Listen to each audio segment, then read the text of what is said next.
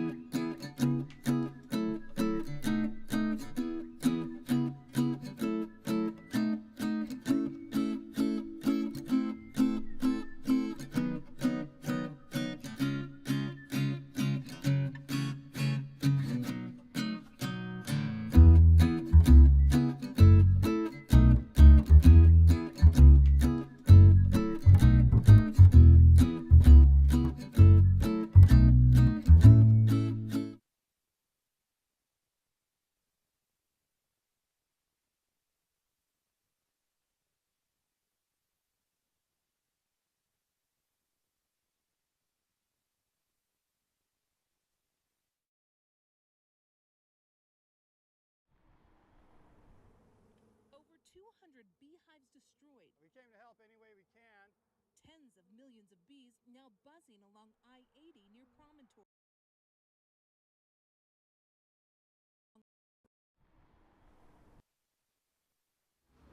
What are we in, breaking news? Or deadline? Breaking news. Okay, breaking news is an unscheduled and unfolding news event for which there was no opportunity for planning. The category recognizes the photographer's ability to function in a stressful situation, keeping their photographic gear rolling to capture the overall scope of the scene and zeroing in on individual reactions. The story must have been filmed, edited, and broadcast within 24 hours. Minimum of 90% of the video must have been filmed by the entering photojournalist. 5 minutes or shorter. Okay, so this is breaking news.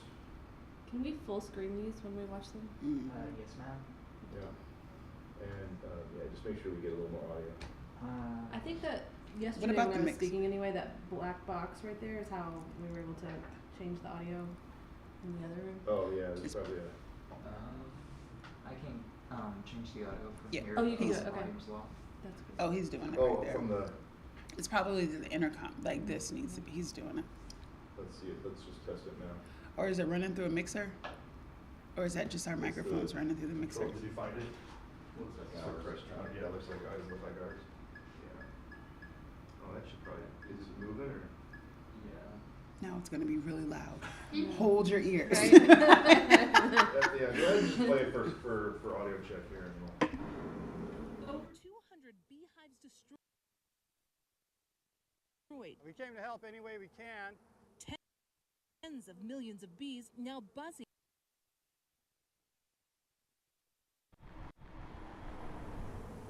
Over 200 beehives destroyed. We came to help any way we can. Tens of millions of bees now buzzing along I-80 near Promontory.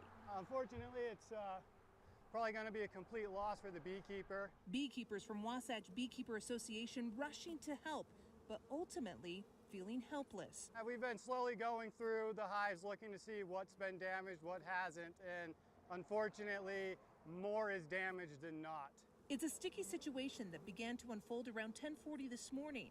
A semi-trailer hauling the hives lost control and rolled, sending the hives crashing to the ground. And so, of course, there are bees just everywhere, and not very happy bees. 2 people from the truck were taken to the hospital with injuries from the crash and bee stings. Others on scene doing their best not to get stung. We've been telling people to roll up their windows, and then we've had a couple troopers and firefighters that have been stung. These beekeepers say the bees were headed to the Midwest to pollinate crops, but unfortunately, they'll never make it there. As just a beekeeper, it's sad to see. Because of the crash investigation and insurance purposes, troopers eventually had to send the beekeepers away, Yeah, I see it from all angles. leaving these millions of bees in search for a new home. I see the people that came here to get the road open, and I see the guy in Arizona that's on the phone right now trying to figure out what to do. And I feel for the farmer in the Midwest that's now probably having to figure out a new beekeeper to bring bees. It's a sad situation all around.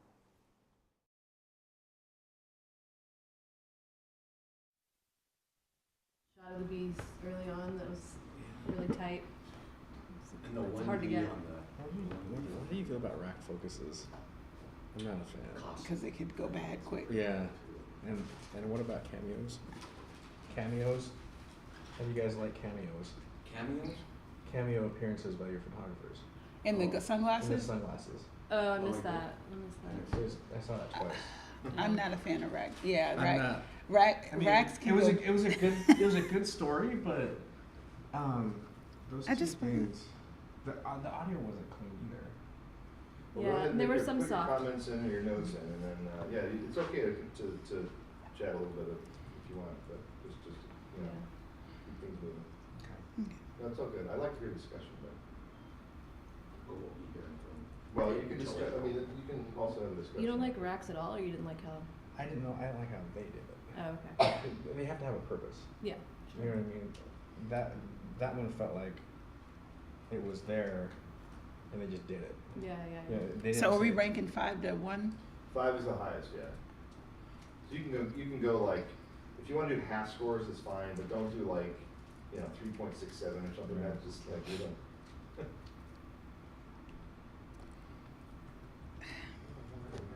It's hard to rank them now without seeing others. I know. So just do what you can, and then you can always come back Yeah. and change it. Again, I'm not.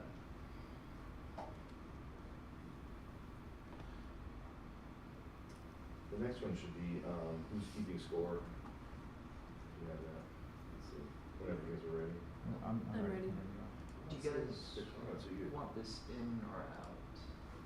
I think we leave it in for now. Which one? This one. In or out? Try to log in. What do you mean in or out? Oh, like.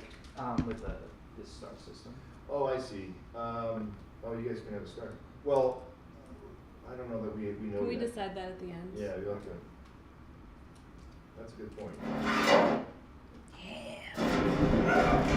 Who's keeping score when so much hangs in the balance? I can show you something crazy you need to get on camera. Look on that bird feeder right there. This little town of Egan I've seen the trees spinning in their front yard. felt the big brunt of the EF2 tornado Monday. Thankfully, no one died. See that door right there?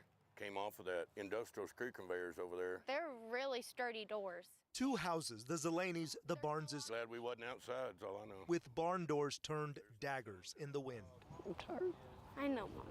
Brittany was in the RV nearby. Her father rushed out to get her. I literally made it like maybe 4 steps and something had hit me. There's a bunch of cinder blocks right there of where it was stabilized. The RV she was in rolled over them, and then Sean ended up right there slamming them to the ground.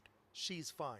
He's not. because he's got all of his ribs that are broken and his nose is broken, and then they had to reconnect his ear. I feel like it's my fault because he was coming out to save me. Scores don't matter to this mother. The number alive in her family do. They're here. Everything else can be fixed. You got a pair of shorts up there too. Yeah, I know. These families will decide next steps once the gravity of this tornado hits them a different way. I'm sure it will in the next couple of days, or every time you look out the front door. Or when Stephen Barnes realizes the key to that front door Normally it sits right here with the handle this way. was carefully hidden under a grill inside their garage. And this is stuck to the bird feeder. Tell me how that happened. That's Mother Nature's power on full display. We're up one on her this time because we're still here, so. They may have survived, or that's the way I look at it. Just been spared. Who's keeping score? In Eagan, I'm Jobin Paniker. That was good. Yeah. It was good. It was a little too much of like, here's what you're seeing. We're gonna show you exactly what the word. You know, I know that's Sea probably dog, more the say writer, dog. but The sea dog, say dog. yeah.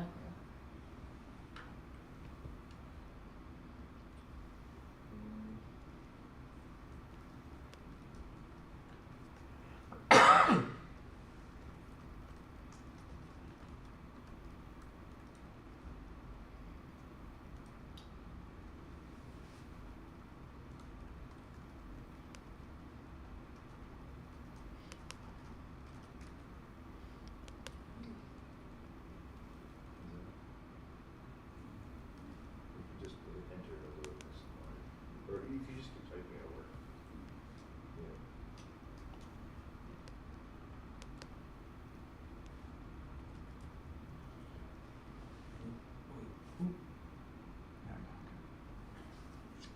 You good when you were? Yep. Mm-hmm.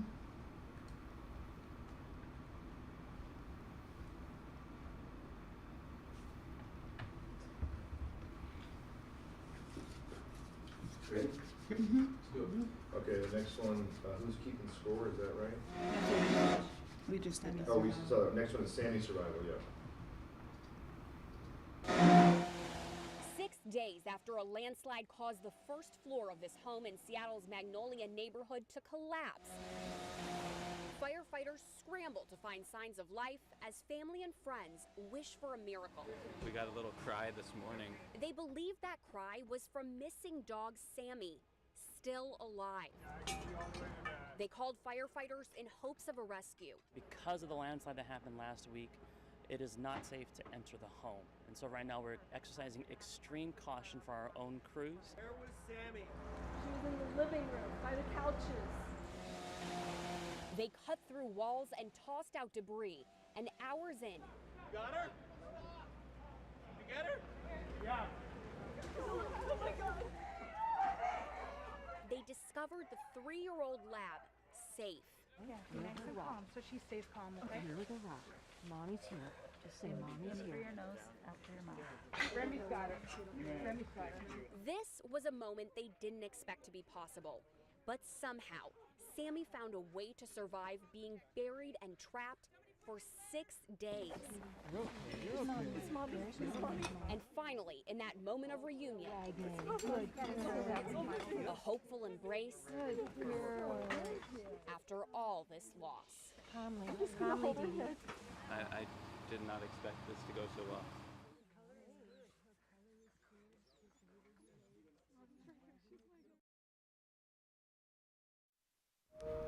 And broke something. Show us in the tail wagging until I saw it. I mean, they certainly got action reaction. Yeah, I mean they're there for. That's what good video nailed is, it. right? Like being there as the story unfolds. But it wasn't shot so out good. of the 3 we've seen, that one evoked the most emotion. Yeah, I care about that story way more than the exactly. others, Yeah, even I though agree. the other Completely. two I think were shot better.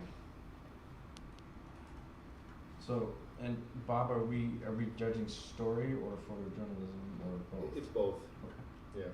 I mean, they're there for the moments. That's Yeah, so. that's part of the Yeah. photojournalism. Right, exactly. And it's always a tricky thing. Usually they go hand. Usually the winners are like the best story and the best video, right? Mhm. I mean, it kind of like rises to the top that way, so it just depends. And how well they. But the other thing too is, you know, it is a collaboration, right? So how well does the reporter write to the video, and how well you talked? You know, you can tell when there's a collaboration, right? So that all plays into it. Yeah, for sure. Oh, you want to try to Yeah.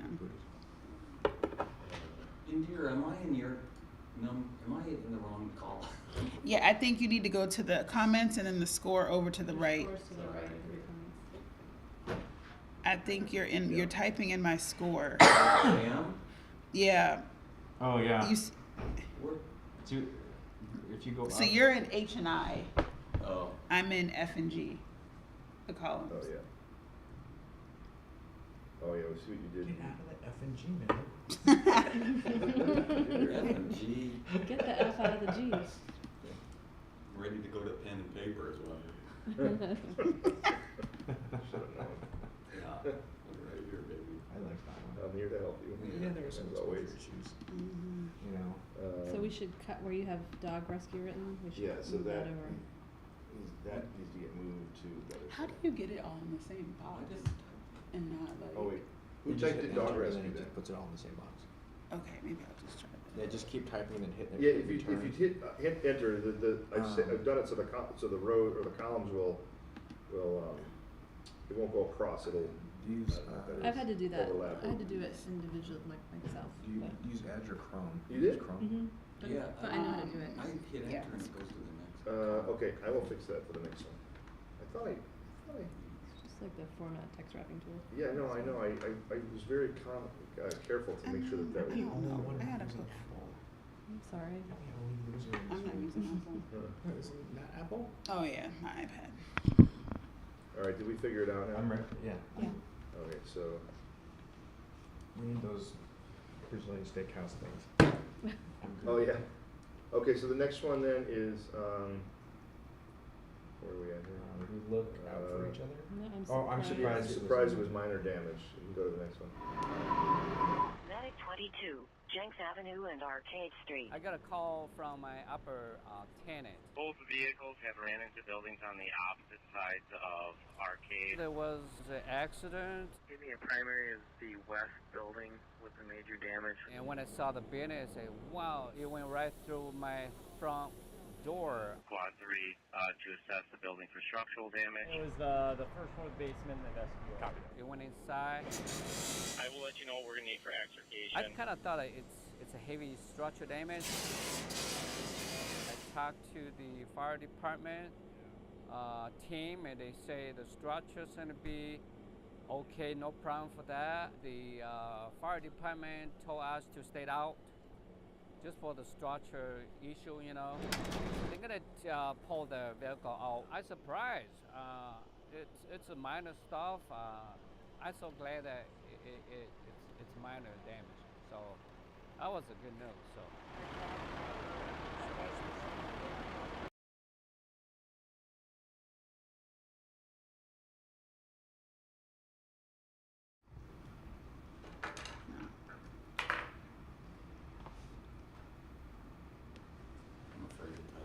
No, it should be good now, so go ahead and try it. I think I fixed it so that.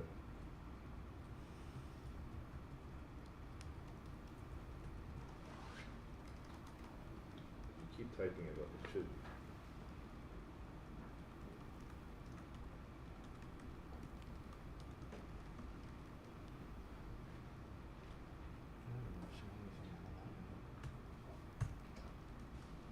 I'm trying to get you on.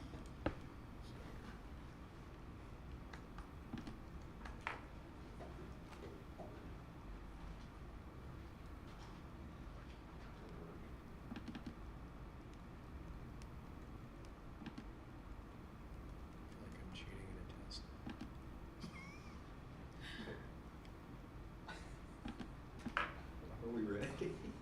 Sure. The next one, what's the next one there? Oh, you're on it, right? No, that was the next one. Next one. It was very frightening because I was sitting at home in my living living room, and my fire wasn't going, and I could smell fire in my house. Wow, they've got 3 hook and ladders going. I did what I normally do. I grabbed my camera and started shooting. I'll show you what it looked like from the beginning. Flames were way up in the sky. They're huge, and I could smell it. You couldn't avoid it. You could smell bark burning. The wind has made this extremely difficult. It caused the fire to spread very quickly. And the embers were really flying this way. In this case, the wind kind of pushed the fire. It was important to capture it. Grabbed my coat, grabbed my camera, and started shooting. So at this time, we're pretty confident that everyone is outside of the building. Well, I didn't see people coming out. Some lady over there that had lived there had pulled in, she said, and saw the flames coming out and jumped out of her car and started knocking on people's doors to get them to leave. I believe that neighbors are helping each other out, which is always a positive thing. I haven't seen a fire being put out like this in a very long time here. It's miraculous that there are no injuries in a fire of this size. Yeah, you know, that's pretty impressive because people kind of look out, you know, still people look out for one another that are neighborly in this area. I mean, that's the great thing about Tennessee. We kind of look out for each other.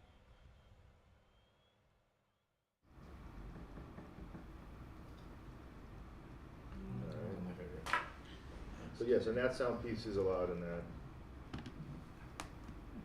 This one's hard because I feel like a lot of the issues were editing issues.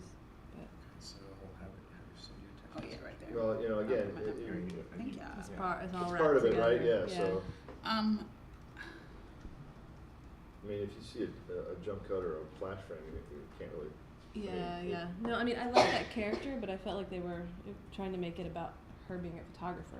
Yeah, that's like not- her capturing the story herself and talking about it.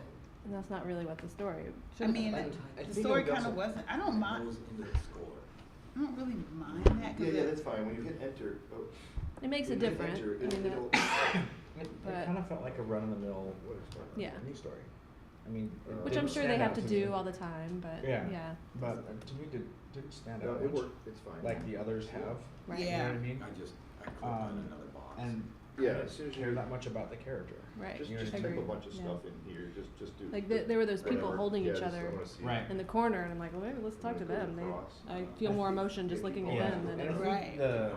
All right. Now when you click off of it, go when to another box. they used her cell phone, there needed to be reference to this was her cell phone. I don't think it was actually her phone. She was holding a. No, she had the cell phone horizontal video. She was like, "This is the video. You could see. You could." She showed it. Oh, but she was and then also the next had a shot, still camera. and then the next shot was the video. But she Yeah. was holding like a.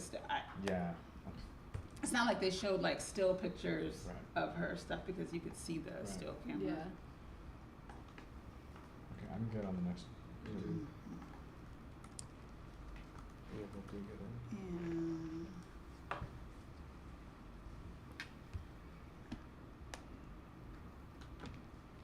Breaking fire net.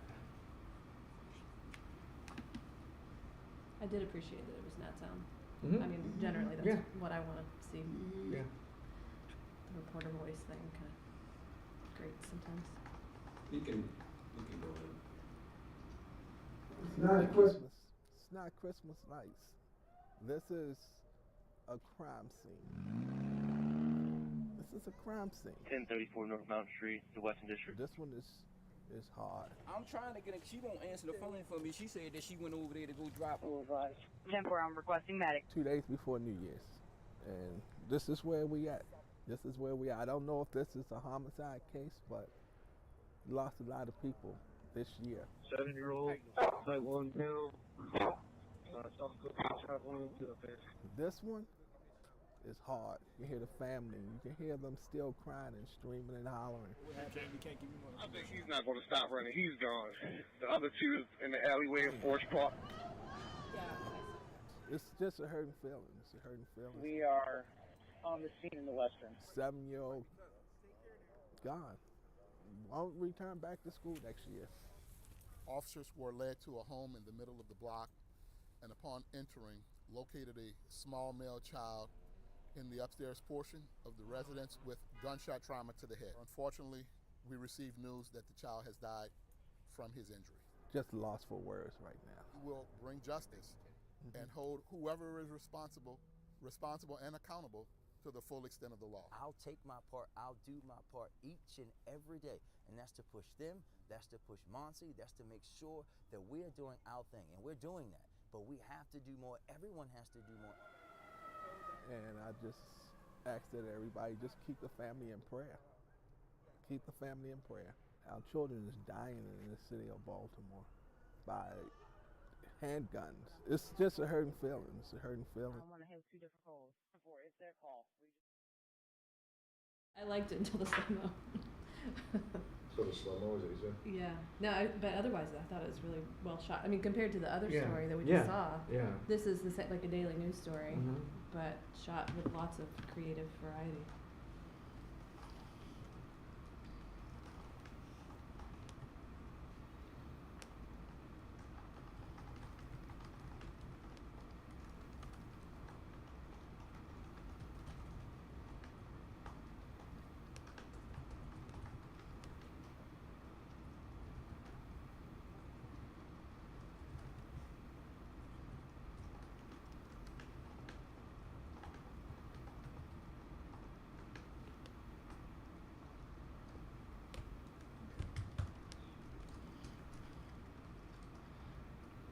All right, so this is the last one coming up, or no, was that the last one? No, this is the last one coming up. This is so tragic.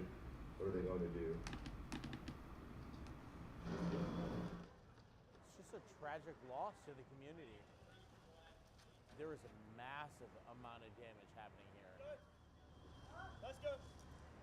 Wow, it's crazy. I was just concerned for the buildings around us and the school itself. It's a historic property. This is crazy. Yo, what are they gonna do? I'm just wondering what they're gonna do on Monday. Like,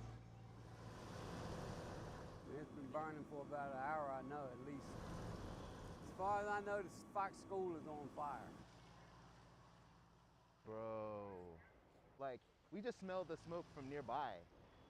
Wow, it is severely on fire. Looks like the fire team is like completely surrounding the building. Looks like this thing is just getting started in a way. Woo! I hope the school isn't gone. The kids alone, what are they going to do on Monday when they have to go back to school? That's all that comes to my mind is, what are these children, what are these teachers, what are they going to do? Not in the middle of the piece.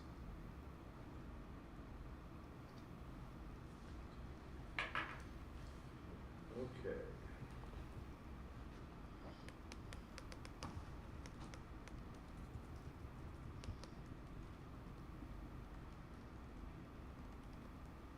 Now do we do for a second, or do we do that? Yeah, so now you guys can deliberate and talk about what you liked. If somebody wants to throw out a ranking immediately, that's fine. Or you can just talk about what you liked and maybe what you could eliminate if you wanted to do that. I'll throw out a first. Cool. I like Sammy, and you know why? I was just thinking about it. You know, with the bees and the fires and all of those, the photojournalists are able to get close. And that Sammy thing, I remember, there's no way to get close because that house is moving. Yet it didn't bother me that they didn't get close. Well, they captured the moments. Yeah. Right. And just like the point you made is that is what we do in the photojournalism Right. field is we gather moments. Right. And I think they captured They had the best everything they moments, could. They had yeah. the best moments. Of all, for sure. I agree. I don't think it was shot as well. Like, Right. I know that the access was harder, so I do appreciate that. But there were some like butt shots, and Right. you know there could have been some different choices made. But it was the best story, and that. talking about was- the dog? Yeah. Yeah. Yeah. I think the best shot one was the Baltimore. kid. Yeah, the Baltimore. I'm Um, torn between those two for that reason. Which one? The kid who was I killed. I would agree with you that the dog one was certainly my top choice in this category for sure. I agree that one, the 7-year-old.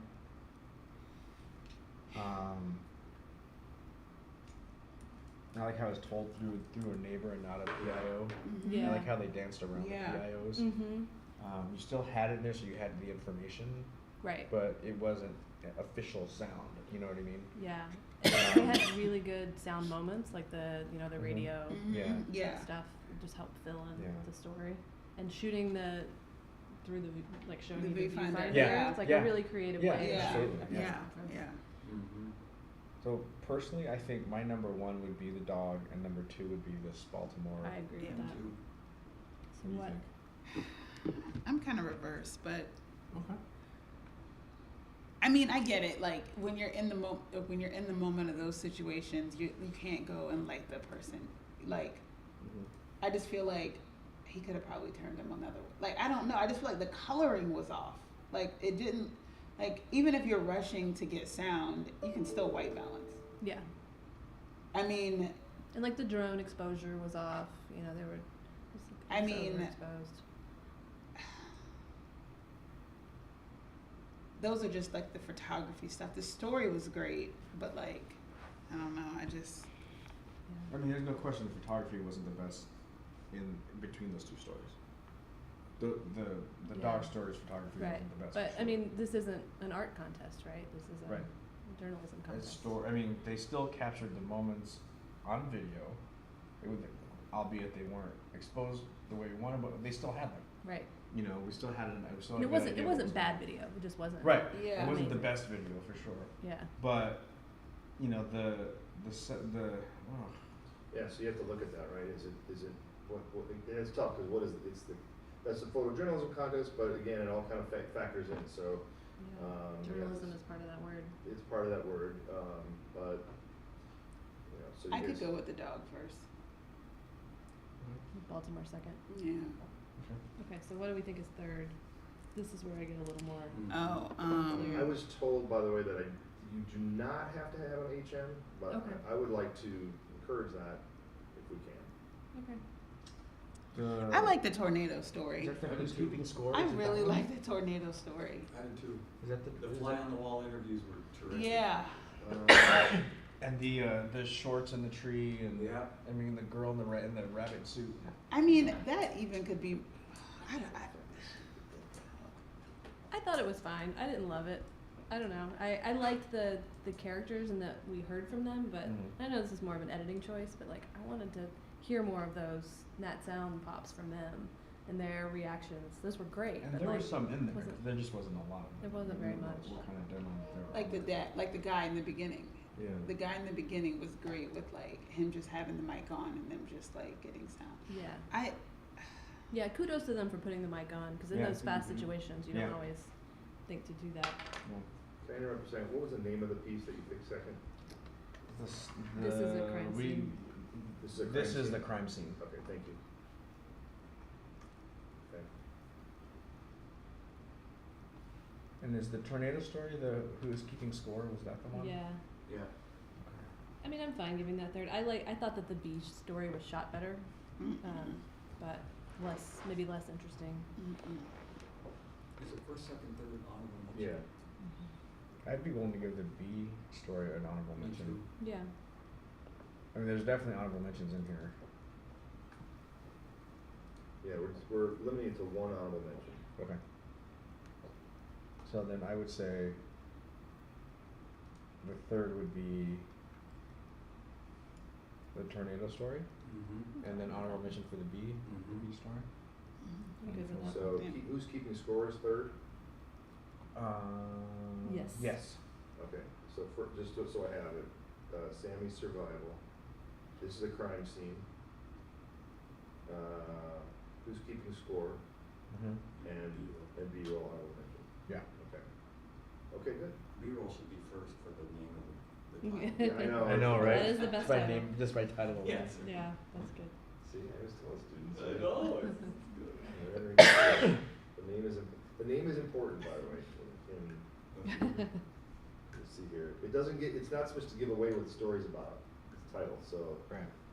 If it does, it sort of biases the judges in a sense. Like if it's called like, Tornado Survivor. Tornado Survival, or Yeah. Gun Rally. You know what that's going to Yeah. be about, and you're like, oh, another gun rally. I don't want to watch this. So, yeah. Cool. All right. So that's good.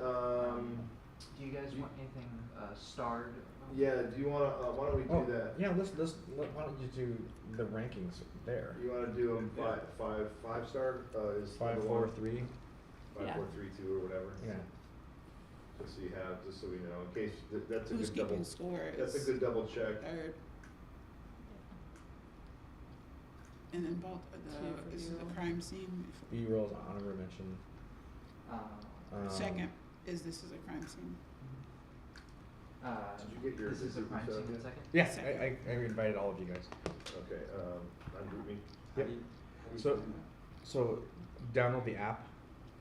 Yeah. But you should have received a text message first. Oh, text first? Yeah, it should come in as a text. You download the app. I didn't get a text. Oh, yep, I see it. You did not get a text?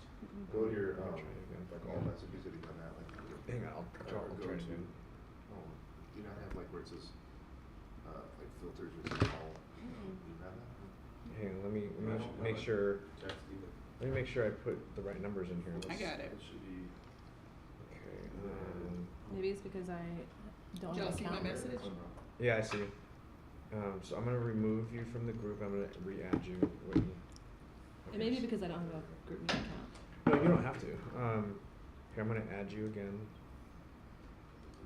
Numbers. Add. Let me have your phone number. 704 704 467 Well, remember you had all that problem 67 4789 4789.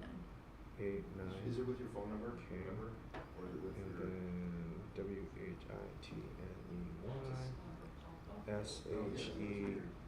TE. Okay. Let's see if that matches correct. Yep, that's right. Okay. Okay, so I'm gonna add you. I just added you. I can't find his either. It has you even in here. It says, is that you? Yeah. But it's not showing up on this. Okay, so let me do this. He's got multiple accounts going, that's the problem. Yeah, I've got like 45 of these. Okay. Here, I'm gonna type in my.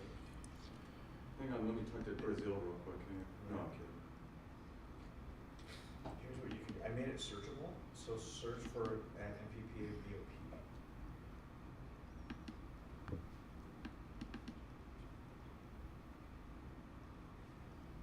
Chats are messy.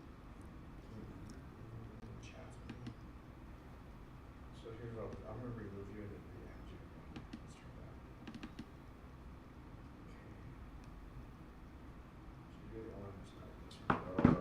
So while he's doing that, I'll just mention the next category is going to be deadline. Okay. Deadline news, and it's tab 22. Mm-hmm. So you see how many entries there are there, like 10, 2, 3, 4, 5, 6, 7, 8, 9. I guess 9. Hopefully the word wrap works this time. Let me see.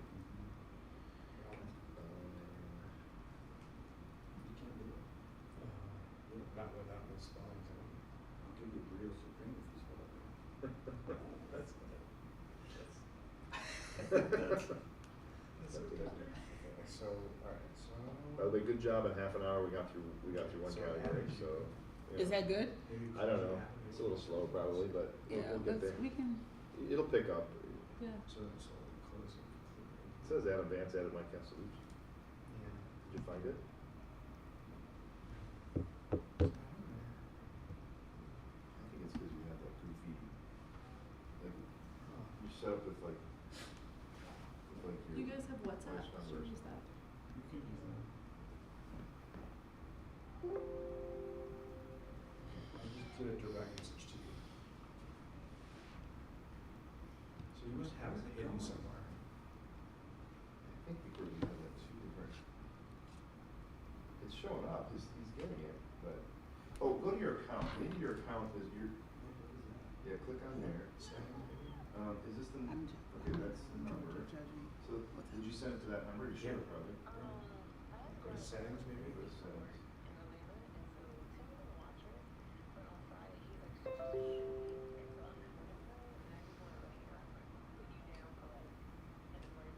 So, click on enable I'm not SMS. gonna be here. And then you'll get, Not Friday. Maybe you'll at least get. No, I'm not gonna be in town. You can't. We both could be gone. I don't know if that's gonna make a difference. Okay. Yeah. Well, Okay. we can do WhatsApp if you want. I don't get this. Do you have WhatsApp? I got your message from Bob. How about if I send one to you? Look, Here, send it from this number. Do you have another phone, maybe? Another number I can send it to? I mean, I still didn't get it either. Oh, you didn't either? No. Even though I sent it to. Let's do WhatsApp. Yeah. Or we can just do the text message. Yeah. Oh, yeah. Let's just do a text message, isn't it? Then we can get Yeah, going. the text group is already. All Yeah, right, let's just do Yeah. that. Okay. And then that, you won't be able to do it off your computer, but. That's you know fine. how to Whatever. connect, That's but- fine. All right, let's just leave it at that. And it's a nice effort. And at lunch, you can work it out Okay. if you want. Okay, so it's NPPA Judges 2023 is the Got it. Yep. is the I'll text everybody again with this. Did you, oh, hi, okay, yeah. How do I make that a, Who's that? Who's 800? That's me. All right. So deadline news. It could have been much worse. could have been much worse, yeah. That's a well composed photo right there. Mhm. All right, so. By comparison, 11 a.m. feels calm. It's a lot. Calm, considering what Colin. Ooh. Slacking, aren't I? Okay, the rules are, this is a little different than breaking in that it can be breaking news or general news. And it may include a live air check, so if you see something that's, Okay. with graphics and stuff, that's okay. Under deadline pressure, so it has to be filmed, edited, and broadcast within 4 hours, consecutive 4 hours. Oh wow. Okay. So it's shorter than the last one? Yeah, the other one was 24 hours. This is like, you have to throw it together in 4 hours. It's all based on, I mean, we're all, what's the term? Like it's honor. It's on their honor. Like whether they say, you sure, can't prove, yeah. but you can sometimes tell if it was like the next day or something. It may be a package with a live shot, or sorry, that's okay. Might be a package with a live shot, or a live shot with a VO or VOSAD. If it includes a live shot, the air check must be submitted with no re-editing. 90% of the video and live shot must have been filmed by the entering photojournalist. So it could be a VOSAT? Could be a VOSAT, yeah. With a live shot. Okay. I'm also gonna text you this. I just texted you the rules, so in case you need to look at them again. All right, so we have 10 finalists here. And, right? Or nine, okay. Hopefully they're fairly short. This one's only a minute 12. All right, why don't you start at the beginning on this one? By comparison, 11 a.m. feels calm. It's a lot. Calm, considering what Colin Zell saw before the sun came up. The complete half of the roof on the opposite side, just on fire. Moments earlier, Colin was asleep at the Magwood Apartments in North Boulder. At the base of that birch tree there, it's the unit closest, bottom floor. By the time police came knocking, They were knocking, slamming on top of it. Police! the roof of the building next door was on fire. Oh yeah, it was massive. The tallest I've seen, about 5 to 10 feet from the top of the building. We were standing out in that alleyway to wait for the fire to get out, and you couldn't even see the building. Boulder police counted 24 apartments damaged by flames, smoke, or water. It's always another person this happens to. You never think it's gonna happen to you. Colin, his parents, and grandma. My family, 4 people. They all made it out safely, along with their neighbors, but they don't know when they can get back in. So we're gonna be without a home for a short while. Colin's home is at least intact. Nothing too extensive. An inconvenience compared to the destruction next door. I feel really lucky. It could have been so much worse. I wasn't crazy about that handshake shot, the opening shot. The drip? The drip. I like the shot, but I didn't I think like it the was shot. opening. That's an editing choice, I guess. It wouldn't have been my choice for an opening shot, but I mean that was the only thing that really bothered me about that. So this story is pretty much a story that the crew got sent well after the well after the fire Yeah. was over, and they're like, go Yeah. find somebody. Yeah, yeah. They found a character. Yeah. They shot his interview a bunch of different ways. Yeah, I mean, they, I mean, they had moved around, and I like how they used the natural whites. Yeah. The turning of the thing, and it wiped to the next shot. Mm-hmm. The writing, I hate when they're like, it's a sense of calm, and then the guy says, it's calm. I mean, this is the photographer's fault, but it's like, use a different word. I like the pace of it too. Like the guy wasn't freaking out, and the pace of it. Yeah, the matched, pacing too. was nice. That's solid for 4 hours. Yeah. Yeah, That's true. It's it tight. is. See the rest. Okay. Mountain Ridge High School is one of the largest in the state at 391,000 square feet. There are only 8 janitors on their entire staff. Gonna have to get them to learn how to shut the toilet things. Daryl Robinson has 6 kids at home that he cleans up after. This is my cleanup Friday. He's now learning how to clean up after 2,400. Got a lot on their plate, so if I can lift a little bit, then it's worth it. A teacher shortage has been talked about, Oh, but the need for support staff like janitors is overwhelming. these people are constantly doing something, all day long. I used this morning, so I know a little bit. He's been involved with the district before. Making the decisions in the boardroom are the easier stuff. 5 years as a school board member. This is the good work, though. When he realized that they are down 60 janitors across the Jordan School District, he decided to use vacation time from his job on Fridays to help out. What a better way to use my vacation time than to serve in our community. A thankless job Doing some tables and trash cans and with a man who says he needs no thanks. to learn all the stuff that they do was eye-opening to me. In Harriman, Morgan Wolf, That's why we do it. We do it for our kids. KSL 5 News.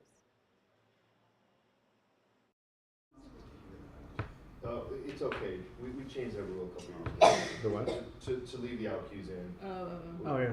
They can leave the out cues in, or because it's just too much of a pain to edit all those out. Yeah. So. Hey, I'm sorry. Oh, no, go ahead. Go ahead. So the surprise of him being a school board member, was he doing that just to see what the job was like, or was he? No, he's actually volunteering. Okay. And he used his vacation time to volunteer. Yeah, they have a staffing shortage. Some parts of it, the gnat sound was overpowering her track. Like, it was great gnats, but it just wasn't that, like, the sound of it sounded. But that's not the photographer's fault, right? That's the editor's fault. No, the photographer is the editor. Yeah, The photographer edits. I see. I will say though, the opening stand-up, all he had to do was shift over 3 feet. Yeah. Yeah, and you it wouldn't have that blown window out. Blown out the Yeah. back, yeah. I guess they probably required the opening stand-up, but I don't care that there's an I opening hated stand-up. that The You didn't fact that even it was- really need it. I didn't like Right, that at no, all. agreed. You didn't need it. But I love and the it doesn't character draw you though. in. I love the story.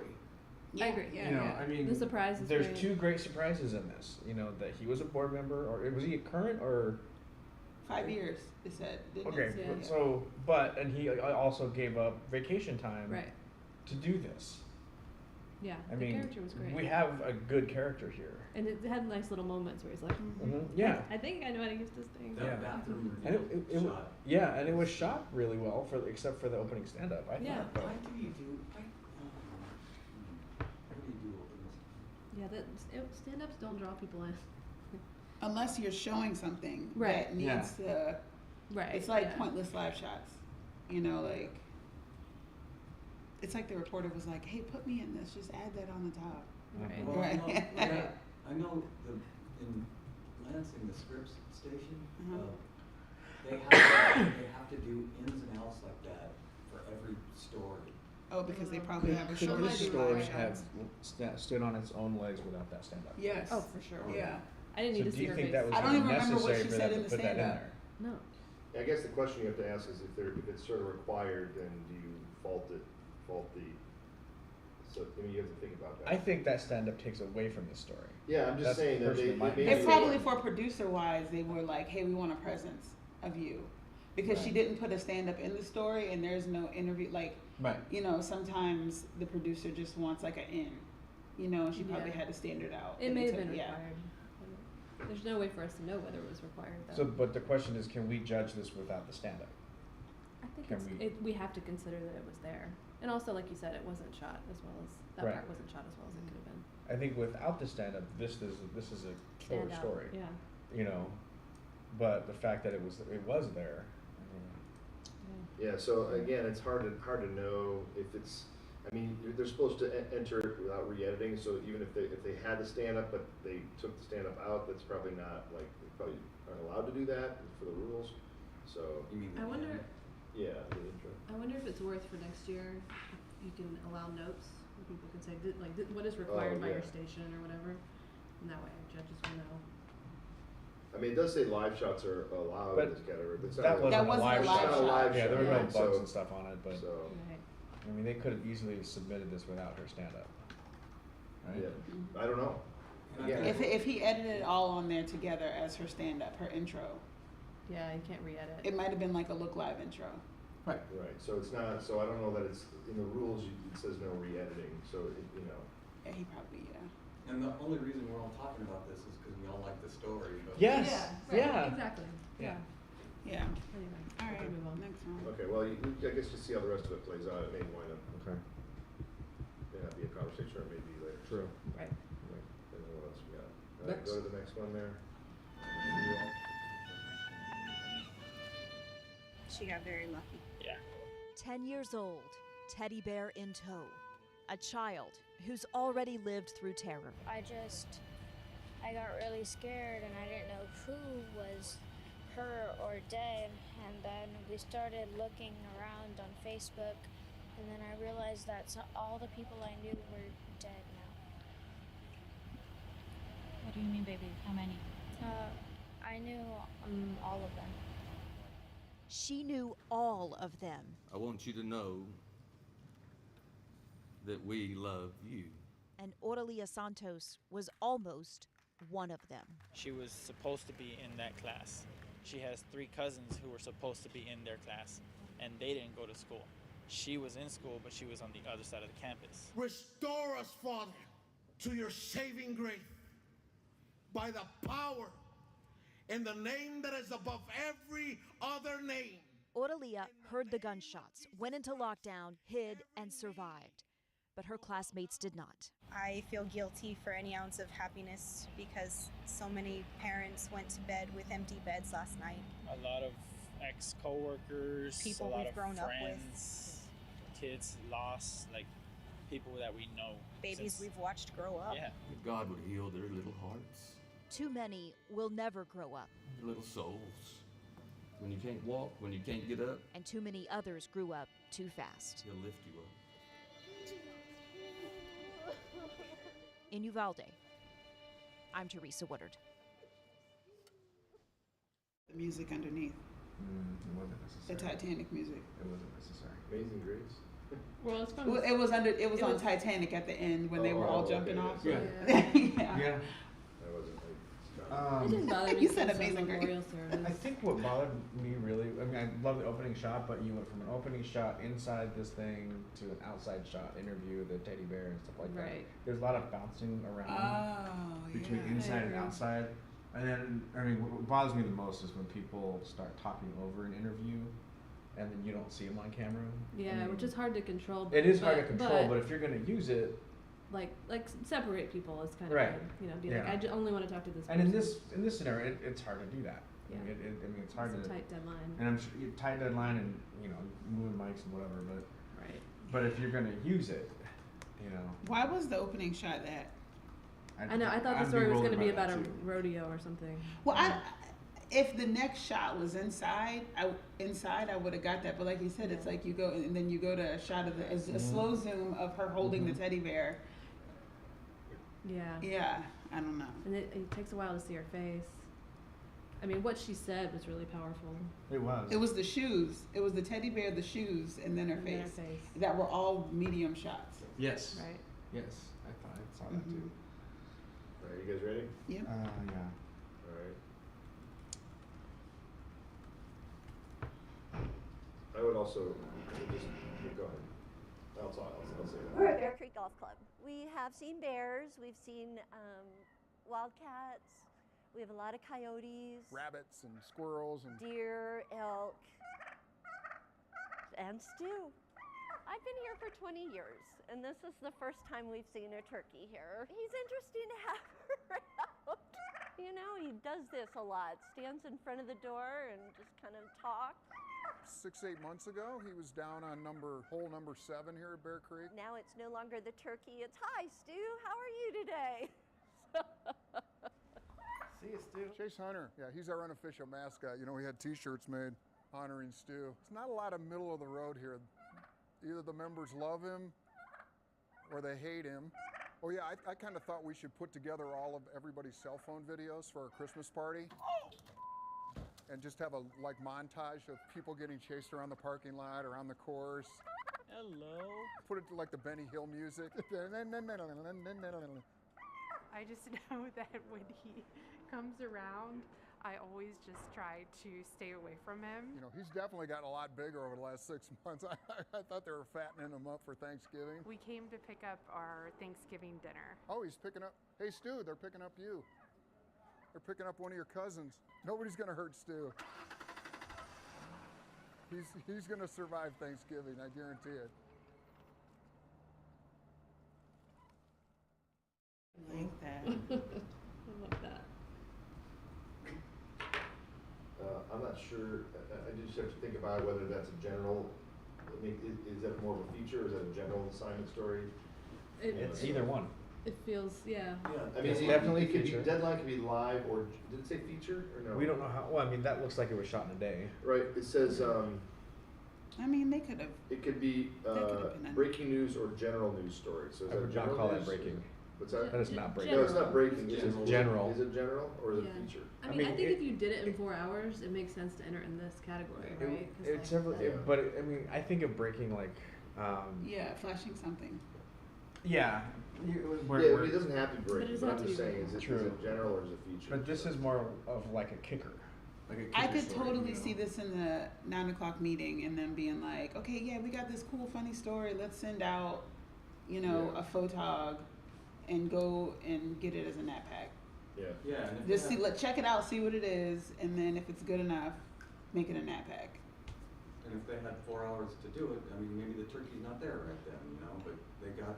Because I don't even see this story as taking long to edit. It's not like it had complex edits. Right. I mean, yeah, I totally see 4 hours. Like, Do you see this shot and edited in 4 hours? I mean, it has to be shot in 4 hours? absolutely. Yeah. Yeah. Shot, edited. I think that's totally doable. Especially for shot, the station that edited, did it. I mean, and broadcast within 4 hours. Okay. So, Yeah. 4 consecutive hours, that is. I think it fits in the. Okay. Okay. Cool. Hello. Sorry. Oh, thanks. Yeah, we're good. Thank you. Okay. Yeah. All right. Next. Deep breath. Smell the flowers. Blow out the candles. A couch offers the kind of comfort He just knew how to draw the best out of people. Jen and Greg Zinn never expected they'd need. I can be so proud of him, and that's a blessing.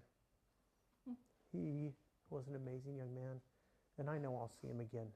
But dang it, I wish I had him here for a little longer. I think his appeal is that he related to everybody and reached everybody.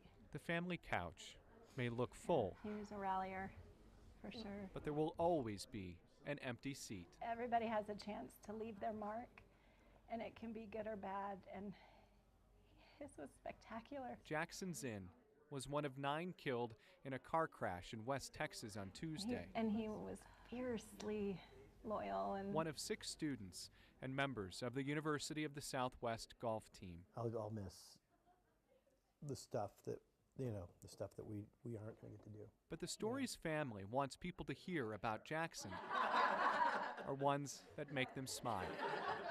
somebody would say, oh, your dimples are so cute. And at 3, he'd be like, these are for the ladies. Stories that make them laugh. He didn't clean his room very well, but he was a great golfer. Stories that make them proud. I don't care how old you are, you can learn from him and how he lived his life. Reminders of what Jackson brought to the family. He was amazing, and we are so much more the richer having him in our life, and I wouldn't change it. The family couch feels both empty and full. Thousands of people could be sitting on this couch right now telling a great Jazzer story, or Jackson, or Zen, and just feel also blessed that he was in their lives. Couldn't have been one. Yeah, it seems. 2, maybe 3. I mean, unless they There were was no talking for a GoPro long there. time. No, it There's just no seemed like GoPro. it probably was 2 cameras. Yeah. Which is weird for that kind of story. Yeah, but if you know going into it that all you're gonna get is people sitting on a couch, maybe you bring a second camera. I would probably. Yeah, but I mean, I didn't see anything that screamed lockdown shot. I didn't see anything that screamed, a master Right. shot.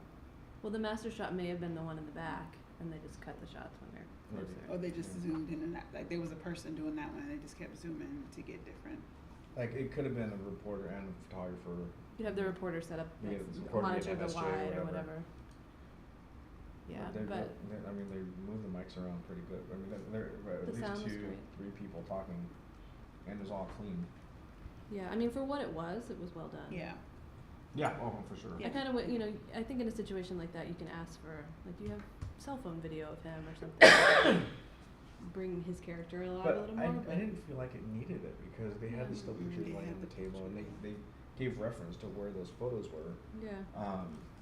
Yeah, I like that one a lot.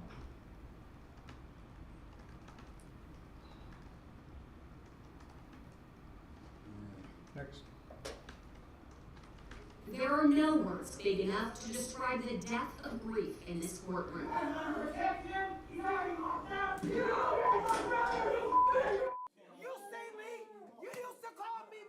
The family of Devon Pickett Jr. overtaken at the sight of the man accused of killing a beloved community leader. They're everything. What words are enough to describe the loss of a brother? Where am I gonna find this same? I'm not. Nothing's gonna be the same.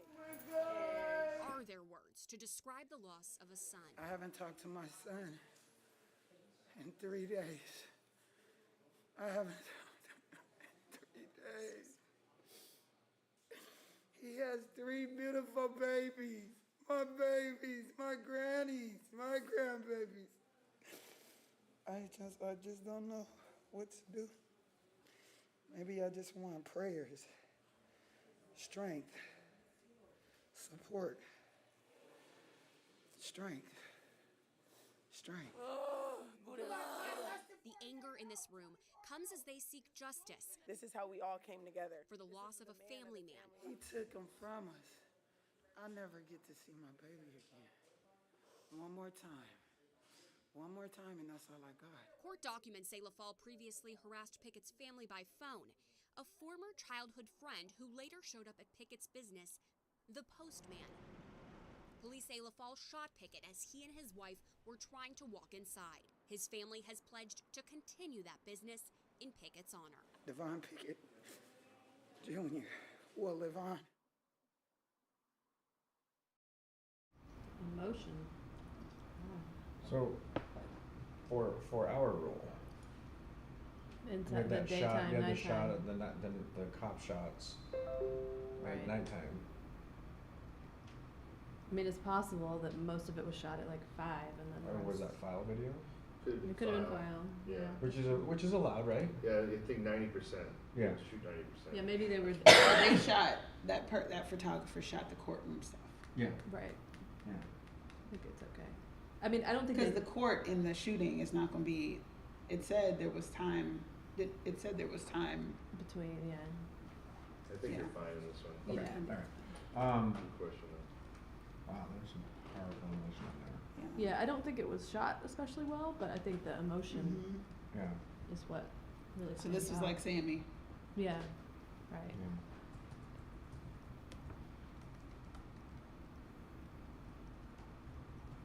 They didn't need to. Like, it bothered me that they used that shot going to the nighttime and then back to Right. the daytime. Right.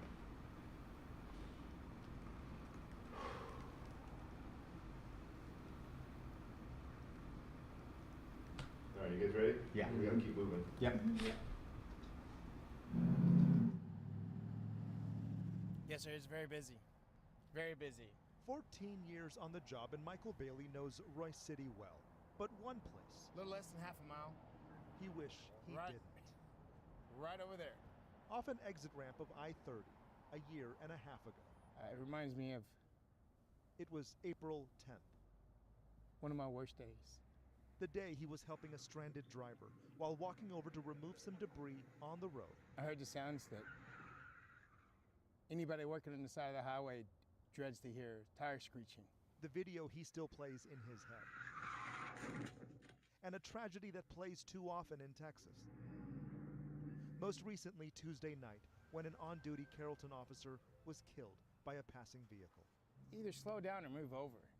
To be that advocate for this purpose is, well, now it's part of my life's calling. Texas's move over and slow down law requires drivers to move over a lane or slow to 20 miles an hour below the posted limit when first responders and service vehicles are present. Miraculously, Officer Bailey broke nothing, but it took 7 months of physical rehab before he returned in January. This week, his prayers are for Officer Notham and his family. My heart breaks for them. I mean, I was that close to my family being in their shoes.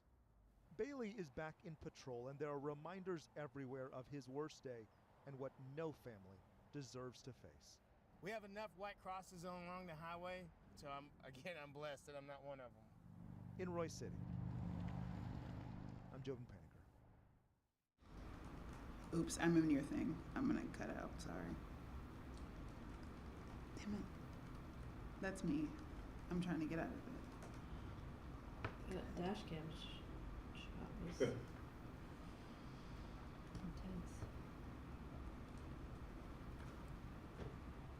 I mean, to find that relation is pretty good.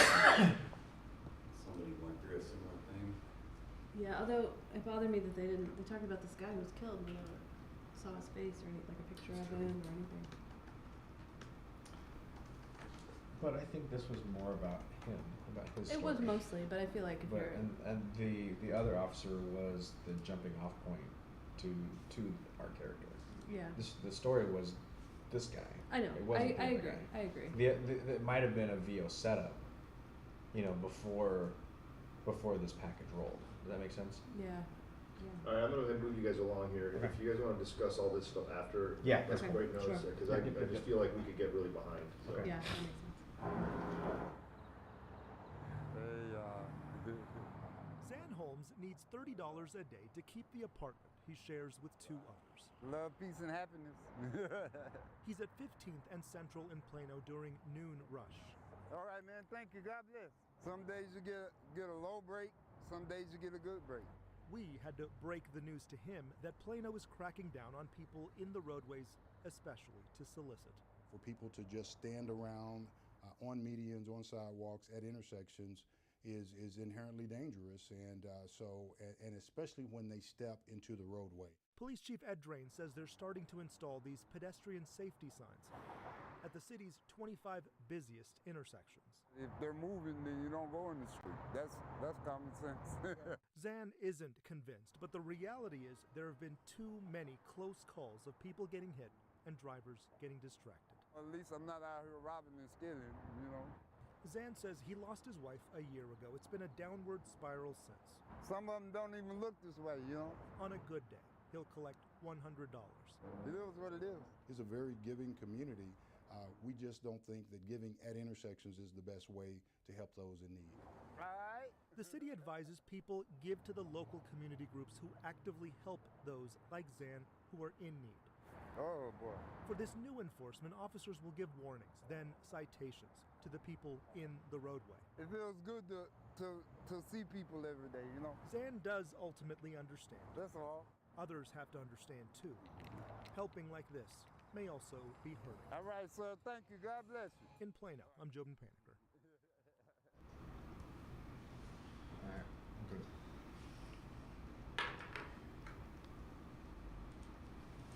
Yeah, Sean says we'll be here till 2024 if you guys talk after each one. So Okay. I mean, it's okay to just They're We all already want done.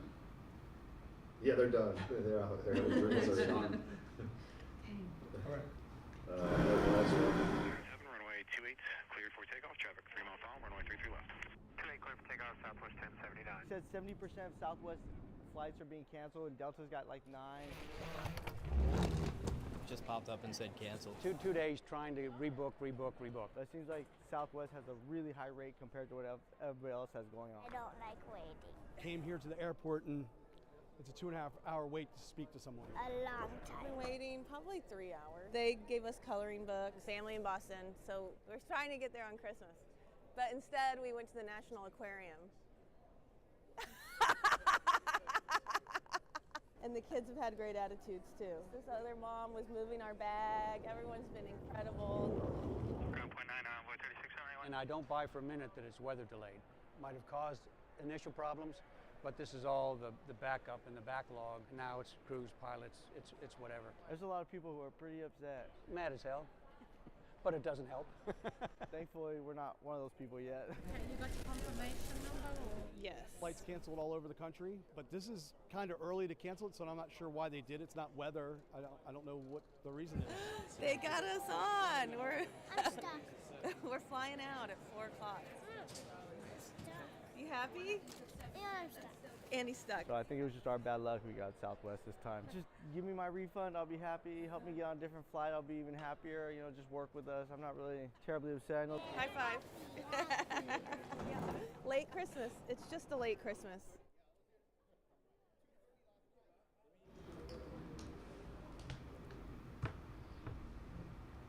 Oh, why would you put that in there? Is that all of them? That's the last one, yep. Okay, cool. Okay. My favorite's the turkey. Turkey. It's shot really well, nice surprise. I will agree with you, and I would say my number 2 would be the golfer. Yeah, I mean that That was would a be my good number story 2. for just people sitting on a couch. Yeah, for what it was. The janitor, though, I really liked the janitor one, except for the stand-up. Right. Everything else was great about that story. Story. I think that was the great best story that we character, saw great in this surprise. category. I agree. I didn't love the stand-up. I think it should definitely be one of the placing pieces, though. I would agree. Man, I'm completely different than you guys. Sorry. Yeah, Okay. I really like Uvalde because I don't know. I mean, I like Uvalde and Southwest actually. Southwest was good too. Southwest was good, but I mean, it was all over the place. You had too many characters. I actually like that about it. But I thought they introduced the characters with the kids and then saw through to the end that they had a resolution. Okay. But and then Uvalde, I just want to put a thing in there obviously that was like a day or two, so it was a vigil or a something in the rodeo place, right? And I know, I'm pretty familiar with that case, and those kids and the family stopped talking to every media person, so they obviously got that. Situations are hard. Yeah, and it's hard, and also I felt with Uvalde is reporter and photographer work together, where the others were just photojournalists, right? Was there another reporter involved? Well, the janitor. Yeah, I don't know. I just wanted to. I mean, I definitely feel like Vivaldi could be an honorable mention or a third. Yeah. I would certainly. I would be open to that. Visually, it was just kind of all over the place. Right, and I think that was my issue. Just in and out. And I think really the part that really bothered me the most was when the guy kept butting in and we never saw the guy. Yeah. You like know? if you know, like in that you saw situation, him in the cutaway. You saw him in like the B-roll, but he you was, never but saw he was him just too. he was just a voice out of nowhere. But if it becomes clear that you can't shut this person up and you don't have time to move your subjects away, then use a wider shot. Yeah. You know, show the person. Yeah. And they didn't do that. It was compelling, but it was I call it the shotgun approach. It was just like all over the place. Yeah. You know. Yeah, it wasn't intentional. It was powerful for sure. Yeah. So, are you guys saying Turkey and Southwest is? Turkey, I like Southwest. I do like it. I mean, I like the son dying, mom sat crying in the yelling before Southwest. I think because I was just. Yeah, that was riveting. I mean. That emotion was intense. I think that's what she said that I keep remembering. Like, you called me mama. Like, it was like you know, a childhood friend. You know. Yeah. Right. I mean, you definitely had the moments in there. But.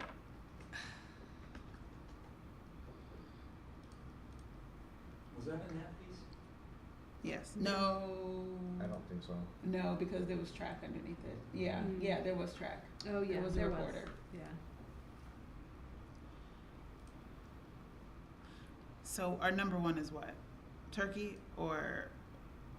I feel like Turkey is the best I'm good overall with that. story and shooting. I'm good with that. And then two.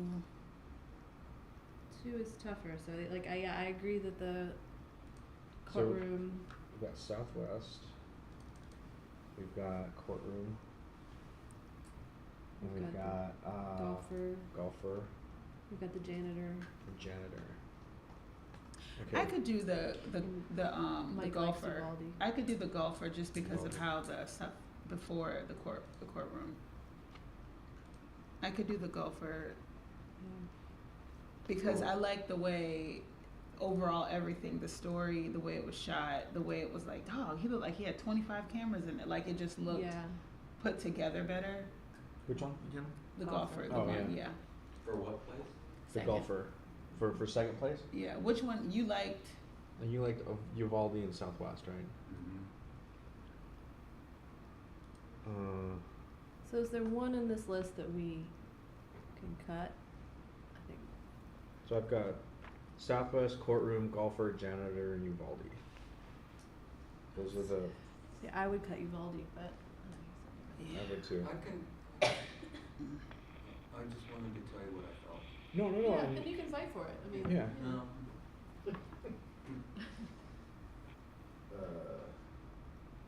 I think, as much as I like janitor, I'd be willing to cut that one. The stand up, I think, just killed it for me. Everything else was great. Yeah.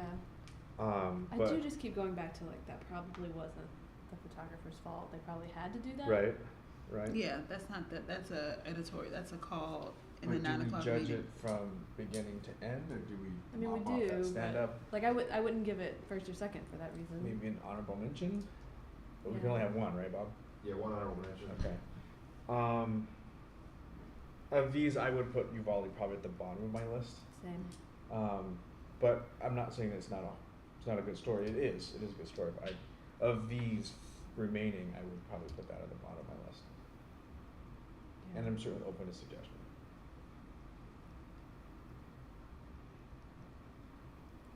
Is that what everybody else thinks? Jara, what do you think? That's what I think. Yeah, that's fine. So. Okay. So that leaves us Southwest, courtroom, golfer, and janitor. We have to eliminate one more. What's our second? That's tough. Southwest, courtroom, golfer, and I could do janitor. golfer. I think would probably need to be honorable mention, right? Yeah. I mean. Yeah. Okay. I really love that story. I though. do too. I probably love I do that story too. more than some of these other. Like I love it. I care about that story a lot more than Southwest. I think Southwest was shot well. Yeah. Yeah. I mean, I would personally put it. I'm lopping off the stand-up. Personally, Yeah. myself, I'm lopping that off. Yeah. And as a story itself, without the stand-up, it would probably be my number two. Such What nice your surprises. what the janitor? The janitor board member. Yeah. But I'm willing. Because to, the golfer was just people on a couch with still photos. True. Right. Ultimately. And I thought they did a great I job. mean, that's really all it was. It was that story was really editing, not shooting something creative. It was like, you know, we got this. That's really what that story is. Right. The janitor has more pieces of it. Substance to it, yeah.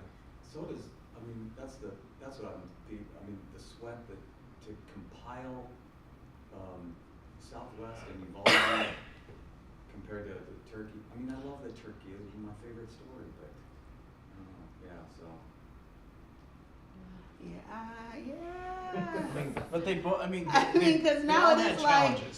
You know, in a room, that's a challenge, and to go to all these different places is also a challenge. I do feel like Southwest. Okay, so like I totally shot the Southwest Story every day of that. Yeah. I could have shot that in 45 minutes. Right. Because the people, it's like a fish in a barrel. Like Yep. the people are there. All you're doing is getting a couple different angles, shooting it. It's really the editing of it. You know, it's not going to take long to shoot that for me. But I feel like the janitor, you're putting more the writing with it, how to like when you're in the car, you're like, do we reveal that he's that? Like there's just more to that story. Putting it together. Were revealed. Yeah. So do you guys want to put that higher? I'm cool with that. I'm totally fine with that. But the turkey, you can go there and shoot that in like 30 minutes and be like nap pop. Like, and you just ask the people for the cell phone. But I mean, they have. I mean. But it was shot. It was just. Well. It was shot really well. Yeah. I will say that. I mean, I love the reveal, but I will say though, I mean, there was a few shots from the ground. Yeah. A lot of it was shot from here, aiming down. You know what I mean? That's what I didn't like about Uvalde. I hated all the shots. I know the interview shots. Turkey was shot really well, as was the golfer. What can you tell me the name of the golfer story? Jackson. Yeah, what's the name of the quarter one? Brother. All right. Good. Okay. So my order is turkey, janitor, brother, courtroom, and golfer. So, janitor was 2. Yeah. What was 3? The courtroom, brother. Okay. I would give I thought that golfer was great for what it was, but and your dropout Southwest. Yeah, I would cut Southwest. I'm sorry. So what were you thinking now? I actually like that order. Yeah. I do. Personally, I like that order. What is it? So what's she like? Go ahead. I'll go ahead. Turkey number 1, janitor number 2, courtroom number 3, and golfer honorable mention. So y'all owe Mike something. Yeah, we owe you. I think so. Write that on the board or something.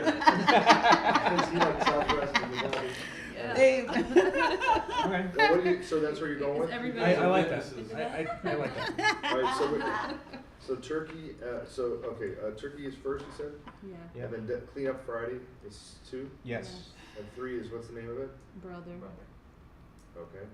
And then Jackson gets honorable mention. Ooh, this next one's gonna be good. Standings. 23. Yes. Destruction. It's interesting because I'm seeing the score. I have scores from the first round, so I don't know that I can share those with you, but I can. I'm sorry, what? That's your final, right? Yes. Yeah. Mike, are you good with that? Yeah, I'm good. Okay.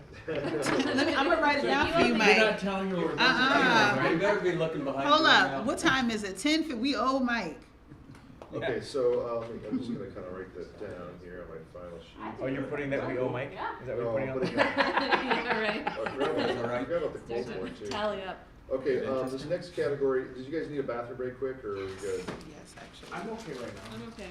Yeah, I think we can get this next one done pretty quickly. Okay, It's cool. on live shot, which is category 23. And This is my jam. This is what I do. so let me read you the rules of live shot. Hurricanes. I love those. Any single camera live shot. Could be include breaking news or something from a morning show live segment. I added that rule this year because we weren't getting, I think, creative. I think people were just saying it has to be breaking news. So we're like, no, sometimes these morning guys like do creative live shots, that kind of thing. So entries may include video rolled in, but will be judged solely on the live section of the entry. So live section only, okay. Yeah. So if there's a video or a package or something. This was a category. It's kind of new. This is my jam right here. Yeah, so we have only 4, so but there could be 3-4 minutes long. So. Okay. Yeah. Okay. Here we go. This is Colin. Good morning to you guys. In 2001, the Institute of Terror closed its door because the world changed, and Up became Nightmare on 13th. Now I'm here with Jake, and after 20 years, you guys are ready to bring it back. Yeah, absolutely. Wanted to pay some homage back to the original roots of us and decided to bring back an attraction and name it the Institute of Terror. And so that's what it is. Now, this is a different haunt than Nightmare, right? Yeah, it's our brand new second separate attraction from the main attraction. All right, and so last week, if you saw us, I took my daughters through another haunted house, and it's just kind of fun to watch them go through, and we listen. So they canceled on me this morning, the moms. So now what I'm going to do is I'm going to walk in. John, the photog, is going to stay out here, and so you'll just be able to hear me, and then we'll bring him in and to see what I saw, and we'll see what it's all about. Are you ready to do this, John? Thumbs up, thumbs down. Thumbs up. Give me a thumbs up, buddy. Thumbs up. Okay, cool. Here we go. I don't like jump scares. I really don't. And so as I walk in, you can see that it's absolutely beautiful. The decor, everything's great. Here we go. We're walking around the corner. Whoa, you son of a... Okay, back away. So... Sleep until I'm out of here. Now I'm going to be awake forever. All right, yeah, we're walking around a corner. We're walking around a corner. We're into... Oh, this is not good. John, I need you to come with me. Come on, John. Come on in here. Make us stop. Oh, just... John, I'm over. Oh!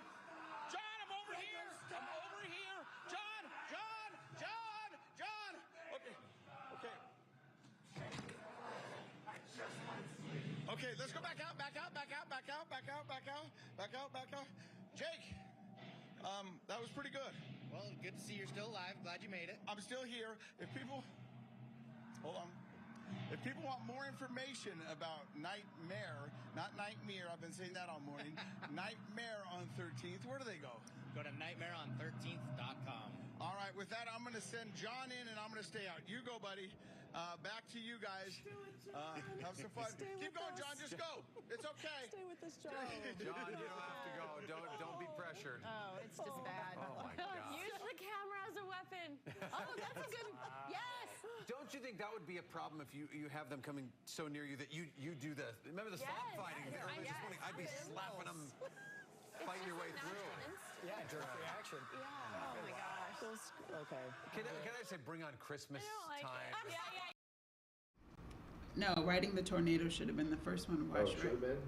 Hold on. Well, yeah, but I think there is one, because there's an arrow to the left. Oh, so maybe... So we just watched number 2. Oh, somehow the haunted house. Yeah, okay. So just go to the left once. Swipe left. I think they were trying to create an element of surprise, and it just didn't quite work. Yeah.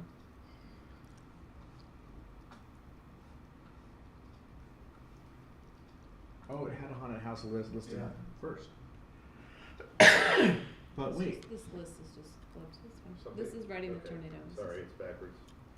That's right, and right now we're on something that Matt Johnson's really going to be impressed by, because we're getting ready to ride the tornado, and it's part of the Midway Entertainment if you come here at the State Fair. So, John, if you want to kick it up, let's do this. We've got John Wilson, our cameraman, here. We got Bobby here, who's with the Utah State Fair, and I grew up with Bobby. We went to middle school and high school together. Yep. Probably spent more time in detention than we did in class. Most certainly. All right, and now we're here, and you were just telling me off air that about 280,000 to 400,000 people visit the Utah State Fair each year. Each and every year, man. And so now we're giving this a turn. We're getting ready to rock and roll, and you can come down and buy an all-day pass and get the rides here, or you can just get a booklet of passes. John, how you doing, buddy? How's that camera working? And so come down here and do it, and all the fried food. And I was just informed that later on this morning, we're going to try the hottest food item that's here at the Utah State Fair. It's called Pop Rock chickens. So it's chicken nuggets coated in Pop Rocks. You know, the things that you put in your mouth, but you're not supposed to drink Diet Coke because your body will explode. That's what we're going to be doing. They've got Flow Rider taking the stage tonight. They've got Demolition Derby tomorrow. And then they got monster trucks on Saturday. Plus all the animals. You can milk a cow. Just don't ask Katya to give you any help. And there's going to be a lot going on at the Utah State Fair. And I'm going to be honest with you, I'm getting a little bit sick, buddy. How are you doing? I'm getting a little dizzy myself, Casey. Casey. Yeah, this is as much fun as you can have the state fair with the clothes on, and we're having a lot of fun. Bobby, why should people come down and check out the Utah State Fair? They should come down, check out the rides, have some good food, check out the concerts, monster trucks, demolition derby, and just have fun with the family. And it's an 11-day event, and you've been doing this for how many years now? This is my 14th year, Casey. And each year it gets better and better? Every single year, much better. I love it, and I love the fact that his beard is just flowing in the wind. It's not actually wind because we're right in the tornado right here at the Utah State Fair. John, how you doing, bud? You know, it's a little dizzy. That was my favorite answer yet. He goes, yeah, a little dizzy. So once again, the Utah State Fair up and running. Come down here and check it out. They've got the yellow slides. They've got the entertainment. It's Ag Venture. That's the tagline. So come down here and get yours. Real quick, let's spin as fast as we can. Let's do this. Wow. Yeah, I thought it was gonna be Not at all what I thought it was. See, that's why title is. Yeah. I am at Hastings Middle Wheelchair. School. It's the Northern Conference Wheelchair Basketball Tournament. Allie, how long have you been playing basketball? I've been playing, I think, since I was like 6 years old. In the wheelchair, huh? Yeah. Yeah, you got a big tournament today. You excited? Who are you playing? I think that's Kansas City. Yep. Yeah. And Nate, how long you been playing wheelchair basketball? Like 3 years, I think. Yeah? Yeah. These are the junior rolling Gophers. How you doing, T? You ready? Yes. You're going to win this game? Yep. All right. Let's go Gophers, right? Yes. What's your name? Noah. Noah. And you are? Matt. Matt. Come on, let's hear it for the junior rolling Gophers. They're taking on Kansas City. We're going to show you more coming up here on KARE 11 Saturday.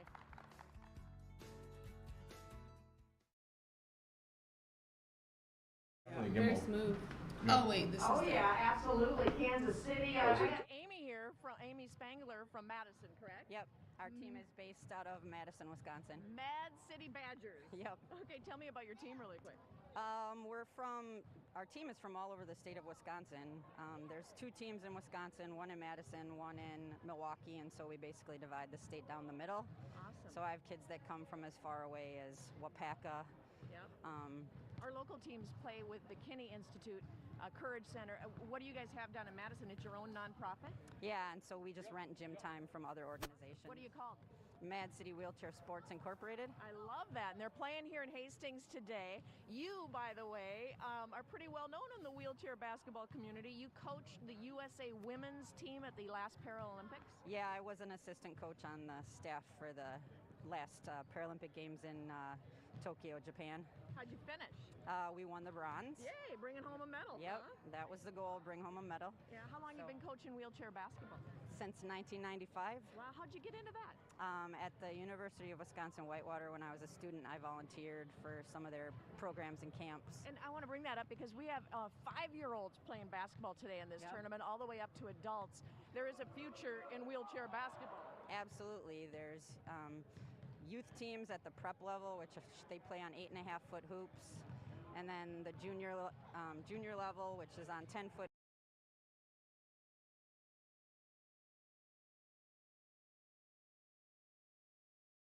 You do this every day. Right. Yes, Tina, I hope you can hear me. We're still in Port Salerno. I know we just came to you live in Port Salerno a few minutes ago, but every time we turn a corner here, we just get a new view of what's going on here. Come this way. This is a dock, as you can see, underwater, and the water's really, rushing in here at a pretty good pace. If you've been with us on the air for a while now, I was with you maybe 15 minutes ago.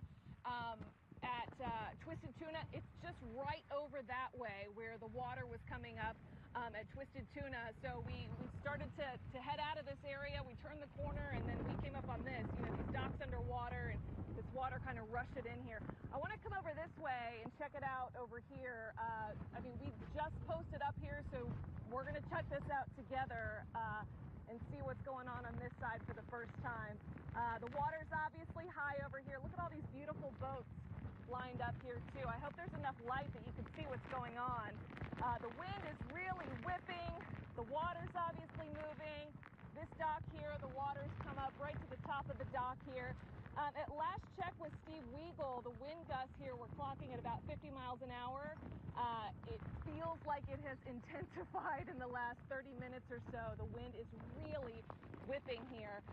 I just talked to a Martin County Sheriff's Captain a few minutes ago too, over on the other side by Twisted Tuna. He's born and raised here. He said he's never seen anything like this in his recent memory in this particular area right here. So this is the scene. Again, this is Port Salerno, where we are, I think, at least 90 minutes past high tide, and we haven't seen the water drop one bit. If anything, it just keeps coming up. Again, let's get on close on that water there too, so you can really see. Don't get.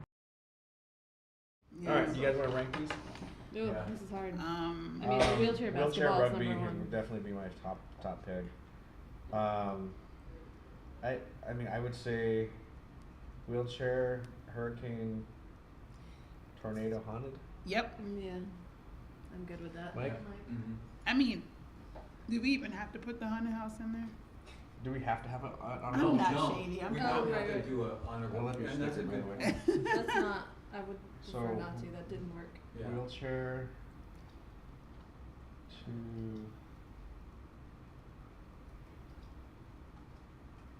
3, and nothing. Okay. I just put the rankings in here. Damn, they got a 0. They're not gonna see. Well, this. no, I know. I just ranked it. They probably can just hear. No, I just They're not gonna ranked see it. this. Is all I did. Oh, But okay, that's okay. Not, that's not the order that I liked it. That's what we ranked it. Right. Does that make sense? Yeah.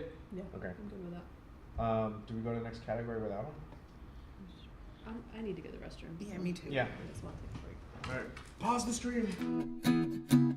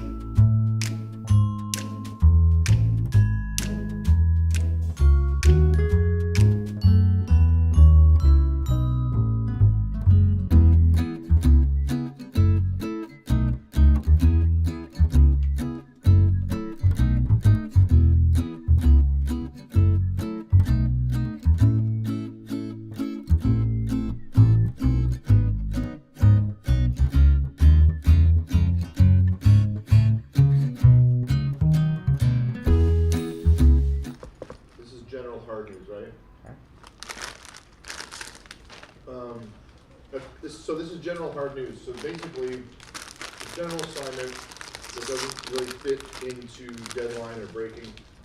A timely news story, serious in nature, so it can't be like a soft or humorous kind of piece. Covers planned or unplanned event. An issue or person or topic of general interest and importance. It could be a sidebar or follow-up to breaking news. No music unless it's part of the natural sound. It has to be shot, edited, and broadcast within 24 hours consecutive. And the 90% rule applies, so keep an eye on that. Just file video. Oh, okay. Okay, there's, what do we have? This No one was City kind of a long Ukraine. category, so let's see if we can roll through these. Ooh, I love it. There's not just broadcasting here. В цьому бомбосховищі ми перебуваємо з першого дня, коли ми відчули те, що є дуже велика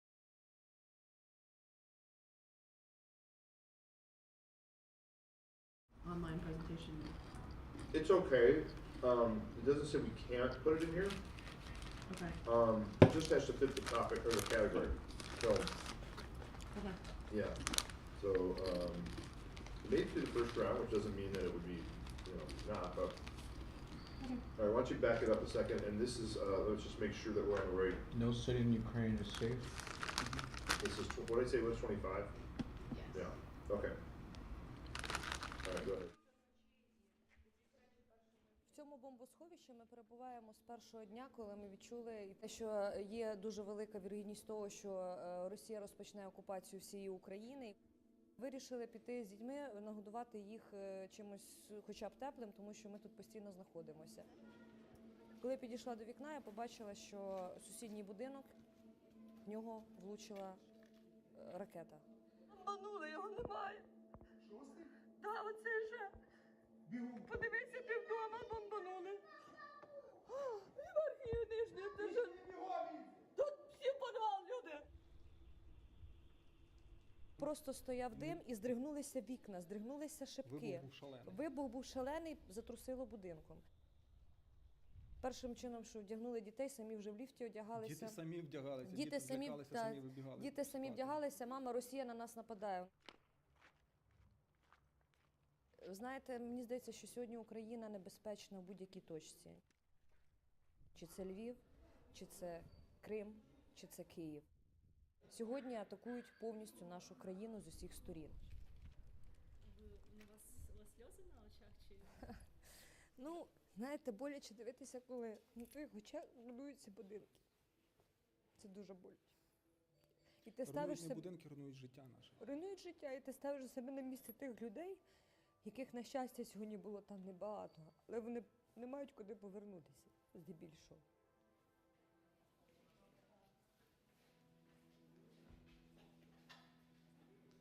А де Назар з Полею?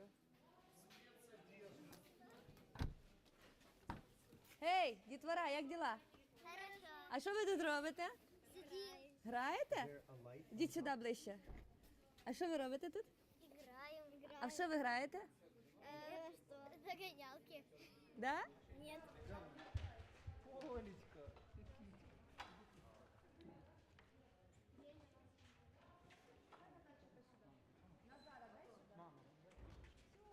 Поля, що тебе сьогодні? Як в тебе день? Хороший чи поганий? Поганий. А що сталося?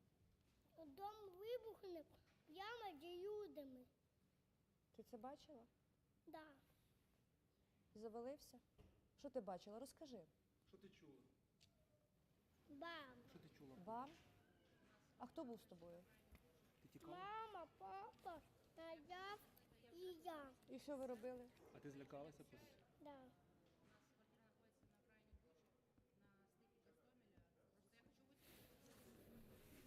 Умничка. А де Назарчик зайде?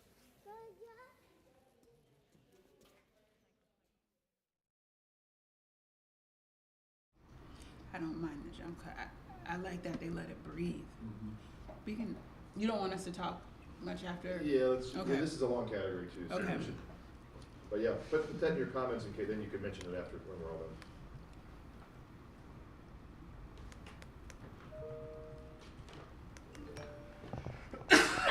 Okay.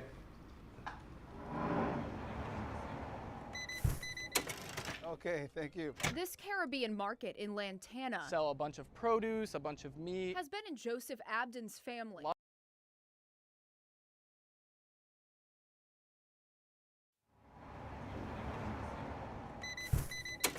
Okay, thank you. This Caribbean market in Lantana Sell a bunch of produce, a bunch of meat. has been in Joseph Abden's family A lot of the people here recognize me from when I was a kid. for almost 20 years.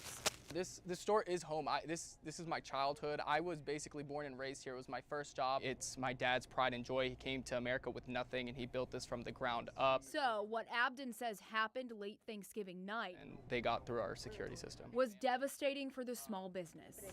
They damaged a lot of products within the store, specifically the registers. They broke into them hoping to find cash. Abden gave Contact 5 these photos from the crime scene, taken shortly after the Palm Beach County Sheriff's Office arrived. You can see where the suspects allegedly got in, busting through a back door, breaking into the safe, and stealing cash from the register.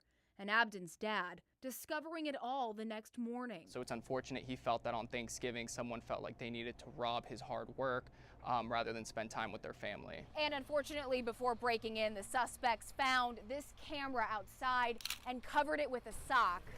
And then once inside, they destroyed the entire security system, according to the victim. More often than not, if a family comes or they can't afford groceries, we will cover it. The family business will send them on their way. How are you? Good? And Abden says because they've received so much support from the community in the days following the robbery, This is the gift for the holiday. they gave away free groceries to some customers on Monday to say thanks, while they wait for PBSO to find whoever did this. The love and support that we've been met post the robbery, we've been doing it a little bit more in the name of the holiday season and to give back since the community has been so supportive and people have been, helping us and trying to fundraise. It's been amazing. I'm Contact 5 consumer investigator Jessica Bruno, WPTV, News Channel 5.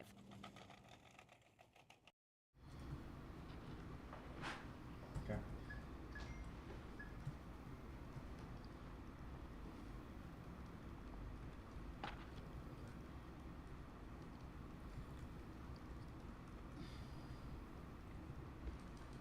It's consumer, that's why the shots are going up.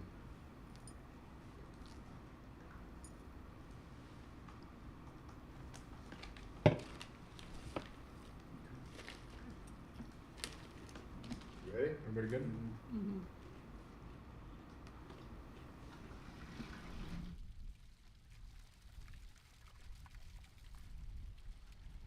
Breckenridge in Stevens County is a solid 2.5-hour drive from Dallas. And 15 miles more, a small roadside cemetery, where, in a back corner under a scraggly juniper tree, a grave still without its permanent marker. Because the loss of Derek Hayes is still so very painful and new. I have this from when me and my mom But rode. in the bedroom of an 11-year-old girl in Hazlitt back in DFW, This is my childhood cat, Gatsby. I know he's fabulous. Oh my god, chill. Sophie Hayes asked for a chance to talk about him and the picture on her wall. It's just special. It was from my elementary school dance. Derek Hayes was her dad. Well, I like it there because it reminds me of him. Feels like he's looking down on me. And his death 7 months ago was all the more difficult for a young girl to understand because it was suicide. Because I was pretty close to kind of lying, just flat out lying to her about it because it seemed like a easier thing easier talk to have. Talk about depression, addictions, and mental illness. He was just 35 years old. My main concern is just, how Sophie feels from one day to the next, and sometimes it's 1 minute to the next. Happy some days, I'm sad some days. Some days are just like I'm not okay, So why then did I agree to talk about this with an 11-year-old girl? Or something. I'll let Sophie explain that part. Why are you so brave to talk about this? Because you're pretty amazing to me right now. I just want to spread awareness about it so that maybe it will stop a couple kids from having to go through what I had to go through, Because while counseling has helped and the teddy bear made from one of her dad's shirts is nice, she says, she needed something more. It's still really tough, especially around his birthday. So, on what would have been her dad's birthday, she started a fundraiser for the American Foundation for Suicide Prevention. We wanted to get, I think, to 360 because he was turning 36. $360, now approaching $3,000. Well, I kind of want to send the message that, like, there are ways to get better, there are ways to feel better. I just want there to be awareness and word to be spread. So proud of her. I've always been really proud of her, but the way that she's been handling, you know, something that most people never have to go through is, I mean, yes, I'm proud of her every day. Do you feel as brave as I think you are right now? No. No? Why not? I just don't feel brave at all. Like, there's some days where I have no courage, and I guess it's getting me through this, knowing that maybe I can spread awareness, and even if that doesn't happen, I'm happy to have talked with you today. Well, I'm going to call you brave. You're just going to have to deal with that. Okay? Okay. A brave girl who decided to take her heartbreak and turn it into healing for someone else. I'm okay. I know I'm going to be okay. I just know that I have my family here, and I know I'm going to be all right. And in her dad's memory, wants everyone else to know they can be all right too.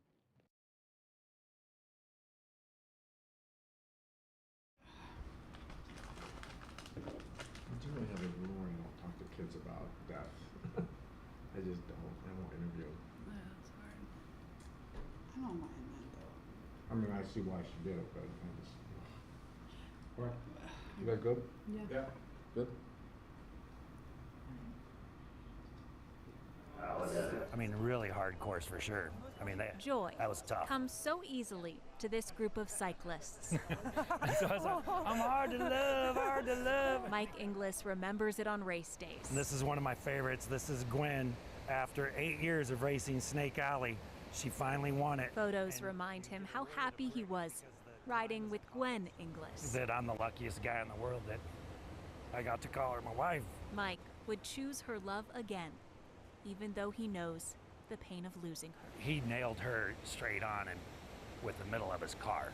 So he did not sideswipe her. He just plowed her at 55 miles an hour. So Joy taken away in an instant by an intoxicated driver on a Sunday morning last year. Let's do it.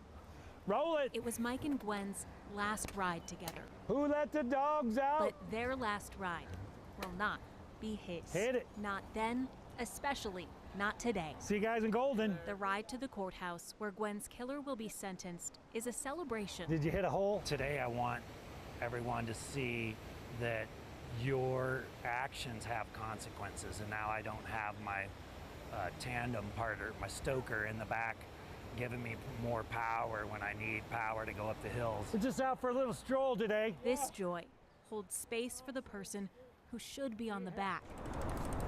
It holds space for justice, too. That morning at 9:30, when I had just said, I love you to Gwen, and she took off going up that Solterra hill there on Alameda in the widest bike lane in the world, Mr. Montoya almost killed me. Ryan Montoya pleaded guilty to vehicular homicide.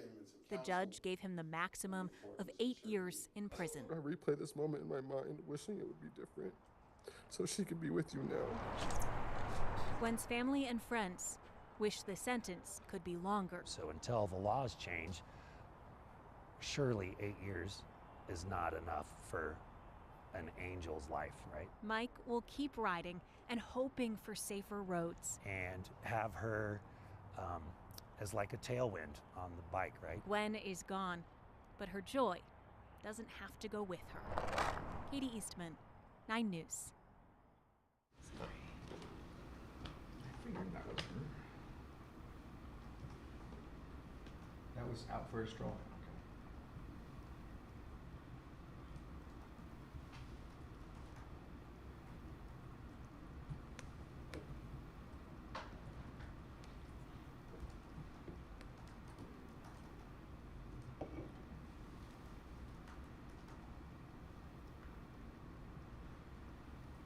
Mike? Yeah. Good, we're good. In a place that sees its share of big catches, I come up here fishing for bass and tiger muskie all the time. few have been more surprising than this one. Probably 20 feet off the shore right there, and it's in 37, 36 feet of water. Braxton Green went out fishing at Pineview Reservoir and caught himself a mystery. I noticed on my radar on my boat that there was kind of an object in the water. I put my GoPro in the water, and there, lo and behold, it was a car. Green didn't know why the car was underwater. It looked like it's been down there for about a year or something like that, So he reached out to the Weber County Sheriff's Office, which came out on this day with its dive team. Probably about 10 feet in from where they're at right now is where I found it at. Fishing for a car takes a strong line. I mean, anything could go wrong, chains could snap. And crews came prepared to reel it in. I mean, that's a long ways up from the bottom, so. As it finally surfaced, I really hope it's just a stolen car, honestly. any answers that rose from the bottom with the hatchback proved to be murky. We don't know how the vehicle ended up here or why it's not reported stolen. Typically, deputies say, cars sent to these depths are stolen, and they found several here before. Mostly down in the area where the water's the deepest. With water levels up to 20 feet below normal this summer, crews say the dumped ride suddenly became simpler to recover. I didn't know it would lead up to this. He may not exactly have caught it all by himself. I didn't know, but I found it, so I get half the credit, right? Green was just grateful he lured searchers out here for an unusual find. Most definitely my biggest catch out of Pineview. Beats all the tiger muskies I've caught.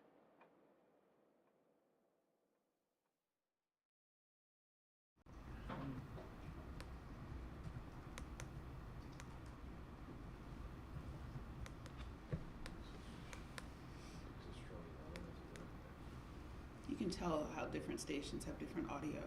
Mm-hmm. Yeah. Like, that was really low. Theirs must be compared to the grocery store. Let's see, Salt Lake.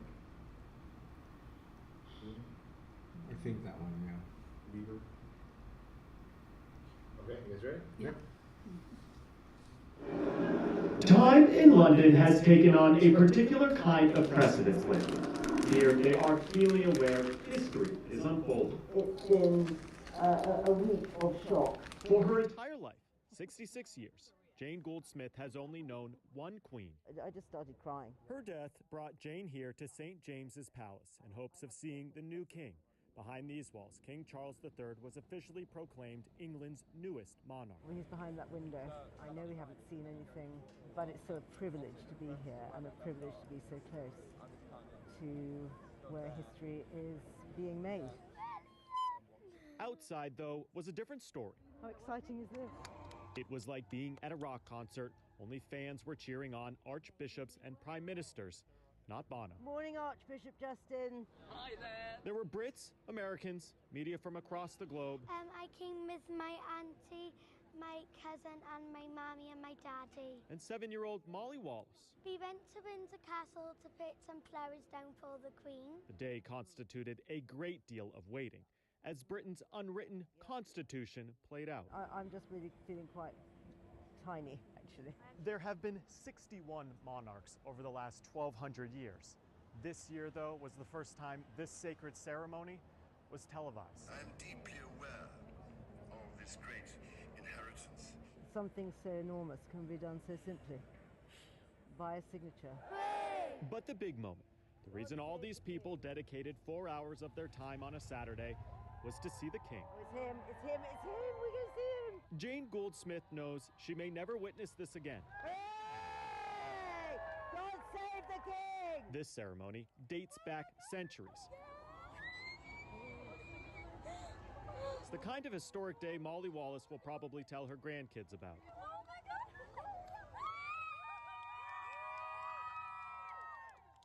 Even if it turns out that might not have actually been the king she saw.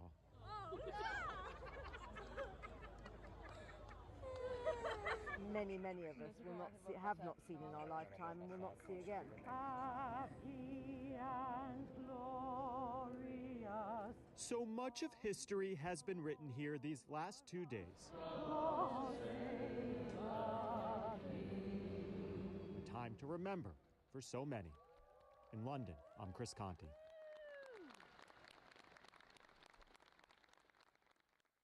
Nice.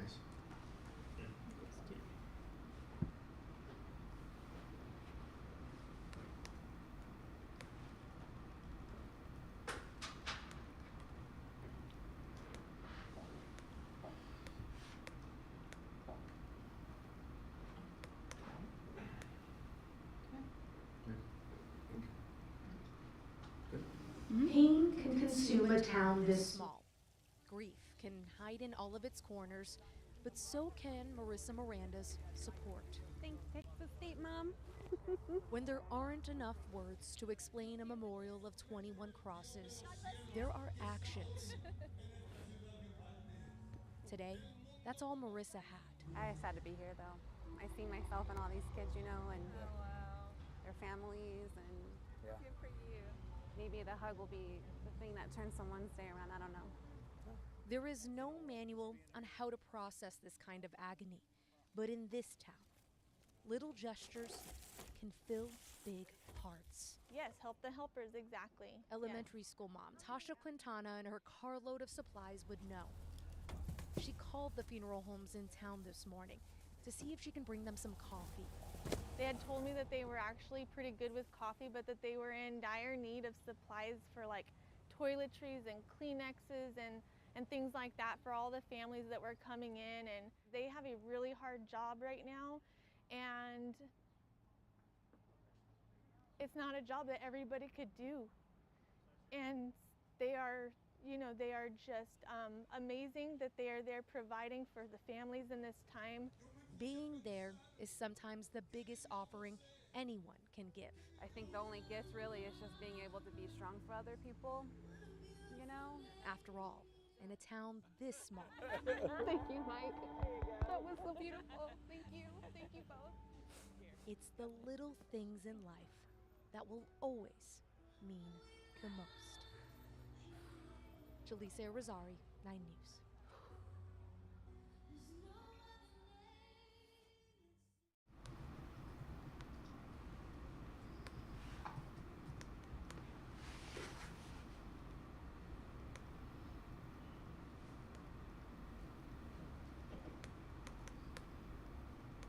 And if you could throw scores in, that'd be good.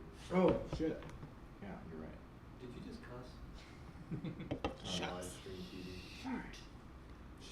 Shoot bang. He's got a H-E double two pigs. Oh, really? Well, it is on a delay, but we can't really, he doesn't have a button or anything. So I can say whatever I want? Yes. Let her fly. I don't know if it's a yes or no. It's code. Okay, I'm ready. All right, next one. So Heavenly Father, man, thank you, Lord. This is just the beginning of the day. But we thank you for the blessings that we're able to give to others. Glory to you, in Jesus' name, amen. You want some food, brother? I've built relationships with these people for over 7 years. Here you go, brother. You can put all your goodies in there, man. Sidewalk Rescues Hope. We're awake and we're breathing. Do you need a pair of little gloves? We've got some new gloves. It's hope. Hope without judgment. I love you. Heavenly Father, look over Mama today. Bless her. So what I do is I go out here and I'm meeting real people with real needs. Did you get everything you needed, man? Yes, with real situations. Do you need a poncho, brother? There are really good people out here that are homeless, that have hearts of gold. But nobody will ever know because they just look at them as a person on the sidewalk. Hey, brother. I know you're a vet, man, and so you have a special spot in my heart because I'm a vet. A lot of these people that we meet out here, they're hopeless. Oh, dear Jesus, bless this lady. Bless her so much today, Lord. Being out there when you're on the sidewalk by yourself is scary. And I feel that, you know, because I lost my hope. I chased suicide half my life. It's cold out here. It's scary out here. People die out here. And so I've been where you're at. I just knew that when God told me to get off my butt, that this is what he wanted me to do. Hey, we got some food out here if you guys want any. It's coming out and letting you know that you have a little bit of hope. Thanks for coming through, man. Thank you, brother. Yeah. You're not alone out here. You matter. In Jesus' name we pray, amen. Amen. John, come on, brother. There's something special about that, and you're making a moment, and I'm out here, honestly, goodnessly, I'm out here to make a moment. Drop that in there. Now they're gonna smile today, whether they want to or not. I see you smiling, man. I can see your eyes, man. Can we give some love? Everything that's positive that happens every day. We stick together through the weather. It just grows the more people we can reach. And so every time Ronnie goes out and reaches different people in neighborhoods, Come on, brother. Hey. that's hope. Hey, if I see you, I'm in the neighborhood now, okay? Showing people that there's people still have heart and compassion. This is cool. I know it happens. Bless you. Thank you, sweetheart. God bless you. Letting them know that somebody cares. Go and be blessed, Jorge, in the name of Jesus. Amen. Thank you. Amen. It brings tears to my eyes, and it also brings joy to my heart that we are out here able to do something positive for our community. John, God bless you, brother. God loves you, man.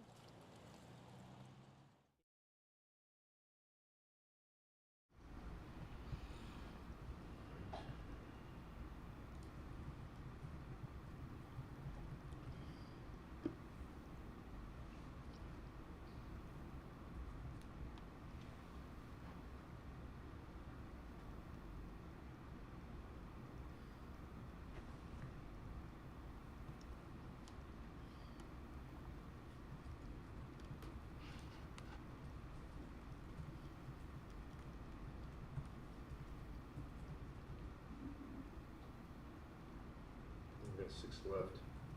Okay. You good? Yep. Should be small steps, so it's next or yeah. How are you feeling? Okay, and I can definitely tell I've done a lot of walking with this leg today. For a man used to climbing mountains, I mean, you're doing amazing with the walking. the steps are small now. Yeah, you wouldn't think walking 100 feet would be tiring, but it is. Yeah, I think I'm ready to be done with walking. Recovery is difficult. I still can't actually believe that it happened. Will Tor knows just how lucky he is to be here. It's one of those things where there's still a sense of unreality to it. A day of mountaineering with his wife in Rocky Mountain National Park. It seems like, I mean, your pain has been fairly well managed given the circumstances. Led Will to the Northern Colorado Rehabilitation Hospital. I just remember the sense of acceleration, and again, sort of this very clear sense that, like, this is how it ends. We fell right there in between the two cornices.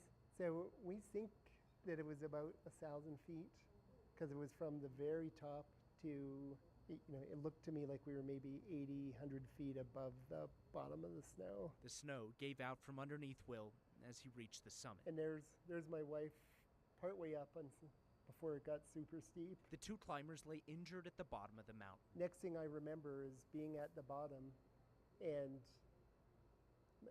my wife saying, "Will, I've got to leave you and go get help." She went back to look for help. Bushwhacking 1.5 miles with 9 broken ribs, 3 thoracic vertebrae fractures, a fractured sternum, and a broken wrist. Will lay in the snow with a broken femur and cuts on his hand. Got colder and colder, and sort of once again had the sense of, okay, I'm probably going to die here because I'm going into hypothermia. When I saw those 2 guys walking up, that was definitely one of the best sights of my life. 3 climbers stayed with Will as rescue crews climbed up.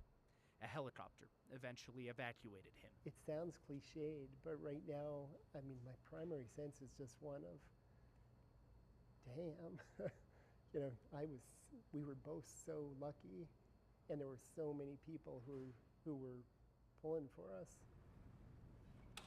Every step, even the smallest one, Maybe we'll have to do some climbing a few months from now. Yeah. is a step back towards where he was headed. My hope is that I'll be back in time for backcountry ski season. In Johnstown, I'm Mark Salinger, 9 News.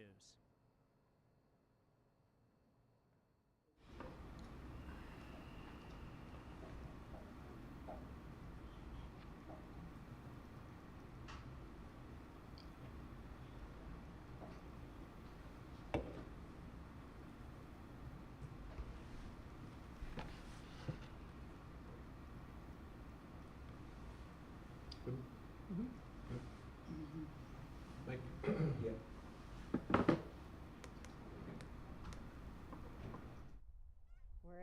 Fort Logan Cemetery on this beautiful winter day, celebrating my best friend Mac.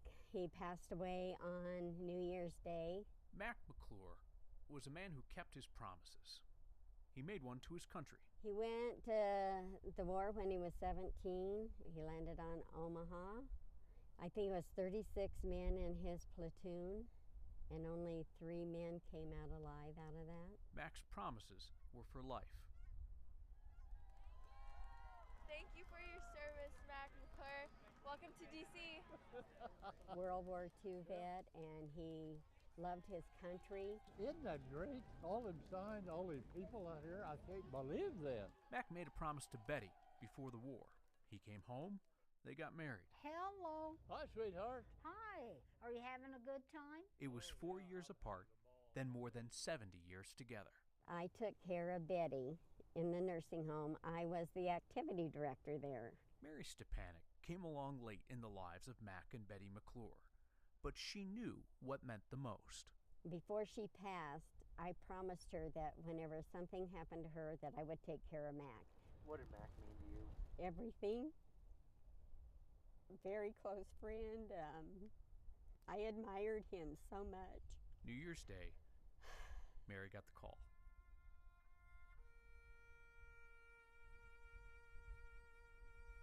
The day that he passed, they called me and told me that he wasn't doing well. The weather was bad, worse than this. About 10:30, I went and told him, I whispered in his ear and told him that I was leaving, but I'd be right back because I was just running home to check on my husband, and I'd be right back. And I started out the door through the gate, and I slipped and fell and broke my foot and didn't get to make it back to him before he passed.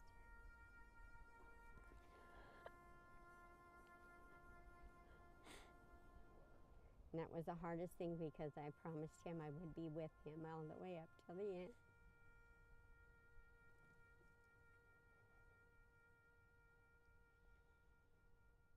That's the hardest thing because I promised him I'd be with him forever. But I think he knew I was. I know he knows I was there. On behalf of the President of the United States. They gathered here today, this beautiful winter day, to remember Mac McClure. I know he's there watching. I know he is. Soldier, a husband, a friend. Yep, he's with me. A man who kept his promises.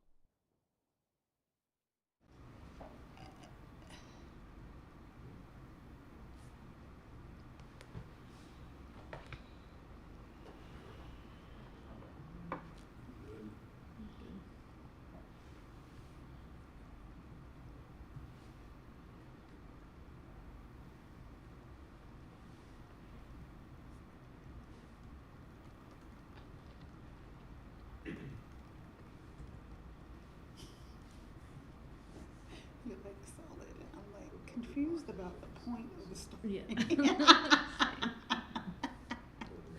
I'm like, what is that? What? Wait, what?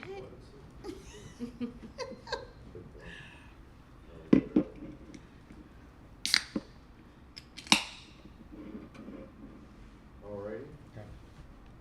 How do you figure this situation out? Is that next? What's up? How do you figure this situation out? Is that next? Yeah.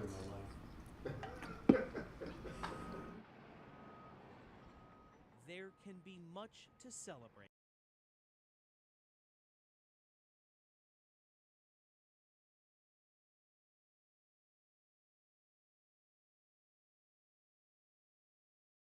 In the hope of a new Nashville.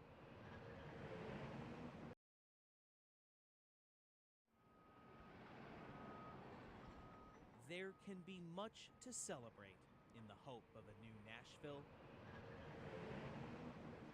A city on the rise. But the way Preston Barlow and his neighbors see it. Over the next 2 or 3 years, this whole street is supposed to look like the buildings, the whole street. It's hard to find hope. It's sad. It's really sad. Behind the threat of homelessness. there is no such thing as affordable housing, like especially in Nashville. Preston, Jillian Laws, Tammy Tatum, and other neighbors at the park at Hillside Apartments in Edge Hill got a letter at the start of June saying they had to be out at the end of next month, just 2 days ago. I know about this crisis right now. That's not even long enough. We've been looking this whole time. Yeah. A few people got lucky. Probably went and stayed with some friends or family or something. But everybody wasn't that blessed and lucky to find a place so soon. On government assistance, Preston, Jillian, and Tammy say even though the units built across the street and soon to be built right where they live are classified as affordable housing, it's still not affordable to them. I said, all these places are overpriced for people like us. Why do you think we on Section 8 and getting the government assistance? A text sent today after 2 o'clock said they had until 4 o'clock to leave. The end solution is we're homeless with our children. Yeah. School starts next week. We have no home. We have nowhere to put our stuff, and we have children, and now we have to turn our keys in at 4 p.m. today. This is my daughter, Tazana. That's my girlfriend, Nicole. And that's my son, P2. The impacted tenants say they were all on month-to-month leases. So from a legal standpoint, the apartment manager, Elmington Property Management, seems to have done nothing wrong. But neighbors say even 2 months' notice in this market is just not enough time. This is what we go through while they're putting this stuff up here. This is the reality right here. There is promise in what's to come as Nashville rises anew. But these tenants say they wish they could be promised in their hometown a place to call home. It's sad. It's really, really sad to know that people are going through this and your family's standing there looking at you like, what are we going to do? You have to tell them you don't know. We're doing everything we know to do. There's nothing we can do. Just deal with it. That's all you can do. And try to hold the tears back and show your kids that you're going to figure it out. You're really not. How do you figure this situation out?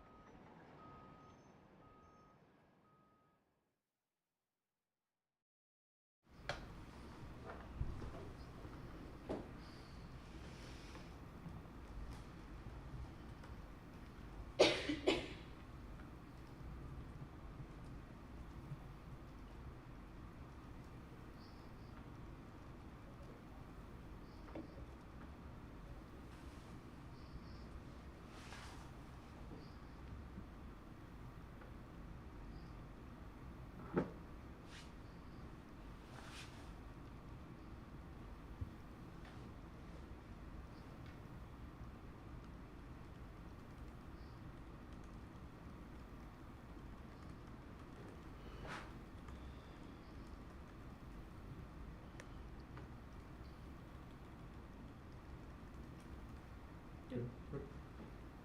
Yeah. Thank you. All right, so here till the end. Wearing 60 pounds of gear on their bodies, something in their hearts took firefighters to a skyscraper in downtown Nashville. And I want you to feel the pain these guys felt through.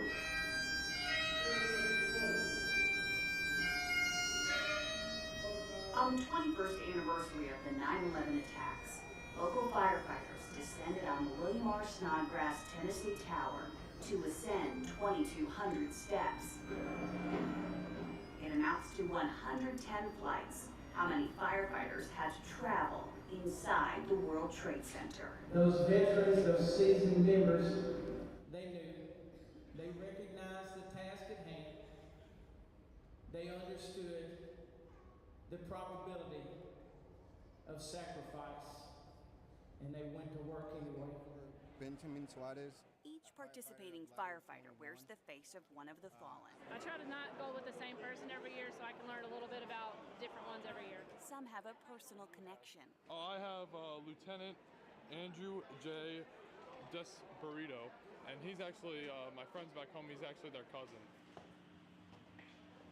And like a family, department by department, they climb the stairs. You know, some of these guys are not even old enough to remember. I believe I got 4 guys under 25. Eduardo Moreno Cervantes helps lead a group of 7 from Montgomery County. It burns, but we're here to the end. There's no quitting. Nope. No quitting. Toward the top, it gets hard and hot. You all right, bud?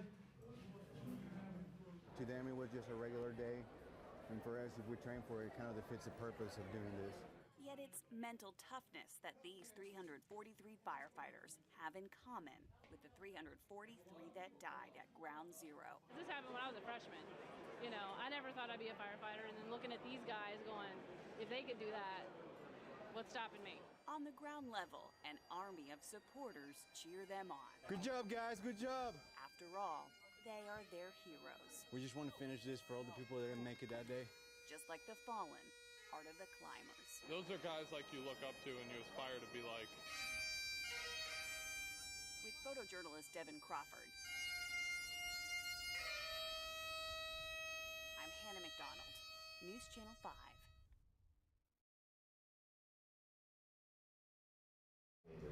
So. Yeah. It's nice that they acknowledge the photojournalists. Yeah, I mean, not not that all we of need them to hear do. it, but yeah. I'll tell you that.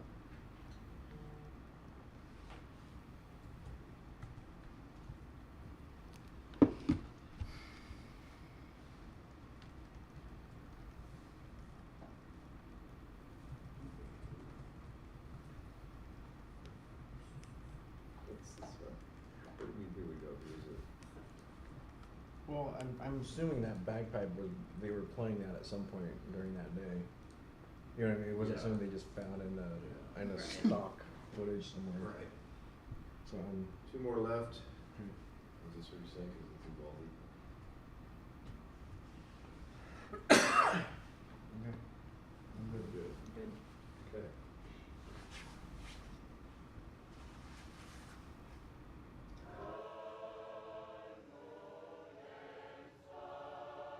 These are times when it feels impossible to find strength The pain will never stop. in reflection. Because no matter the answers, it can't bring them back. Some wishes like that we can't wish for. 19 children and 2 teachers were murdered at Robb Elementary School in Uvalde on Tuesday. We cannot protect them every single minute of the day. You know, it's very hard. It's very hard. The victims' names are each written on a wooden cross, 21 displayed for the public to flood with candles, flowers, toys, balloons. We shouldn't have to tell our kids to worry about something like this. Danny Rangel drove from a neighboring city and walked from cross to cross, finding reflection in the form of prayer. We're praying for each and every one of y'all. We are praying for your kids, be it a niece, be it a nephew, be it a daughter, be it a son. We're praying.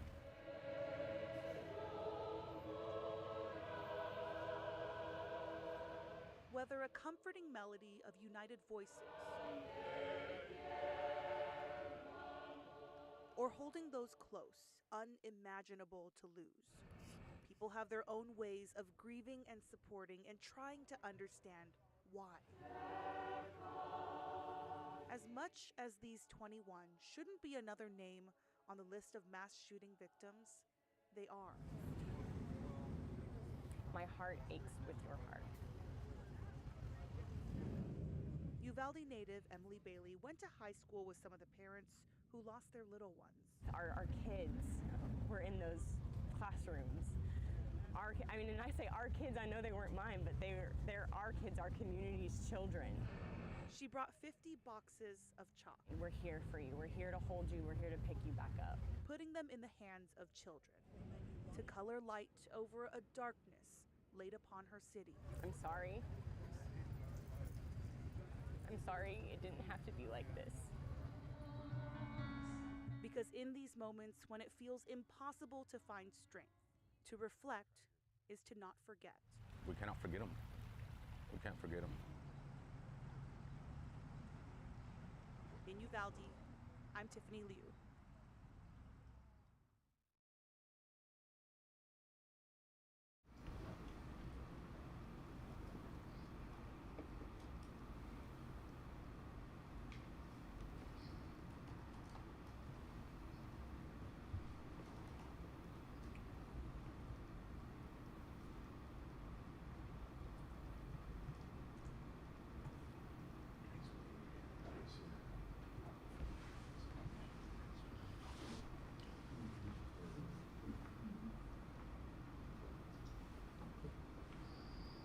Alright, this is the last one. As Sons of Sawdust, Matt Hobbs puts his heart and soul into his work. This is from the early 1800s. He wants to turn this reclaimed wood into a guitar to raise money for 2nd Avenue bombing victims. Through the process of reclaiming the old wood, we were able to reclaim our lives. He gained his big heart from overcoming a tough time. There was like a month or two where we didn't have anywhere to live.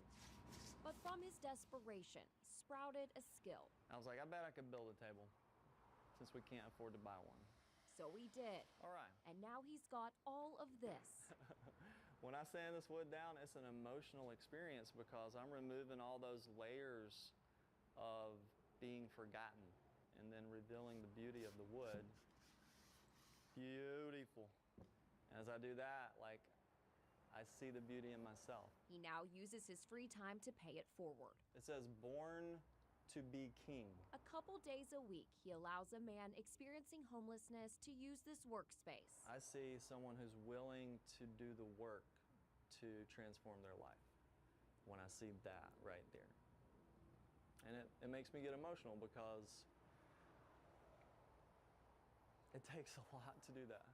But sometimes Slim doesn't show up. We all really just have layers and layers and layers of built up things on us that keep us from our full potential. He'll patiently wait to see Slim again. It's like the phases of our life that we go through and we forget who we are, but eventually, find our way back. Until then, Matt will keep sawing away. It's beautiful. It's what I'm gonna look like when I get done with me. We all have room to grow. That's for sure. Reporting in Nashville, Alexandra Cohen. All right. News Channel 5. It was shot well, but I don't understand the point of I don't understand, was it about people that were going through things, or him helping somebody get a guitar, or was it about saying things, or him trying to talk about, like, I didn't think it was necessary that the dude didn't show up. Like, what was that part of this? It was the story about people that are struggling. Well, if we're talking about this piece, the line of, and now he's got all of this. I wrote that in there. I wrote that in the comments. There's no payoff. There was not. I mean, I would let it. The table with all the photos is the shot you use. Yeah. I thought the same thing. Okay, good. This the one you want to use? You want to do it on this one? You get your favorite now. I mean, not much else rose to the top though. At the beginning, I was like, this could be really good, and then I'm like, right. Yeah. Because the look was really nice. Yeah, and the way the interview was shot, Okay, so God Save the Queen. The Queen's the best one. I hands down. Yeah. That little girl made that piece for me. Absolutely. Shooting even the if interviews it wasn't. I mean, and even the line, just the line was so good. The bicycle rider was good too. The bicycle. Yeah. Did you? Getting Oh, shots what's of wrong? lighting. Why? I'm trying to remember which one. That's the one where the wife died. She got hit by the 50 car Yeah. going 55 miles an hour, and they went to court and they saw the guy. It was fine. Yeah. And I thought the homeless piece was really well shot, but Homeless. Which one was that? The guy that went around helping people. That one for me, photography wise, felt like a run of the mill type of story. It was like the shots didn't pop out to me. You know what I mean? Right. What about the suicide dad? Suicide Dad. I did not like that actually. I thought I was not a huge fan of that. Like the story. tone didn't work. She's And joking I didn't around, like and then the they two found shot showing the DSLR 8 or 9 times in the piece. There was not a lot of creativity in there. No, why were they No. showing us that other camera? And all of a sudden you see the And you reporter's see the guy hands. fiddling with it, and that wasn't. I like the bicycle one because that's stuff that you don't have time. Like that took a lot. Like they were setting up, then you got in a car, you followed them, got in front of them, Somebody got was beside driving, them. too. Then you go to court. Yeah, you that's get a the lot. court stuff. Like it's just like. But and there the wasn't a interview time after. restraint to shoot this category, right? No, 24 hours. 24 hours. Okay. Yeah. Yeah, so it was all. I mean, it's all done in the day. I do like the Queen Elizabeth story first, though. The what? Queen Elizabeth. Oh yeah, I think go hands Queen down. Bike. So Queen Elizabeth. I like the bike one for a second. Bike. Okay, so Let's just go through this list. okay, What so was the name of the Bike, by the way? promises, the one with the woman, who wasn't there when the guy died. Out the for a World War II. stroll. Out for a stroll. That's the one he asked. What's the name of the Oh, I'm sorry. What is it called? Oh, Out for a Stroll. Okay, that's the. Okay. Which one? That's the bike one. What did y'all think about the car in the lake one? There's no payoff. I mean, No, I didn't was care there a about body this in one. there? Yeah, It's that's just- what. Right. Yeah. It's like, oh, you caught a car, big whoop. Yeah. They You didn't know? even broach the subject of a body. Right. The grocery store had too many. The first nap was like a frame. Like the nap Yeah. sequence in the beginning Yeah. was like way too fast. Well, but it didn't, Yeah. it didn't time out with the audio. Like the shots just changed randomly. Yeah. Like if you hear click, shot change, click, shot change, click, shot change, it didn't do that. The first one with the Ukrainian. That was. Yeah. So that was really powerful. It was powerful. It was shot okay. You know, it's I like that it breathes, but pretty, it was pretty it didn't- shaky. You Mhm. know, and I know. But it's a like- war zone. Yeah. You know. I know, but I did that, and my stuff doesn't look like that. I mean, Hey, I like hearing your perspective on this. Seriously, I do. I mean, it's hard, yeah, but like where they were, you're underground. Like you have time to stop. You're not running from anything in those situations. Because I don't want to discount anything that they did. I mean, that looked hard. Yeah, yeah. You know, and they're in the bowels of a parking garage. But you can still use the walls to steady Sure. yourself. Yeah. And Okay. I don't know how I felt about like starting in the bunker and then going out and seeing the destruction. And like bookends sometimes work, but Would it be in your top 4? It would not be in my top 4. It wouldn't No. be. Okay, so all right, So let's we got let's narrow down our top 4. Queen Elizabeth. Queen Elizabeth, we already have that, so we have that one as number 1, right? yeah, I think we all agree on that. I see the bicycle thing. The one thing about the bicycle thing I didn't totally get was they kept talking about joy, like, and he's smiling so much, but the story's not about joy. It was. It's It was. Was it him? Was that in the part before the court? Yeah. I think it was him talking about they can go to court to hopefully get something, and then they realize he only had 8 years, and it's like, well, that sucks. It was Yeah. kind of his soundbite at the end kind of said like, that's all you get. Hopefully, there's something I can do yeah, to make more time. I think he was hoping for a longer sentence, yeah. and that was like that, like hoping. Mike, I just like the way it was shot. what about affordable housing? That one, where you had the 4 characters. I liked that one too. Yeah. Did they use the same shot twice of the "It's so sad" and you see the guy wipe his tears? They may I feel like have. we saw that in there 2 times. And I would have liked to have seen some moving shots in her. It felt really tight though. Like I didn't get an overall view of this complex. I just saw like 2 units. Yeah. You know what I They mean? I think it was like a There's a quick shot or a something. 4-bank, like you have like this pocket of like 4 or 5 apartments, like townhouse style apartments. Did we see that though? Yeah, We did? Okay. There was that, and then in the background there kind of was the new building, so you could see like the pretty new building, and then in the fort it was like there's a parking lot, and then there was the shot of the navy blue buildings with the 2 U-Haul trucks. But I mean, like when I do interviews, I like to have a reference shot. You know, reference of where they are to the apartment Yeah. complex. You know what I mean? So I just, but I like that, you know, we went on their individual journey Yeah. of what they're going through month to month, and you know. It would have been nice to see those people like go into their unit, see Yeah. them packing, and spend a little more time. Yeah. That's what I meant by moving, not moving. Active interview type stuff. Yeah. Okay. Yeah. I mean, But I mean, it was decent. 9/11 climb, no. No. Not top 4. Uvalde, reflection, not top 4.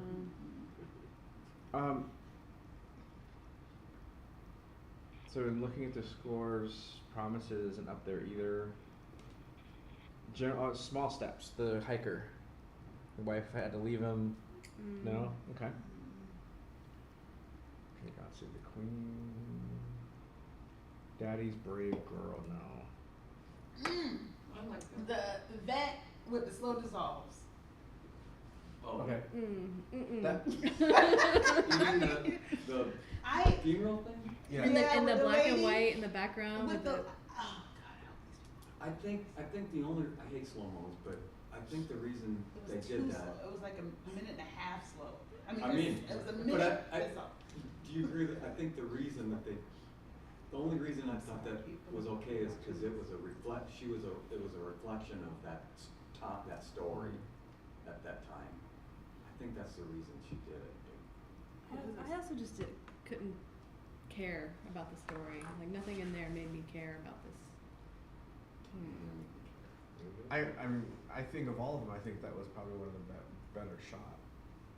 That black and white with the flag in the front, that felt really cheesy to me. Well, and it was high production value for sure.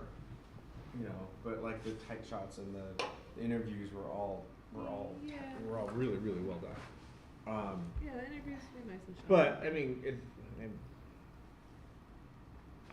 okay, so so right now I only have 3 on this list: Queen, bike, affordable housing.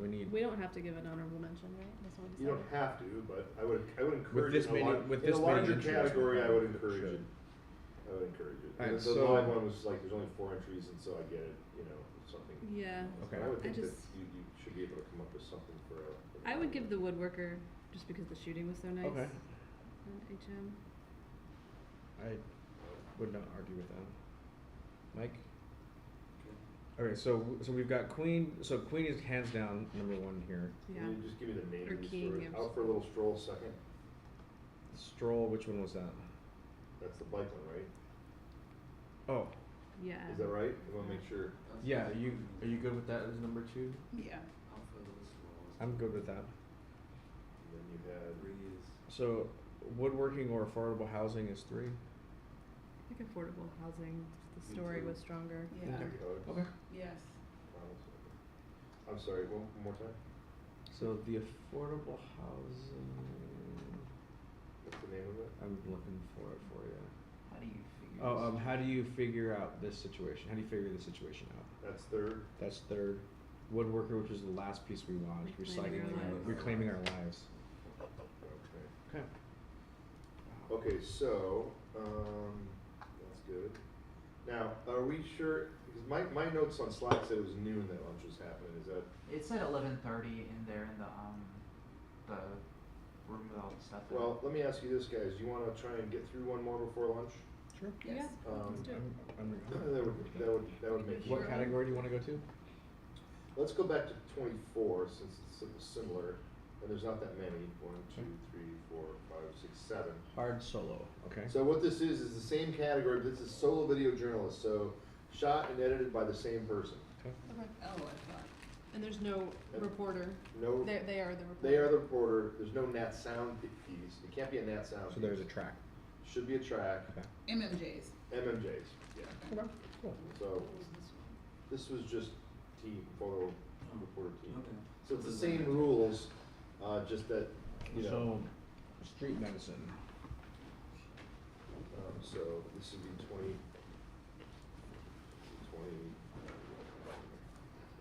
How you guys doing? Good. Are you all right?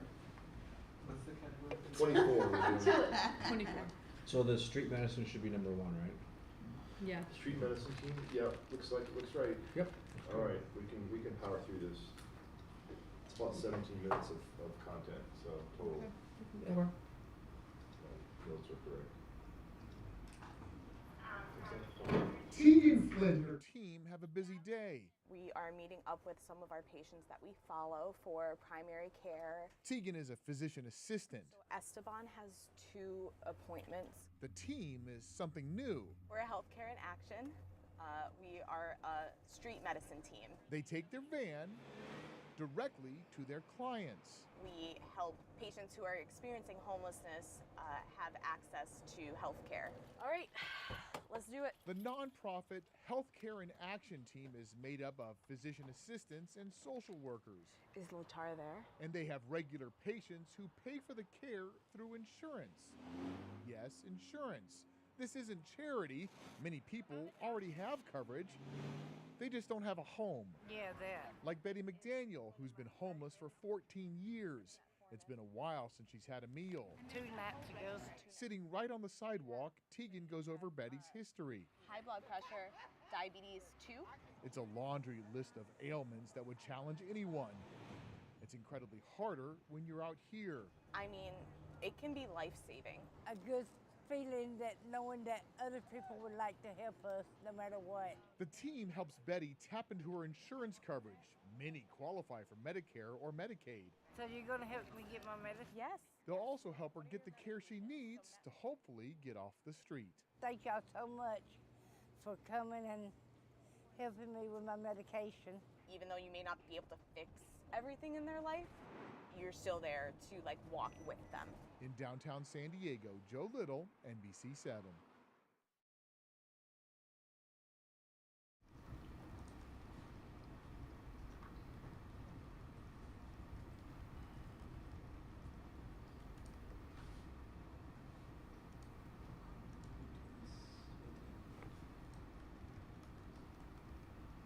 This is 25.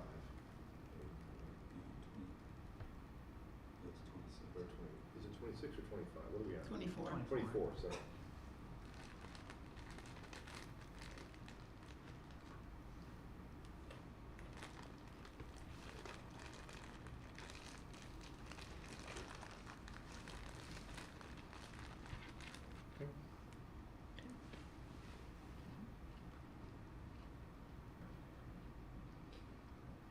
Right, San Diego. Santiago.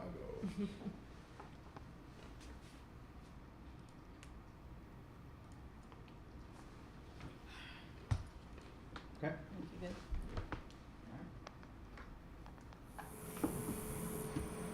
I have good thoughts. I have good memories. Being a child here, and it's a nice community. It used to be a lot of fond memories. Now it's a lot of heartache.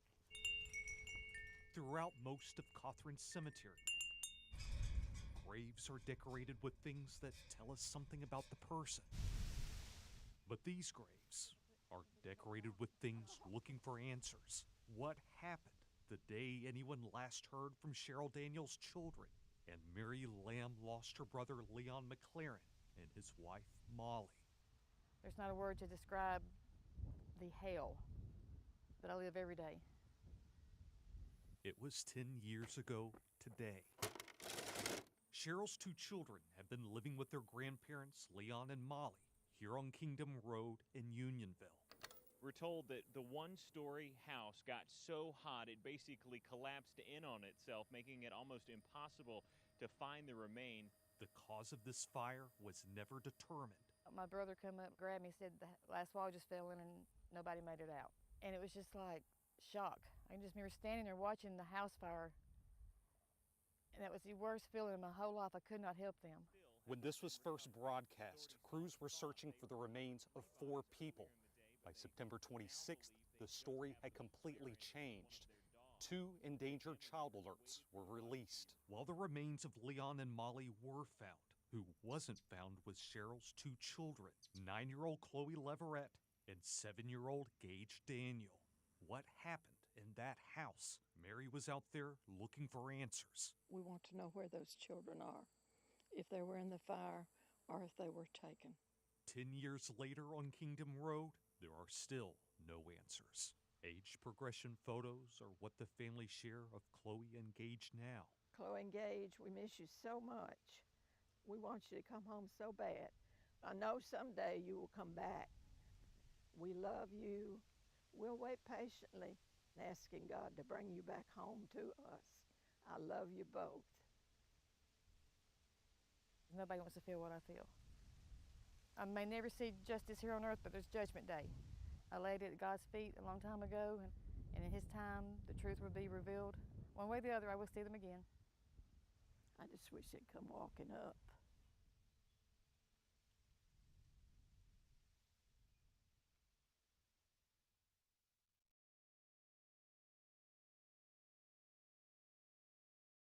So how these 2 people, how did the old people with the kids connect?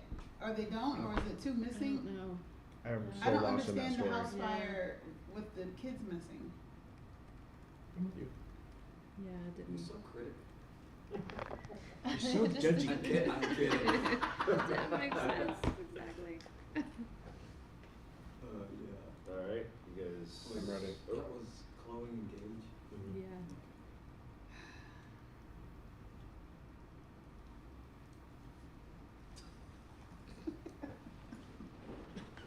Derek.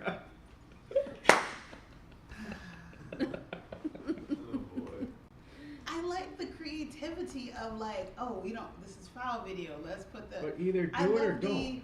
the big idea. I just don't understand. Yeah, I'm with you. Yeah, the story has to make sense.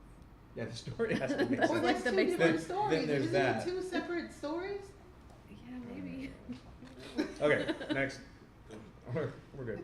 There's nothing better than working in what you love. So I love picture book biographies. Former teacher Fawn Fernandez is where she belongs. You know, all these civil rights ones. As owner of Hendersonville's Curious Capybara Bookshop.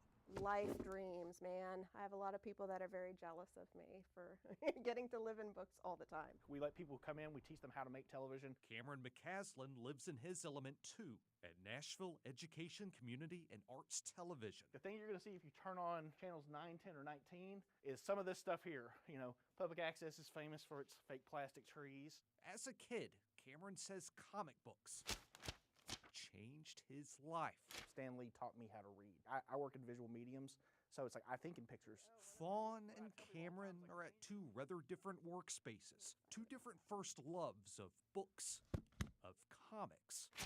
But they very much agree on something: the power of this graphic novel, Mouse. The author, Art Spiegelman, was telling a story about his real-life father who was a Holocaust survivor. The Jews in the story are mice, the Nazis are cats. It has been well known for many, many years since it won the Pulitzer in 1992. But this week, the McMinn County Board of Education in East Tennessee unanimously voted to remove Mouse from 8th grade curriculum. A statement from the board says it's because of its unnecessary use of profanity and nudity in its depiction of violence and suicide. Taken as a whole, the board felt this work was simply too adult-oriented for use in our schools.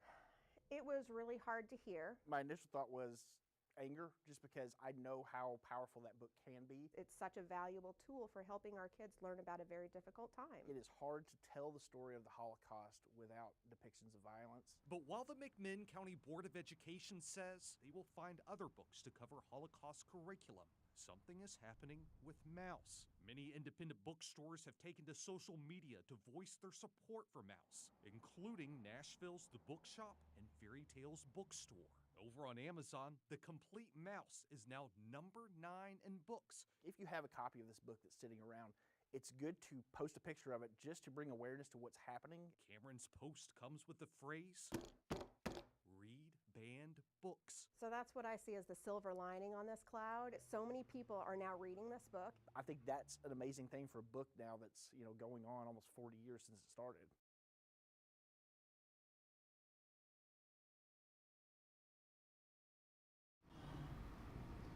You might have taken those out to you. Or was it on the shiny list?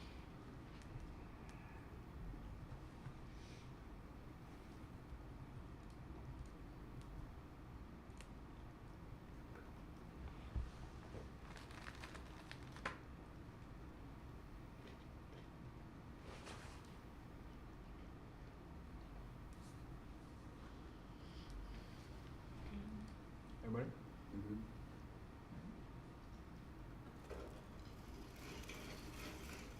When there is nothing left, there is laughter. That was a lawnmower. That's how Makia Minnick copes. Well, that's upsetting. Whenever he visits what was once his home. Just years of everything, I guess. Minnick's home is just one of about 1,000 destroyed by the Marshall Fire. Judging by its proximity to where it started, it may have been one of the first to go. You know, you're hoping to find just any little piece that you can take home or take with you, just remember what it was like, what you had, I guess. What Minnick had is what he hopes to have.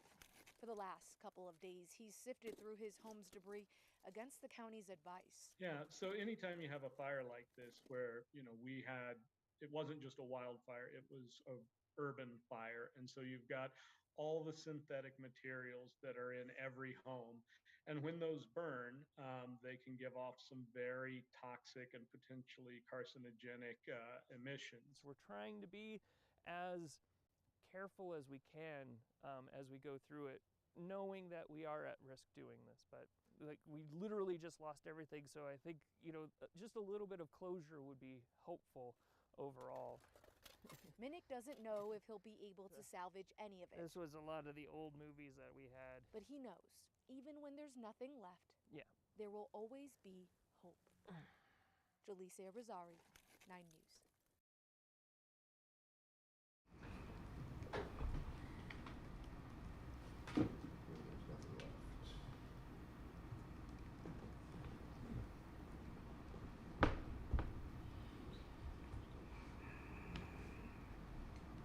Jewish in Wyoming.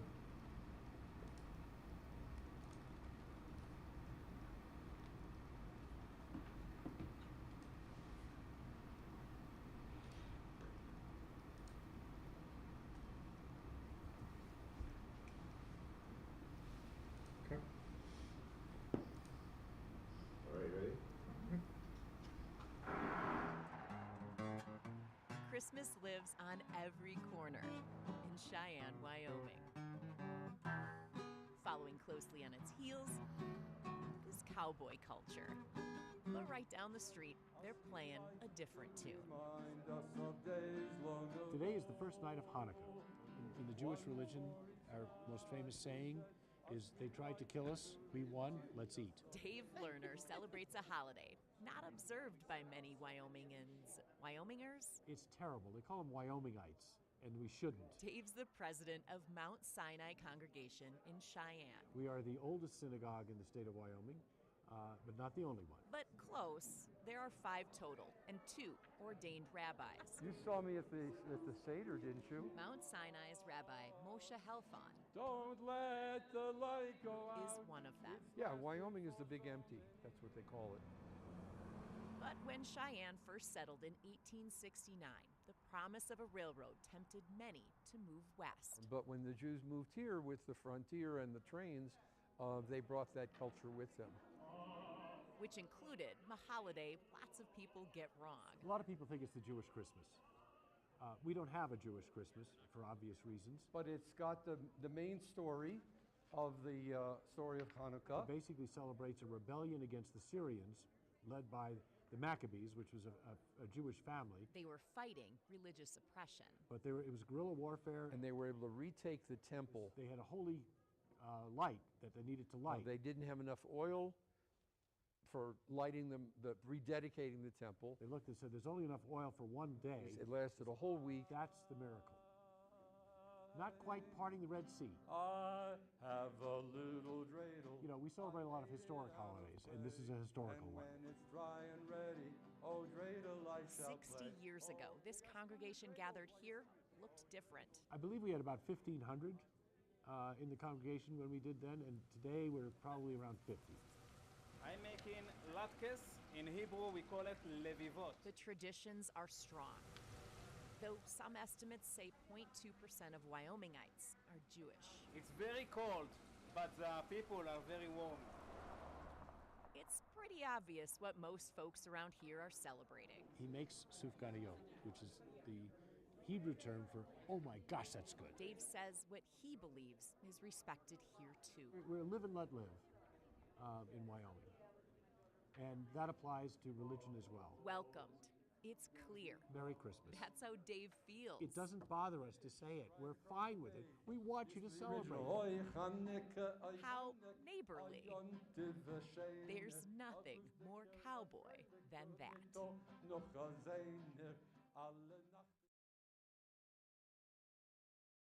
it could have been 30, 45 seconds shorter. But it was really good. Mm-hmm. Like, I like the sound. It was really good sound. It was great. It was really well written, too. Yeah. The Wyomingites, the Wyoming. That was cute. What do you call I love the What do you bounce. call it? I love the bouncing back and forth. With the interviews on different sides. Yeah. Yeah. I like that. Two more. One more. This is the last one. Two more. For most Ukrainian Americans, This is exactly where they've been stuck since they heard. Yes. Tanya Levchuk is no exception. I've been living in this computer for a while, but the last 14 hours, it's just been like nonstop. Constantly checking in with family. Look, and there's people, civilians. This is not the military base. Family that was in Kyiv when the invasion started. Can you imagine like millions of people trying to leave, especially a lot of them like have small kids? I mean, being stuck in traffic for hours is one thing. Being stuck in traffic, not knowing if if there's gonna be a missile hitting in any minute, it's a different thing. That's why the Ukraine native is glued to her computer. The stars like showing where the missiles hit. Searching for updates. So yeah, when I saw this map, it was searching for answers. It was unbelievable. It's just unreal how something like that can happen at 5 in the morning in a European country. That's just scary. How is something like can happen in Europe in 2022? Stuck in her East Austin home, but thinking about her Eastern European family. I just really want to be there with my family, you know. It's really hard. It's really hard to be here, you know, not knowing what they're going through because I know they're scared. And even though like I believe in our military, I know they're going to defend us, but I don't know why it has to cost so many lives. Stuck and hoping for safety. I have not slept for a second. I've been just talking to my family, my friends. In East Austin, I'm Hank Cavanero. We've talked a lot Yeah. about a lot of different things. Is there anything else that you want to add?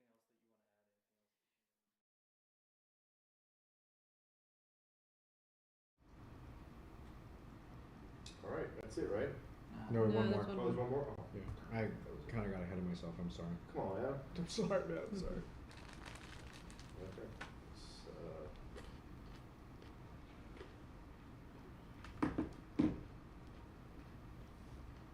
All right, cool. So that, let's see.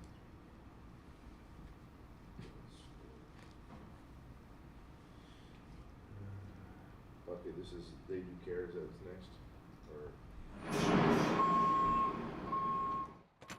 we never go that way. It was the first time I've been all the way over there. Esteban Torralba and Renee Peñalosa are two movers who were on their way to an early morning gig Tuesday, headed towards Republic, Washington. Republic, Washington. We got to a bridge, right? And we see everybody stop. That traffic came to a stop because drivers noticed a woman, this woman, who appeared to be in crisis. She was dangerously close to falling off the bridge and into the Columbia River. That man you see holding her is a trucker who climbed over the railing to grab onto her. He risked his life. Police were on their way. I didn't know how long they were going to take, Renee says. So I was looking around like, what do I do? My friend said, hey, the straps. The two movers grabbed ratchet straps used to secure furniture, and the three of them devised a harness they used to pull the woman to safety. But you never know what kind of situation you're living in, you know? So maybe this person have depression. Depression is really real, you know, and it's really bad if you feel it. A moment they captured on their cell phones and shared to social media. A video that's been viewed more than 100,000 times. She wanted to jump, Renee says in Spanish, but if we could do something between all of us, we did something. A story that, in this case, shows that people do care. And according to these men, more often than not, someone will pull over to help a stranger in need. So it was just the right moment. God said you guys need to be there. In Seattle. And to help someone. Sebastian Robertson. They come with an idea. King 5 News. And that's what we did.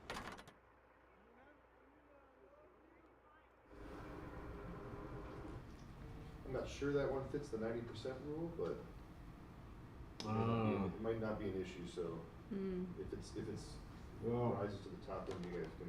Personally, I think that was my favorite story of all of these. Oh, But if really? it does, to me, at least it was, because you had emotion in there, and Yeah. I like the editing style and the pacing. I'm torn about whether I like the split screen or not. thought it was creative, but a little distracting. I think for me, like the shooting on the cell phone and placing in grass, and the monitor in the middle of this old ass monitor in the middle of the street is cliche. Yeah, I think that's. You know, I agree with this that. was different. This was different. Yeah. And it was creative, and that's kind of, I don't know, that's kind of what we do. But I think out of all of these, I think personally, I think that was one of my favorites. That was my favorite. That would be my number one in this category personally. What did Sebastian shoot? Was it a recreation with the guy with the? I mean, most was TikTok. Oh. But you're right. I mean, and I would have to defer to you, Bob. Yeah, I mean, we have to look at. I guess we have to look at the amount of. Yeah, because you're right. What did he shoot? The interviews. Shot the interviews, and then the recreation. And there was a couple of shots of the truck, right? Right. So, Did he? You remember when they were driving at the beginning? Yeah. Was that play them that shooting real each quick? other, or he didn't shoot that? Right. He wasn't in the truck with them for that, right? No, that was him shooting it. That was maybe him without TikTok sound, just video. roll without sound. At the very beginning, so I think, Yeah, go ahead and play this out. So this is probably stuff That's he shot, him. right? That's him. Was that a flash frame? Okay. So he shot that, right? This. TikTok video. Is this It's isn't probably- TikTok, is it? That's not him, because look. I think the passenger shot that. Yeah, the Right. passenger Yeah. shot that. So then I would argue if that's TikTok. It's Yeah, a no. graphic, It's a- which doesn't really count. Right. I mean, that's. But it's not him. It's not He didn't him, do it. So right, so that counts against his 90%. That's what I mean. But the image together is his. Right. I mean, And is the way that he splitting wrote it was hairs? his. And maybe that's how he was able to split the hairs with this. Is he Mhm. put everything in a box and that's his? Boy, this is one I gotta think about because Especially if we're dealing with a potential winner here. if when you say 90% of the video, well, yeah, I mean he didn't cover up the B-roll. But technically, the Right. right So- side is his. So he's doing the recreation of how they did the. Yeah. Yeah. Okay. And that's That's not not his. his. But he But the created two that. together are his. But okay, so then you're looking at what is the? Then you're judging the photojournalism here, right? So The editing part of it. Mm-hmm. It would be the editing. This is more of smart editing. Yes. yeah, that would be good for next door for Right. the editing guys. You know what I'm Photography. saying? Like I just want to throw it out there because But the content itself was really good, and it was presented in a nice way. I mean, agree even with that. But did the photojournalists do much to add value to that? Well, it's the I- same It's in this this case is solo. The same It's the same person. yeah, the writer and the photographer editor are the same. So, but that's really tricky. I think that would be your call than it would be ours. Yeah. Because if we're gonna kick this out, then we don't need to have a conversation about it. Okay, why don't you guys? Can you guys discuss the other ones you like Yeah. there, and I'll So see what I can. my favorite is Jewish in Wyoming. I like that one a Yeah. lot too. No, I agree. That was really nice. Yeah, really great sound, Great writing, good shooting, great shooting, funny characters. great characters. Oh, and the editing and the pacing was so good. Yeah. I thought the Ukrainian at the computer. I mean, this is a very simple story, but it's just And it's you good got emotion. good, powerful emotion. I agree. Yeah. For somebody just sitting in their kitchen, I thought it was great. And And I it's thought it was- really indicative, I think, of what a lot of Ukrainians Yeah. have gone through, just like sitting there I thought it was staring at screens. very bold and brave to shoot against a window like that. Yeah. This is And the it last worked. story you're talking It about? worked. Yeah. Yeah, Because I'm it was curious what consistent would've through the looked like whole the other way, piece, but- and he got a lot of great angles on her, and a lot of great moments. But the emotion to me was there. Let's see, any others? And remember too, this is a solo video category. Right. Just all Yeah. everything together. So yeah, it's kind of like I think you need to. What about book ban? I felt like it Moth, was setting mouse? itself up to be about something else. Like, Right, Like, yeah. why are we learning so much about what these people do for a living? Yeah, Not that was really. too much setup. Yeah. Public access with the plastic trees. That didn't work for me. Right. Yeah. Okay. Cool. What about Chloe and Gage? I heard I love your comment by the way. Oh. What about the street medicine team? The what? The very first one we watched with the decent. The ambulance, and they're going out to the Kind of homeless created folks. like a journey. They had Yeah. two nice characters. You know, you start with going there, Yeah. see the treatment, and then you see them walking away at the end. Yeah, I mean, there's a beginning, middle, and end. Yeah. And there's good emotion in it too. Yeah. liked There's it. a solid story. I'd see that as like a third or an honorable mention. Okay. I'm gonna go talk to Sean about this other thing while you guys do Okay. it. Okay. What stood out for you? I had the emotion, the Ukraine Okay. and the Jewish, Okay. Jewish and then Ukraine, Mike? and then whatever happens with this other story. Yeah, I mean, total thing? Well, I mean, are any of the stories that we're not talking about that we should be Did talking you like about? the wildfire? It just didn't have as much emotion that I would have liked to. The guy lost everything, and he's just like, "Oh, this is my I fridge," was thinking the you same know? thing. There was no It's just- emotion for I something didn't- that should be. I didn't take away much from it, but yeah.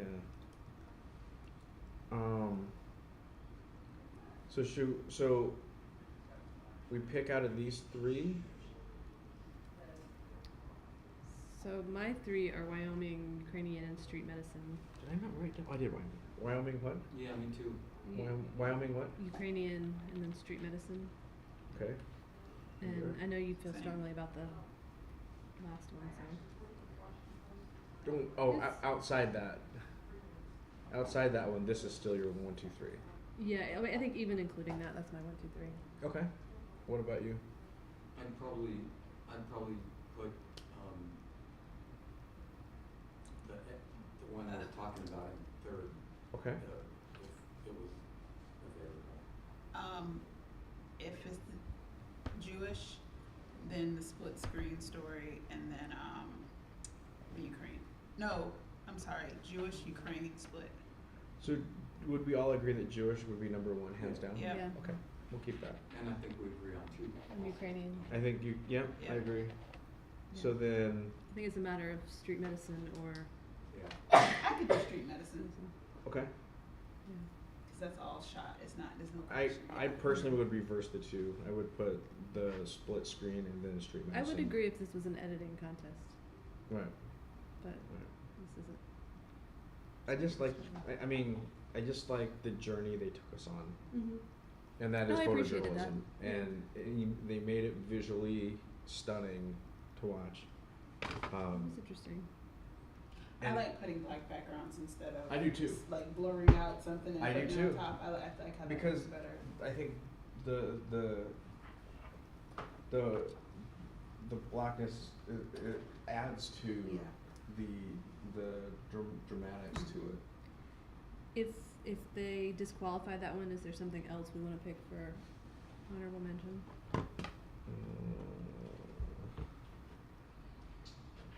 So the guidance is, and I have to agree on this, is that, all these other stories that are well shot, there's a lot of shots to it, would probably take precedence over something with only a So couple we of don't have it shots. in the top 3 or top 2. Oh, okay, I mean, at this point, It's the third one. It's kind of- either It's third either third or or honorable mention. Yeah, Okay. and honestly, again, there's very little that they shot Right. in this story.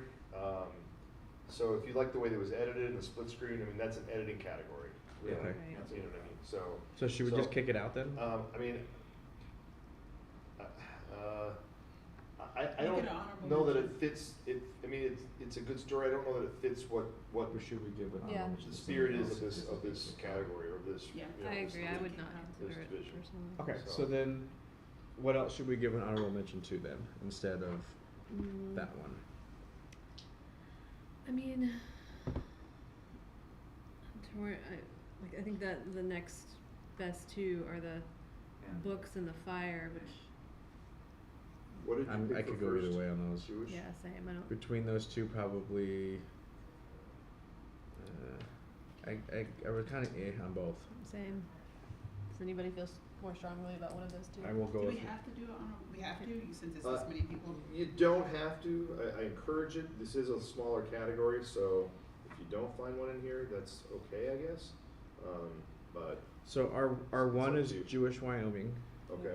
I will give you the name of that one as soon as I. Oh yeah, Jewish in Wyoming. So that's, and our number 2 is the Ukraine. I really want to be there. I really want to be there with my family. That's number 2.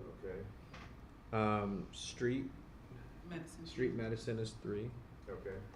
And now we're trying to find an honorable mention for you. Okay.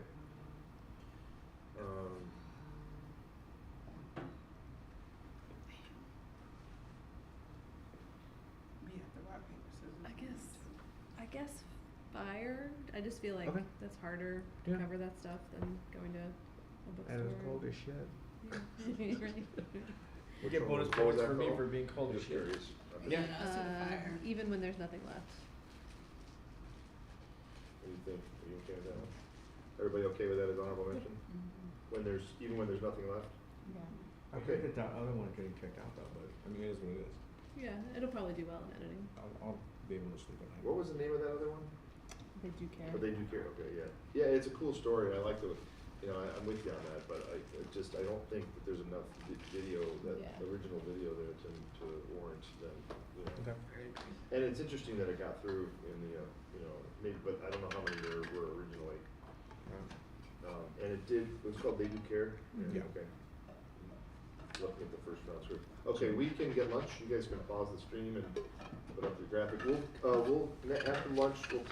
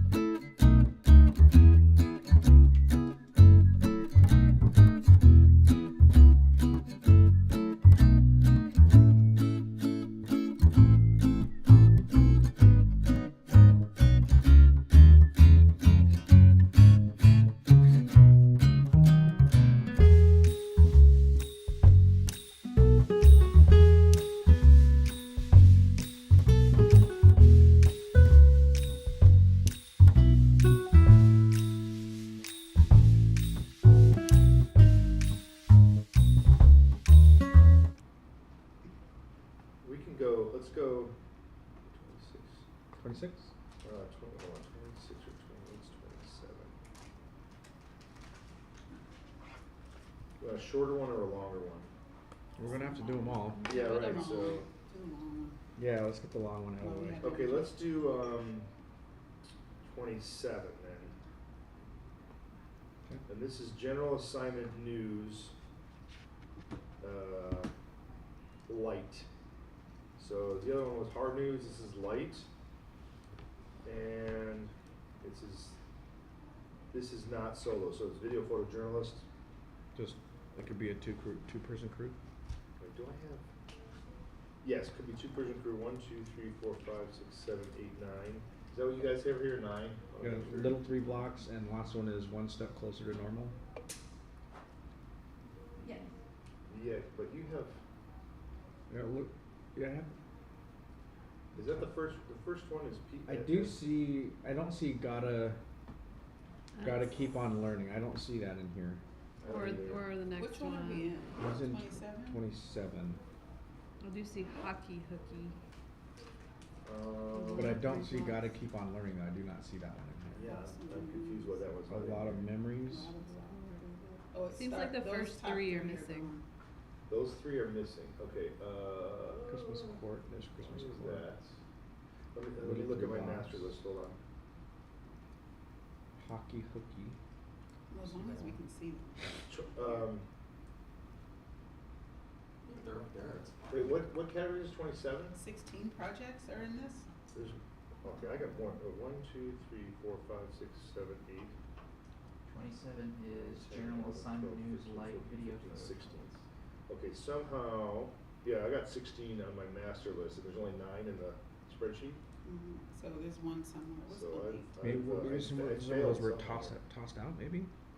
No. Or didn't make the cut? No, I just may have copied it wrong. So here's what I'm gonna do. Just give me a second. I'm gonna recopy these.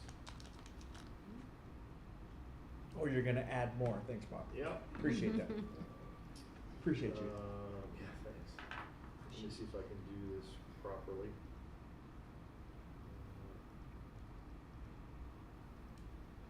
Let's see.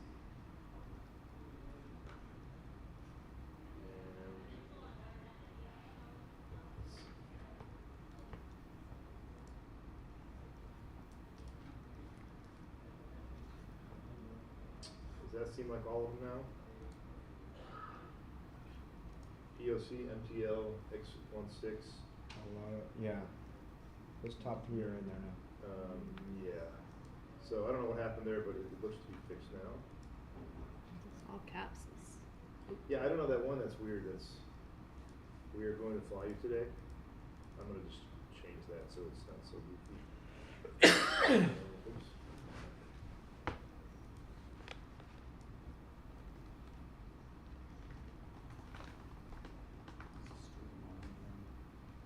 We're about to put it on.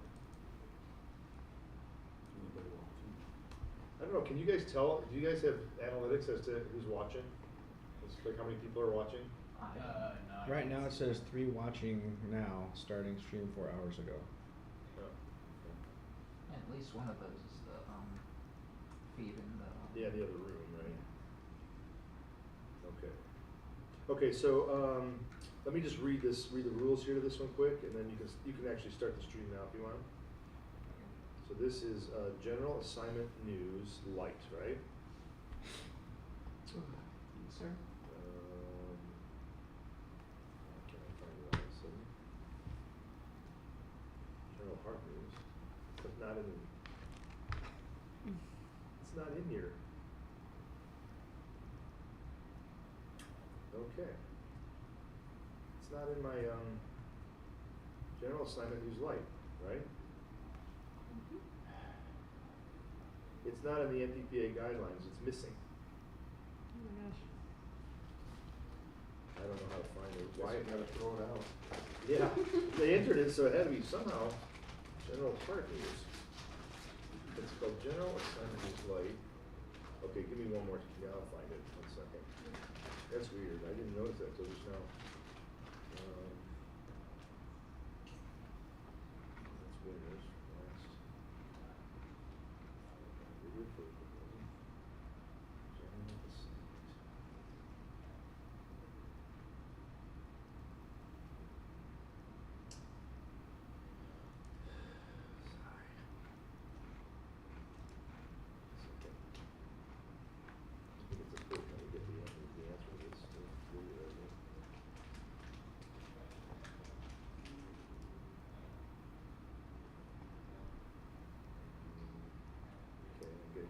another part of the site here, so it should be a little general soft. No, that's. Well, do you want us to go to a different category while you sort that out? Yeah. Why don't we just do that? Sorry. No, that's all good. But you're right. We shouldn't waste time on that. Let's do.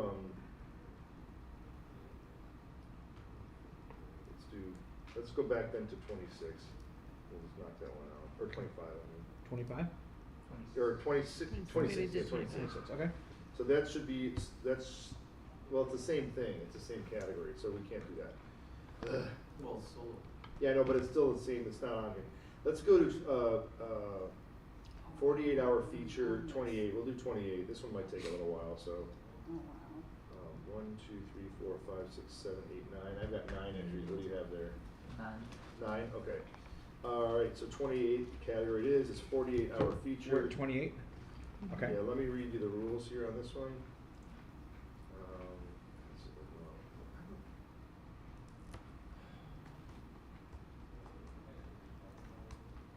Oh, there's a good delay. What was it? Yeah, it's about 15 seconds. Yeah, it's about, it's, yeah. Yeah. Well, it's in here. You're right. Oh my gosh. 1 second here. 5, 6, 7, 8, 9. I might have been in the wrong.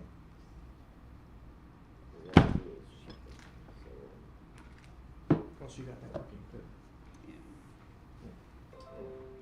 Yeah, guess what? I was reading it wrong. Okay. I don't think we changed these. Okay, so general assignment news light. A general assignment light. I found it now. So can we go back to it, or are we good? Whatever you want. Let's go back to it. Sorry. 20. What did I say? Was originally one was 27. 27, I think. All right. Rookie mistake.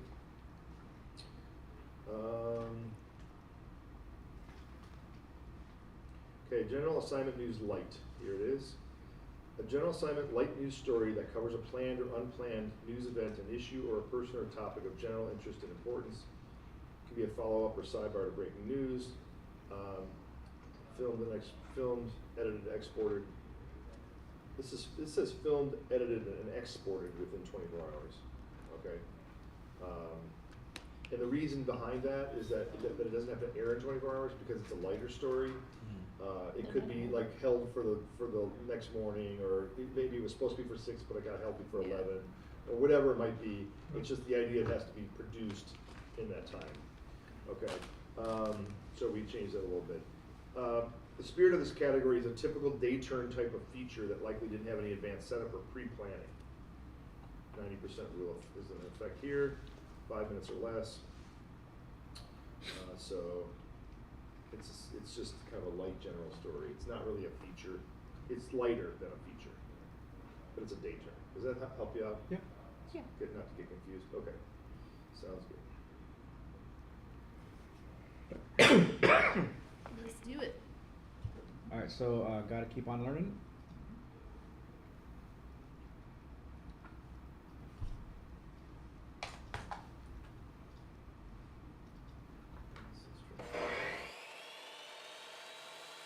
I'm always looking for something new to learn. My father always told me, the day you stop learning is the day you die. So I got to keep on learning. Hi, I'm Greg Levy. I'm with NOLA Pens. The pens I make are from an Audubon Park oak tree. It fell about 7 years ago from termite damage. I called the park and asked them if I could have the tree. They said, take the tree. We didn't know what to make with this tree, but we wanted to do something. The wood is so heavy, I needed something that could be easily made and at the same time not too heavy to carry, and a pen came up. What interested me about the tree so much was it was something that was part of the city. I've been here all my life. I lived uptown at the time of Katrina, and I saw so many trees that were knocked down from the hurricane, and the trees were then just turned into sawdust. And I felt that wasn't a real good thing to do at the time. The reason I do this is to bring something from New Orleans to everyone that they can take home with them. It gives me satisfaction to know that I was able to accomplish this. I was able to fix that problem. It's just something self-fulfilling, yes. I like that. I had no idea what he's talking about. That's cool.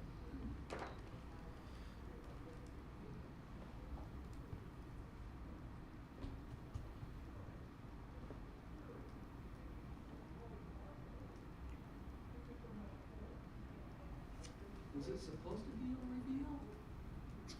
Yeah, I think that was. Was that planned? That was the idea. But it ended really abruptly. Yes. Over. Yeah, I was like, oh, that's it. That's it. Yeah. Just making sure. Okay. Brain's already tired. Oh, Mike, we're down. How you feeling over there, Mike? Dang.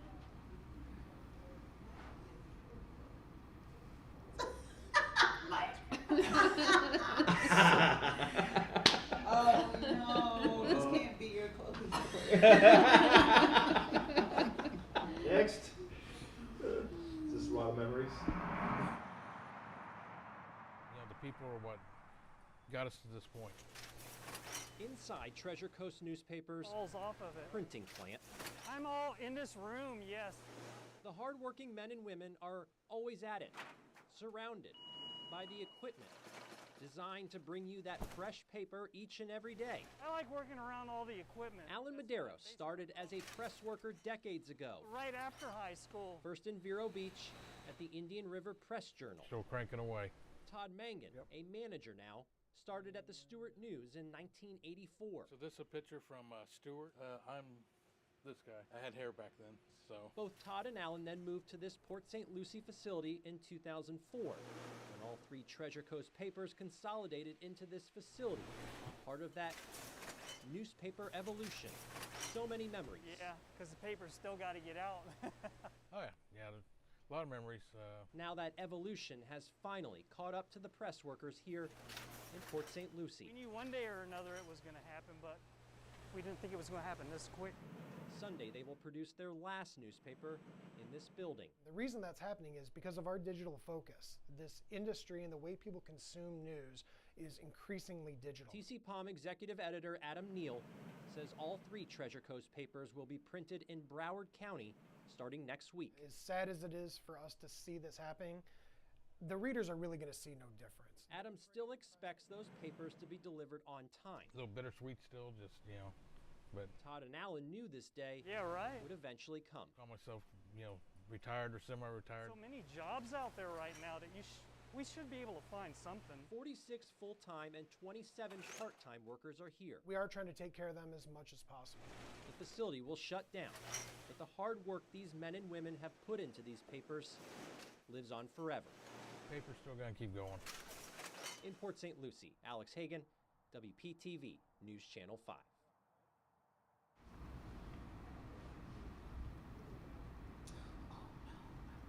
Is that you? Yeah, I'm sorry. I'm kind of hold up. Get out of my squares. I am. You stop it.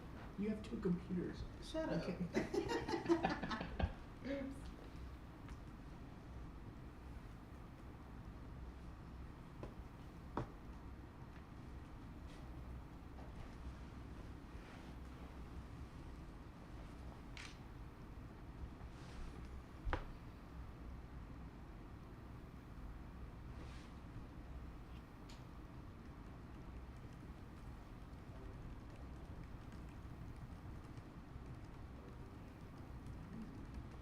Okay.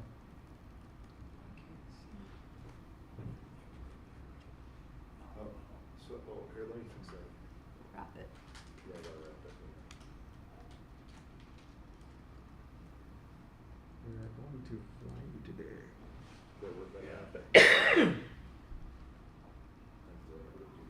We good? Mike? You good? Okay. Okay.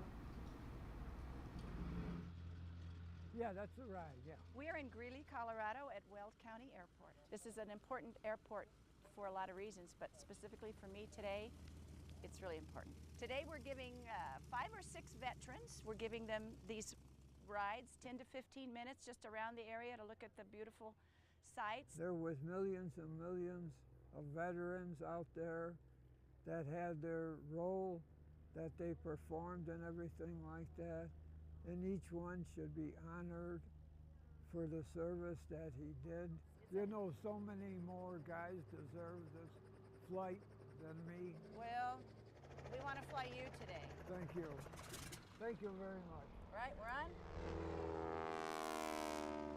This is probably the most rewarding flying because we're doing it for the veteran. This is absolutely phenomenal. And I see them smiling in their rearview mirror.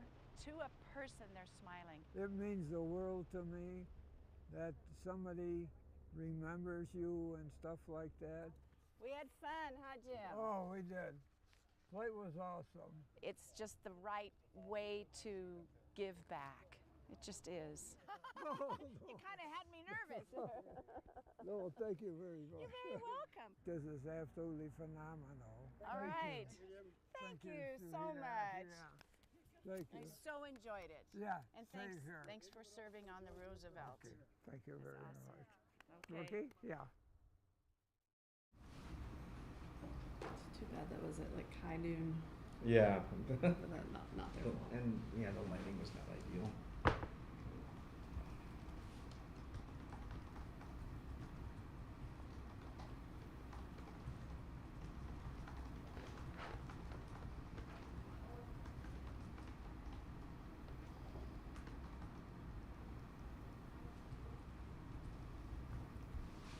We're good.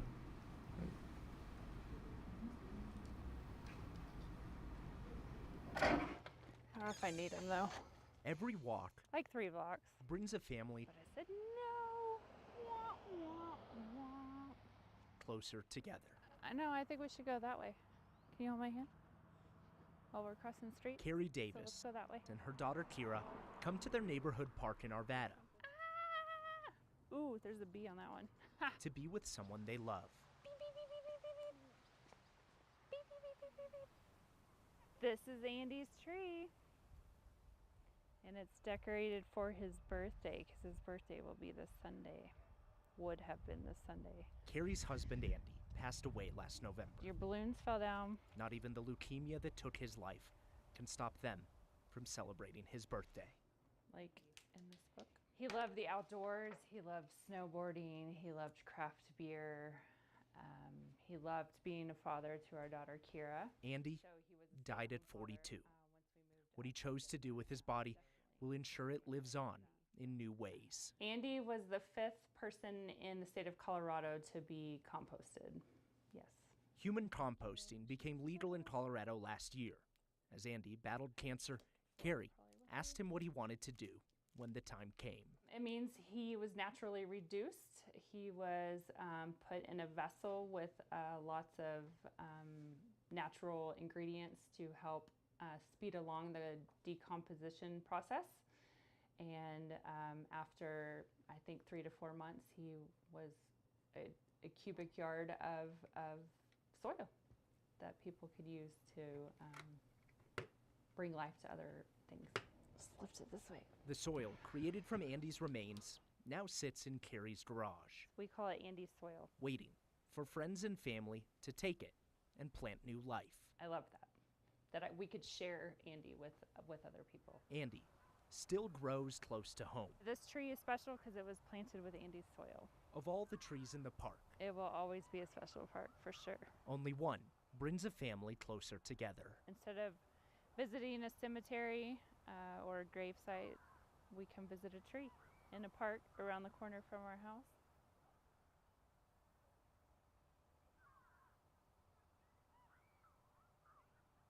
I did too. It was bananas, but I loved it. Yeah. Like, Agreed. I never would have thought like they were gonna have them in a bucket in the like. No. There are a lot of good surprises in here, Yeah. for sure.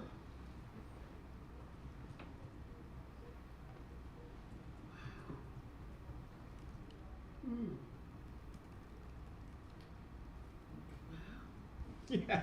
Wow. Okay. That was, which, is that like 3 blocks, is that what that was called? Yeah.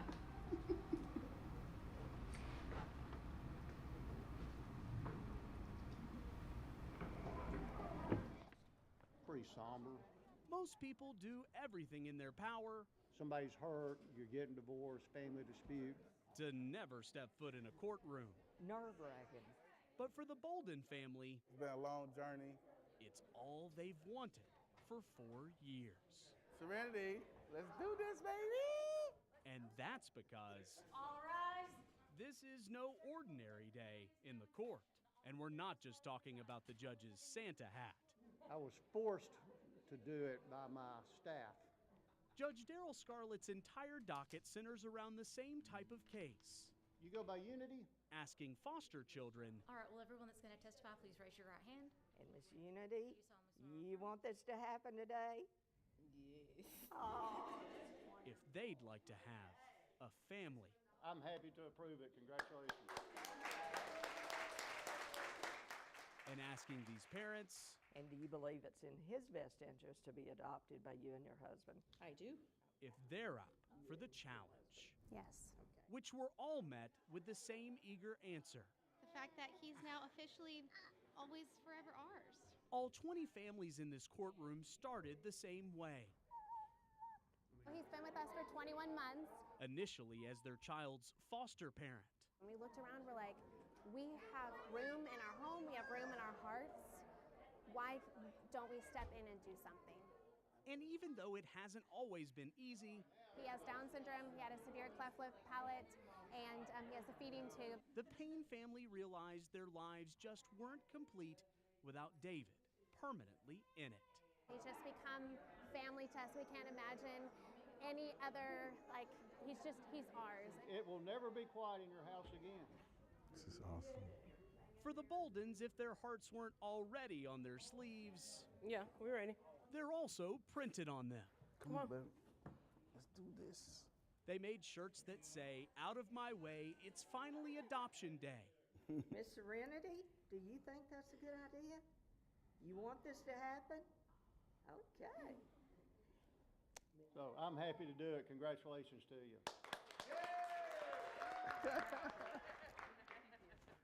We did it, baby. Between the balloons, cookies, and especially the infectious smiles. You gotta give me your good smile, Randy. Say cheese, autumn tea. There you go. There you go. Randy. Good job, baby. They all serve as beautiful reminders. I just want to bust out crying. You know, I'm just so happy. It was an extraordinary day in court. Oh, it's a Christmas miracle. It is.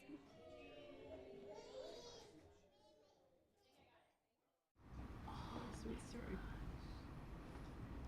Mm-hmm.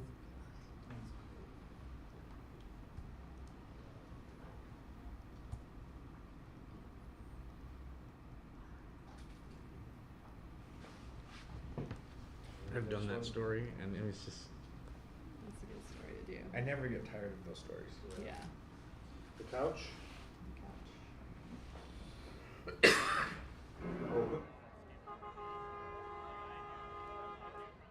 The crowd's electric. Everybody's just excited.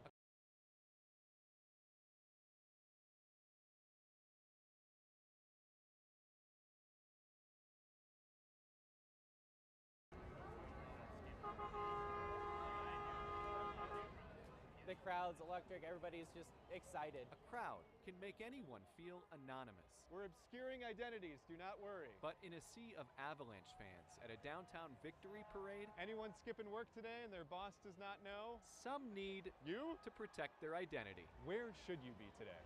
I should be at work. I should probably be at work. I was supposed to be at work. I had a meeting, a really important meeting. Well, right here I got myself a nice little high noon watermelon. It's really cooling me down, keeping me cool out here. Sweating, so I'm working pretty hard. Playing hooky to celebrate hockey? Do you feel guilty? Absolutely not. Not every boss will like the sound of that. I should be at work, technically. I just told him I wasn't going to be in the office today. I'm going to work from home. Yeah. So I just said it was my mental health day, that I needed to take some time for myself. I'm sorry for the early morning email. It's like our daughter's daycare had an outbreak of hand, foot, and mouth, and we didn't dodge it. Seems like the whole city took a sick day. We are celebrating the Stanley Cup! Other fans don't care if everyone knows where they're supposed to be. Work. So long as they get to see the cup that brings people together. croissant and I hugged it, and it's actually how I met my husband. That was my that was my profile pic, and he was like, "Oh yeah, I gotta swipe right on that. She's got a picture with the cup." This was my husband, Adam. Some may not want to be seen, Oh, good 100,000 easily. but Avs fans can't hide how they feel. It's gonna be one big smile, full of seltzer. A smile from ear to ear. That was such a creative way to cover that. It really was.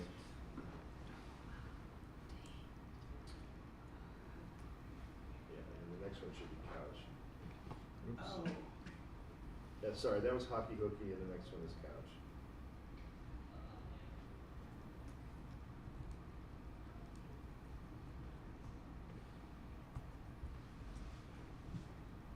So this one is the couch, right?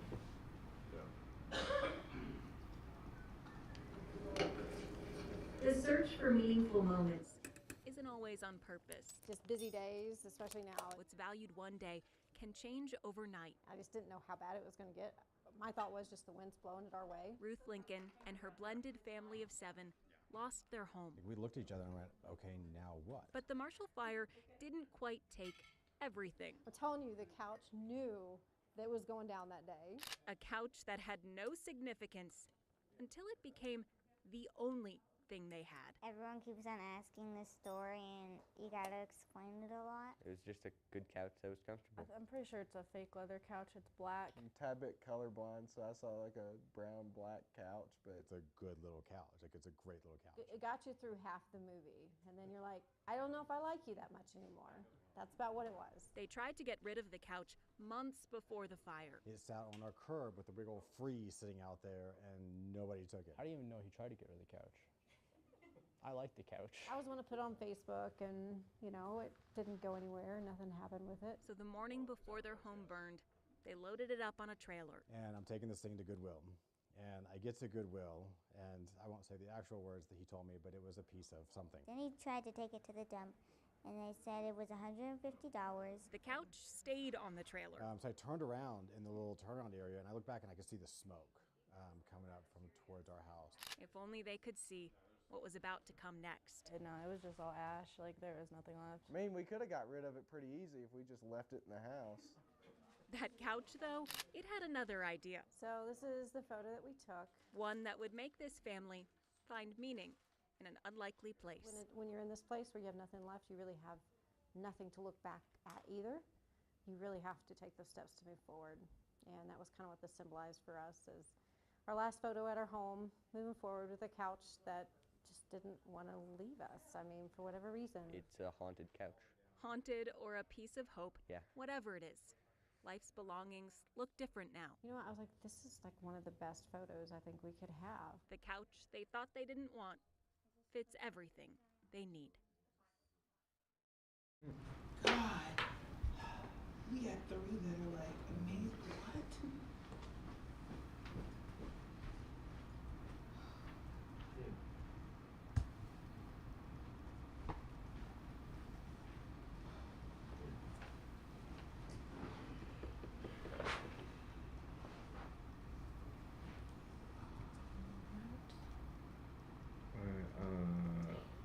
Jig. Is that next? Light jig. Light jig? No, light is the category, so it's just, I think it's just called jig. Jeff and Gretchen Klein were still honeymooners when the world fell to pieces. Oh, these are big, but I hope it fits our regulation table. The pandemic caused this structural engineer We like to pull the edges over first. Oh, it's this corner. and middle school math teacher It's really hard to talk and puzzle at the same time. to work from home. We're a good team. We're a good team. Okay. Instead of baking or binge watching TV, they passed the time with puzzles. Exactly. We like puzzles. And when they finished one, There you go. Just started buying puzzles. they bought another We've racked up quite a few in the last year. and another. These are all of them. I'd say 120. Kind of nerdy, and, and it's a little embarrassing, yeah. So it was kind of an affirmation that we were on the right path with our training. So that felt good. Cannot believe we're talking about this. I know. So when travel restrictions lifted, they thought about taking their talents on the road. And we were like, oh my gosh, we're pretty good at this. And so then we decided to see if there were any competitions. And it just so happened it was in Spain. And when I said, do you want to go to Spain? Yeah, I want to go to Spain. Then I'm like, okay, now this is getting real. Gretchen Klein de Washington vienen desde Olympia. They entered the World Jigsaw Puzzle Championship. This was something that we got to do and didn't even think about stuff. And placed 90th in all of the world and 8th in the U.S. I think it's pretty cool, honestly. And they're not finished. They're now training for nationals in October. As a math person, I even have it down to pieces per minute. She's a nerd. At a time when so many felt alone, this is definitely something that brought us together. Face to face, the Kleins solved the pandemic puzzle. I highly encourage just, take your mind off of stuff and just do something you enjoy, and it just so happens for us it's puzzles. We've got a missing piece. Oh, it's right here. Drew Mickelson, King 5 News. There we go.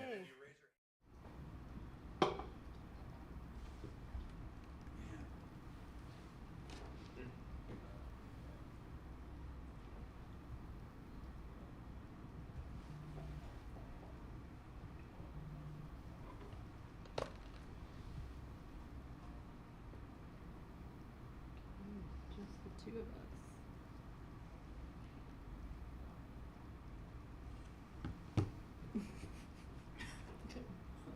I feel that way.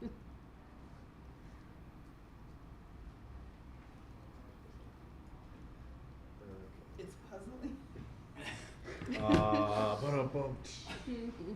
feel that way though.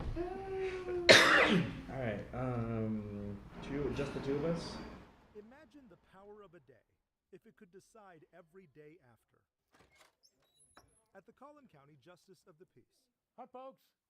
I'm Judge Raleigh. Welcome to the courtroom. What happens here We have 49 today. amounts to something. Yes. A good marriage has to be created. Flower girl. We call her the flower girl. Here, Jeff and Kelly, how are you? weddings are done at a speed that could rival Vegas. 8:45, 9 o'clock, 9:15, 9:30, 9:45, 10 o'clock, 10:15. A day so busy. What? Already? They had to close their normal court docket. Next. Non-stop. Come in, come in. From 8:45 in the morning. The last one is at 6 o'clock. And I don't know why Tuesday. Why Tuesday? Because this Tuesday won't happen again in our lifetime. 2022. Just the two of us. That was his crazy idea. February 22nd, 2022. I guess because more twos? I don't know. Anniversaries will be a breeze for me. But before any of them were believers in numerology, Till death do us part. Till death do us part. they were believers in each other. It's not about marrying the right person. It's about being the right partner. And for all the speed of today, So get out of here. There's a bunch of weddings behind you. there was a whole lot of sap. Love is in the air.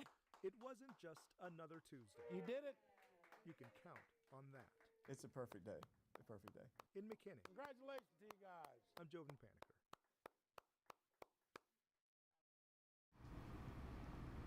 That's my birthday, by the way. Is it? Oh, that's right. It just happened. Yeah. Happy belated birthday. It was kind of a crazy year last year, 2/23/22, on a Tuesday.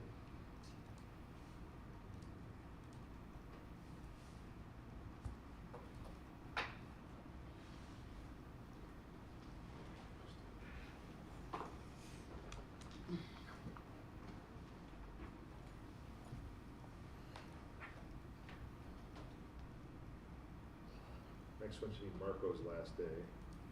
Everybody good? Frequent flyers may recognize him. Good boy. His focused gaze, his sharp senses on duty Hey, buddy. at Love Field Airport.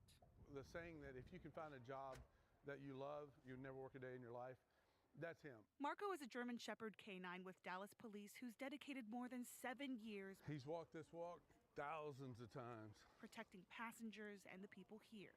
He's an explosive detection canine here at Love Field Airport. Wednesday See, marked his last shift with his handler. Marco's retiring. Senior Corporal Carol Clore has a hard time getting the words out.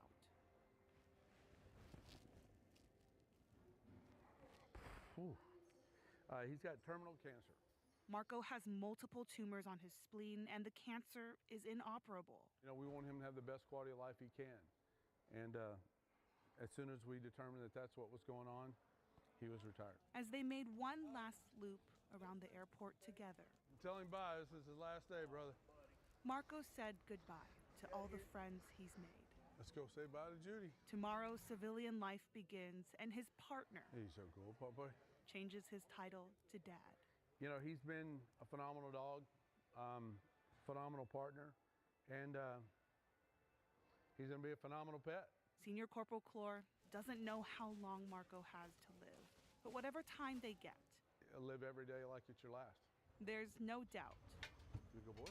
his paws treading lightly yet confidently through the airport will be missed. There comes a time for every officer to retire. Today was Marco's time. And that's it, Marco. Your last day. In Dallas, I'm Tiffany Liu. Oh, the dog stories get me.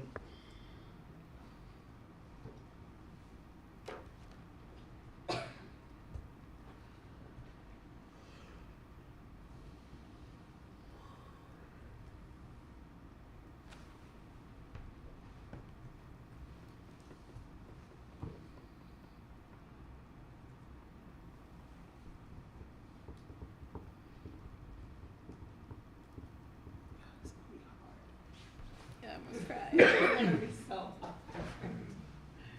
Yeah, lots of good stuff on this one. Mike gonna be cashing in his favors on this one. The guy who has like 3 dogs at home now. Yeah, that's tough. Dogs. Yeah, just judge the animal video contest. Yeah, that's what we're gonna have to do category. Best animals. Alright, here lies to... The way we keep our yards can say a lot. We want it to be inviting, right? And open, for sure. But for Philip and Shannon Durst, theirs says so much more. Which is really ironic that I actually have all those fake flowers in my yard. Yeah, that would be an oxymoron. Because how their yard measures up I think there's 29. really starts with how it measures the year. A very short-term history lesson, yeah. This is how the Dursts do Halloween. More crosses we have means more work for Phil. His cross to bear every October. Is this all right, Shannon? Yep.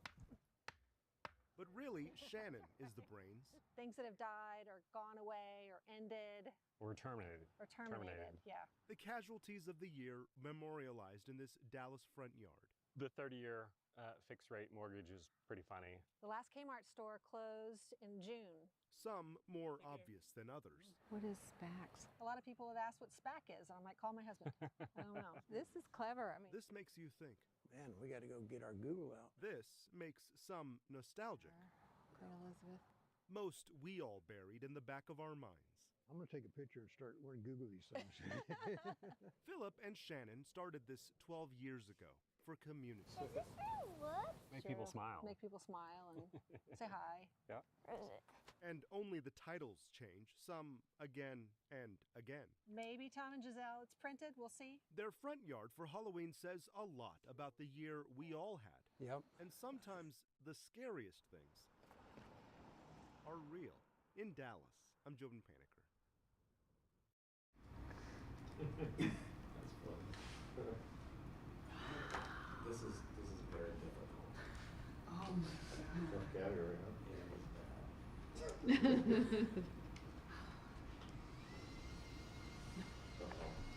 Hey, yeah.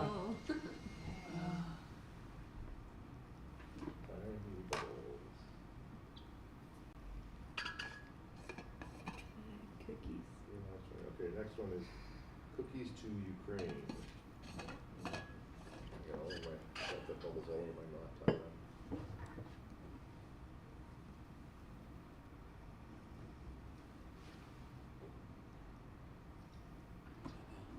sense. This is Mr. Tuck here. Glad to meet you. Man of the hour. You could say James Tuck feels most comfortable when he's off the ground. I guess I'd been there a year, and they sent me to rappelmaster school. His Army career took him to Fort Knox, Fort Benning, and even Berlin. He was airborne qualified in the Army, which meant he jumped out of airplanes, for a different type of purpose. Now Tuck is skydiving for the 115th time. I'm under hospice care. I got lung cancer and colon cancer. And it'll be his final time. So this was one of my last wishes. Surrounded by loved ones, he remains calm. He goes big. When he wants something, he goes big. As he prepares to jump from 11,000 feet in the air. Ready to get harnessed up? I'm ready. It's a process he's done many times before. All right, brother, next time I see you, we'll be flying. I'm ready, let's go. But this time will be different. What other weekend could be more fitting for a jump for a veteran than Memorial Day weekend? With that, he takes off in the company of fellow veterans. Mr. Tuck, serving during in the 80s, the Cold War was underway. He literally stood on a wall between tyranny and freedom. And it means a lot that we could have another soldier that fights today's fight jumping with him. After 20 long minutes. Oh, I see it. I don't see it. Right here. Look straight up. Look straight up. There they are. A triumphant return to Earth. Yeah! Mission, last jump, 115 complete? Yes, sir. How we feeling? I'm feeling great. It was awesome to know that that's what he wanted to do and he got to do it. You want to jump then? I'm proud of him. Those who know him say, despite the short time James Tuck has left, he always lived life to the fullest. Awesome jump. That was awesome, man. Thank y'all. And his final days are no exception. Still the same rush it was 40 years ago. Olivia Michael, News Channel 5.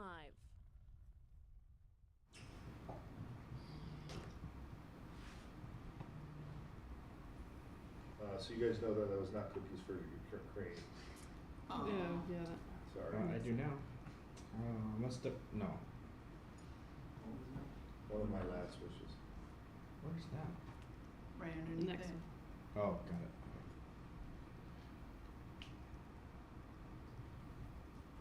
I'm judging intense at a point now. 3.89, 5, 6, 7. When we get to the thousands of a point, Okay, so cookies is next? Is that? This should be. Oh wait, yeah, is cookies the next one? We'll see. Cookies.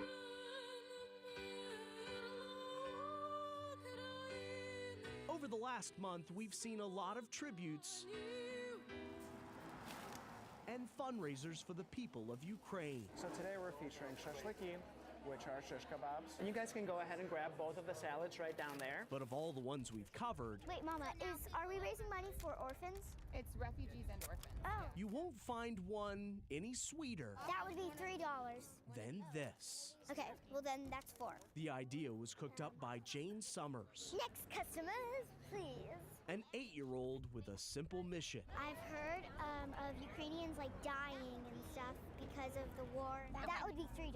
Okay. To get people to care. The whole world has problems that need to be solved, and some people don't really even care about them. So I decided to start doing this to help my community and my global community. All of the money will go to Romania Reborn that will provide support to refugees surging across the border.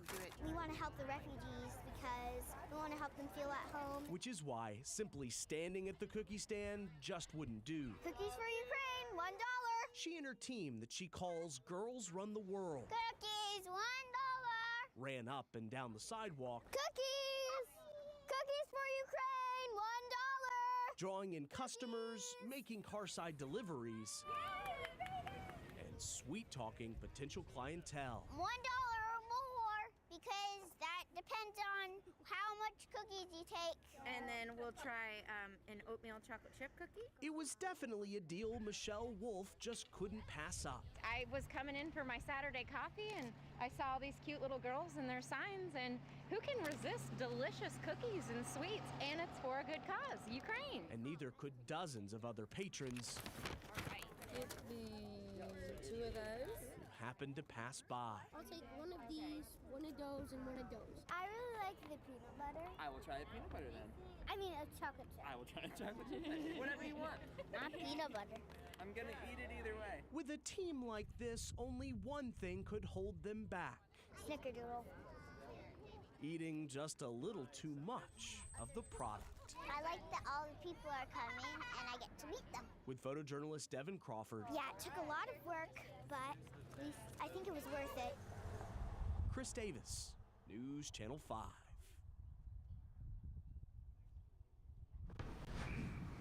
Why did the story start in an arena? Yeah, It did? Yeah, the first shot was like somebody There's a lot singing. of, yeah, in the hockey arena. Yeah. The National Predators. Just play the beginning. It wasn't about anything to do with So it. because they were talking about how Different many tributes. different, different like fundraisers are out there. Yeah. Over the last month, we've seen a lot of tributes Oh. and fundraisers for the people of Ukraine. Yeah, so You guys can go ahead and grab right, all. you guys got it. Yeah. Yeah. So you know how this was assigned. There's a little girl. No, it was like, hey, it was probably like, there are these things going on. Maybe they probably started off as like VOSOT, like we go get a VO of this, and then they came back and was like, hey, there's this other story of like these little girls selling the cookies, and then they were like, okay, put that together, but then add in everything else you shot to Producer the vision. beginning. Yeah, Yeah. I don't know. Could be. Well, all right, we have 3 more left, it looks like. Okay. Which is good. Snow day next. Snow day next. Yes, it is. You ready? Okay, go. We get snow like this maybe once every 5 years. It doesn't happen often. Oh God, oh God. Come on. But when Clarksville's Emerald Hill turns into a sheet of white, out come the screams and squeals. And families from all over We from Louisiana. find themselves scrambling up this hill. Yes, that is the hard part. It's slippery. But unless you already owned one, I went to Kentucky, around Kentucky, Oak Grove, and everything. sleds were hard to come by. Oh no, I couldn't ride that thing. So like any good grandfather, Jimmy had to improvise. This morning we found those at Rural King. I said they'll work. So what specifically are they?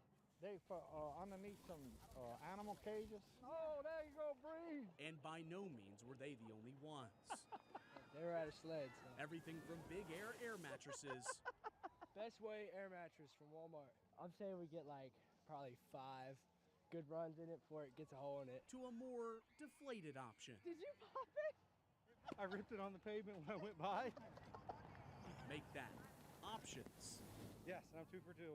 Two rafts. But equipment malfunctions, wipeouts, See, it fell off at like the middle. and obstacles Avoid trees.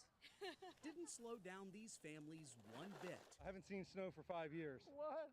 Especially when they get on that ice, they move, man. Because sledding as good as this doesn't happen often. Your hands are cold? Damn, bro. But when it does, you can make a lifetime of memories. Oh, it makes my heart happy. With photojournalist Chris Davis, News Channel 5. Bye.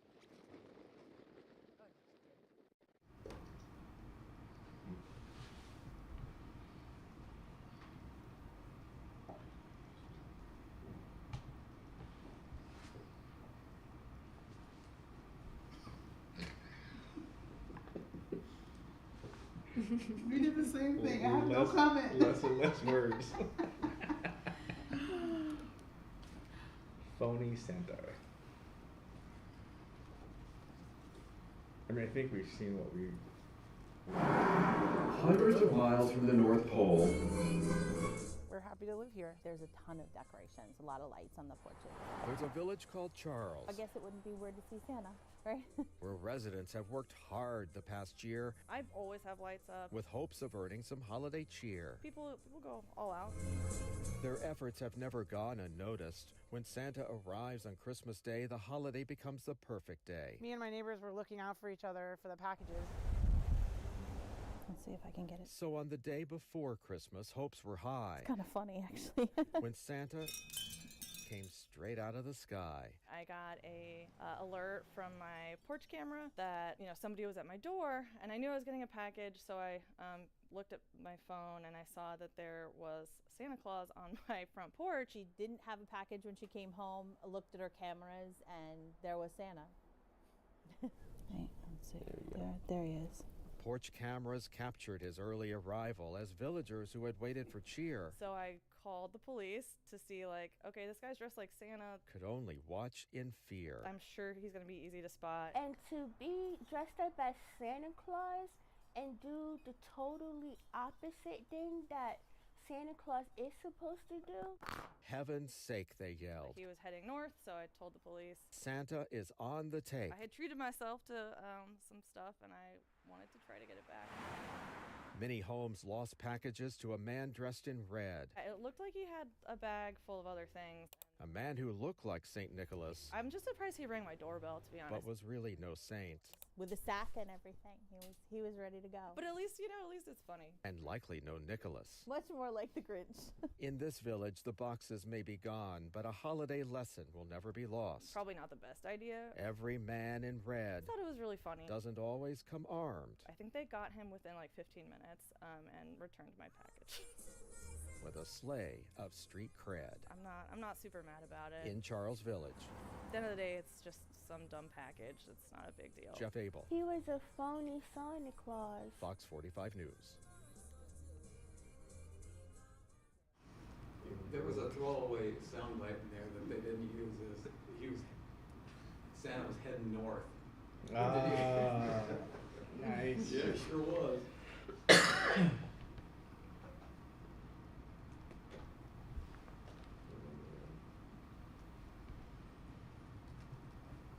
These aren't day turns or anything.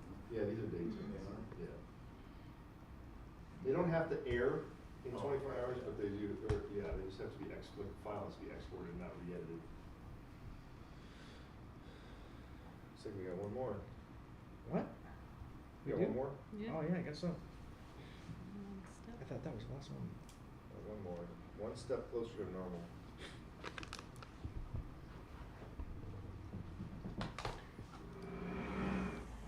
On their own, pieces of a day seem ordinary. A trip to Target, not something that stands out. To me, going to Target is normal. But this trip, This is our Target, so we're excited. on this day, Yeah, so it's been 9 months. it comes with unexpected emotion.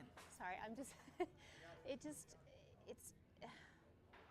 was an amazing experience walking in and seeing those pictures. This is what happened when they had that fire. Do you remember that fire? That fire, the Marshall Fire, that killed 2 people and destroyed nearly 1,000 homes. And look at that, look at all the aisles. It turned this Target in Superior into a total loss. You know what? I bet people were shopping and then they had to run away and leave their carts. 8 months later, in the neighborhoods around the Target, the burned debris has been replaced with construction vehicles. So we didn't lose our home, but the one next door to us burned down, the one behind us burned down. Each day, there's a new piece of recovery. See that construction truck up there? Oh. The Target reopening is one of those pieces. But I like the changes a lot. This trip brings joy. Her excitement when we were walking up was almost at the Disneyland level. Almost there. This day brings grief. And I've seen so many other people crying, and I think the same thing. It hits you when you walk in. It just hits you, what our community's been through. All of the pieces bring Superior and Louisville closer to an ordinary day. To me, it represents closure, healing, and normalcy.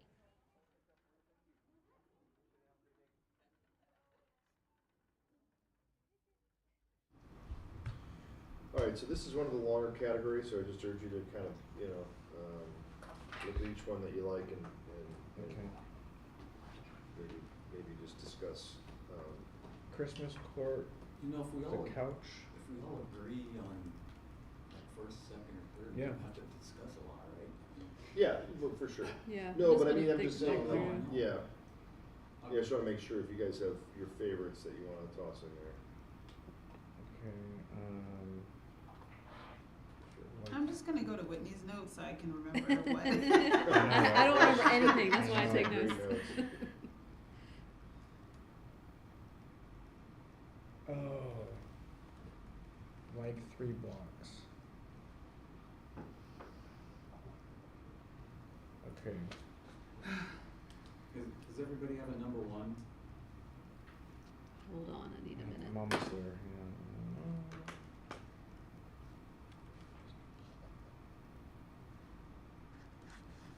Okay.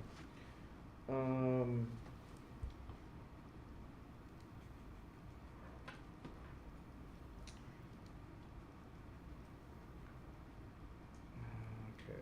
So Christmas court, the couch seems to be pretty high on everybody's list except Whitney. Yeah, I didn't love that story. Okay. You did not love it? Mm-mm. Really? I mean, I thought it was a sweet story, but I also kind of felt like they were making light of something really serious. It was their problem. I know, but they're all like joking about how it's so funny that we have this couch, and it's But like I mean, that was their like way people- of coping. I know, I get Yeah. it, But it was a nice story. okay. What about Christmas court? I love that. Hockey hooky. Hockey hooky, I love. I did like that.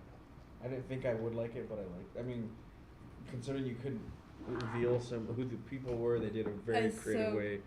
So creative. I mean, the whole point of the story was to not show their faces, Right. you know. So That one, the composting story. I thought was really nice. yeah, the like 3 blocks. That one was just so out there. It was good. It was just out there. The compost guy? Yes. Yeah. How about the cancer dog? It was good, but it wasn't one of my favorites. It was good. Yeah, it's a sweet story, but it wasn't shot especially Right. creatively. There's nice stuff in there, but I'd be willing to do like an honorable mention with that one. yeah, I agree. What about I mean, it made me almost cry. So. But Yeah. compost? Okay, so here's what we've got. Christmas court, the couch. What's Christmas court? Adoption. The adoption story. Yeah, that was my number one. That was really high on my list. That was the couch, the like 3 blocks, the compost story, hockey hooky, and here is 2022. I would have to. Here lies 2022. Here lies 2022. I like that one. The one with the crosses. Oh. that was cute, but I wanted to see more reaction Okay. from the neighbors. Okay. I feel like that was sort of Is missing. there another court story? There Yeah, was the the marriages. marriage. 2022. What was that one called? Just the it two was of called us. Just the two of us. Yeah. Oh, that was the wedding. was pretty But I mean, yeah, I don't. It had nice moments, but because we had that other core story, Yeah. it was far superior. Okay, so Superior court? right. So do we want to go with Y'all don't like the wood story? the what? The wood story. Wood? The That's pen. one of the first ones, Remember right? the pen? Oh. That one ended so It's abruptly. so abrupt at the end. It was Like, shot nicely. I'm gonna echo what Mike said in his Okay, I'll comments scratch here. it out. Scratch it out. Oh. It was shot really well. Yeah, it was shot very paced well. No, I don't get it. But I felt like it's like. Yeah. Okay. My top 3, I'm not sure about the order: Christmas court, hockey hooky, and like 3 blocks. And I would be comfortable with an honorable mention for the couch or the police dog. What was your third? The composting, like 3 blocks is what it's called. Christmas Court I liked a lot. I would have to put Hockey Hooky on the top of my list on this one. Top number Yeah, one? I think so. That's really good. That's just my own. I mean, that's my own personal opinion. It was so well done, I think. And it's something that we all have had to cover. It was almost like a concept piece. Yeah. Yeah. And we've all covered that kind of stuff. Yeah. And they kind of took a different route to it. I like the blurred face. And the how they changed the voice. The changing of the voice Yeah. is hilarious. You know, I mean, we all had similar reactions to that moment. Yeah. But I cried for the adoption one a little. I did too. That one was really good. Well, It was a I'm sweet biased story. because I am adopted. So, I mean, those ones always get me in the feels right there, you know. But, I mean, It was well done. my number one was probably the Hockey Hooky and then Christmas Court. But I can be flipped any way, you guys. Yeah, me too. I'm probably Adoption Court 1 and Hockey Hooky 2. Couch Okay. 3. Couch 3. What And about the compost honorable? story? Compost. Compost honorable? I would give it 3. I would put You would do- compost over couch if it's coming down to those two. Yeah. Yeah, okay. It's just It it's is- such Yep, a that's what I unique got. reveal, such a Yeah. What It is was- the story about? I mean, I think we all had this similar thing. We're like, holy crap. Yeah. So Is is this that, really is that happening? I mean, that's part of that. That's part of the, you want to invoke a Choosing- feeling or emotion. Right. And all of us felt the same thing in that moment. Yeah, I and it was think. shot well. And it was shot well, and we had that oh my god moment, you Yeah. know. I agree. I mean, No, that's I'm not totally one- up to, I'm open to. I mean, because my first thought with composting was, what in the... Exactly. Yeah. And But, so, but but that's it an was- emotion. Right. And Right? so is that, should that The be... surprise judged? is Yeah. Yeah. I They're think not giving so. it away right away. They No, keep you I- engaged I- until you We, get there. I thought But it was you going see down this this tree, one you're route. kind of like, why are they going to this tree, like in this Yeah, park? big You're like, look. Yeah. you know, and then it's like, Oh. yeah. Yeah. So I did- part of this judging is finding the story, right? I mean, because you got to see how the video is tying into what. I did think they were walking too long. Like in the beginning, I thought like that was like, okay, hurry up, get to the Yeah, park. yeah. But I mean, But there were nice little nap pops when Yeah. they were walking. Have you guys ever seen... No, we can't ask them. Okay. Yeah, you could ask. What'd you think of that composting? Did you ever see anything like that? I've never heard Nobody has. Right. And that's what makes it so Parts of unique. What's special about it? yeah, but they were throwing away the couch, and then the couch just reemerges. Like, I'm gonna be here, y'all ain't getting rid of me. Like, I don't know, it's just something about like. And then they were gonna charge him to throw the couch away, and then like if he And looks Colorado and he sees does his house that. on fire, You're like not entitled to the dump. You have to pay to throw stuff away. oh. It's absurd. Yeah. I hate it. I agree with you.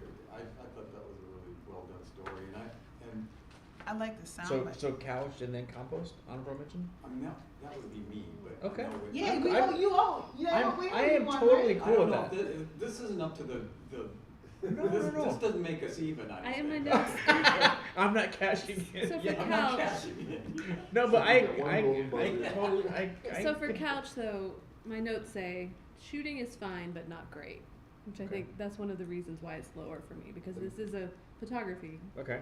If you guys are between two, you could always watch them again if you wanted to. I mean, that's an option. You don't have to, but I'm just saying you can watch them again. That's true. If it came down to just shooting, the So couch Hockey doesn't Hooky add is up one, to right? compost. Right. I agree with And that. Christmas quarters Yeah. too? Is that what we're saying? Huh?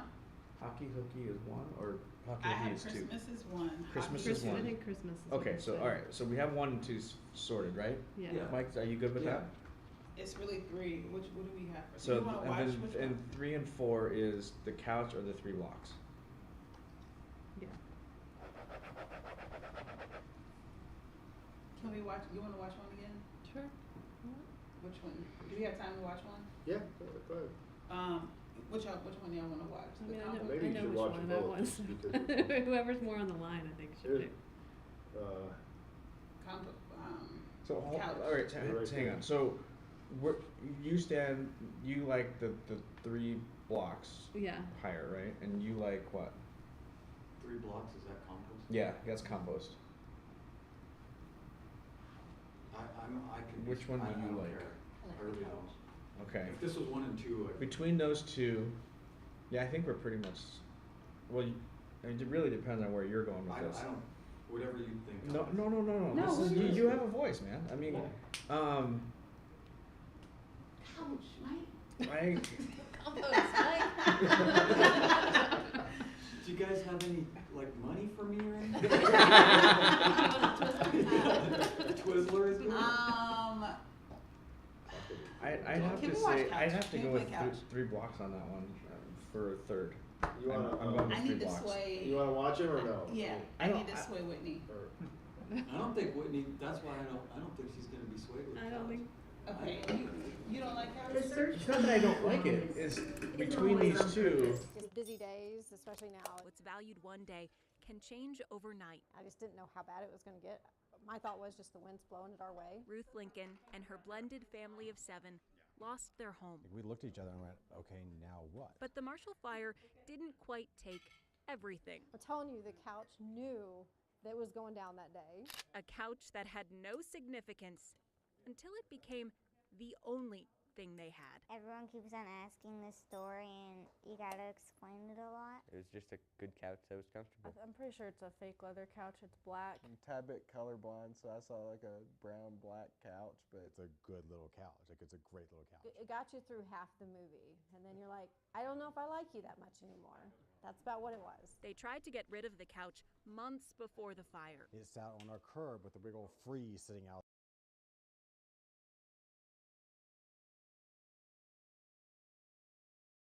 And a really great It's ending. a nice thing story. that they had left. I That know. was the only thing Yeah. of their past Yeah. life. Yeah. And they got to the more serious notes Yeah. later. Like And in the the- beginning, I was like, oh my god, we they're go totally back to making three, like. like Go three back to blocks. three blocks. Show, That show one, the yeah. other one, a minute or so of that one.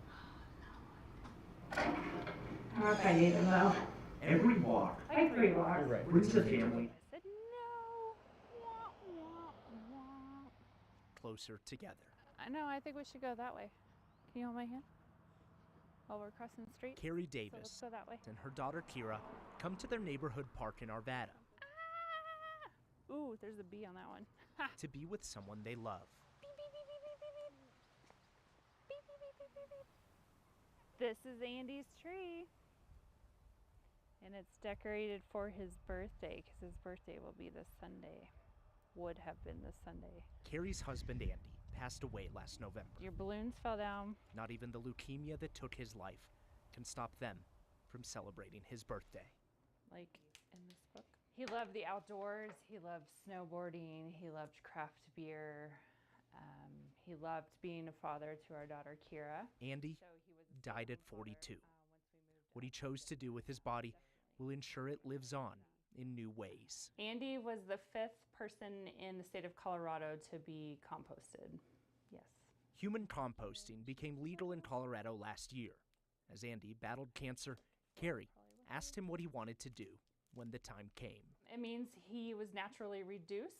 He was put in a vessel with lots of natural ingredients. All right. Y'all owe me. All Okay. right, What do you Mike, think what of it? time Do you is it? agree with Let's- that? I agree with 3. 1. So No, 3 and 2. couch is honorable mention. Yeah. Okay. Okay, 3 was 3 blocks? 3 was- Yes. Okay. And then honorable 4 mention was honorable mention was the couch. I feel like I want to talk to my street people Wish I and be could like, tell I you was stuff I rooting know for about the this. couch. Oh, you'll have to tell us later. when it's done. All right. What category next? What number? Okay, let's do, let's go to, 1 second here. That was 27, so let's go 4, 26.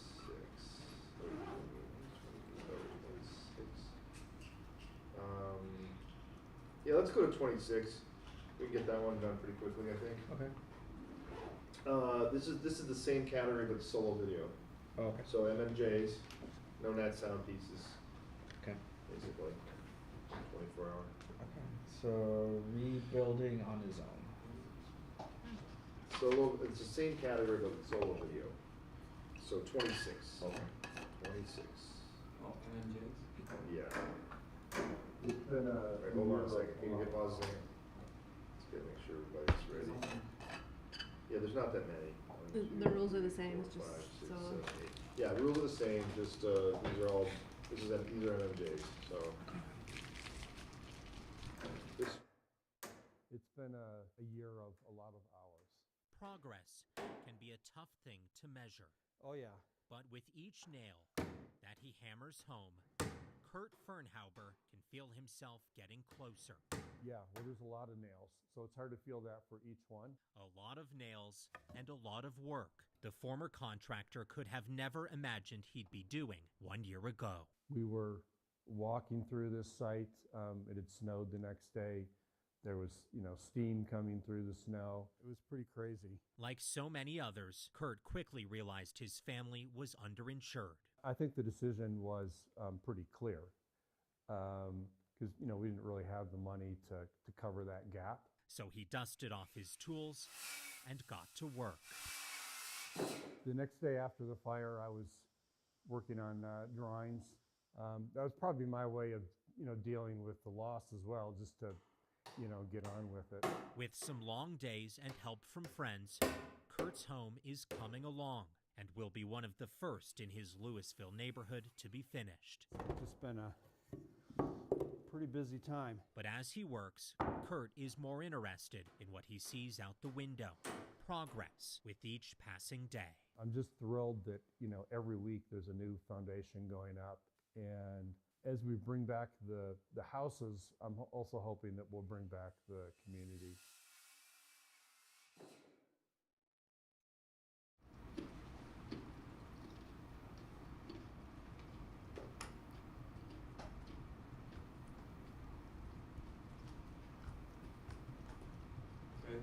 Okay.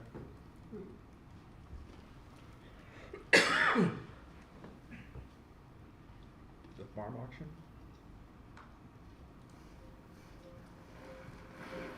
It's the only job I've ever had. For more than a century, R.T. Lagarde's family tilled the land of Glenmore Farm in Loudoun County, Virginia, employing sweat, smarts, and steel to transform rolling rivers of green into nourishment. Here we have corn shellers. Lagarde decided at nearly 80, after decades of toil, it was time to sell the farm and everything else in his barns. It's time to slow down a little. This is a horse-drawn stump puller. But we're not talking a couple of old broken-down tractors and a few boxes of rusty tools. This is a tobacco press. Right before this picture was taken in the early 1980s, Lagarde started buying and restoring antique farm equipment. Ox yoke, at least 150 years old. It's a dog treadmill. You could also use a sheep or a goat. You just start collecting, and it's hard to stop. He stockpiled a stable so large, all of it is up for auction September 2nd and 3rd. Sometimes it's hard to tell what's a tractor and what's tractor parts. Some items not only a slice of Americana, but also museum quality. A 1926 Avery. This 1950 Shepherd diesel, only one of 3 ever built. Is the Style G run? Yeah. Friends and family are helping Lagarde display in jaw-dropping row after row nearly 200 tractors and 300 additional pieces of antique farm equipment. Obviously, we'd like to see this stuff preserved and have the next generation take care of it. R.T. Lagarde hopes to retire comfortably following the auction, admitting, though, that he still wants to keep working because he's kind of like one of his aging tractors. A bit old and tough to start, but reliable. I'm Jay Korf for 7 News.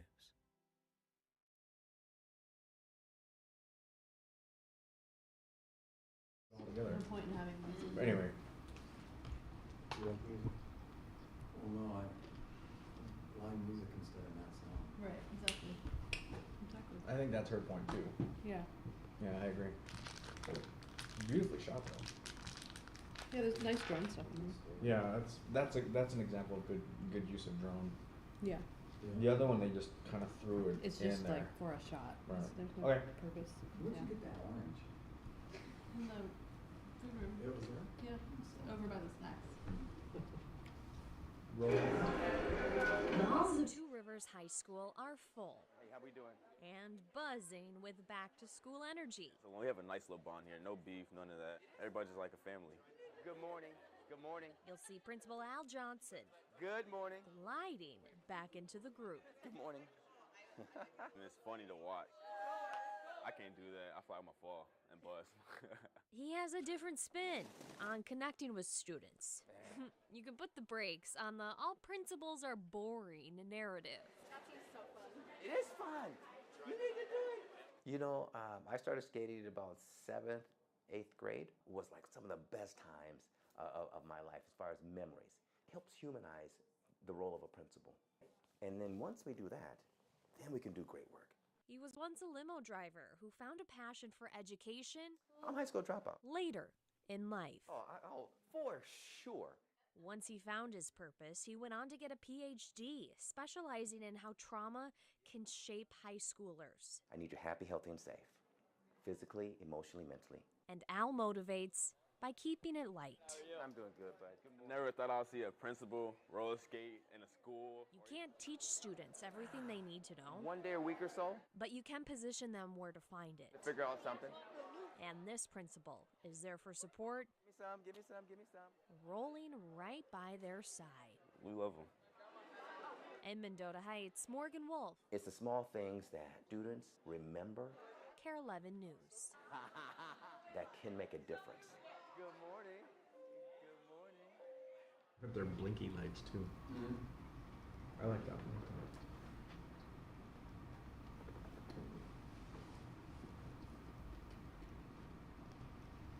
Alright, next one is eyes. Should be eyes. Okay. Is it ready? If Wait, anyone Edith's knows- letters. Edith's letters. Why Alright, is that's this two one? down. Oh, okay. Yeah. That's fine, we're here. Because the key codes are the same for some reason. So, so Which one? Nita's letters. So it's two down. Oh, okay. Okay. If anyone knows the importance of every minute, every second, it's Gary Talley of Franklin. Gary grew up in Memphis, getting all the musical influences that come with the place. We all loved soul music, people like Aretha Franklin. And that love was taken into his band's breakthrough hit. The Letter is one of pop's shortest number ones, clocking in at 1 minute, 58 seconds. Right there, that's Gary. A member of the Box Tops. We started hearing back from DJs around the country who said, I can get this one in right at the last of the hour because it's less than 2 minutes and I don't have time to play another song. After decades of touring and performing, today, Gary's collaborating with his greatest influence from Memphis. I've got a home in glory land that outshines the sun. I've got a home in glory land that outshines the sun. His mother, Nita. That outshines the sun way beyond the blue. As a kid, I grew up hating a guitar. I called it hillbilly. All that changed when Nita met Charles Talley, who was returning from World War II. And I found out he played guitar, and I thought, oh no. But when he started playing it, I just got to sing along with him. Nita and Charles married and raised their children with music always in the home. We thought everybody sang and played. Down by the riverside. It was a thrill for Nita. This is the original band from '67. When Gary's band hit it big. That's my son, listen to that, that's my son. War no more, gonna study war no more. But Gary says he couldn't have done it without his mom giving him that love of music. So he decided to put some simple videos of his mom singing old gospel songs to his YouTube page. The views leapt up into the hundreds of thousands. The most famous artist I've ever worked with is turning out to be my mom. At 95 years old, Nita, she's getting some letters. Everywhere I go, I run into people who are big fans of my mom. Dear sweet Nita, your voice is so beautiful. You have used your life and talents to bless so many. How grand to have 95 years on the earth. It humbles my heart, what all they tell me. Charles died in 2010 in a forever changing life. Then I heard Gary knows to value every minute, every second, and he knows the time is precious. He gets to sing with his mother. It's just such a big thing to know that you're making people happy. Was that right? Better than Chloe. I think this is the same person. It is.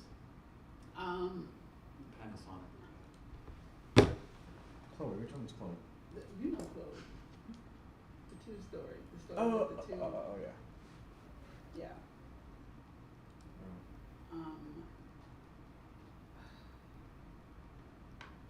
Anyway, I just sent a text to the group.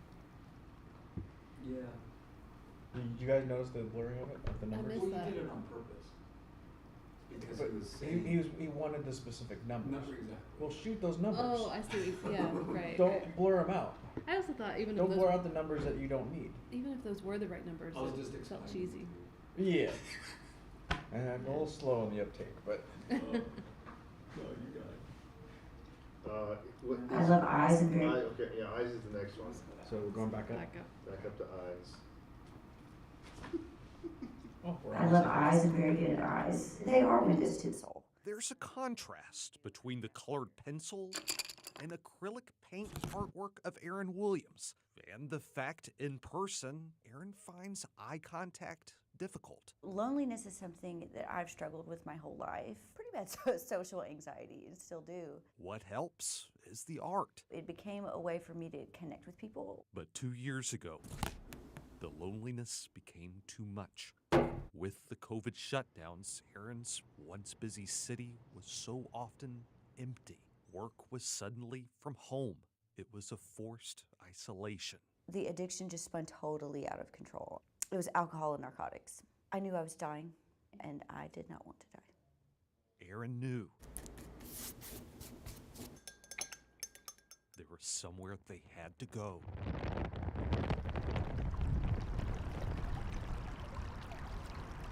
Aaron entered Alcohol and Drug Treatment Center, Cumberland Heights. They were taken by something printed on the front of a handbook.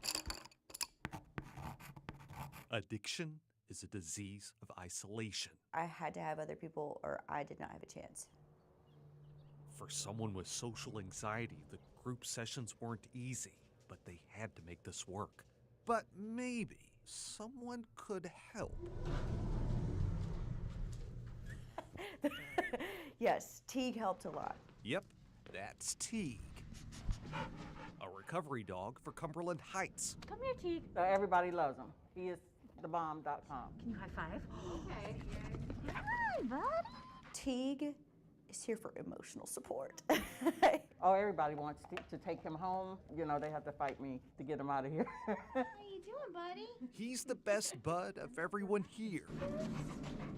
But for Aaron, Teague is actually something even more. Teague made it a lot easier to be with people. It's just such a huge source of stress relief and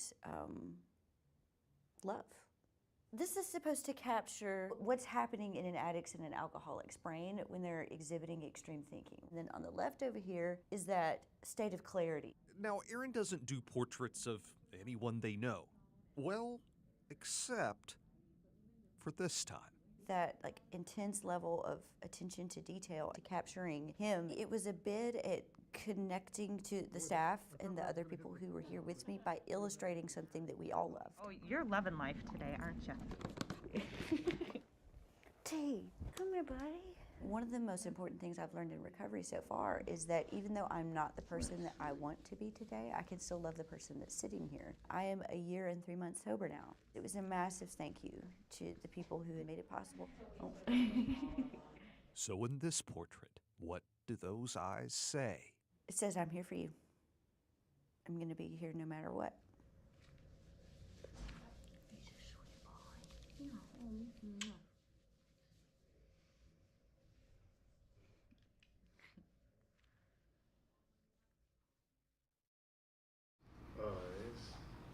Can I ask you guys something real quick? Sure. Because I've faced this before, and I've struggled with it. His reveal was the dog, right? Mm-hmm. And he said, and I've had where I've wanted to reveal an animal, and he said, but someone is here. Is the dog a someone? Yeah. Mm-hmm. That's okay? Yeah. I think so. Okay, good. I don't have to struggle anymore. Yeah, I think so. No, because I've always It's like a photo. thought that was kind of So good. cheating. I'm expecting a someone, and it's a. You would say animal. something. I think of animals as Well, I do too. one. Okay. Like a Well, I mean, a dog something. technically isn't a thing.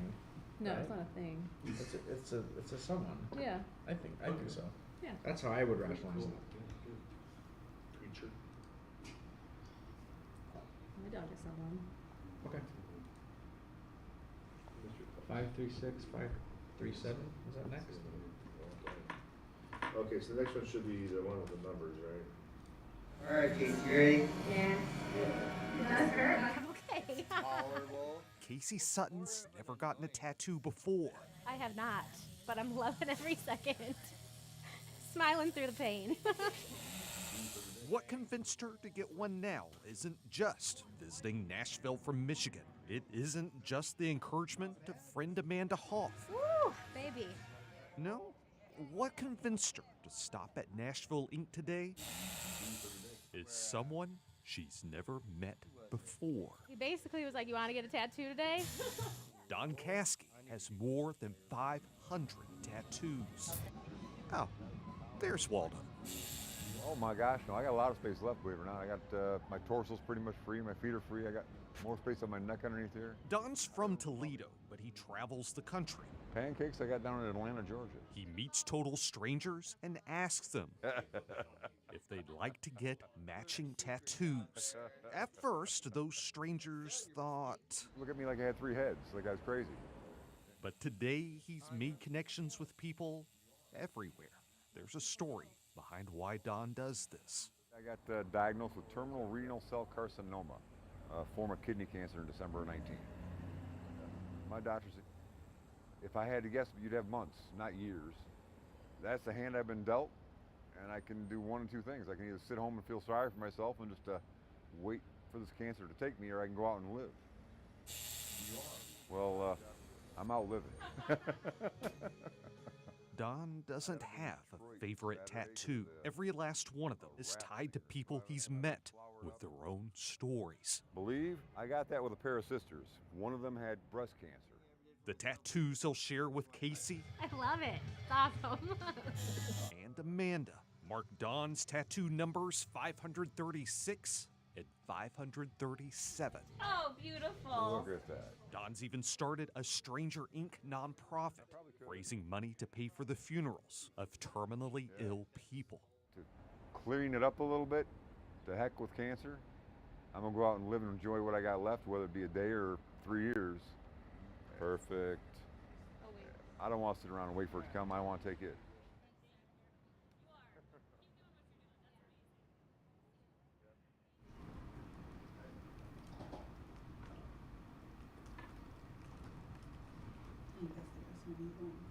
Mm-hmm.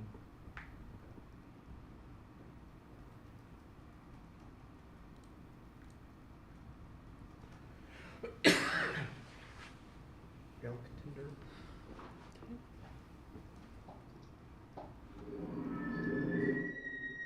I mean, we couldn't have gotten a more perfect day, honestly. When autumn's glow descends on Rocky Mountain National Park, It's perfect elk weather today. photographer Molly McCormick I was up at 4 a.m. sets her alarm early and had my cup of coffee. because dawn is the best time for love. You know, it's a different type of love. Okay, Molly, Yeah. maybe not love. This is a pretty big harem, and a harem is basically a group of cows, which are female elk. And then this big guy, he basically keeps track of them. During the elk rut, which is the mating season, I mean, listen to that. You can hear I feel like I'm on Animal Planet. You can hear the wild beast running through. The park is home to a few thousand elk. Lucky to be able to see a group like this close to the road.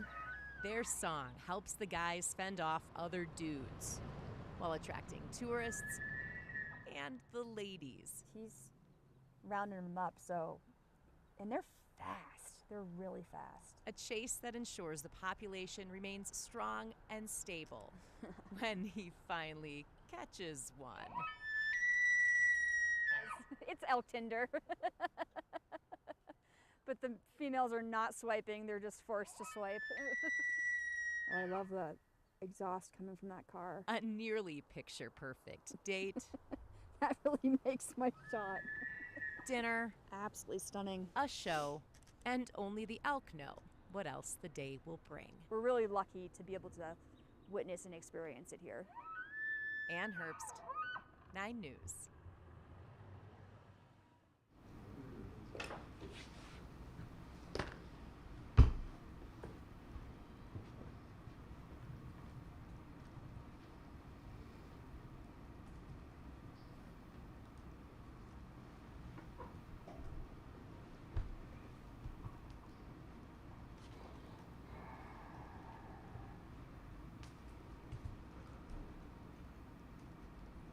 Excited about trees.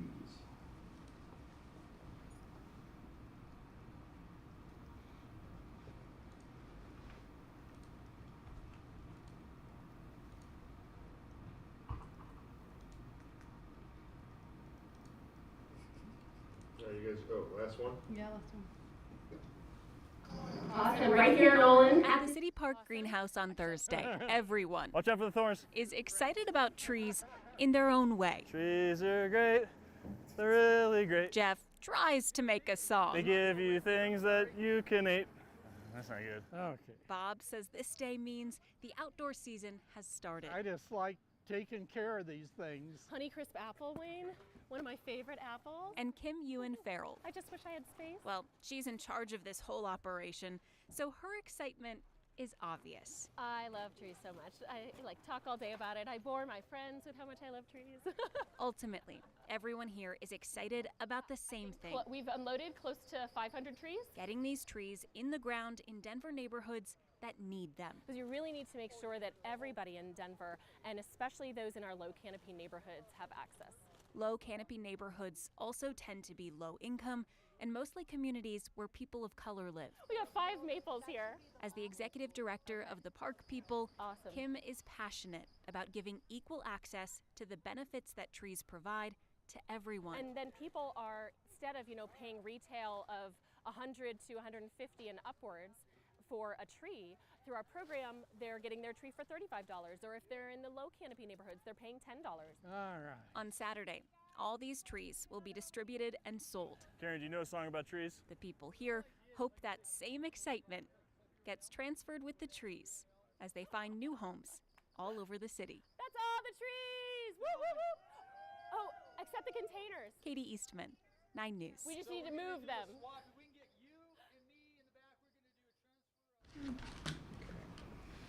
Okay. This one's All right, harder that's than the it. last one. So,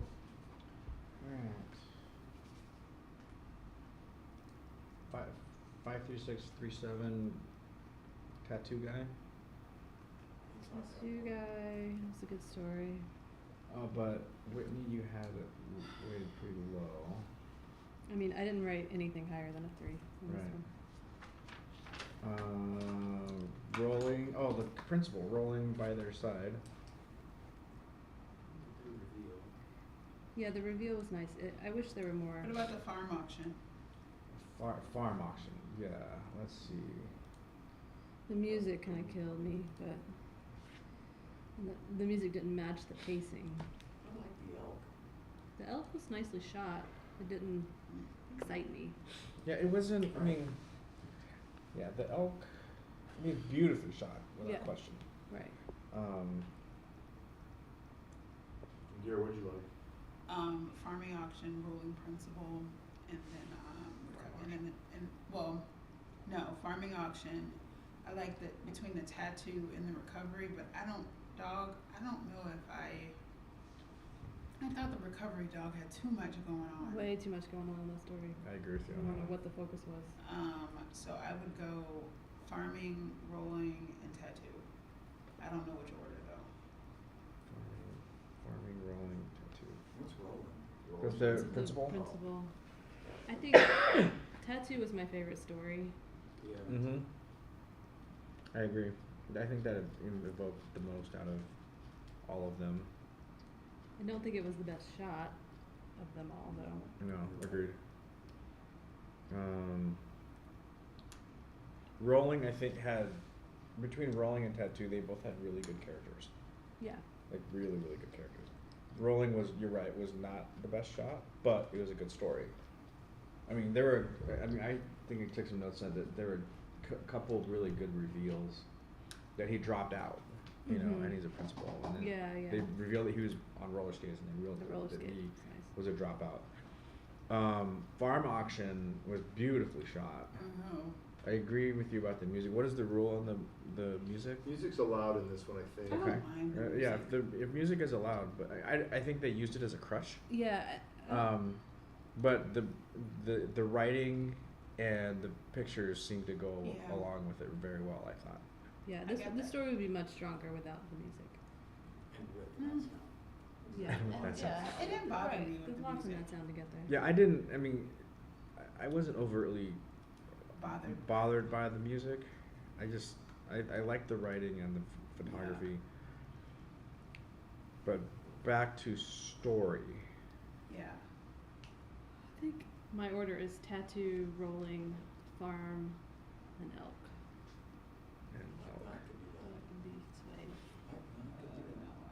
Here's the thing, though, the elk story. What emotion did it invoke in It us? didn't. The I mean, only reason it was. I mean, that was, to me, that was a CBS early morning show piece. You know what I mean? Something you'd see on the Sunday morning show. You know what I mean? Yeah. It's beautifully shot. I mean, don't want to take anything away from that. And the pacing was nice, but yeah, the story is not. I didn't feel anything after that. I agree. You know? Yeah. I mean.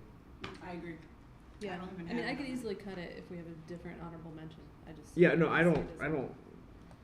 Yeah. Oh, 5357 is the Tattoo story. So. Yeah. So we've got. So between 1 and 2, is it Tattoo and Rolling by their side? I like the farm. Oh, the farm. You have farm as number 1. Yeah. Okay. Overall shot, like shooting, frame, like everything. I have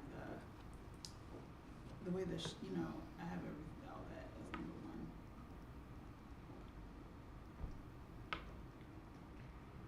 1. The principal wasn't the best. I didn't like the way the interview was. He looked a little cool, like by the window. I just, I wasn't really a fan of that. He looked like he was in the middle of the framing of the shot. He had a lot of headroom. I agree with that. Tattoo was kind of all over the place, shooting wise. Yeah, but it felt like the best story, character, overall execution. So I guess the thing is like, what's the best shot, and then what's the best story with the best shot? I mean, I think that's what that might help you a little bit more, I guess. No, that's a good point. You know what I mean? Farm. So I mean, I would go. It's like what evokes the emotion? What is the best story? But it is a photojournalism contest, so what's the best? It's a tough one because you want the story to be, to sort of trump that, and it is a solo category, so it is. The MMJ is writing. I mean, and I think that's what makes that farm piece that much better. So this is the category where the person that wrote it is editing it. And shot it. J Court. And shot it. It's J Court. I know J Court. We work in the same market. Like J Court. Well, I'm not going to comment on that. Yeah, there's supposed to be because he can't fly a drone. I mean. Well, but I mean, but we don't know that as judges. We don't know that. We're supposed to take this at that value. Can't fly a drone. Not it. So. Okay. Okay. Well. I don't know that though, but I'm not supposed to know that. I mean, it depends. It's a 90% rule too, so 90% must be shot by the entering. So is 10% of it the drone, you know, or The less? drone is the best part of the shooting. You know, So the that's true. reporter That's has true. to fly like do everything for the story. It's all one person. Unless it's, there's, again, it's a 90-10 rule, so 10% of it can be shot by somebody else, but they don't have to list that. But she's right. The best shots in the piece were Were by drone your- shots. They should be required to list we don't what know. they don't Yeah, shoot. actually. sometimes, I don't know if it does or not. For next year, I would notice that. Yeah. I think. We don't know that for sure. But there's a lot of great photography in it, minus the drone Minus shots. the drone. too. Yeah. There still was.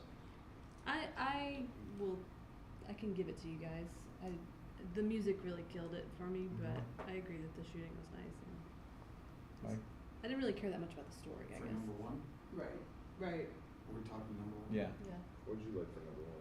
Or would you go with farm auction? You could go with tattoo just because of the story. I'm with you. I would go with tattoo, but I don't feel so strongly about tattoo that I don't want compromise.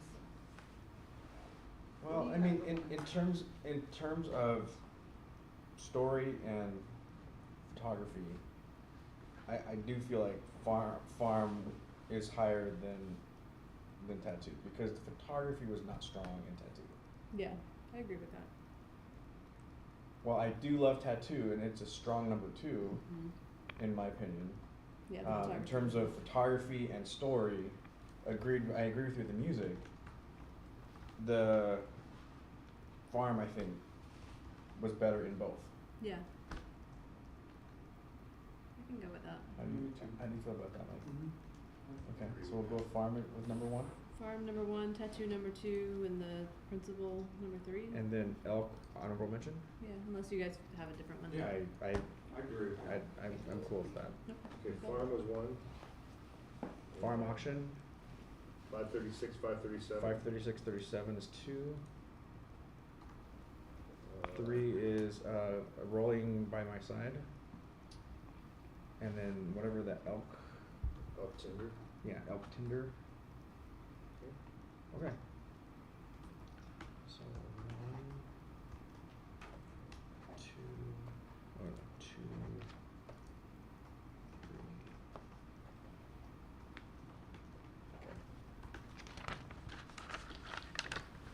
3. Okay.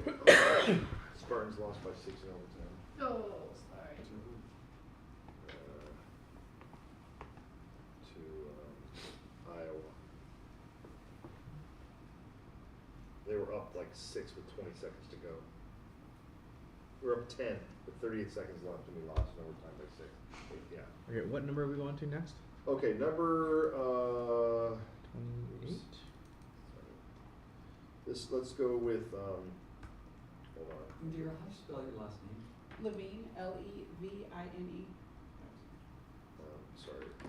Good job, by the way, getting through that quickly. That was only a half hour, so that's good. Nice. So let's go with, let's just move on and go to 28. This is also a solo video category, and it's 48-hour feature. So let me read you the rules on what 48-hour feature is. This is a planned story that appeals to the emotional side of the viewer. Features that score highly show imagination and creativity, must be filmed and edited within 48 consecutive hours.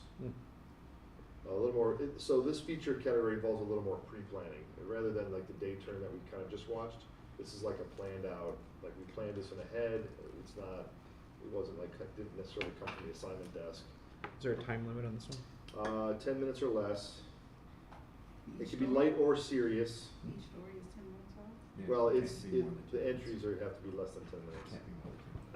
I don't know, I haven't looked at these times on these, so I don't know how Yeah. long they are, but typically, like, these are the ones that are gonna be more, you'll see a lot more production value in Okay. these probably, because they've taken some time. So these aren't news stories.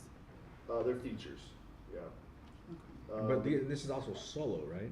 This is a solo, Yeah. this is solo, yeah. Not many This solo particular folks one. will go over like 2, 3 minutes. So, there's not that many here. Not many will.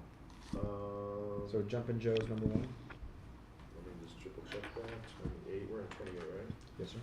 Should be Jumpin' Yep, Joe. I see it. Jumpin' Joe, Headstone, yeah. Coffee Bean. So we have like, what, nine of these? 1, 2, 3, 4, 5, 6, 7, 8, 9, all right. Are you guys ready? Ready? Yeah. Solo video. Jumpin' Joe. 40.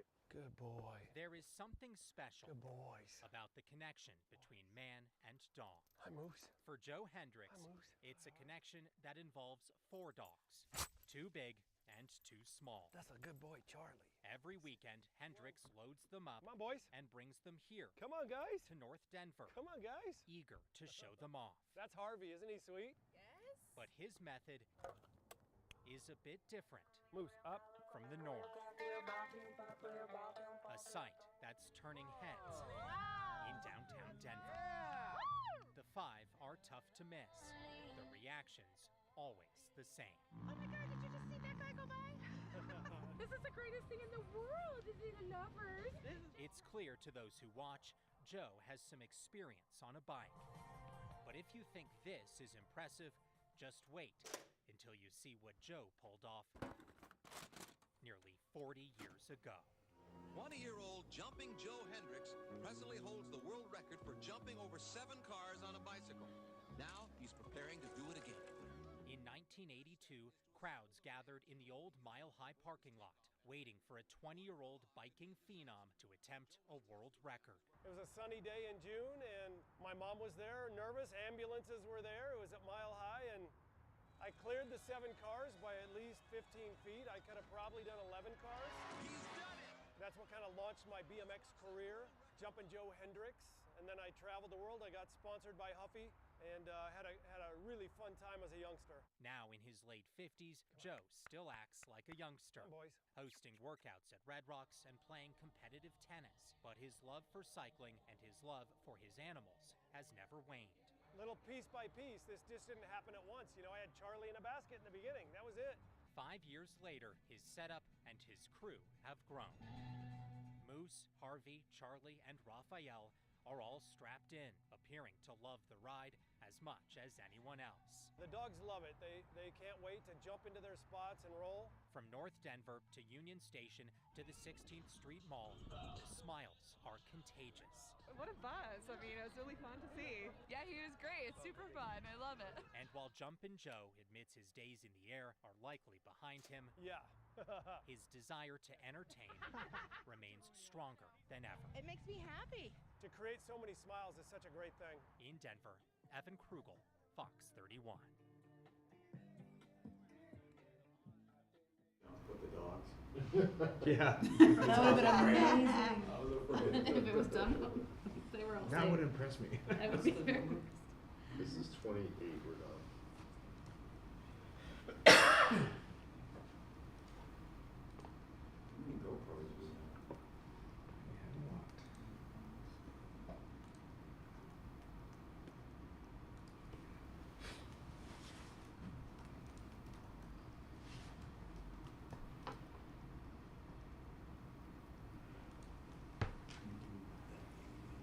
Oh yeah.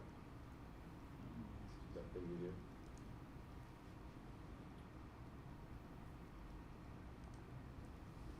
Okay. Next. Headstone. Headstone.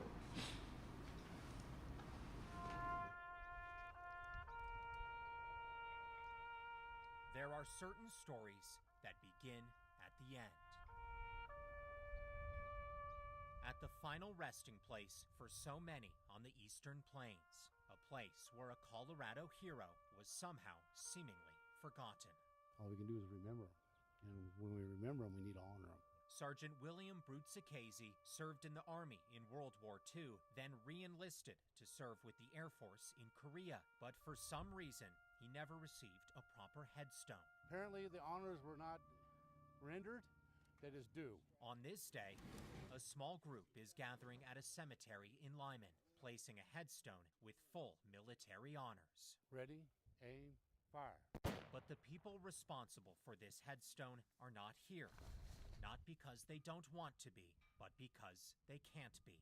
We were able to get it done. Robert Champ is a veteran. It's on us to take care of us. So is Robert Herdman. That never leaves you. It's who you are to the day that you die. The pair now inmates at the Lyman Correctional Facility, where word of Brutzakase's gravesite reached their cell. It's hard to take. Champ knew something had to be done. Absolutely. Absolutely. So with help from staff, they filled out the tedious paperwork required to get that headstone from the VA. In our daily lives, it's very rare that we get to do something so significant. So it was an honor for us. Both do not want to talk about why they're here, saying they'd rather focus on Sergeant Brutzicasi. You know, we're just here to be veterans, and that's all we want to be looked at as. But Brutzicasi's family says they are forever grateful for what happened inside these walls. It's hard to describe. Just grateful and overjoyed, I guess. Daughter Anna Brutzicasi says this place has been tough to visit. Now it's a place filled with pride. I think he'd be very happy and proud that he finally has a marker. In Lyman, Evan Krugel, Fox 31. So who were the guys in jail to him? Just fellow inmates. Fellow veterans. But they're also fellow veterans. He was in World War II. Yeah. He wasn't an inmate, was he? I think he was. Who, the guy who died? Yeah, I think he was. That wasn't clear to me. So he was an older guy that was in jail. Yes. But it said that he died in 1985. That's the part I don't understand. Yeah, and those guys were young. I wouldn't have known him. Right. It's just But that I think he was a fellow veteran. Right, just because they were veterans. And those other, since they were veterans. But they did. that's the telling part of the story. Yeah. All right, next one.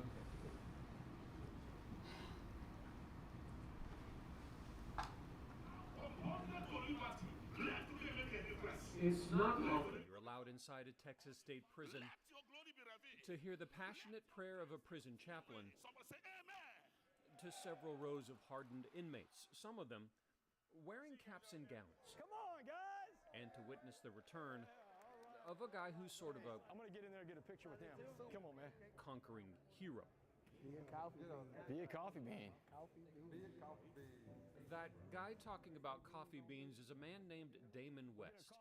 This Damon West, the Dallas uptown burglar whose drug and theft convictions got him a sentence of 65 years. I was a bad guy. I was a scumbag, Kevin. I mean, But paroled and able to drive around Dallas with me just a few years ago because he found a way to change on that very first day This is like the place where I was reborn. at the Dallas County Jail. If rock bottom was the day I got sentenced to life in prison, the rest of my life began in that cell up there. It's where an inmate told him prison and life are a lot like a pot of boiling water. You can become hardened like an egg, soft and weak like a carrot, or be a coffee bean and change the water and the world around you instead. The guards took notice. The prison changed around me. It became a pot of coffee. He's a motivational speaker now to corporations, to college athletic programs. He's a college professor and is a best-selling author. So we did time together, huh? Great. Yes, man. Which is why on that Monday in Huntsville, he was back in prison, signing copies of those books that are now part of an 18-week class. The inmates in caps and gowns, the very first graduates, men now motivated to be coffee beans, just like him. if I can do it, you can do it, you know? So that's good, man. We all make mistakes, and that our mistakes are not what define us. Joshua Robinson, convicted of assault, was the valedictorian. Congratulations, Coffee Bean. Thanks, Damon. Yeah. He says the simple message is working for him. You can be that coffee bean. You can transform the people around you, you know, by transforming yourself first and foremost, you know. Cameron Magruder from Fort Worth, serving 9 years for robbery. Hey, man, congratulations, brother. I'm a different guy right now. Promises the wife who got to see him graduate that a coffee bean is what he plans to be when he finally goes home. If you ask me, well, am I ready? I say 10 times over. 10 times. I'm ready. The inmates got inspiration too from Lunda Wells, the tight end coach for the Dallas Cowboys. May God bless you guys. May God keep you guys. Keep going. Damon invited him because he just happens to have a college criminal justice degree too. Every morning that I get up, I say one prayer. As for former inmate number 1585689, who watched the graduates hand his books to the next incoming class of inmates. And Kevin, just to be one of those tools now, I get to be part of the solution instead of part of the problem. His success story and this program may spread to every TDCJ prison and may spread to Hollywood. There's talk of a TV series someday. My call to action to you is you go out there and you go be a coffee bean. Be a coffee bean, man. Thanks a lot. Thank you. TDCJ will track the progress of these inmates to see if this program really works when they are finally released. Damon believes it will, just as it did for him. But to be part of the solution today, that's everything. This is the stuff that keeps me sober. They believe in me, and I won't misuse that. Belief that a few more reformed coffee beans will soon be headed home. We're getting a coffee bean on 3, guys. Y'all ready? 1, 2, 3. Coffee beans! All right, good job, guys. All right. Hey, did I miss how he got out of Yeah. I don't know how he got out either. Yeah, I don't know how he got out either. That was not revealed. Okay. But he was supposed to be in for 64 years. 60-something years, right? And did I miss? Well, that's what I thought. I wanted it to be more about the prisoners. Yeah, and I was wondering more. I would love to see more follow through with the prisoners. Yeah. Okay. It was a great story, though. Yeah. You know, but I just wanted more out of it. But Mike, you and I said the same thing. What? Do you want me to start the next one? Yeah.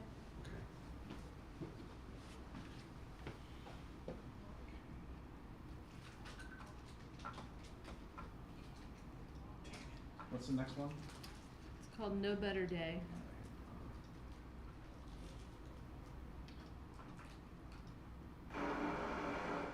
In the middle of a snowstorm, you typically don't stop to get a car wash. Let me grab your license plate, and then we'll get you checked in. But car after car pulled up to the Quick Quack in Lehigh. These drivers weren't here to see their cars shine. Oh, we got another one. They were here to see a special smile. This smile. All the cars here are here for Leah. You want to take him one? Okay. So my car's gonna smell so good. We always say that Leah, she smiles with her whole face. I mean, everything about her is just smiling. But not everything in life she has faced has been something to smile about. Leah has multiple health problems and at age 10 has already undergone multiple surgeries. With Down syndrome and autism, she requires therapy and has a lot of medical needs that all add up fast for her family. Do you see the car? Do you want to wave? We hit our out-of-pocket with our insurance the first month of every year. And that's why the community is showing up here for Leah and her family. You tell her thank you. Making donations that are all being matched here by Quick Quack. Being able to help them pay bills and to know that people care about them means a lot to me. Oh, Leah's such a sweetheart. I'm gonna cry just thinking about it. She is the sweetest girl. She has the sweetest heart. And honestly, they're such a good family. They're so kind. Leah's love means a lot to her neighbors. How are you? Good. And today, that love is being reciprocated. Are you happy? Happy. Adding up to life-changing amounts. $100. Beautiful. I mean, it changes us. We don't have to worry about how we're going to pay for things. We can make sure she gets the right medical services instead of having to worry about can we afford it. So even with it being cold and snowy, You like the snow? Yeah. for everyone here, there is no better time to come get a car wash. It's definitely a great day to get a car wash in support of such a good cause. Aubrey Schaefer, KSL 5 News.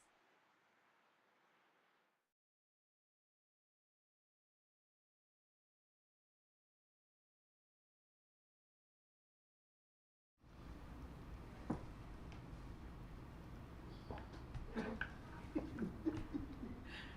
got no notes on that one. I just felt like a daytime. Should not follow.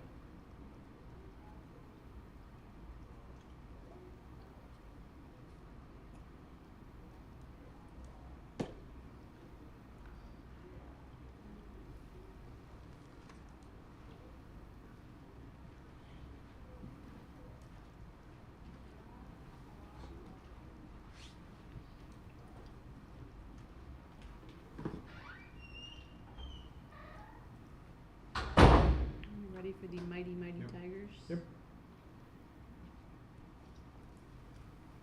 Everywhere we go, people wanna know who we are. The Mighty Mighty Tigers. Even in her days at Pearl High School, Theodosia Moore Kennedy, who people know as Dodie, was never the shy type.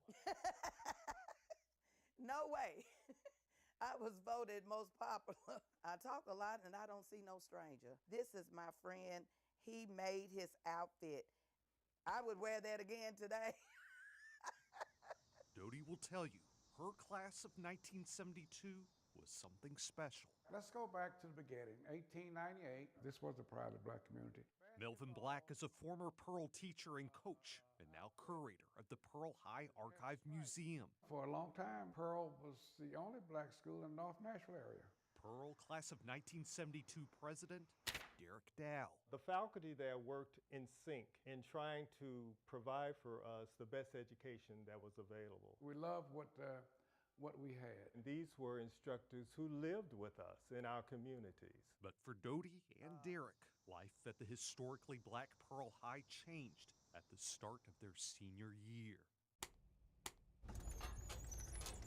Going back into the news archive, the year 1971.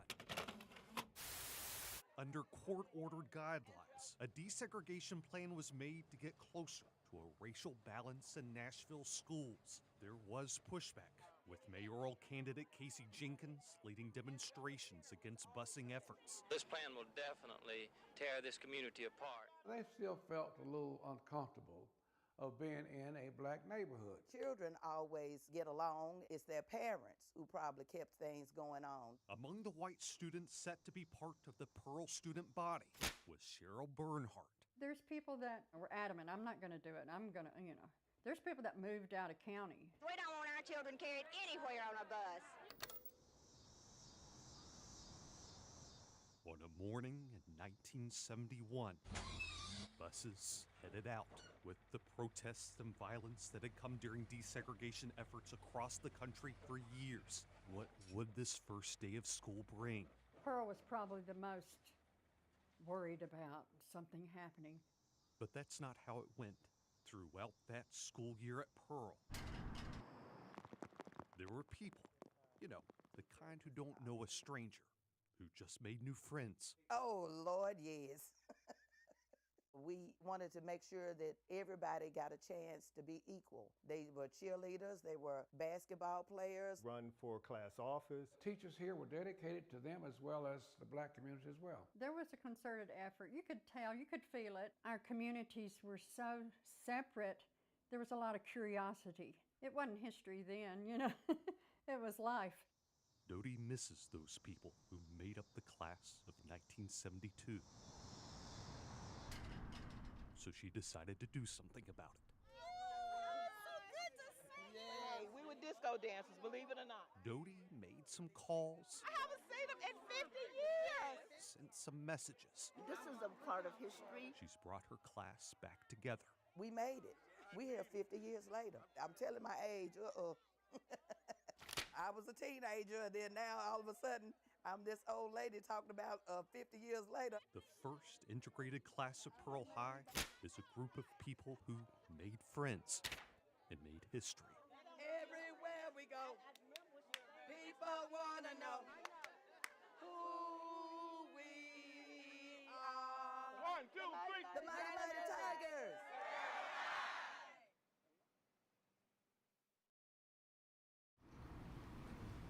I just wrote this. I like that a lot.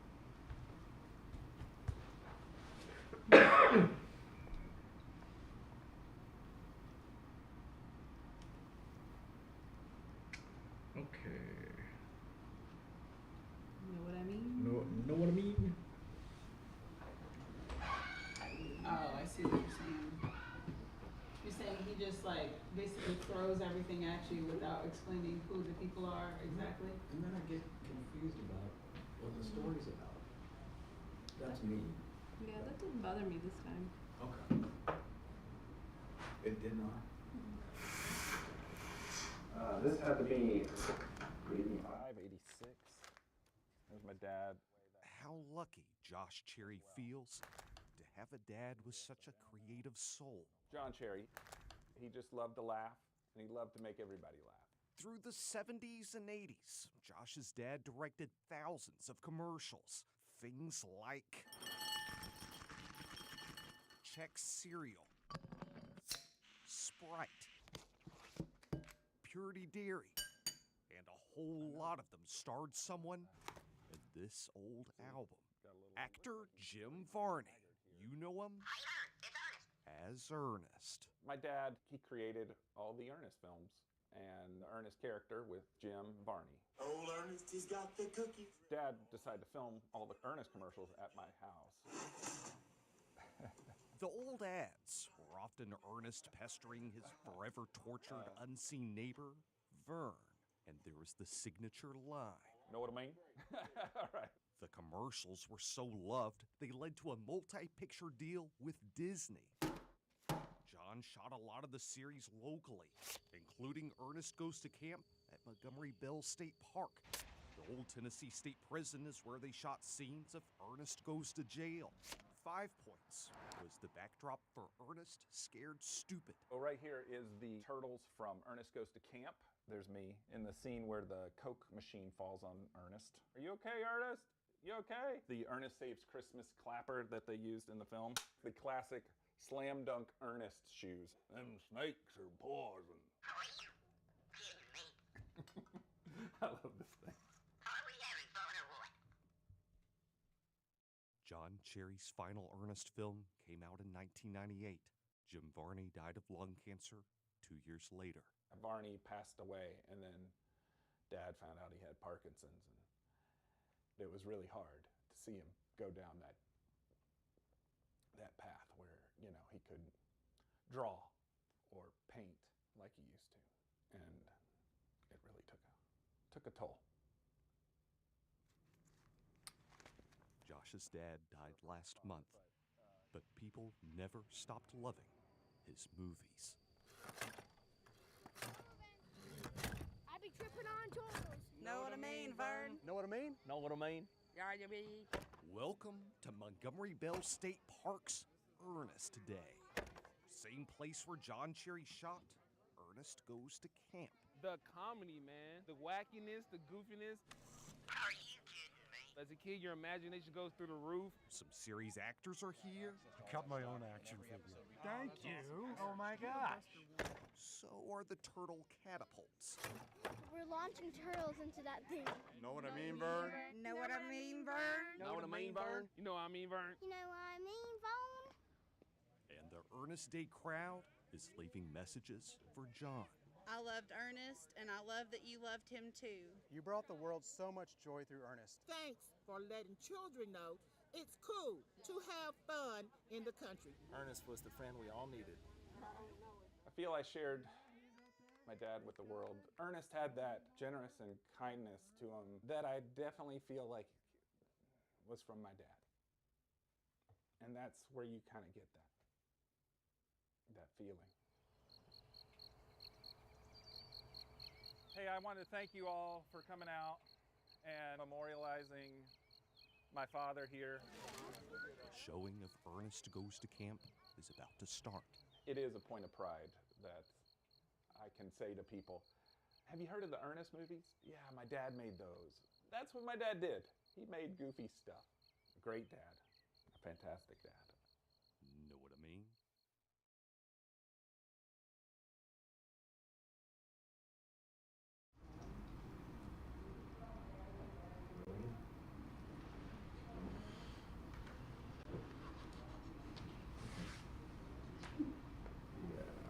Brick Oven Bus. Brick Oven Bus is next.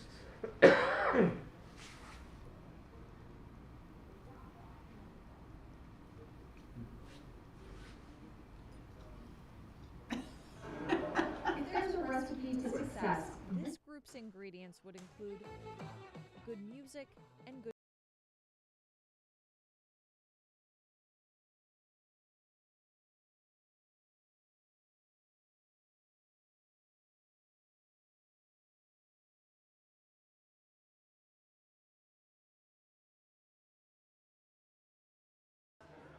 If there's a recipe to success, this group's ingredients would include good music and good company. We put out pretty much the best pizza you can, and it shows, you know? pizzas you'd be proud enough to wear on your sleeve. This is the very first cheese pizza I made for the company. After 2 decades of working in different restaurants around the Twin Cities, it's nice to work for somebody that really cares about what we're doing here. Yeah, couldn't do it without them. 110%.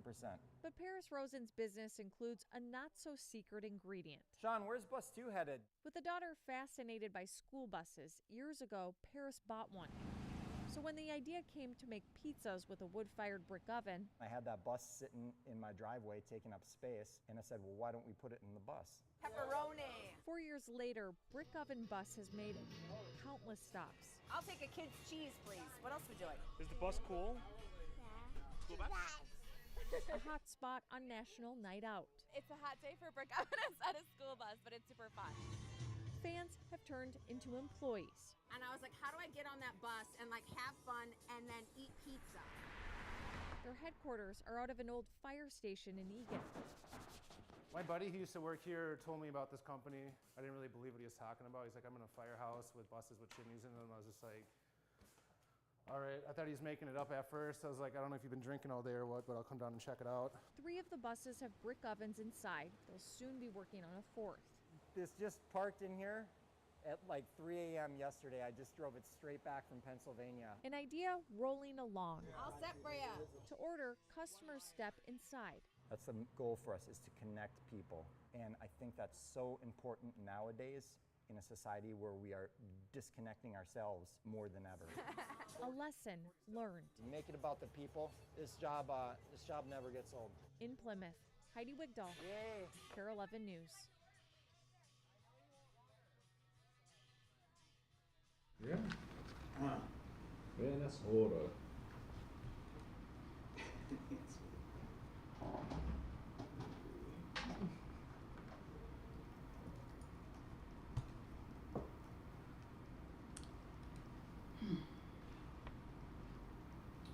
Okay. Next we have 2 more left. One word from God should be next.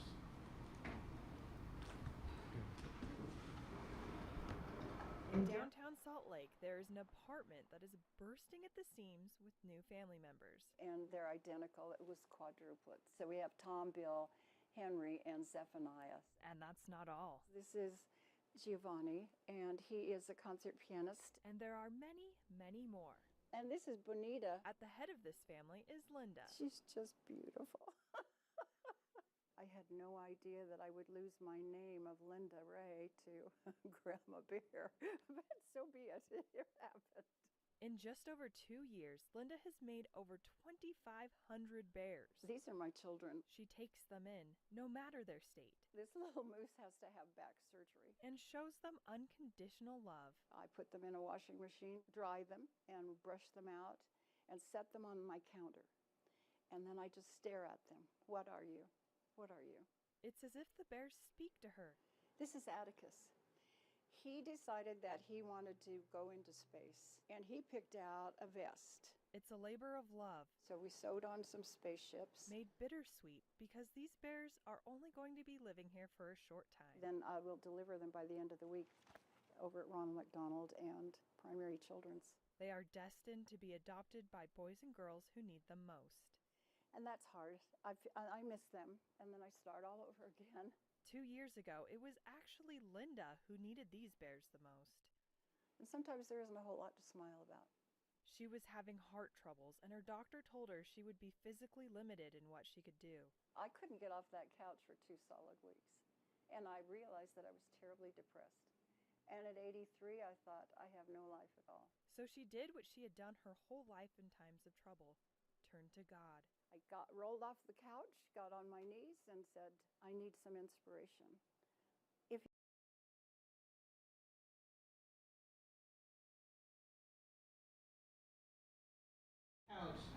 I know, but I'm just trying to think of these stories, they're longer, but they just add so much in. And there's no gnat sound, just like you said. It's just like track bite. Yeah, and right.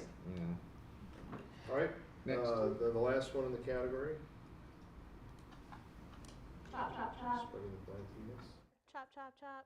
Chop your booty. Growth is good. That's all I got. When it comes to plants, They'll sit in water, they'll grow roots. and people, I might get 2 plants out of this. Monica Aragon knows both to be true. This is Marky Mark. So this is Uncle Phil. This is John Goodman. Monica's a total plant nerd. This is little John Goodman. And proud of it. I will say I get it from my dad. My dad was a science teacher. My dad passed away in 2019. That was really hard, like the hardest thing in my whole life. And I was just looking for something to help heal myself. She found new life in what she geeks out about most. This is like to a whole nother level. A hobby that's infectious. This is my bestie, Sophia. A hobby so big. And she's my right-hand woman. It requires backup. It's a lot of work. And she saw that working a normal 40-hour-a-week job wasn't allowing her to really put as much into it as she wanted to do. I worked at King Soopers for 15 and a half years. It gives me goosebumps to think about it. And she left all that. I gotta go. I can't do this for the rest of my life, you know, especially working there during the height of the pandemic.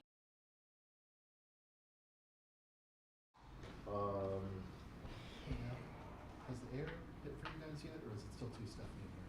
I feel good. Then I feel really good from when we first walked in here. Okay. Okay. I feel really good in here, but it is a little better. Okay. Yeah. Thank you. Appreciate that. All right, that's all of them, right? Yeah, I think so. Yeah, that's all. Okay, where did my things go? Okay. Yeah. So Mike, do you have a score for the Mighty Mighty Tigers? That's going to be my last. Seems like we all. What was that? Oh. That was the integration. the integrated school. Oh. That's what it is there. The rest of us really like Sorry, that. I mean,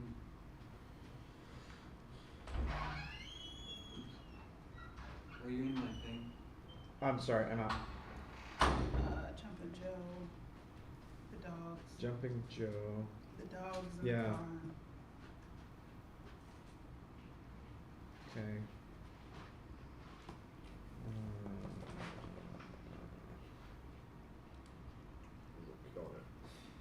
And Brickup. I think the bottom half of these are. Yeah. So I think the Mighty Tigers and up is what we should be focusing on. Yeah. Headstone, no, we're kind of all average on that one. Coffee Bean. Do we I want to talk wanted that about story Coffee to Bean? be something else. I did too. I like the story, but yeah, no, I'm with you. No Better Day. It doesn't look like Mike or. I like the car wash shots, and I thought the kid was cute. That was just an average story to me. It was an average story. It didn't stand out. But there's nothing else that really stands out to me. I guess This is a tough category. So we agree Mighty Mighty Tigers is our winner in this one? Yeah. Okay. I think so. Okay, so we need to find a second. Do the dogs, the jumping with the Oh, dogs in the okay. basket. Jumpin' Joe? Yeah. Okay. I'm good with that. And then,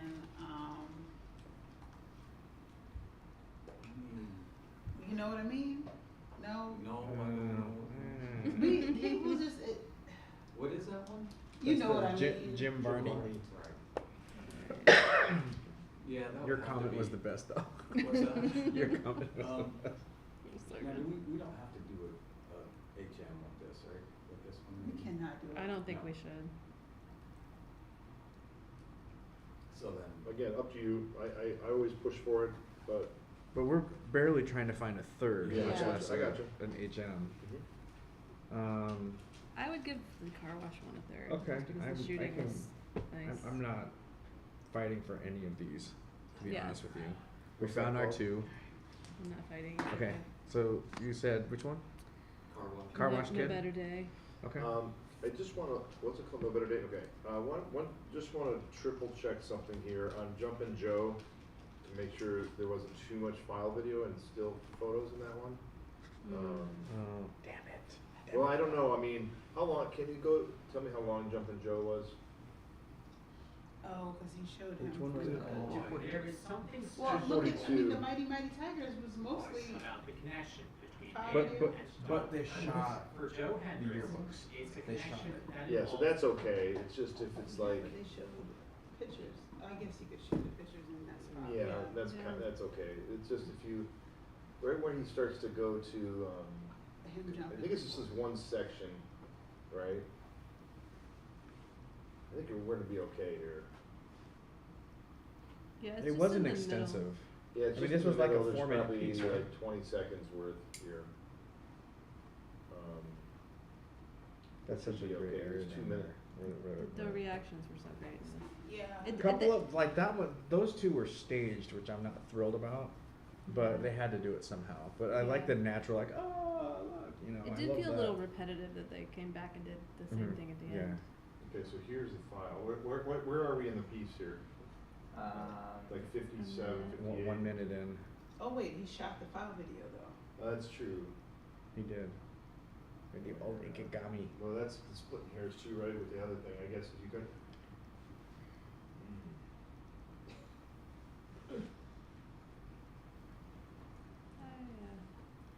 Yeah, we are. Go back up to the time there. So it's about 20. 21 seconds. 20, well, it started about 58. So like 23, 24 seconds. But that was his shot, though. He was. Yeah. Right. He wasn't the one to shoot. Yeah. Okay. I'll have to get a ruling on that, but I think it's okay. Okay, so should we come up with a backup? Oh, Let me go ask Sean. Yeah, I was like, I don't think we can do that. There is no backup. Oh no. What's the issue? The file video. He might be tossing it out because there's too much file video in it. I don't think there is. But he shot it. It's Yeah, I think it should be fine. yeah. But I mean, it's his rules. Right. You know. So let's talk about a possible. So this car wash thing's gonna be our number 2 if this gets tossed out. I guess. Okay, so we need to come up with a third, I guess. This is just a plan Yeah. B if that gets tossed out. You know what I mean? Okay. Oh gosh. Or coffee beans. Coffee bean. I would say coffee bean. Okay, Over those two, I'd just say coffee At least bean. that was about something. Yeah. What's with this Ernest story? I Um, don't understand why it was happening now. And the fact that we didn't know for sure if it was the father of Jim Yeah, Varney, or yeah. Jim Varney's kid, or the producer's I- kid. I knew. You did? Yeah, he said it, but no. Dense. I just thought it was like 17 packages in one story. Yeah. Yeah. Yeah. Because when he went to the outside, them having the festival, I was like, there's more? I know. I mean, it was great. It was like 2 great separate Yeah. pieces. Like, Yeah. or either he could have started with them at the festival, then went to him talking about it, and then went back around it like a donut. Like, Right. not have it Yeah. separate, 2 separate things. Right. I agree with that. Yeah, I would have made the festival more of the focus. Yeah.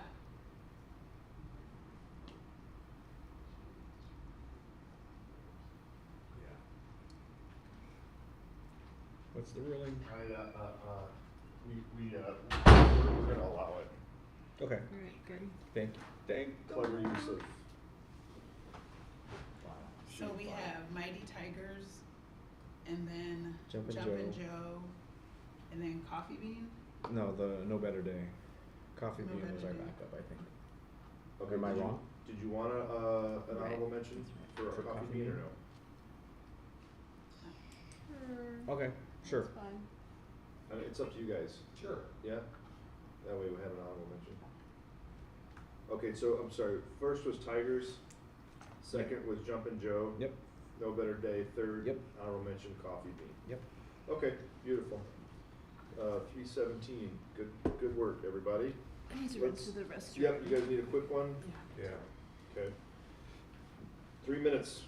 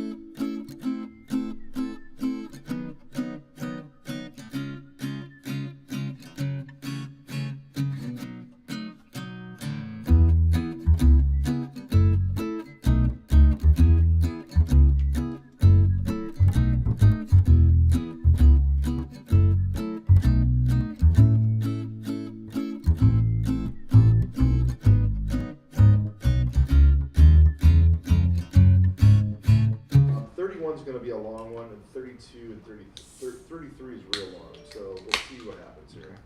I'd like to get, yeah, these are kind of long, but we'll jump around here.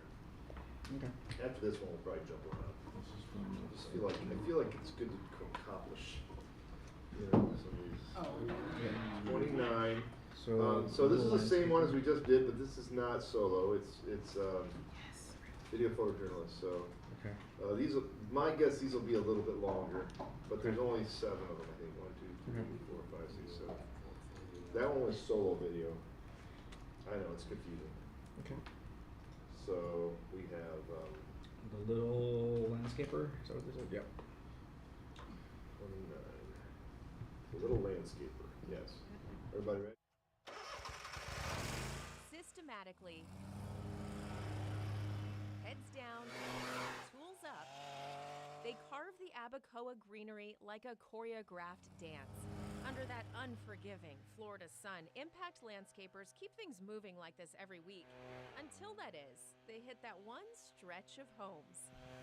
Go get my truck. You want to show them how the truck works? Yay. Before he even hit 2, Where's the lawn man? little Hudson Vonk We follow them down the street. hit Passion Pay Dirt. That's a good way to get them over here easy. You just say lawn men.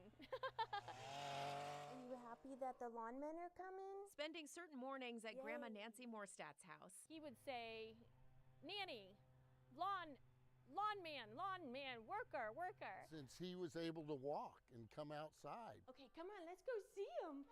Let's go see. This now 2.5-year-old Let's get your leaf blower. Okay, you ready? has his own set of gear. And we could not get him in the front door because he would want his tools back and forth. Look at that. And a new set of fans. Hudson, yeah. He's a little celebrity in the neighborhood. Like Impact owner Joe Floyd, They know about Hudson. They know. who can't help himself from bringing Hudson That was so enjoyable watching that little guy. He loves it. It's awesome. You got a lawn shirt. yet another set of gear, Yeah. just like his heroes. Maybe when he gets old enough, we'll hire him. Summer job. It's just so nice that they're so great with him. These are nice men, right? Bye, yay! Aww.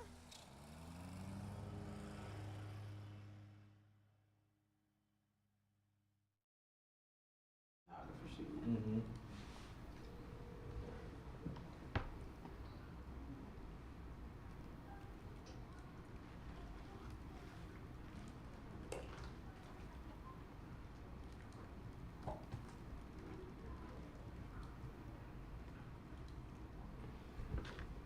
He said the same thing. Oh, yeah. Stop copy and pasting.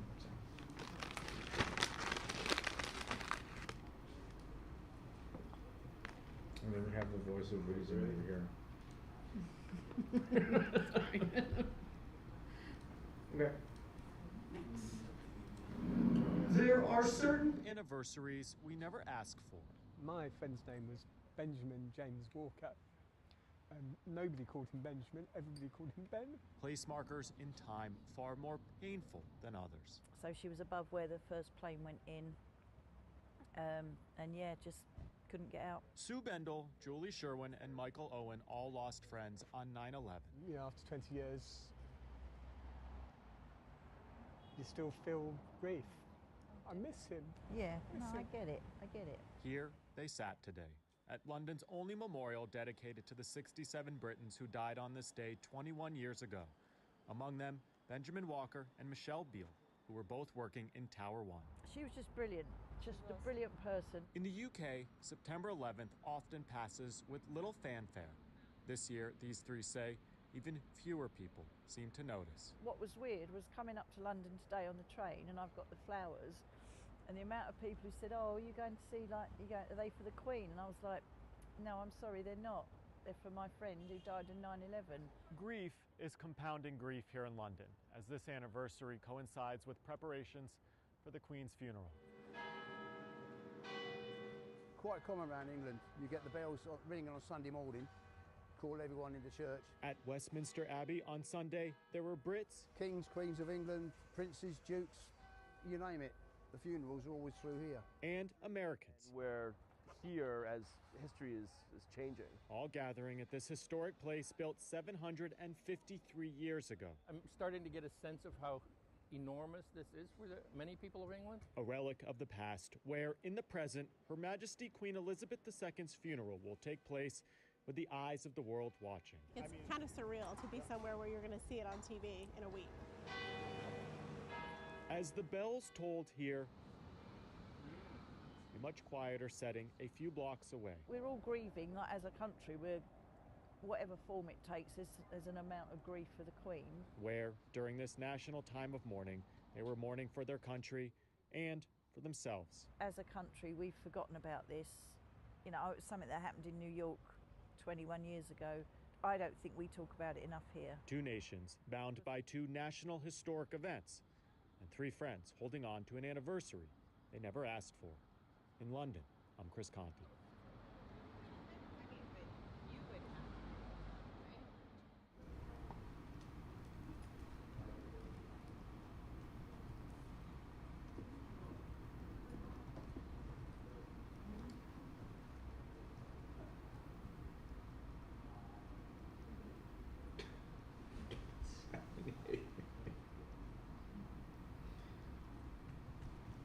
Good? Don't forget. What's up?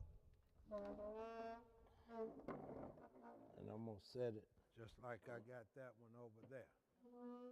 For the graduates in the class of 2022, Anthony McGowan wants everything to be perfect. Do you want to try a little pomp and circumstance while they're coming in?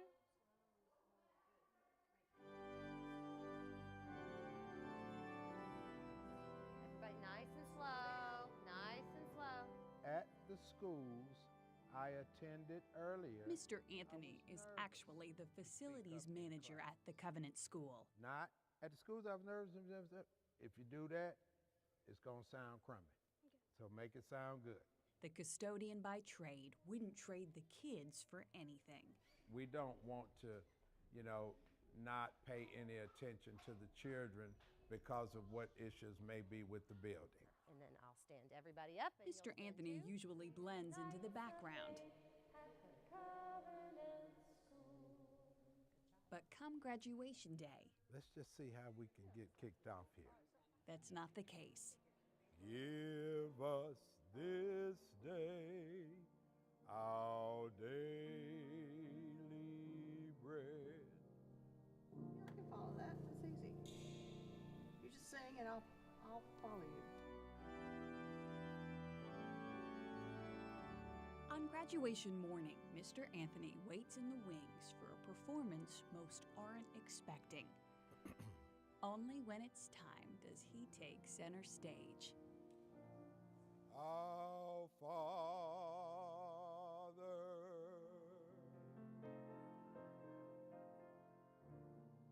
which art in heaven,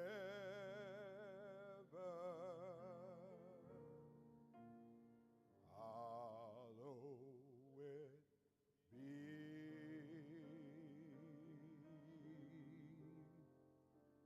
thy name.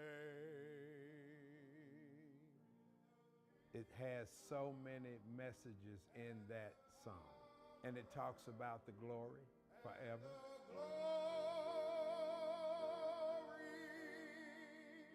It's forever in their hearts. Mr. Anthony hopes the kids keep the Covenant School.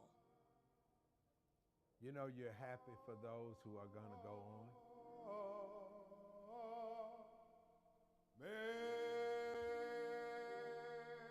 I always tell them, don't forget about Mr. Anthony over here. How could they, after sending them off on such a perfect note?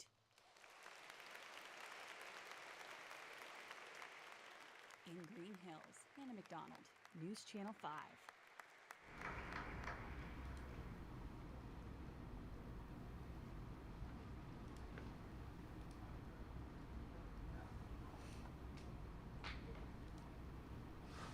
The collar, the shoe man. There we go. Yep, good.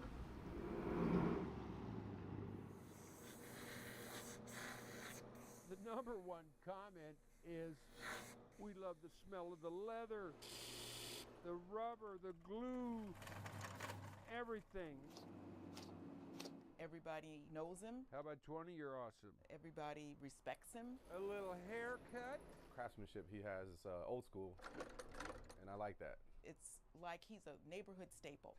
I'm Gary Aitchison, and I've been a cobbler for 45 years. Hey, there he is. It's what I've done since I was 15. I feel the most comfortable here. Now I'm smacking it together with a little more pressure. I was coming here when his father was running the shop originally. Said shoe repair. He said, if you're going to live in my house, you're going to learn shoe repair. But I immediately liked it. This one is ready to put together. Oh boy, oh boy. It is an art. It's a dying art. There's no cobblers out there that care. It was huge in the 80s. Then it started dwindling. Only 10% of the population even fixes their shoes in America, so you're in an exclusive group. Nobody's doing cobbling anymore. Nice. It's literally dying. People don't know what a cobbler is. I went to a comedy club one time. The guy said, what do you do for a living? I said, I'm a cobbler. It got a laugh. He has those hands of God, you know. And bam. Just touching things and make it go right. Yes, that's the truth. Nobody really wants to do it. Oh, look at this. Because there's no glamour. It's shoe repair, you know. Put a shoelace in there and tie it? If you're having fun, you could be a shoe repair person with that idea. It's not too hard. It doesn't stress you out too much. Do a job like that. Look at my beautiful shoe. Thanks, Gary. This is perfect. It's wonderful. He's always been good to people. He's got the personal touch. There's an expression out there. They may not remember what you said to them, but they will remember how you made them feel. That's something special to me. So you got to make them feel like they made a good choice coming in here, that they're helping the environment, that they're doing the right thing. Appreciate you. All right, bye. Have a great one. His dad would be so proud of him. You're serving others, and that needs to be your goal in life, how you can help and make other people's lives better.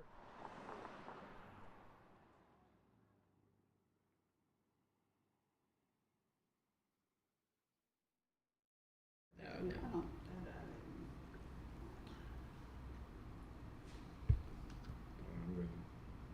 I mean, that's like putting pictures on a table. Like that shot? Yeah. Yeah, I don't have that. I guess I'm more of a purist, though. If it's not there, I'm not going to put it there. You know what I mean? That's for me. That's just my own thing. So you don't like any of those shots where they're like, well, I mean, it was the shot is on the wood in the woods, like with the picture of the person. I mean, I'm not crazy about it, and I have done it. I'm just not crazy about it. Does that make sense? Okay. All right. Perfect. It changed the entire landscape of video games. When you talk about Pac-Man, it was something different that came along. The thing I really liked about Pac-Man in general, and it's not really the case with some of the other games from that era, is there's a total that you can achieve and the game is over. I thought that was a great challenge. I am Derek Sefcik, and I am now known as the 11th person in the world to ever get a perfect Pac-Man on an original arcade machine. My wife called me from the store and said, hey, I saw one of these mini arcade games. This is what I received in February 2021 as a birthday gift. Started playing on this, got pretty far. The high score is 999,090 on it. I didn't think he was going to be a Pac-Man world champion, but I did think that he was going to enjoy the challenge of beating his score on a regular basis and getting better. 2 or 3 weeks in, I thought to myself, there's got to be a strategy here. All I'm doing is moving away from the ghosts, running from them, and if you can learn how they move, you can manipulate where they're at in position to where you are. So maybe about a month in, it hit me one night. Through the first 2 boards, the maximum possible score is 30,000 points, and I hit that. And I remember texting my family, they were upstairs, and I said, I'm going for the highest score ever. I'm going to do this. There was a total of 256 boards. I wanted to get there by eating every every ghost, every prize, maximum possible score that you can get. And that was it. I wanted to get to the end perfect on just one guy and get a perfect score of 3,333,360. After playing for a while, I realized that in order for a score to be authentic, you had to be on original hardware. Got the Ms. Pac-Man machine, dropped in an original Pac-Man PCB board. From Labor Day, it was about 10 weeks until I ultimately achieved my goal.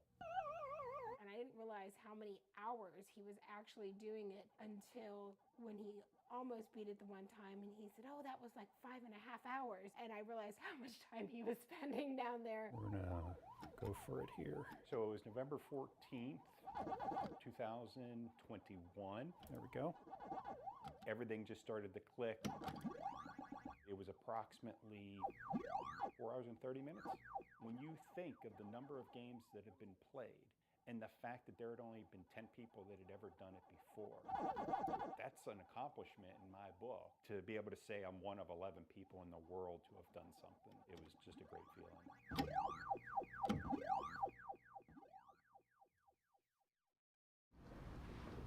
This is one of those stories that why do I care? I don't. Yeah. That's why. That didn't make me care. What's your score? Okay. Oh. I'll give him this point. Yeah. Formerly the Hockey League. But if it was Donkey Kong.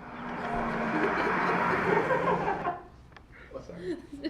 This is fun, man. Our friends that were visiting here in Colorado were like, hey, we're gonna go golfing. And we're like, we're going golfing in winter. Okay, cool. We had no idea it was gonna entail in some beer cans, but it's been fun. Nice job, Sam. I'm here smashing some cans with friends. So today's Can Bash, man. We're having a good time. This is our 8th year now. We've been doing Can Bash. We come out here. People get a tea time of 50 minutes.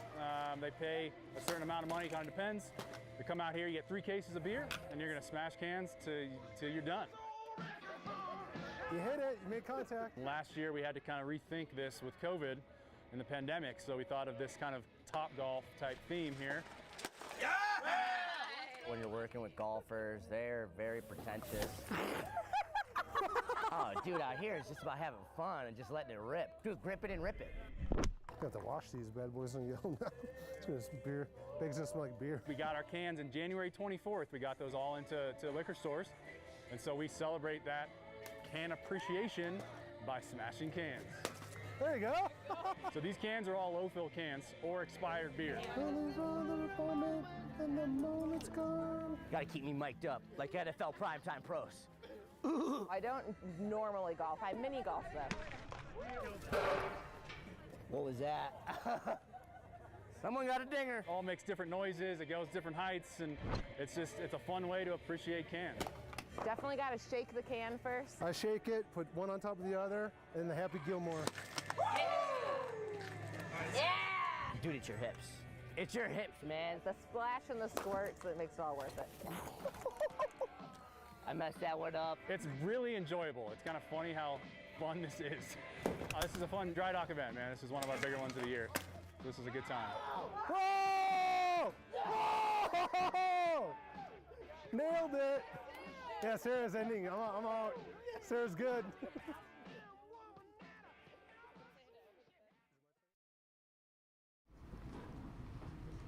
Had high hopes for that one. I did too. Yeah.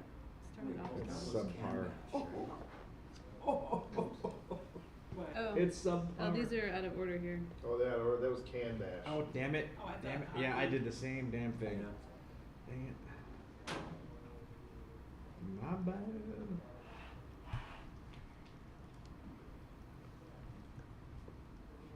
We need the hockey. Okay. Assuming it's going to start. Separating the sunshine from the treasure trove below. You can catch trout 10 pounds or bigger out here. Is a solid foot of ice. I've actually fished out here probably since I was a kid. Today, though, he's doing the opposite. We raise fish to be stocked in the public waters. And here goes the next batch of trophy trout. And in a year from now, they'll be 16 to 18 inches long. That's The ecosystem here, I think, is really pristine, and so you get a lot of fat trout. what she's after. Not yet, but getting a lot of fish on the camera over here. Ice fishing takes a lot of gear and a lot of guts. You're like, oh God, I'm gonna fall through. Even though this ice is pretty thick. But once the lines are set, it's the peace and quiet. The ice is growing. Well, mostly quiet, that draws anglers to 11 Mile State Park. Weekends, we see sometimes capacity numbers on some of our smaller day use areas. And as a ranger, that's a lot of lake to patrol. You never know what you're gonna see out here. Nope, you never do. I've been skating since I could walk, honestly. Knock, knock, park ranger. That's how she patrols. Well, now that I'm out here, would you mind if I take a peek at your license and then I'll be out of your hair? No, I think it's really cool. That's, just to be seen. And, I think a lot of fishermen appreciate that they know somebody is out here checking up on making sure people are following the rules. Knock, knock, park ranger. It's a very efficient way to get around this place. A very Colorado way, too. Very Colorado, yep. Right here is really good ice. Ranger Kelly says the idea just came to her on a busy day when anglers were catching tons of fish. She had to double check their hauls. I put on my skates and probably had over 100 contacts that day, and it went well. People were not expecting to see a park ranger on skates, and I saw a lot of fish, so. I think it's really cool because it's also eco-friendly too. So it actually takes almost a half an hour to drive all the way around to the other side of the lake. I could probably skate there in 10 minutes on a clear day. That's the thing. Every day and every skate is different. You might have to jump over a pressure ridge, or you might walk out into some of the clearest ice you've ever seen that a Zamboni can't simulate. Recreation turned occupation. Gotta warm up. Finally, the hockey comes to something. Something pretty special. And it makes it more fun. Why not enjoy your job? Ashley Michaels. Nice to meet you. Have a good one. Fox 31. Sorry.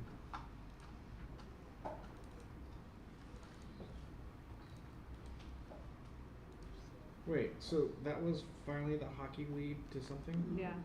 What did that have to do with hockey? Just the skates? I guess. It's a weird title. It is weird. We should have a category next year. Best title. Yeah. Right. We're probably gonna win that one this year, right? Yes, that should win it. Okay. I think London marks 911 is our highest. So seemingly.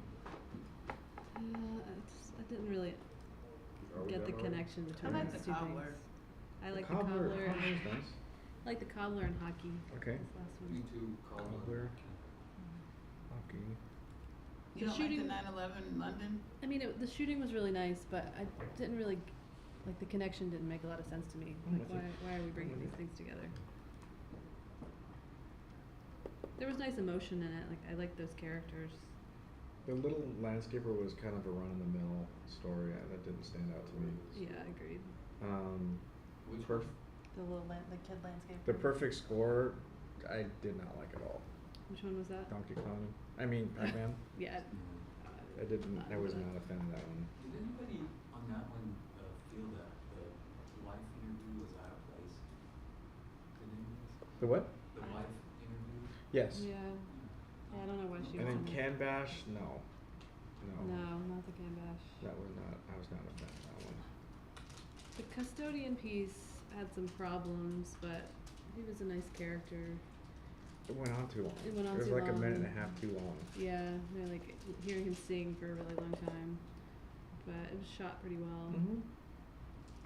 Okay, so hockey, cobbler, what are we picking as number one? I liked hockey a little more. I thought there was just a lot of unique shooting, and it's just a different story than I've seen before. It definitely was different. I love the underwater stuff. Yeah, the underwater was nice. Good drone stuff. Yeah, the fish shots were really good. I could go with hockey as number one. I do like cobbler too, but I have cobbler as my number one in hockey. What's that? Cobbler. Cobbler first. I could be convinced. I mean, both of those were. I Mike? really like the editing and the shooting. The shooting in Cobb was really good. Yeah. Yeah, it really was. It's really good. Was it that one or another one? And the sound, his sound, like. Yeah, there was nice sound. We did show him one, but. It's a good But character. it was a good character, but the story wasn't great. Yeah, It it's was just sort of like what. It's just okay. it's a guy. I mean, but It's a it's nice little true profile, though. Like, but- when do you Yeah. hear who's going to get their shoes fixed? I mean, I guess the ice skating on the. Yeah. I didn't think it was nothing that wowed me about that story. Like. I mean, you don't much hear either about. I mean, you don't hear much Yeah. about cobblers, but you don't much hear. I've never heard of a park ranger ice skating. You know, and it was shot well. Yeah. I didn't know they put fish in under the ice. That could have been a story. Yeah. Yeah. Yeah, that was what I thought would be. Put a GoPro on a fish.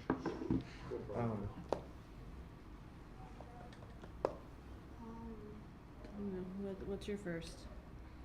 Between those two, I mean, I was initially thinking hockey. I mean, yeah, hockey over cobbler. But I could be convinced. I'm happy to do put cobbler over hockey. Yeah, I don't feel super strongly. I think that hockey's Mike, a little how about better, you? but I'm not. Is this our I don't even know what our number 3 is. You know. I mean, the London Marks 911 was shot nicely. Make that a number 3. I'm fine with that being Which one? London. Yeah. Do we have an honorable mention?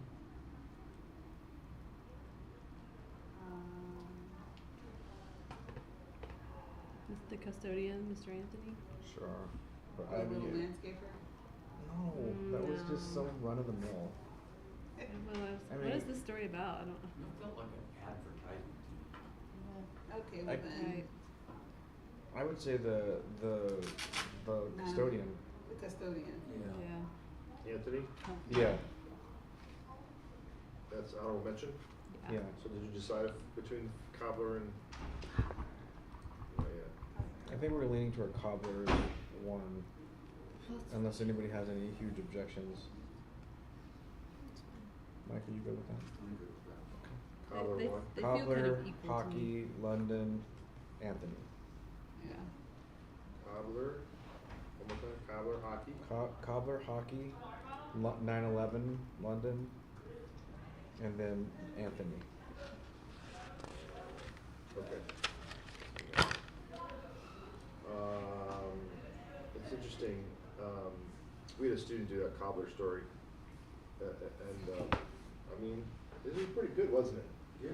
You know, kind of cool to see the two different. Oh, your student. One of our students. Oh, did. gotcha, Not, okay. This isn't his. It was a different Right. story. Yeah, no, I wouldn't say that. But also, something else I was going to mention. What was I just going to say about that? We did something rated higher than what we did. Is that what you were gonna say? No. I just said something I was going to mention. I can't remember now what it was. Okay, well I got this. I'll come up with it. Number 30. We're going to go to 31, I think, 31, here, okay. because I want to get, this is a bigger category, and I want to get this, I want to rock it out. 18 stories. Let's Yeah. do this. What did they narrow it down from? Yeah. There was like 90 or something in this category. Holy cow. I think this is a big one. Wait, what's the category called? It is hard. Hard VPG. News feature hard. Yeah, this is going to probably could take us to dinner.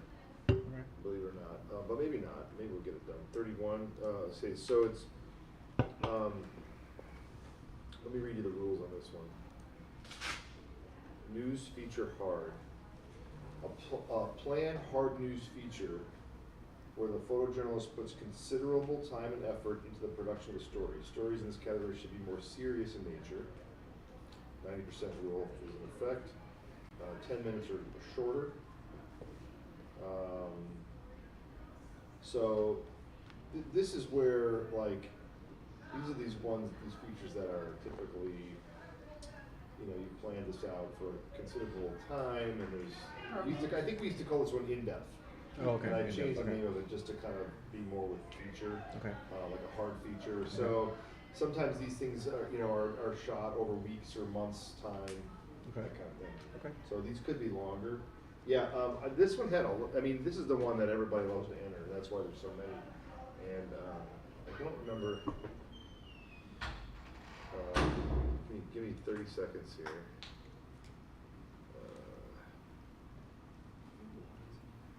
There's a couple up there, yeah. 1 second here. I just want to tell you guys. All that stuff's fair game for you guys too.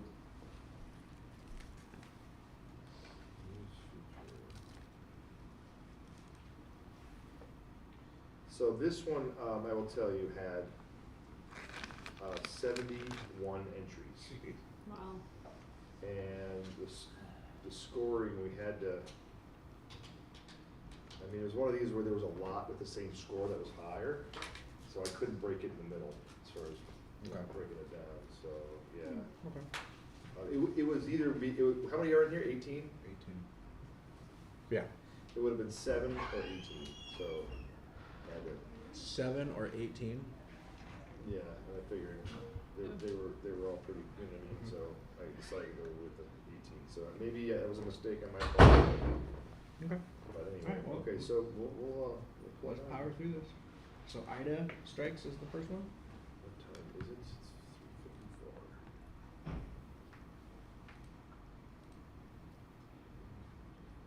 All right, Logan, let's do it. And at any point, if everybody wants to pop it, just say it. Yeah, I agree. Just one giant gearbox. Driven by one little motor. Parts This spins like this. and pieces. A piece of my home was already here. Pieces and parts.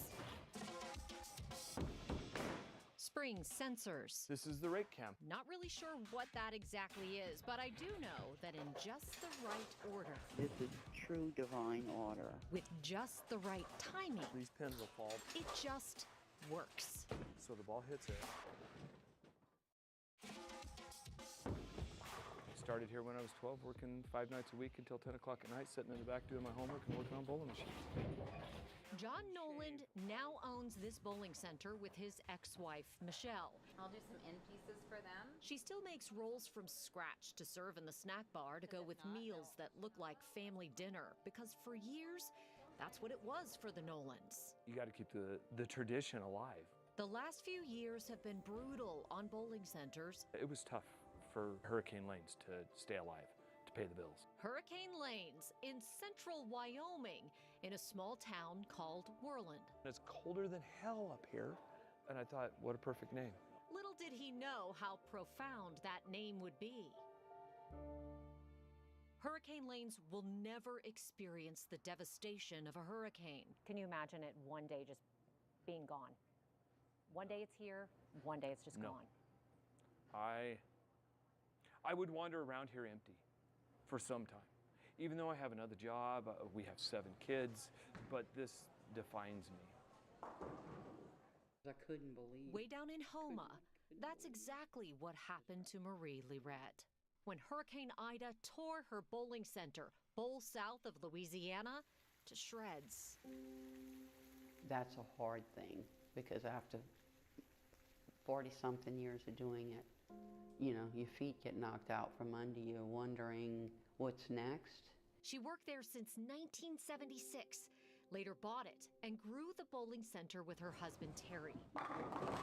For decades, if balls were rolling, pins were dropping, music playing, Marie was there. While Terry passed away a few years ago, the home away from home they shared was gone. Felt like that was a piece of my soul. The empty and the quiet's got to be a hole that's hard to fill. It's making you tear up now. Yeah. Yeah. Because you know what those memories are and you know what that means. If somebody tomorrow said this is over, all I could say is, oh my God. Michelle and I have been through all kinds of adversities and everything else. We've tackled the world, basically. And we've done it through the glue from the Bolin family here. She couldn't afford to rebuild. Her business was gone, and the pieces of the life she knew were piled in boxes. What am I supposed to do now? And I couldn't answer that. You said you haven't bowled in over a year, almost. Why not? Well, You just thought it would be too painful to do it? yeah, and then knowing that I wasn't home doing it. She wouldn't just let it go, when underneath all that rubble, she knew there were pieces of Bowl South that had life left in them. She posted the parts in a Facebook group to see if anyone wanted them, and bowling centers across the country sure did. Bowl South's loss would give new life to 8 bowling centers across the country. To be honest, I didn't know what I was getting into until I got there and saw that it had been wrecked by a hurricane. Joseph Bryant manages a faith-based rec center in Kentucky. They got 12 of Bowl South's bumpers. To even get the bumpers like that secondhand would be a large expense that we probably wouldn't have been able to afford otherwise. When I met Marie, I could just tell that she was heartbroken about business that she had, I guess, devoted her life to. I knew that taking the bumpers, that was basically taking, I guess, a little bit of her. Marie's oil machine helped revive and reopen a historic Black-owned bowling alley in Cleveland, and on and on and on. Devastating loss for Maria, right? Maria lost, I can't even fathom, okay? And the best thing that happened to this business, it's growing because of what I'm standing on. Hurricane lanes jumped at Bowl South's hurricane-tested lanes. Ida hit on August 29th, and just before Halloween, John and 4 others from his bowling family hopped in a truck to drive down to pick the lanes up.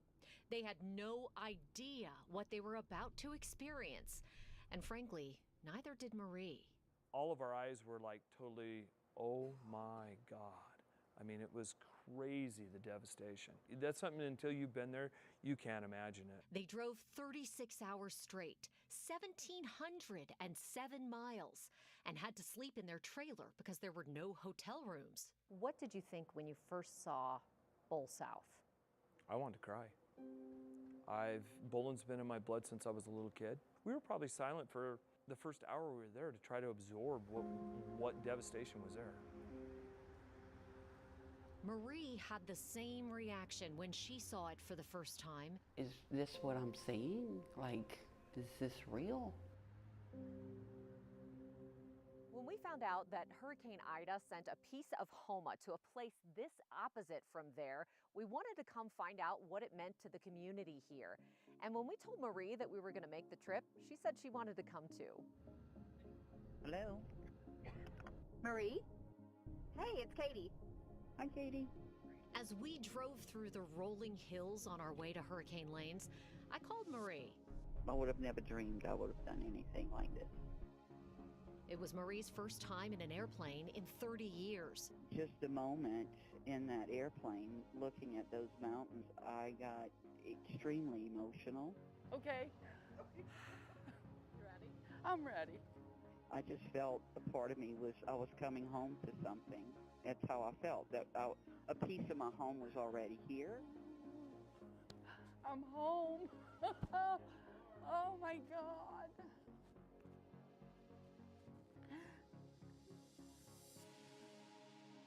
I gotta hug you. Get over here. Oh, it's so good to see you. Oh, it's awesome to see you too. Oh, Thank you. I'm so happy to be here. Oh, it's like my soul is here. I feel it. Yes. Oh my goodness, this is incredible. Moments of pure joy. Marie says she chose out of pure sadness. There's no crying in bowling. Oh, that's so good to meet you. That's so good to meet you. A choice that led to lifelong connections 1,700 miles apart. Oh my goodness. I just can't believe I'm here. I just can't believe I actually did this. This is so exciting. This is so exciting. You ready to bowl? Marie hadn't bowled in a year. I need house shoes and I need a house ball, yes. And it was time to do it again. This one might work. Let's see. On her lanes. I can't be here and not not at least try to throw a few balls on my favorite pair. M-A-R-I-E, right? Yep. Oh, I just want to stand up and get through it, but I have to do it.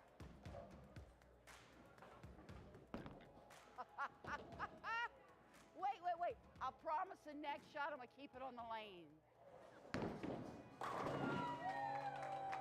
A hurricane changed pieces of her life, and she changed a part of his. Nice shot, John. Awesome. If you put it all back together, maybe some of that magic's still there. They're pieces and parts of life that come together and just work. It's like divine intervention. Like this night. This trip. Oh, I love it. I gotta catch my breath. Bowling for the first time on her lanes in over a year. So excited that I got that push that I'm here. A new piece of life begins. So are we. Oh my God. Because Marie refused to let another part be the end. I'm so grateful. You have no idea.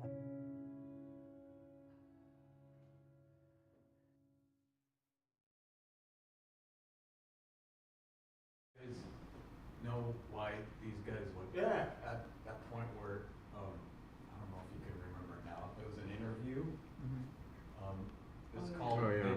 They did that because it's called reversing the axis. It was a jump cut. Jump cuts. Yeah. Jump cut. There was a lot wrong in there. But yes. Yeah.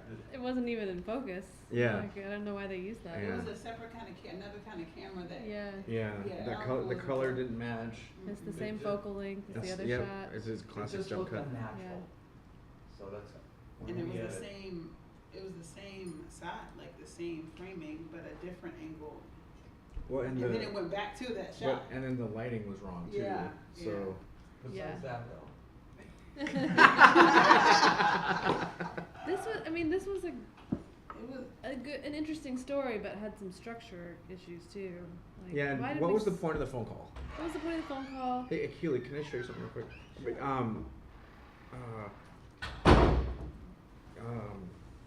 But yeah, I didn't quite understand that stuff either. Oh, what's that? Overall, I don't think I don't know. It's not horrible. I like the editing. The editing was good. Yeah, the audio. Mixing up the pacing was fun. I like the editing of it. Shooting, that's a different thing. I'm sorry. There was some nice shooting, and then there were some problems with the shooting. It was both. All right, so that was the first one. So let's keep next it one about moving. 6 minutes. Thank you, Keely. On a farm outside Newburgh, Oregon, birds aren't the only ones who found a home. It's a romance season.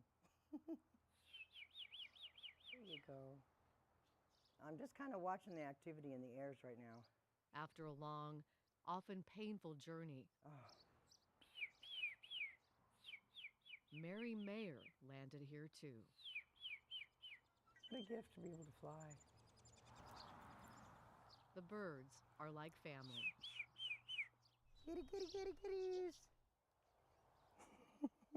She remembers as a young girl wanting to be just like them.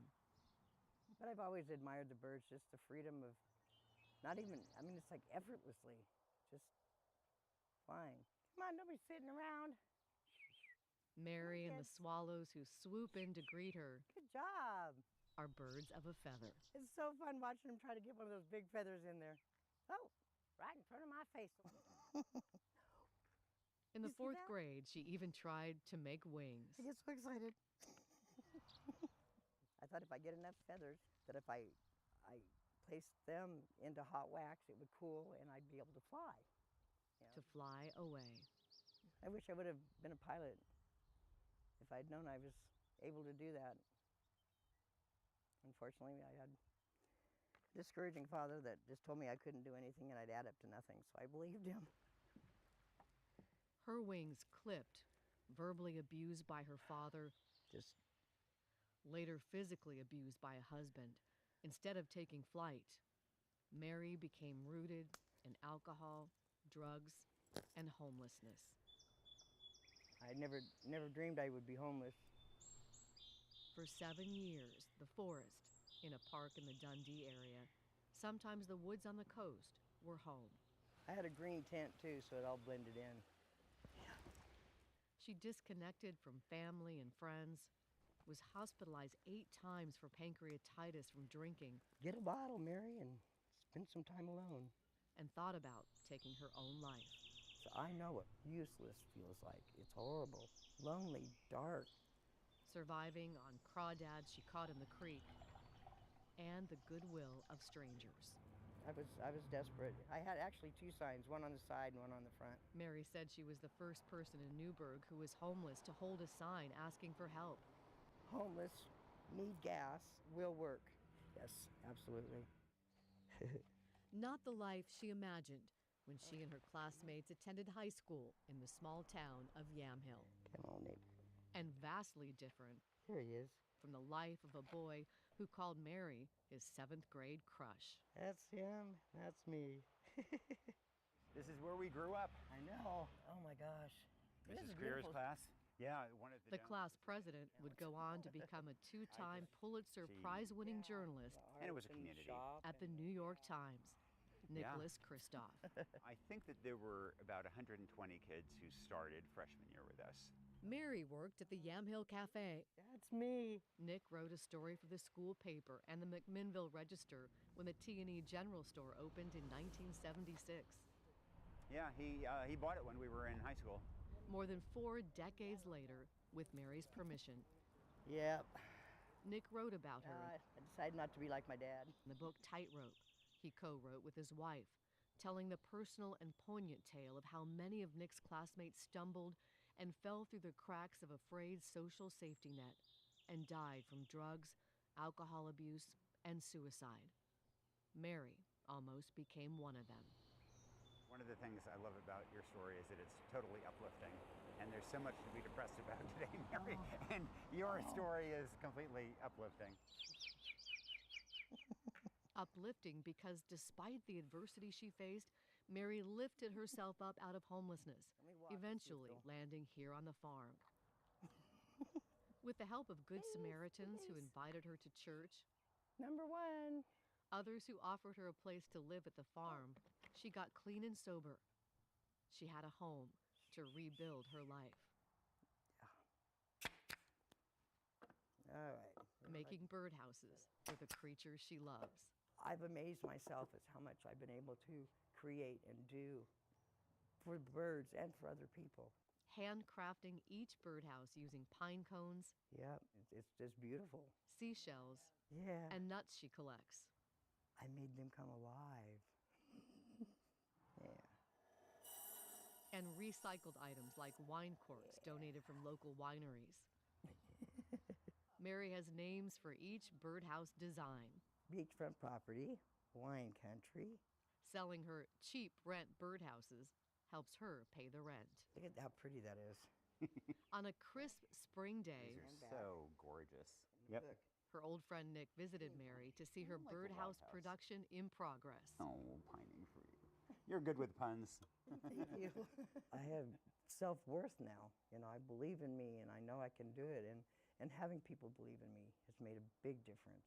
It's not hopeless that we can solve these problems. Nick sees Mary as an emblem of hope. You provided a model for other people. I am so proud of this young lady and all she's done, and she's an inspiration to me. Thank you so much, Nick. It means a lot to me.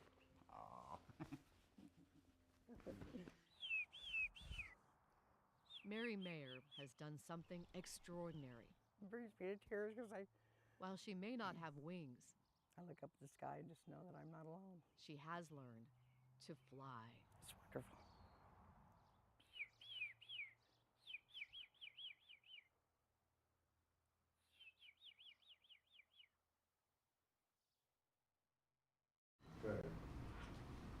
Okay. Just to give you a heads up, this category is about another hour or so. How was this hard?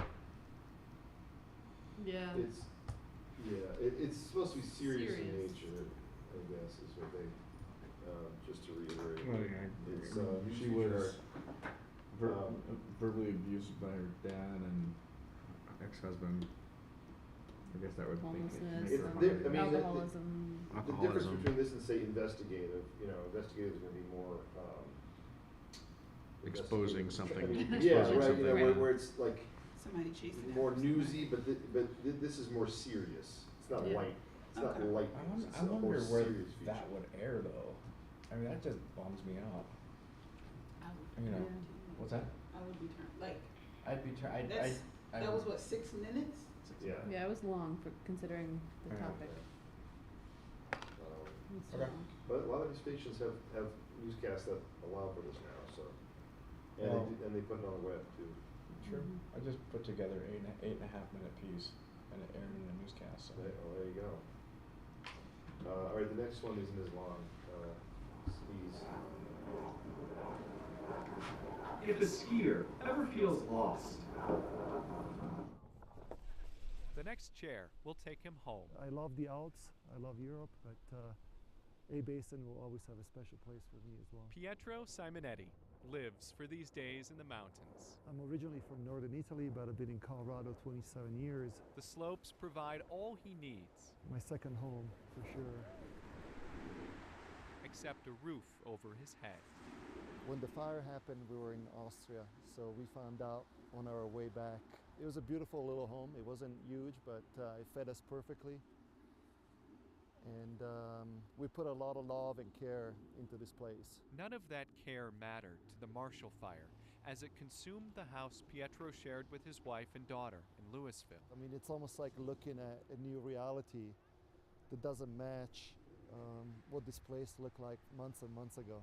My original Vespa from Italy, furniture that was over 400 years old in some cases. I had a collection of probably 15 to 20 different skis. Fire destroyed it all.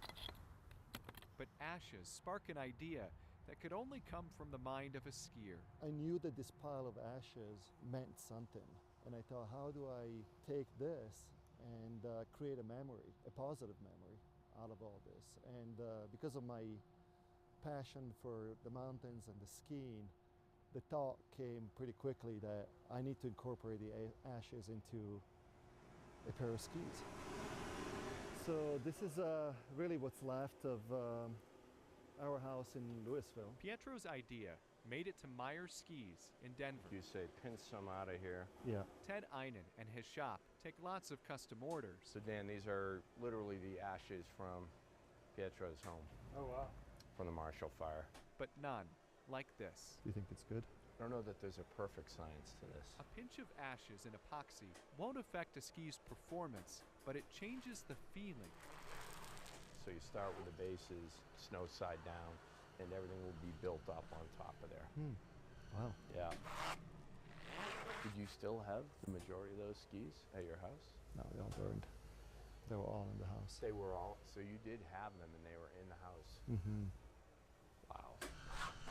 I'm not comparing it to the birth of my daughter, but pretty close. It's gratifying to see Pietro's vision come to life. You know, it's this coming to fruition, an idea that I had, months ago, and hot off the press.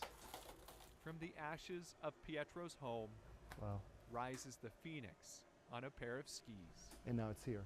And it's real, so it's really special. For every Phoenix ski ordered, Meyer Skis will donate 20% to the Boulder Community Foundation. It'll be like right around. Yeah. But the first pair belongs to Pietro. It's not just a piece of wood and a cool graphic. It's the history, the memory that it's embedded in the ski that it's making today. Just an incredible day. Skis can't replace a house, but this pair makes a skier feel at home. This is not the end. This is the rebirth of where we're gonna rebuild and start new memories and combine the old memories with the new memories. Noel Brennan, 9 News. Right. Well, No, I guarantee it. He's not homeless. Yeah. He has furniture from Even though the reporter said that he was, he has no roof over his head, is what he said, insinuating he was homeless. Yeah. All right, you guys ready? Comments? I'm done. I'm ready to move on.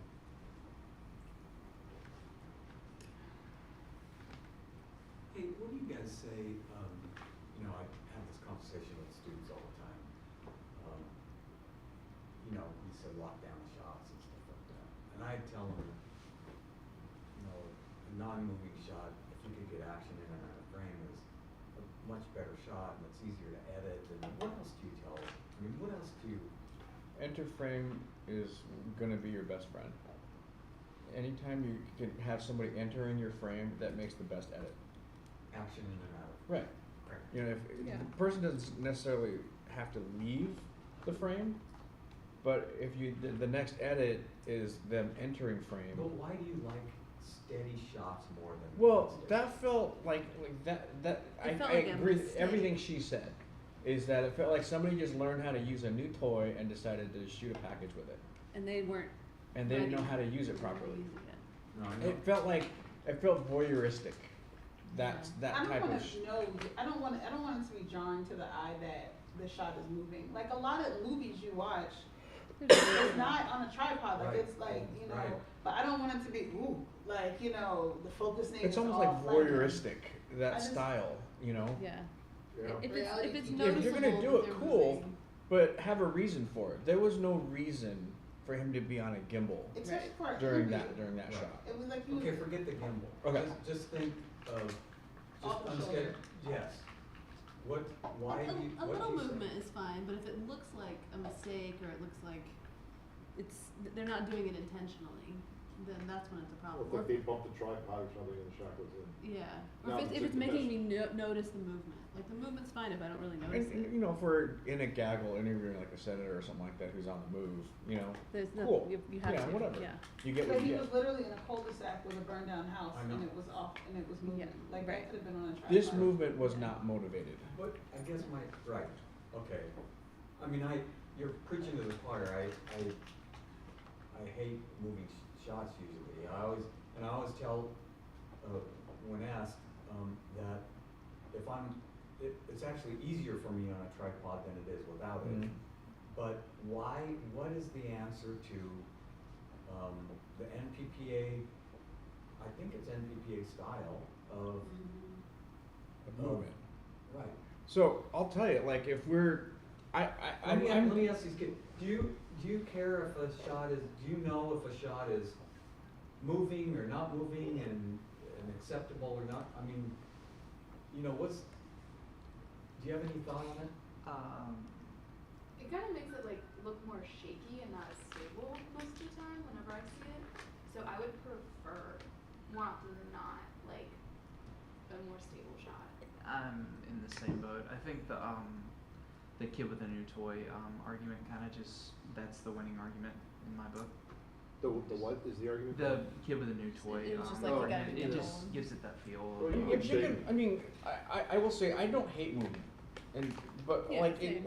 in an example of the way I like to use, like especially with my drone or whatever, like if I'm showing the screen and I want to reveal something in front, coming back and revealing something is fine Yeah. because I'm showing something new in the movement. Does that make sense? Yeah.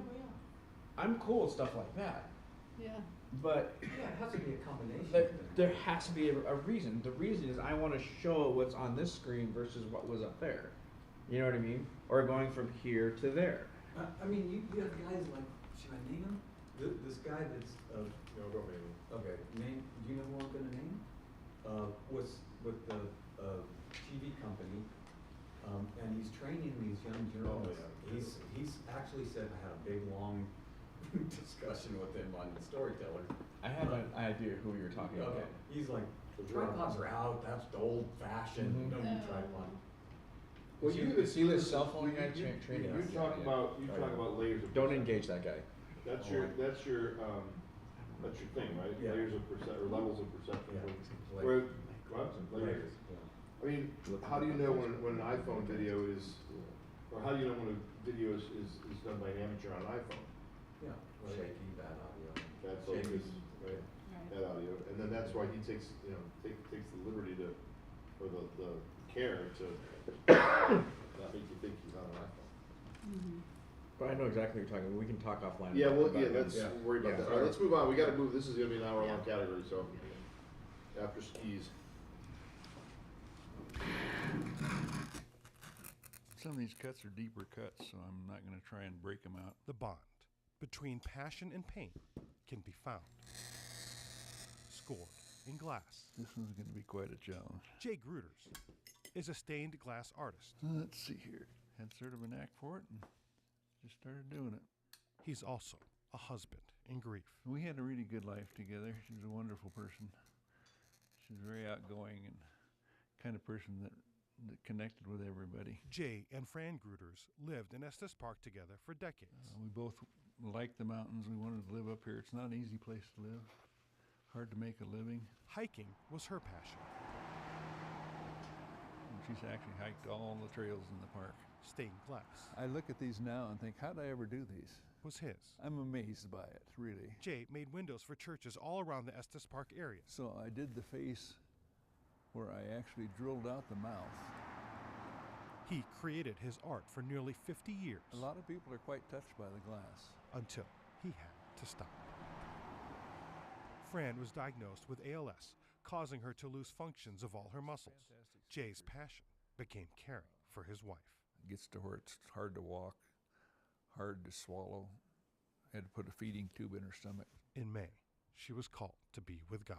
Words can hardly express what it's like sitting there watching somebody pass away in front of you. You know you're never going to see him again. What he can't express in words, he can express in art. I usually do my own designs, but this was something special. Instead of making something serious. So the front of it says, I love you, and then I open up and he says, something fierce. Jay is making something special, a card he gave Fran. And it says, all my love to Fran. Happy Valentine's Day and birthday. Love, Jay.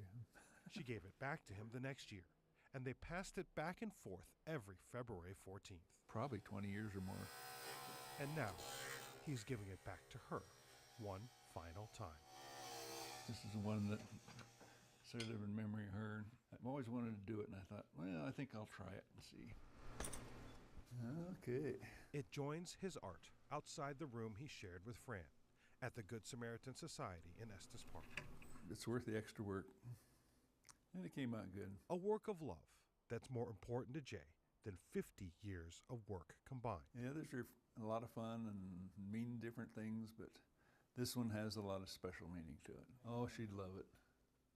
She knows I wanted to do it. Passion, healing pain. So this is sort of a memorial to her. Through the bonds of panes of glass. She'd probably just cry with happiness.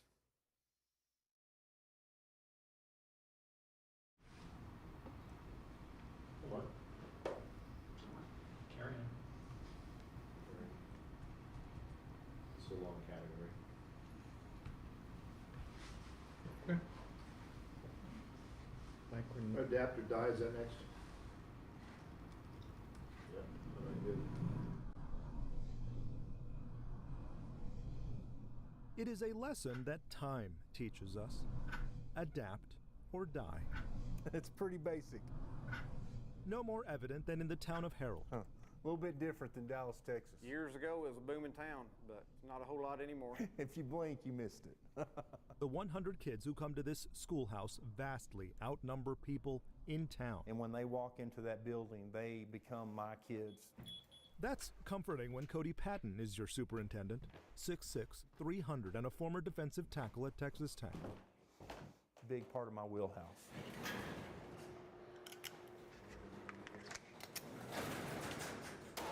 Cody's district is one of the first in the state to let teachers conceal carry on campus.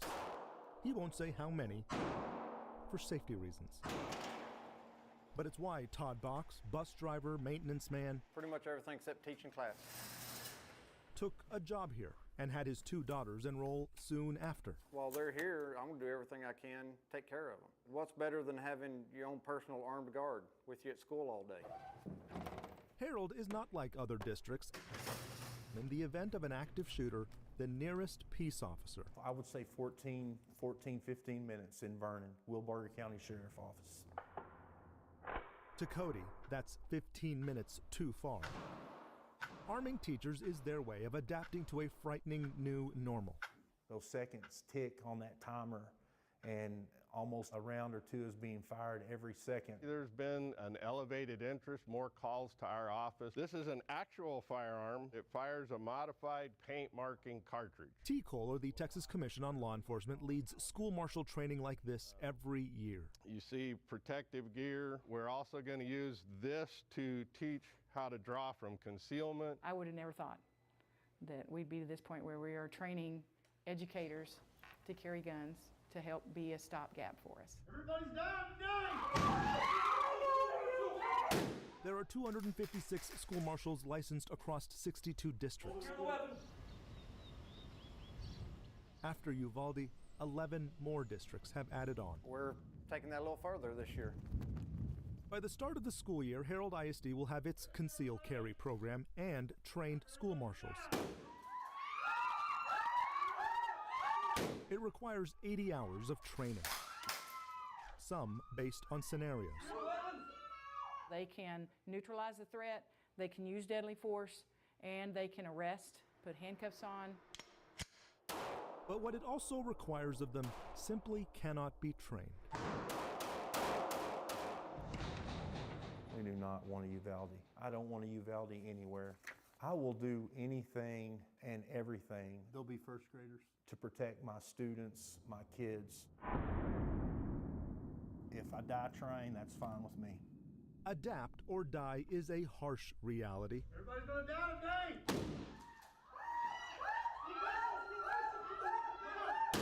But the constant slaughter of school children is even scarier. In Harold, I'm Jobin Paniker.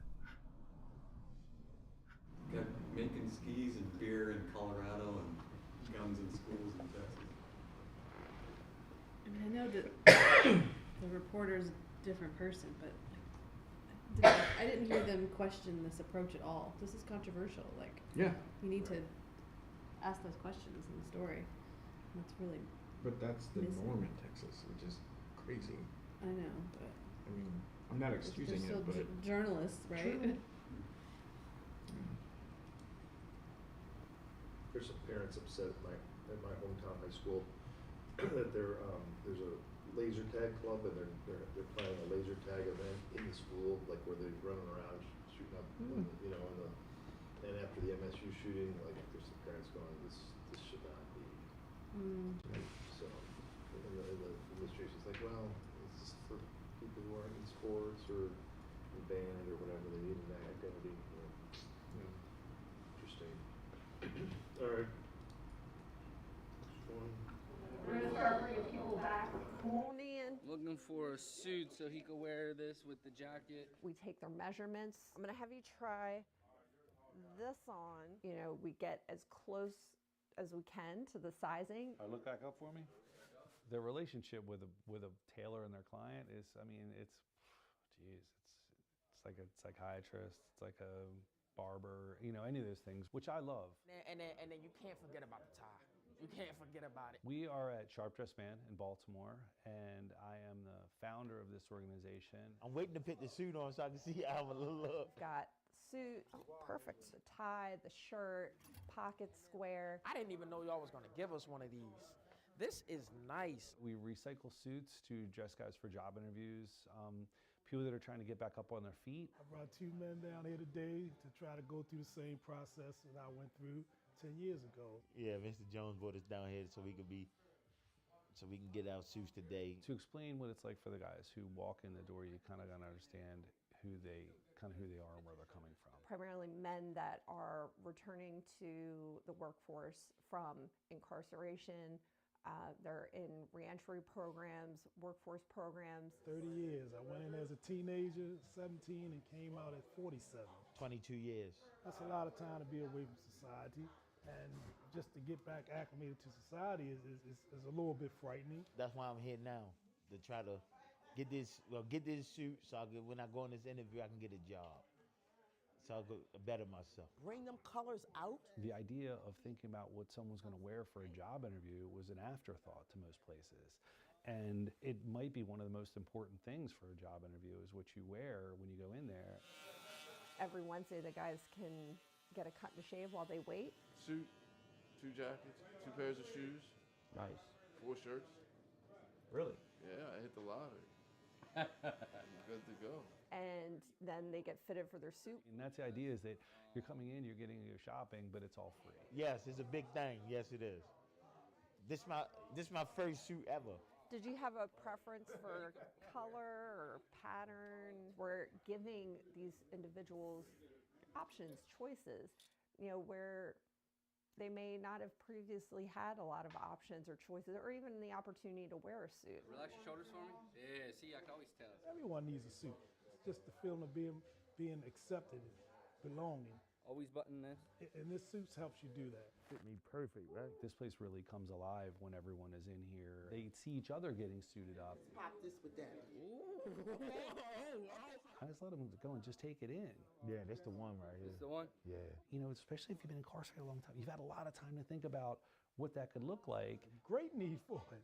I'm a living example of it. They gave me the first suit when I came home. That suit landed me the job, and now I'm in a position where I can give suits back. Feel good, man. I'm proud of him. He's a hard worker. He deserves all this. Thank you. Thank you, man. I appreciate it. I believe that what we're doing here is something that I'd like to see us being doing all over the world. I feel like a new man. The suit can wear out and get torn up and be gone. But we want to create something that will last forever, and that's what Sharp Dressed Man is doing. Thanks for coming, you sharp dressed man, you. It's creating that atmosphere and that mindset that they can carry on to different things, whether they have the suit on or not.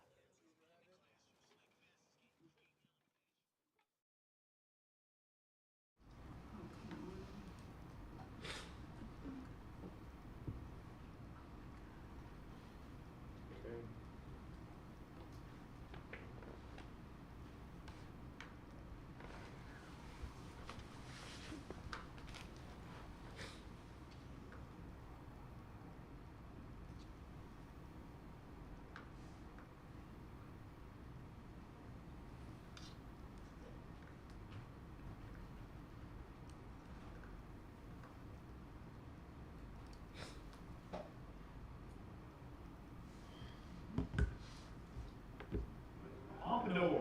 Yeah, nice. After years behind the shears. Abishai Collingsworth Been doing all right. is right where he wants to be. With the tools of his trade and a location he wouldn't trade for anything. We are the Nashville Street Barbers. We've been doing this for roughly 4 years. My wife's family's from south of New Orleans. Every 2 weeks, out on Legislative Plaza, Abishai trades small talk. You ever been to Homa? No. While trimming. Did you ever want to have kids? As he and the rest of the Nashville Street Barbers work to cut out a word that he says all too often lingers around this town. We wanted to kind of kill that term, just grouping a bunch of people in the same group and just labeling them houseless or homeless. The homeless, not a faceless, nameless, anonymous catch-all, but real people with real stories. Yeah, I can still fade the sides a little bit, yeah. I thought you still fade the sides. Yeah, cool. Like Jerome Armstrong. Everyone out here has a different story, they have a different background, and that was really important to us to create that individuality and the humanity behind who they are and not just the demographic that they belong to. A simple act that some may take for granted, Abishai says, can unlock previously closed doors. A haircut is a really powerful thing because it not only makes someone feel more empowered and feel better about themselves and look at themselves a little differently, it also helps other people look at them differently too, because I think that's a stigma as well, of like, oh, you don't look homeless. I feel great. I feel like dancing around doing my little dance and everything, yeah. I'm getting a fade. A little fade, little beard trim. Little beard trim. Abishai's message, we really aren't that different. Where do you think Tupac is? Right now? Yeah. Oh, he's somewhere around right now. And for this work, they'll accept not a dime.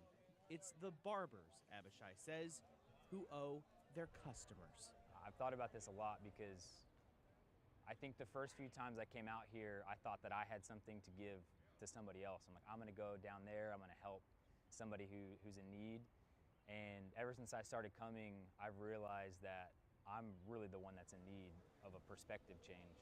I think it's amazing that we have folks that can come out and cut our hair for free. But for them to say like, man, I don't have a lot, but I'm blessed. Any day above ground is a blessing. Thank you, by the way. Yeah, man. Not a bad lesson from the barber buzzing through assumptions. You have the stigma that's around it, but the moment you're just like, hey, what's your name? Where are you from? What's your story? Right in the heart of Nashville. You realize you're a lot closer to that person than you think. That's fantastic. You look great. Jason Lamb. Let me just dust you off and clean your neck up real quick. News Channel 5.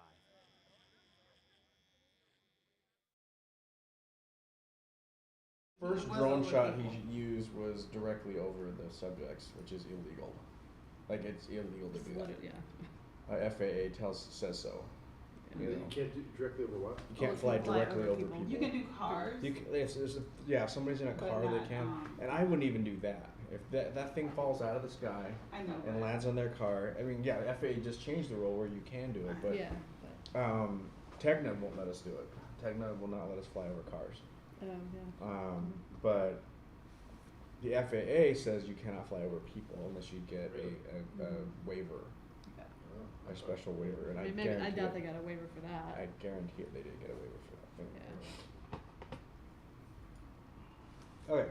Oh, was that clipping away assumptions? Yeah, that was. Oh shit. Yeah. Sorry, my bad. It's again, I thought it it's was the same long key number, so than we what it needed to advertise it. be. Yeah. I felt like that package could have been a minute shorter. Yeah. Yeah, it felt long. They also had this line about Jerome, and then you hear from the other guy. Yeah. It's like, don't introduce Jerome if we're not going to hear from Jerome. Yeah. So is You Can Depend on Us, is that the next one? Yes. Okay, so it's... Father, we pray for our guests tonight. In Nashville, there's a church on every corner. We ask that you help us to serve them in the ways that they need to be served. But church for some isn't always in pews, and it's not always on Sundays. Just to be in the places where we need to be, Father. Every Monday and every Thursday, cyclists of all ages meet at this church parking lot off Broadway in downtown Nashville. 15 to 16 apiece. Did y'all get the burritos out of my car? Filling backpacks and bike packs with water bottles.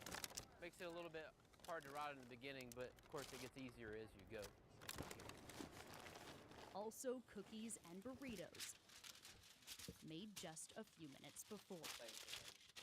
Some might call them burrito professionals. I've always said if I lose my job, I can always go to Moe's. Even when the weather gets real bad in the wintertime, we'll still usually always give out at least 100 burritos. Hundreds of burritos every week. We can't stop doing this because there's a lot of people that are depending on us.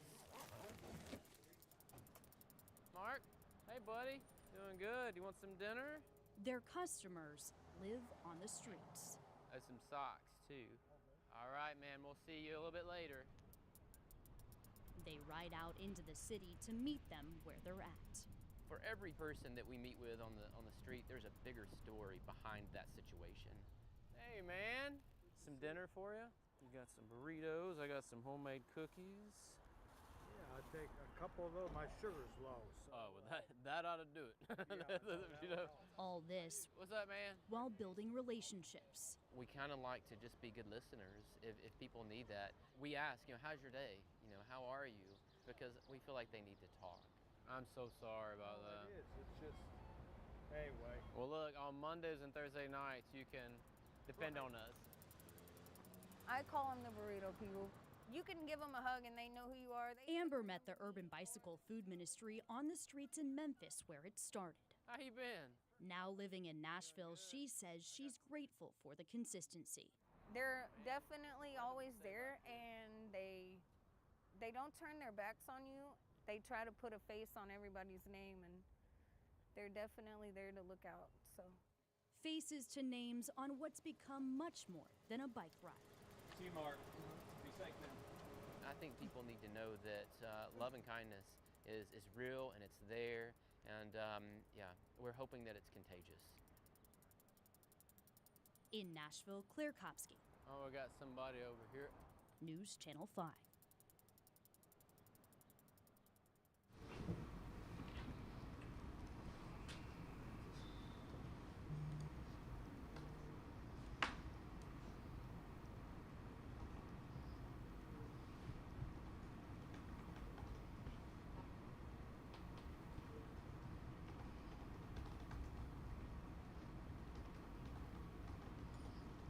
Dear, I think you have one in the wrong. Damn, I do? Yeah. Is it me? Yes. I did. It says well shot, lots of drone. Am I F? I'm F, right? Oh no, that's Dean's decision. Thank you. I appreciate it. So were those drones illegal too? What's that? Some of those shots. Were those drones illegal too? Mm-hmm. It was Not all of them, but a majority of them. Yeah. Yeah. The hair on the back of my neck. People wait too long. They wait too long to act on things. We could have had this whole lifetime together. This is one of my favorite pictures of us. We actually met and fell in love when we were 18 years old. Time just wasn't in our favor then. It took Ray Smith and Dean North nearly 5 decades to come back together. And finally, we just knew that it was our time. And it was supposed to be for the next 50 years. That's the thing about time. We always think we have more. It's a horrible thing to watch someone that you love die, especially from a disease that's literally eating them alive from the inside out. Do you want to sit up a little bit? Multiple treatments failed him since his 2020 cancer diagnosis. He did chemotherapy, immunotherapy, radiation. Keep waiting for it to get a little better and a little better and a little better, and it hasn't. So it's time to quit. We hold hands always, and I just wanted to have a memory of it.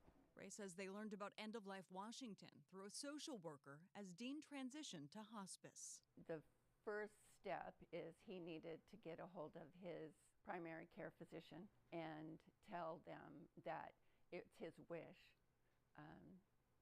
to have death with dignity. That had to be recorded, and that would be the first day of a waiting period of 15 days.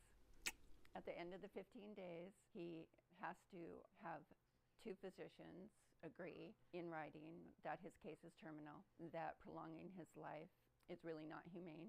At that time, we can ask for a physician to prescribe the compound that he will need to administer himself, and he will just go to sleep, and he won't wake up. I'm sick and I feel terrible and everything, but If it is only a matter of time, I got a pretty special woman, so I'm really pretty thankful. Dean's dying wish is to decide when and how. This is the only control he has left. On this day, he is so sick, Babe. he's forced to stop the interview. Jamie, he said he can't do anymore. Ray is his constant, his connection to the outside world. So many people commented on it. Taking to social media to keep friends and family up to date. How can my heart continue to beat after his stops? It hurts to think of me without him, yet I must. With each passing day, there's no pretending now, only painful knowledge that we waited too long. She grows more determined to make these final moments easier for the next family. There's always something beautiful in a good birth and in a good death. I know that this isn't a choice that for everyone, but there is a choice. Ray thinks it's about time insurance companies cover the cost of end-of-life medication. The insurance companies feel that this is an unnecessary procedure. Anywhere from $700 to $850. In my mind, this would be the end of all of their payouts. They're not going to have to pay for treatments anymore. They're not going to have to pay for doctor visits anymore. This is this is the end. She also wants the 15-day waiting period reduced so families can access the end-of-life medication faster. If she had it to do again, Another sip of water? No? just you. Ray would choose Dean every time. I love you. I love you, baby. I don't want you to be sick anymore. I won't be sick anymore. I know. But that's the thing about time. I know. There's always a beginning and an end. There will never be enough. The beginning is always beautiful and magical, and I think we have to look to find that magic in the end as well. Look past the pain and find the beauty of a life.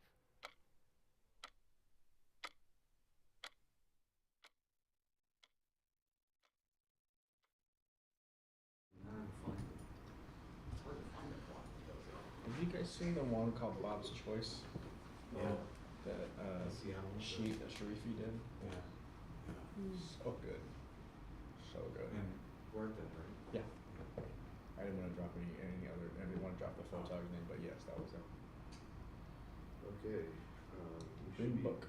Should be the green book. In the Epilogue home. Is it green book? I Oh wait, hold on. personally believe in This is not green book. This is It's the one after that. We can keep watching it it's though. the plan. Yeah. In the Echo Hawk home, I personally believe in like a cultural and spiritual call to doing this kind of art. each stitch, I did these handprints in the color of the native medicine wheel. each shade Red is the color of prayer. comes with a story, It's also a symbol of the missing and murdered Indigenous women and girls movement. and sometimes a reminder about the plan. These kids, along with my own, they know that if their aunties or their mom ever went missing, that we would never have left them on purpose. It's a plan Abigail Echohawk of the Seattle Indian Health Board says every Native woman she knows has had to make, what her family should do if she were to disappear. They would need to make sure that somebody looked for us. For my children, they know that my handprints are on the dresses. They know that they would be able to take my fingerprints to the police. Do you ever remember not knowing about this? No. We can be in danger. People won't get lost by not telling people where they are and not being careful. They don't come home and you don't get to be with your family anymore. Here in Washington, Indigenous people are going missing or being murdered at the second highest rate in the country. Seattle itself ranks as the city with the highest number of cases nationwide. According to the Seattle Indian Health Board, compared to white women, Indigenous women in Washington are 4 times more likely to go missing. Right now, State Patrol records show 126 Indigenous people in the state who aren't accounted for. Research has shown us that the primary perpetrator of the acts of violence against Indigenous women and girls are white men, predominantly white men who come onto reservations or target Indigenous women within urban settings. With fewer resources, Native American families are forced to take matters into their own hands and form plans for their loved ones. I've actually posted something on Facebook.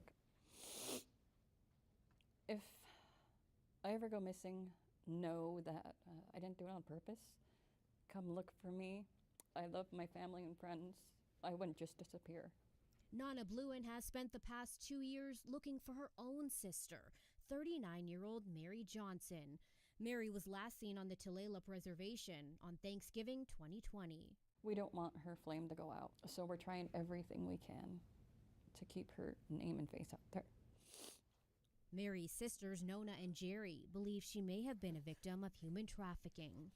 Yeah, what do you tell your kids about where she is? I just say, Aunt Mary's trying to find her way home. And our eldest daughter, she goes like this all the time. You know, and she's like, Mom, can we email the chief and ask where she is?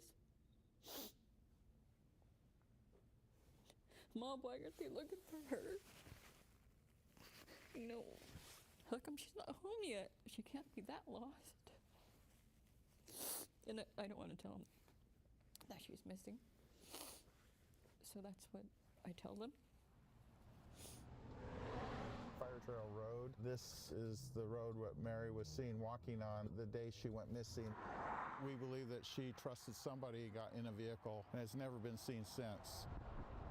Tulalip Police Chief Chris Sutter sees Mary's case as a continuation of what's been happening to Indigenous people in America for centuries. Historically, the wrongs that have been committed, including abductions and murders and rapes and all forms of sexual assaults and other types of abuses, have gone unpunished and unprosecuted. This has been perpetuated for centuries. And it's because of that history, Chief Sutter has talked to his own children about the plan. My children have all heard Dad preach to them, be aware of their surroundings and their situation, and don't trust people. I wanted to do this in honor of the families. Back in the Echo Hawk home, Do you guys know that? We would never leave you. Abigail hopes future generations won't need to prepare for their own abductions or murder by having a plan. Having a plan is part of the hopelessness that's experienced by our communities. It's not something any of us should have to do. Until then, Abigail creates hope from unlikely sources, like these flowers on her latest art piece. And really thinking about every single person as a blossom, as beloved life. When the Seattle Indian Health Board asked for PPE during the pandemic, the federal government sent them these body bags instead. How many body bags do you have? Got like 22 left. 22 body bags? Now Abigail uses them to create art that highlights the issue of missing and murdered Indigenous women. One of her works made from these body bags has even been featured in Vogue. My artwork is a form of healing. She's also now using them to keep the traditions of her culture alive for the next generation. It's cool because most people are not able to be a part of the culture. The thing I love about it is that for these kids, this is just who they are. It's going to be pretty. Creating hope and beauty from darkness. There's hope on healing the past so that we have full healing for our community so their children's children don't experience the same things that I did, that they did, where something like this is never out of a body bag again. I refuse to let the hopelessness be all the conversation.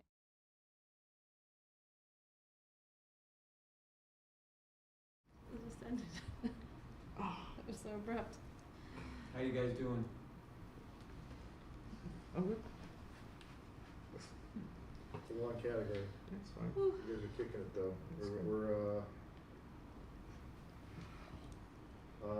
The next one though should be is probably out of order, right? It should be Green Book should be next, right? Yeah. Oh yeah, I forgot. We skipped. Okay. All right. Green Book. It was the one. And I like the old school stuff. Great big Hummer. Ask Nicely in Clifford Hall.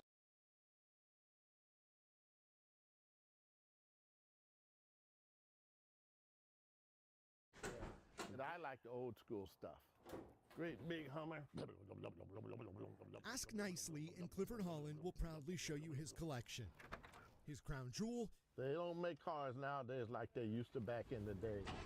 1966 Oldsmobile Toronado. I feel safe. Sometimes there's hostilities on the road. With Holland, a Navy veteran behind the wheel, we're on a mission back in time. There was a lot of places that the black motorists would drive and they would not get services. They was told in the Green Book to avoid these places. Holland is talking about the Negro Motorist Green Book, a guide published from 1936 to 66. A safety net for black motorists looking for a place to stay, eat, get a haircut, or shop without fear in an unfamiliar city. All right, here we go. For decades, black motorists passing through Seattle found refuge in the Central District. That's where Holland was born and raised. Driving while black, sometimes they're pulled over for any small number of reasons. The book may be out of print, but some say the lessons and warnings in it are as relevant as ever, especially when behind the wheel. A lot of times it escalates into a situation where blacks are being forced into a lot of things. Holland's talking about Philando Castile, a 32-year-old black man shot and killed by Minnesota police during a traffic stop. Told him not to reach for it. I told him to get his hand out. Castile was reaching for his driver's license when police shot him 5 times. The aftermath documented by his passenger on Facebook Live. And the officer just shot him in his arm. I've been pulled over for some funny stuff. He asked me, "What are you doing in this car?" And I thought that'd be kind of odd. Well, it's my car, you know. As a young man, especially a young black man, what am I doing in this classic car like this, which was very expensive? When you look at the Green Book, there's so much relevancy today, not only in lifting and building black business, that caution that one takes when there could potentially be interaction with the police or state patrol while on the road. Stephanie Johnson-Tolliver is working to make sure the lessons from the Green Book are never forgotten. Something that we're working on with Washington State Historic Society is building out curriculums or lesson plans for educators and students around the Green Book and how to talk about that, the racism that existed across this country and where we are today. Welcome to the Seattle Green Book Self-Guided Tour. Maria Stockard McDaniel and her group Black and Tan have created a digital Green Book. This tour starts at King Street Station to guide users through a tour of what was once a segregated city. I see with you this mission to kind of make sure that this story doesn't go away. What is the danger of the lessons of the Green Book kind of being lost to history? I think it goes back to continuing to share the stories. I have a duty to collect this information to pass it on to my kids. A history that for Stockard McDaniel took a personal turn. I started researching actual Green Books. In the 1950 edition, my great uncle, so this is my grandfather's brothers, owned a shop on Madison here in Seattle.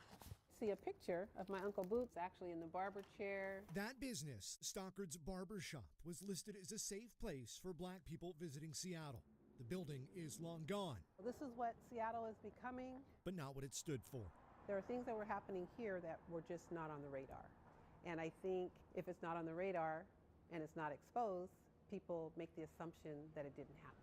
Later this month, Seattle's Museum of History and Industry, MOHI, will put the so-called Bible of Black Travel on display.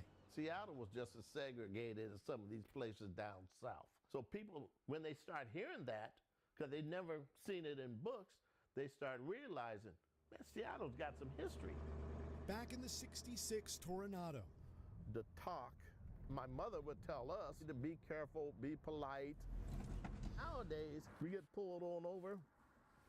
I'm showing hands. I'm showing hands. I am not taking any chances because there's too many people that are getting shot over simple stuff. A lot of people don't want to acknowledge that these things happened. The Green Book, a glimpse of what Seattle was and what Seattle needs to remember.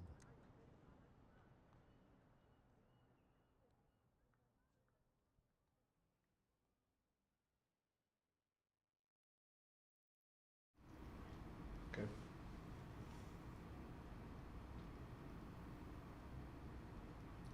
Farm of the future.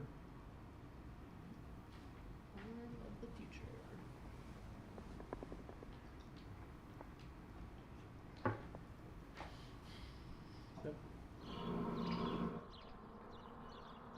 Rising along with the sun is the father. And this is maybe my most favorite time of the day. The time spent checking on the family farm near Keensburg. The time doing things a certain way for Mark Arnish. I try to do this 3 times a week. Every crop, every field. Rising along with the father is the son, Brett Arnish. I'm farming with my best friend. Best friend. Strangers. I found him on the side of the road one time. I adopted him, actually. A best friend with a better way. My story is a little bit different. I did never want to come back to the farm. These are pictures of our family's history, the tradition that is our farm. And the Arnish family. Grandpa, my grandma, my Uncle Nick. First started growing sugar beets here in the 1950s. Agriculture is deeply, deeply rooted in history and tradition. Brett initially did not want to come back until he discovered what technology can do for certain ways on the farm. Yeah, so what we have here is the soil moisture probe. A solar-powered sensor tracking and sending data to their phones. You know, the alfalfa crop, you know, maybe to the common eye, might look like it's doing fine. Well, actually, we can tell you exactly what it's doing all the way down to 3 feet under the soil. It took us a little while to understand this, and I challenged Brett hard of, look, I'm not going to depend upon a machine to tell me how to farm. He initially views it as, well, I've been farming wrong. And that's not the truth. You know, now we're farming better. The key, Brett says, is using precious water as efficiently as possible. We used to start irrigating corn on the 4th of July. Why? Because we always irrigate corn on the 4th of July. Now, the soil moisture probes tell them exactly when to let the sprinklers flow. How much water is being taken up by the crop, how much water is being applied by the sprinkler, and how much is just evaporating from the sun. He pushed back hard and said, you got to trust the technology, you got to trust the process. And at the end of the day, he was right. Mark says information with intuition changes everything. That's been the best innovation in my farming career. For the first time, not only can we see inside the soil profile, we can actually see inside the plant. Now they're working to have the probe communicate with the automated moving sprinkler, where the two technologies can talk together and speed up and slow down the pivot as it goes through the field. Farming is no longer being done the way it used to be. When the tractor starts to plow, you can literally see him moving through the field. Mark can monitor the progress and use of fuel. I can even ping the equipment so that I can actually look at his screen. When Mark goes to check the grain bins, I can view them, and I mean, we're a mile and a half away. Brett can monitor the temperature inside to make sure buyers aren't disappointed. Because consistency is key for them. When it's harvest time, Brett can see the crop yield as the machine goes through the field. But we can see on the inside there where the green is, that those are maybe our most productive acres. And drones are available to spray crops over large distances. Technology allows them to run a 2,000-acre farm with just a few workers. A father. It's smart to pivot. Learning from a son. Big TikTok guy, I'm sure. The farm of the past transformed into the farm of the future. I think these pictures on the wall are always a constant reminder of where we've been. Technology isn't everything. It's a lot now, but we still have to be a farmer. And there's just some things a computer cannot do. That is definitely the smell test. With photojournalist Nelson Garcia, 9 News.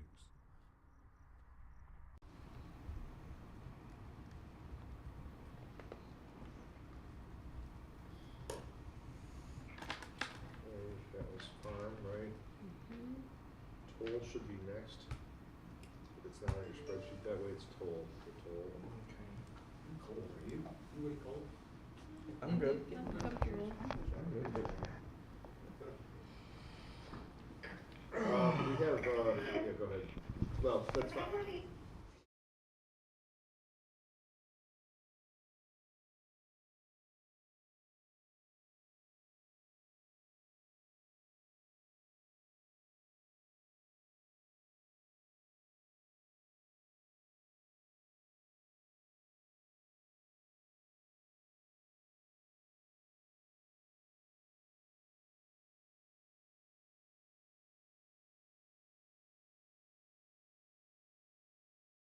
You cover EMS for me at 1600 California in front of Giordano's. 3550 West 38th, 3550 West 38th. He's now not breathing.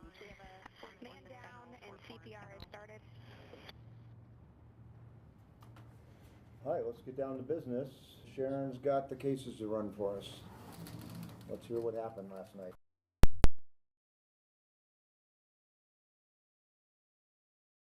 Case 3402, we do have photos for. So the next case, case 3405, this is a person experiencing homelessness. Daily additions to the calculation of loss.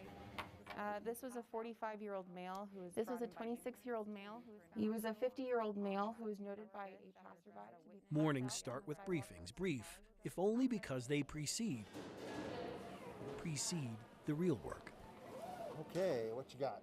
Dr. James Caruso believes at least 4 of this day's 7 He has foam in his airway, pulmonary edema. Died as a result of an overdose. That's something we often see with opioid overdoses. His 8 years as head of Denver's Office of Medical Examiner tell him that. They also tell him whatever this is unprecedented. a really, really significant increase in drug overdose deaths. Look at it this way. Between 2011 and 2019, overdose deaths in Denver remained relatively stable, a little down, a little up. And then came 2020, and then 2021.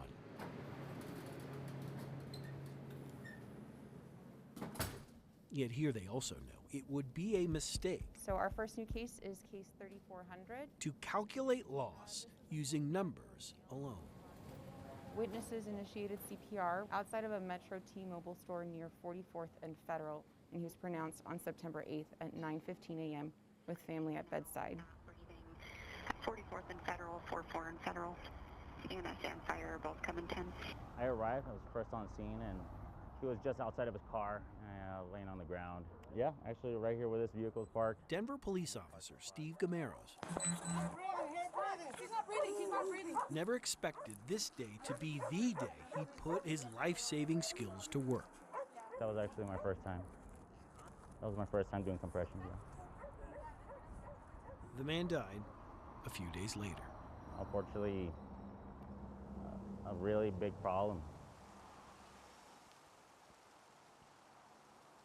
A statistic until we found his family. Who is Eric Kraft? It was my little brother. Curtis Kraft had 6 years on Eric. We were born and raised in Kansas. We lived in a little town, Canarado, in between Burlington and Goodland. Sober, Eric was goofy and kind. High, Eric would lie about anything. I think a handful of times he might have told me the truth out of everything that he told me. You know, and it's sad. Right?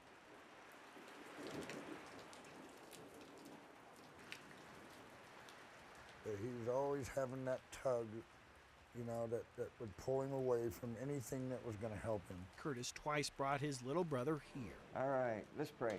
Amen, Lord God, we thank you for all that you do for us. I thank you this day that we're sober, we're clean. The Cavalry Ranch near Montrose. Help us to stay right, Lord. A faith-based live-in addiction recovery center. Here, they baptized him. The first time he left, Eric got high the first night. We worked for a few hours, went back to the motel. Me and my daughter went to the grocery store, come back, and he was high already. We'll start with you, Brother Paul. We'll go around like so, eh? Curtis, 3 years sober himself, convinced his brother to come back to the ranch a few months later. Faith is the only thing that keeps me going. It seemed to work until September 5th, 2021, when Curtis learned his brother, then resuscitated, was in the hospital. Literally, he was, you know, on a ventilator, and he was basically brain dead. And you could just tell, you know, that he was gone. And Eric Kraft was 45 years old. we're supposed to grow old, and we're not supposed to die in front of some phone store, you know, all drugged out. That's not the way it's supposed to be. So for these cases, this is the most important part of the whole autopsy, toxicology. By the time the blood test came back late last year, it merely confirmed what Eric's family already knew. Toxic effects of meth. This was a 26-year-old male who was found unresponsive. One day, one city, 4 overdose deaths. Quote, male was overdosing in the alley. A calculation, not just of loss, He passed out on the sidewalk outside of Giordano's Pizza. but of a toll paid by witnesses. And we see it on a daily basis. By first responders. It kind of reminds me of when he was out there. And by families alike. I don't really know how to explain all of it, but he doesn't have to fight that demon anymore now. A toll of one day. We've got to be able to do better than this. Chris Vanderveen, 9 News.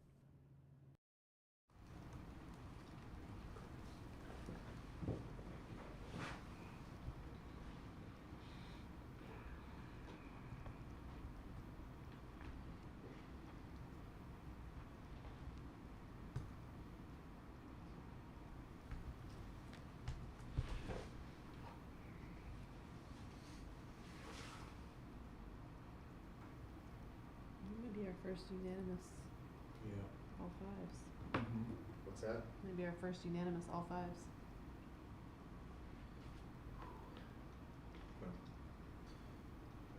Picture per picture. Perfect. Perfect. One more. Life can be really beautiful. Perfect. Even if every frame isn't quite perfect. No, you'll come here actually. La Samoa is a photographer who loves capturing happy moments because they remind her of how far she's come from her worst. So on July 20th, 2012, my fiance AJ and I went to the Dark Knight Rises movie in Aurora, Colorado at the Century 16 Theater. 10 years ago, La Samoa and AJ Boyk were sitting near the front of the movie theater when a shooter came in. The emergency exit door opened up and I could see this like black silhouette of a guy. And AJ grabbed my hand and was like, we need to leave. And then when I realized that AJ was unresponsive, whether it was whatever was thrown into the room, in that canister, whatever, I thought he fainted. AJ was shot twice. He was 18 when he was killed. Someone was stripped from me completely. And I didn't even get to say bye. I think that's what's kind of hard too, is like I didn't get to say goodbye, you know? When words were hard to speak, La Samoa found comfort in writing. But yeah, journaling really just helps me get it all out. She wrote to AJ. This is the second time I've come to your gravesite since And she wrote to Aurora police officers who responded to the shooting. If this is what I'm feeling, having lost someone, doing something innocent, like watching a movie, what are they doing? Where are they at? Are they okay? Yeah, I can see where 10 years have passed by and... Officer Cody Lanier got one of those letters. Cody was La Samoa's former school resource officer at Gateway High. She saw him the night of the shooting, helping families find loved ones. I told him to help me find AJ because I was desperate. And I had this person in front of me approaching me, where is my boyfriend? And he was like running through name after name. Learned he was not on any of the hospital lists. And he couldn't find his name on any of the lists. It felt almost like I had failed her in a way. La Samoa didn't see it that way. Yeah, this is a letter I wrote for Cody. So she showed Cody why his work that night mattered. Double space, Times New Roman, just like they taught us. Officer Cody Lanier. I know I wrote a letter to the Aurora Police Department as a unit a couple months ago, but I wanted to write one specifically for you. I don't think I made it through more 3 sentences in that thing, and I'm tearing up. I appreciate all of the work you put forth on July 20th. We lived a traumatic experience that no one person, regardless of their age, should have to deal with. Her note included a photo. Taken either by the Aurora Sentinel or Denver Post. When Cody saw it, he knew it was taken right after he told AJ's mom her son probably didn't survive. I didn't know that when I found this photo. I'm just like, oh yeah, that's Cody. I remember him. Yeah, he was at the high school. I remember standing in the doorway of my car and just looking. I think that's the moral of the story. Like, not every photo is pretty, you know? Like, not every photo means a good thing. Even with the bad came something good. That night sparked a new friendship. And she kind of let me see the side of things that really had not thought about before. Oh, he helped me see like a guiding light almost. It was kind of like ground yourself and move forward. But she allowed me to kind of look at life in a way like, you get one time through, one time. Their connection helped them heal. Perfect, right there. As La Samoa continued to lean on photography. Photography was my way of like grounding myself and remembering things. Mental health stuff is huge, right? This helps me mental health-wise too. Cody picked up weights to work through his trauma. And as the years went by, the friends relied on each other more and became stronger together. I think Law kind of filled this gap. He was just always like the buddy, my best friend. Pretty sure there's not a thing I want to do where she's not involved. And then I'm like, uh-oh, he's a lot more than my best friend. This is a photo of Cody and I at Lake Como, our most recent trip to Montana. I think it just happened so naturally that I don't even think anything more of it. Of all the photos she's taken, her favorite ones are of her new family. So this is Cody. This is my stepdaughter Ashlyn, my stepdaughter Michaela, and myself. Yeah, so Cody and I on October 3rd got married in Silverthorne, Colorado. Best day of my life. It's strange, yeah. Sometimes I stop and think about it, and I'm like, whoa, you were like able to find love again. Isn't that a trip? That is a trip. Funny. She's my best friend, man. Like, we joke all the time. It's like I get a sleepover with my best friend all the time. My favorite weirdo. They became husband and wife less than a year ago. Whoa, what? Even they can't believe it. Oh, yeah, absolutely. I know it's crazy. Who knew? I didn't. Beauty from ashes, man. Yeah, it's just, like I said, I don't know what I would do without her. Look how clear it is, man. The family Los Moa and Cody have created shows how far they've come. Totally a crazy journey. I've been through this. I've been through that. And life is still happening. They know their life hasn't been picture perfect. Oh, okay, hold on. We got one more. But it led them to moments like this.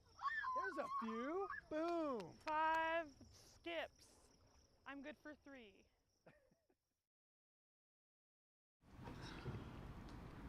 I'm done. I don't need to watch it. She's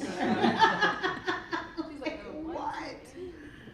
Yeah, that's my number one. My daughter likes to say I was bamboozled. Oh my gosh. I covered that trial. God, that was brutal. Brutal trial. That was so well told. Oh my God. Do we do another one or not? Let's see, what time is it? It's 5:20. Yeah, we should be able to get one more. Well, the next one is 6.5 minutes. So what do you think? Can we get Let's do it. Yeah, let's do it. Let's do it. All right, let's do it. Go ahead. Be a hard one to beat, though.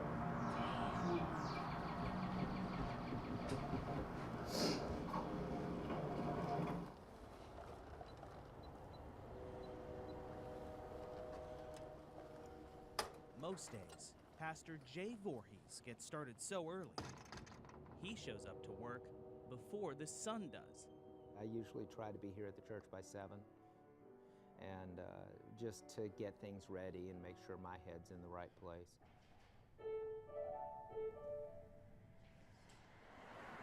After 23 years in ministry, you learn to start early. You have a good week? We did. Good deal. It's good to see you. Roy, you doing okay? I'm doing fine. Okay. Time enough to feel the warmth. Hi. How are you? He's come to know. Good. Life okay? I can't ask for better. Okay, well then that's good. Well, good morning, everybody. So good to see you here this morning. Time enough, Jay says, to notice something else. Folks will talk about coming to church and feeling alone in the midst of a worship service. That's just wrong, and we don't believe in that. So Jay took it upon himself. We are called to be together. To spread that warmth.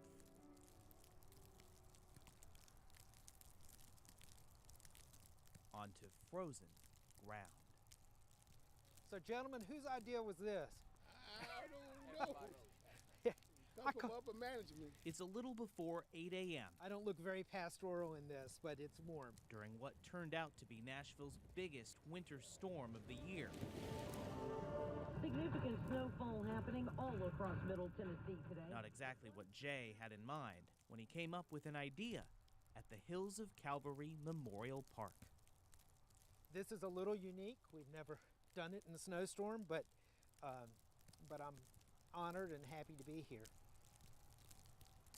Beneath a blanket of white, far removed from the walls of the City Road Chapel United Methodist Church, lie the graves of Nashville's indigent burial program. For years, the city has offered a free casket and plot at one of its cemeteries for those who can't afford to pay, or for those without any family to claim them. What's not included? Someone to say something about them at their burial. I confess, I looked around at these other burials, and there was no one there. There was no one representing. It was these people were absolutely alone in their death. And that was something Jay and his clergy team say they couldn't stand for, no matter what. We just think that for Nashvillians of all types, that everybody deserves to have somebody at their funeral. One of the burials we're doing today is somebody that I actually knew who had been a part of our church. He was a formerly homeless man. This is the 915. Mr. Holloway. Okay, we need to go feet first. Which way we got? He was a special person for us. Got it? All right.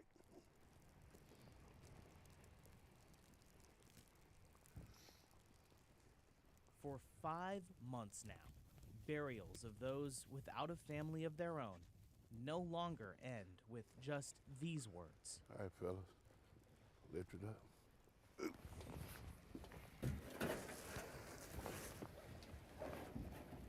Thanks to fellow pastor James Cole and the Call the Name program Jay started, today they end with these ones. Friends, we gather today to remember the life of Jimmy Holloway, our neighbor and resident of our city. We come today to call out his name, remembering him on behalf of all who knew and loved him.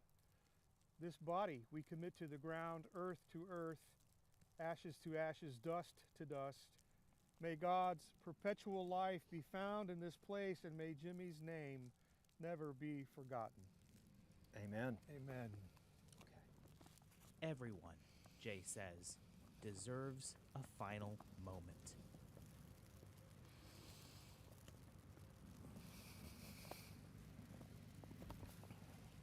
Somewhere along the line, somebody loved him. Somewhere along the line, they brought joy to some.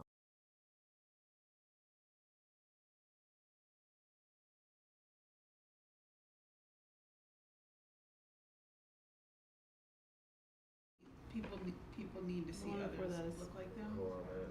Wait, what? I don't see that one. Oh. Is it that one? One second.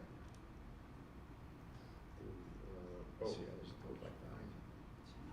What did I write down here? Or maybe 30 seconds for a bathroom. It's all right. Why don't we just pause it here? We have 2 left. Well, I think is that what it? What's 3 left? 3 left? Yeah. We have 3 on our list. Okay. Yeah. All right. Why don't we stop it here? Dinner will be right after photos. Okay. And then we'll come back and.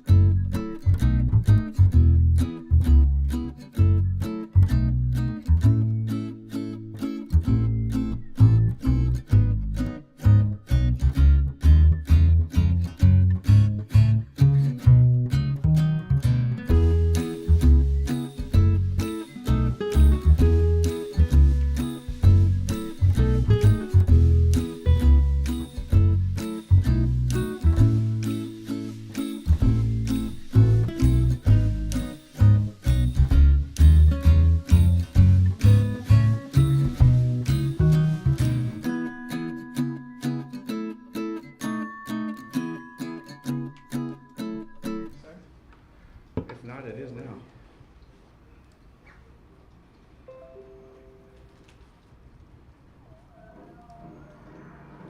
In 4 hours east of Seattle. Across the ancestral lands of the Cayuse, Umatilla, and Walla Walla people, you'll eventually cross a prison boundary where you'll find tribal members who spend days thinking about what they've lost, daydreaming about freedom. For the first time in nearly 3 years, inmates here are hosting a traditional native powwow with family and friends as guests. Part religious ceremony, part celebration. Really? Talon Saluskin is a member of the Yakima tribe and an inmate of the Washington State Penitentiary. I came in pretty angry. That's his mom at his side. I've come a long way. It's a blessing to know that we're sharing this time. For Saluskin and dozens of other Native inmates, this is an extraordinary day in prison. We take advantage of this and we put our culture all the way up, preserve our culture, and we learn our ways, and we give back to the community for everything we've taken, you know. In many cases, what they've taken, they can't replace. Remember when I call? I say, hi, grandson. Something new grandfather Anthony Lewis thinks about every single day. Here's Anthony Lewis in 2016, shortly after he was convicted of murder. My dad's never gonna see us grow up. The victim's daughter spoke about her pain. It's not fair. Words that clearly weighed heavy on Lewis. With all my heart, on my knees, I beg you guys to forgive me for what I became. That was 6 years ago. Today, he finds healing and repentance in long-founded tribal traditions. Well, when we make these things like this is our sacred medicine here. This is what we believe in. Healing found through beadwork and prayer. Everything that we've done is one beat at a time. You know what I mean? Just like one step at a time. That's what we do. You dance out there with the dancers? Look, the dancers too. Lewis has sobered and softened. Oh, you look cool, guy. You can see it with family. Love you, grandson. I love you. His grandchild, who was allowed to take part today. Like the powwows, most visits were canceled by the pandemic. The powwow came back to the state penitentiary with the help of Jeremy Garrettson, a convicted felon turned mentor for recently released prisoners. He worked with the DOC to make today's celebration a reality. Being able to have a moment to brush all of that off and have a moment with your family to just look your loved ones in the eye and be together, it's priceless, man. His life's mission is to keep these men from ever going back. Native Americans may not have the highest population per capita in this facility, but they have the highest recidivism rate amongst their ethnic and culture group. Our people are routinely coming back and coming back and coming back, and it's a perpetual wheel that has to stop. State records show Native inmates have the highest recidivism rate of any other demographic. For the general population, 32% will return to prison within 3 years. But for Native inmates, the rate is 45.3%, nearly half back behind bars in the same time frame. Garrettson knows better than anyone else how powerful indigenous cultural traditions can be. A decade ago, he found spirituality behind prison walls in a sweat lodge ceremony. And from that point forward, I focused on culture. The void in me that I used to feel with the gangs and the drugs and the nonsense, I now filled with the culture, the ceremony, and the medicine.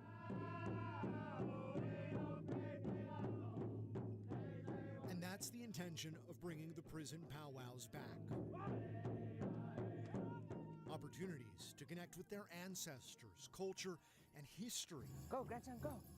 And in the process, hopefully, find peace. Letting the world see what we go through out here. Even though you see a lot of barbed wire fence, I hope for a moment that you guys out here, you feel our freedom that we've had out here.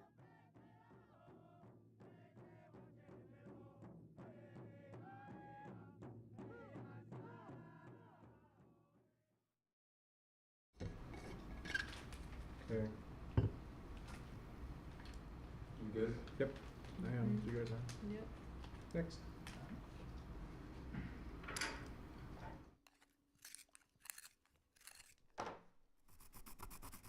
I saw all these amazing photographs that people took of themselves, and I was like, this would be a great art project. Sketching is important because it kind of maps out what you're going to do compositionally and also trying to get the essence of the person. Sketch, sketch, sketch. My name is Selena Leroy. I live in Brooklyn and I'm a New York City public school art teacher. I've been painting since I was a little girl. All the time, just painting, painting, painting. I've been focusing on people who have port wine stains, which is a type of vascular birthmark. It was March that she did my painting. No, I mix it up. To see an image of someone that looks like you or yourself represented is like super important because you feel like, oh, this is something normal. I have a hemangioma vascular birthmark. There's something really beautiful about birthmarks. They're like a map. I was born with a port wine stain birthmark, which is on my chin, lip, and cheek. Here are my photos. Cropped my birthmark out of each frame so you wouldn't see it. The other people in the community, they get to see that and see themselves in a different angle. Change the narrative of like what a beautiful portrait can look like. This is for like some parts of the birthmark. Got bullied a lot because of my birthmark. And I still do now. I didn't know anyone else that like looked like me. I had to explain my vascular birthmark a lot. It would affect my self-esteem and like my sense of worth. I'll get those questions about like what happened or what's on your face. There was bullying, there's people that made fun of it. People need to see others that look like them and see that there's a community. See yourself as a form of art is a unique experience. Paint is a little thick, so I want to get some turpentine. My Instagram is called Port Wine Stain Paintings. I post all the images I paint. You should follow. My cat Loretta, positive motivation, screams. I like it and it looks just like me. A beautiful painting makes people feel beautiful. It's awesome to see myself in a different light. Some yellow. I just love it. It makes them feel included. It makes them feel seen. My birthmark's special because she did this painting of me and then she added. I pack it up and mail it to them. I opened my mailbox and I was like, it's the painting. This is my self-portrait. Gives a voice that, not necessarily that everybody else has. A great feeling, great catharsis in having the people around you who have had the same experience. It's part of me that makes me special. Looks good, ready to post. Beautiful.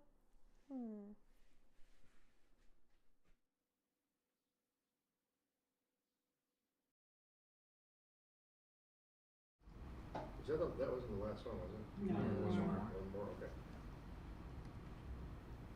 Oh wait, that was, I hope people There's look like people, them. second to the last.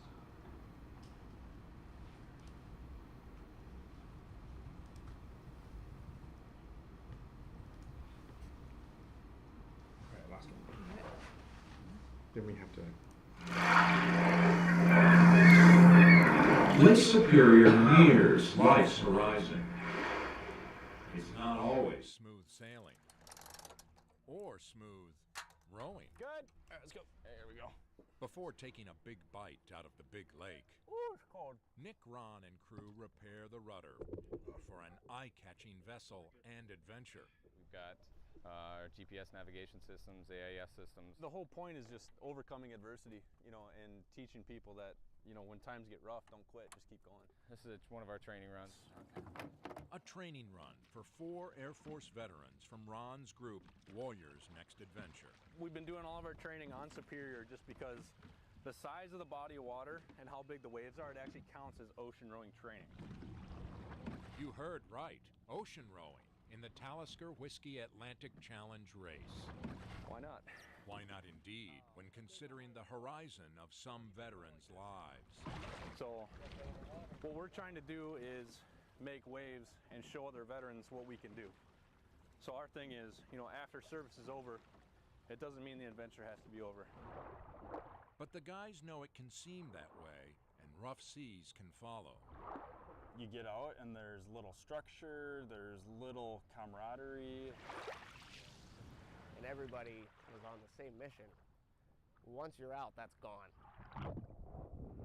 After 4 deployments and memories from Afghanistan and Iraq, in 2015, Ron found life's bottom attempting suicide. I loaded well over 5,000 rounds of ammunition. That's the only misfire I've ever had.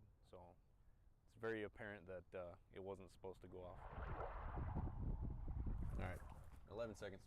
He's been on a mission ever since. Good afternoon and welcome to Veterans Action Report on KGRA Digital Broadcasting. Ron's weekly radio show spreads the word about Warrior's next adventure. I struggled really poorly with my mental health when I left. Fighting PTSD and offering crisis intervention.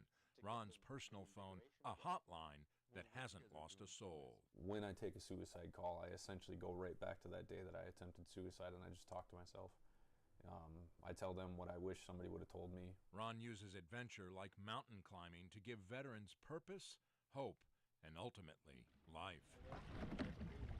And now a transatlantic rowing adventure with his military brothers, Buffalo, New York's Chad Miller. It actually brought me back from a dark place, climbing a mountain and helping Nick out and becoming a part of Warrior's Next Adventure. Omaha's Tommy Hester. He's getting all of my tan lines in this shot. Yeah. And Webster, Wisconsin's Will Jansen. You do your business in the bucket and chuck her overboard. Starting in December, no comforts for 50 days or so during the 3,000-mile race. That's nearly 9 times Lake Superior's length. We're trained to act under pressure, and we're trained to push through and overcome adversity, because that's what the military teaches you. Ready? Yep. Go. Carefully orchestrated switches will be part of the 2 hours on, 2 hours off rowing schedule with bow and stern cubby holes for bunks. Gets a little warm in there. And dehydrated food for fuel.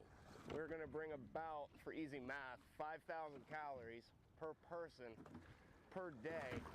Sounds daunting, like life's waves that veterans can encounter. If you knew you could save or inspire one person from committing suicide or being depressed, like what are you willing to do to save them? And this is what we're willing to do. If a guy that lives in Omaha can go row a boat across an ocean, everybody can go row their own personal ocean.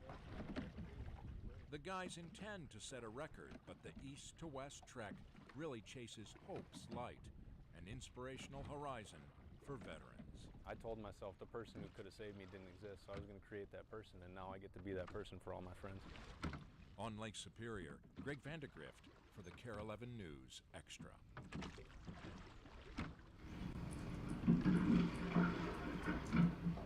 Hope's Horizon, okay. I don't think we're streaming. Oh, did you streaming or not streaming? I don't think we are. Did you forget to, we are? What does it say in there? Live stream will resume soon. Maybe I don't Oh, have it's that. there. You just refresh. I see it here. Okay. Yep. Okay. Let's take a few minutes to pick the winners and. All right. So I think we know what the winner is. Our first 5 across the board, right? I think it's the second one. No, I think that's our number 2. The Aurora. The story Aurora, or the something. picture imperfect. Do you have a different opinion? Which one was it? That was the Aurora Theater The 10-year couple. anniversary story. Oh. The photographer cop. The other one was technically better, but just the moment, the reveal. The Toll is number 2. The Toll. Yeah. Are you all in agreement with that? My only issue with that one is that I mean, I didn't feel very much after it. You know what I mean? After which one? The Toll, the one, the drug hospital. with the first opioid 5 deaths parts. and the autopsies and stuff like that. Yeah, I mean it was. I mean, it was interesting, was and it was very interesting. well. And visually, it was stunning. Yeah. And it was. But the story, I didn't feel very much after it. That's just me. That doesn't mean I'm Yeah. right. I thought it was good how they. The presentation was superb. Maybe. Yeah. Without question. So I mean, I'm not arguing that should be number 2, but I just.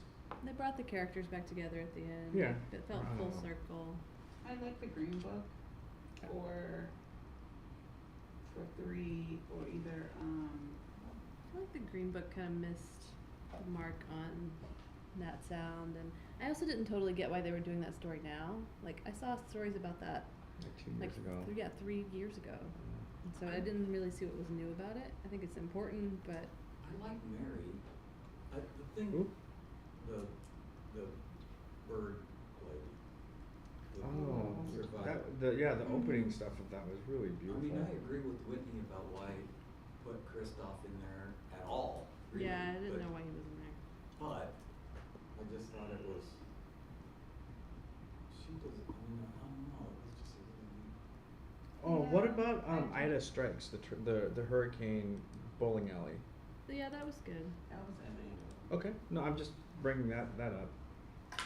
There's so many in here. Do you want to maybe just go through each one and just go yay or nay on just so you remember what they were? Sure. You know what I mean? Sure. I want to make sure that you guys are forgetting. So, anything. so Ida Strikes were taken out, right? You're saying no. Yeah, it didn't quite. I like the way it was. I mean, place or honorable mention. Maybe, yeah, could possibly be an honorable mention. So I'm just gonna put a question mark on that one. Mary, with the birds. Yeah. I would cut it because I just think the Nick Kristoff thing was. They just put that in there because he's famous. It had nothing to add to the story. Right. I agree. Okay. Okay. So Something special. What was that one? The fourth one. Stained glass. Oh yeah. good story. What's adapter done? Yeah, I actually did like that one. The something special one. What happened in that story again? So it was his wife passed away, and then he made they stained passed the glass. card back and forth. Oh, that and was he made really stained nice. glass. Yeah. That was really nice. That should place. I would give that a third, probably. Okay, so possibly a third for that one. Okay. Adapt Die was the gun, right? The gun training or something. Yeah, I'm okay to nix that one. No. Journalism. Nix that one. Okay. Sharp Dressed Man. I didn't like that one. Okay. You Can Depend on Us, which was The burrito. No. No. Very. Clipping Away. No. Dean's Decision. Did that? I was not thrilled with that one. No, there were so many scenes they could have. Yeah, there's featured. just a bunch of pans and then. Yeah. Yeah. And the white balances were way off. Yeah, and the on clock felt really. Yeah. Kind of cheesy. All right. Green Book. We talked about. No, we don't have to. There's other things. Okay. The Plan. Which one was that one? That one was. Oh, when the one where she missed the whole story. Missed the whole Side of the story. Right. Oh, with the Native American. Right. No. The story was at the end. Farm of the Future. That was good. That was well done. Wait, which one? It was, it's an information story. Yeah. It's not a feeling story. All right. Then you did Call the Name. Oh, that one felt really long. Too slow. Which The one? pacing was just too It's slow. the transition. It was the one with the church. Burying the people. Yeah. Oh no. Oh no. I'm sorry. No. All right. Hope You Feel Our Freedom. Prison powwow. People Need to See Others That Look Like. I like a that one, painting or a actually. painting. I liked it. I don't think I it liked it. rises to the other ones, but I liked it. I looked that up with stained glass. I think that could be a Hope's third. Horizon, the last one you watched. No. No. I don't think So so. what do we need? Third. A third and an honorable. So you liked So third something special. I'd give the stained glass. Stained Glass. That's the something special, right? Yeah. You're okay with that one? Right. Mike, you're good with I that one? agree with that. And so Ida Strikes, the bowling alley one. Do we want to give that one an honorable mention? What else do we have written down here? What did you like? So we took Mary out, right? Mary's Yeah. done. Almost done. Stained glass was. That's three. That's third, right? Yeah. Yep. Okay, that's. So we got a 2. I'd give it to Ida Strikes, Ida Strikes was a much more complex story than the. Yeah. Yeah. Did you talk about skis or no? You didn't talk about that one, did you? No. Painting skis. No. No, you didn't pull No, I that one wouldn't out. even. Okay, consider something that one. special was a painting. No. The other one you liked was the painting at the end, second to last Yeah. one. You Oh talked yeah, about that one. but I think we're just kind of. I like the one Ida that looks like Strikes. them, right? That one. It was really nicely done. It's just if we're picking between that and Ida, I'd probably pick Ida. Just I would because too. it's Yeah, I would pick too, Ida. for sure. complex. Ida. Yeah. Honorable mention. Mike, Yeah. you good with that? So first, picture imperfect, the toll, Yeah. stained glass or something special, and then Ida, honorable mention, right?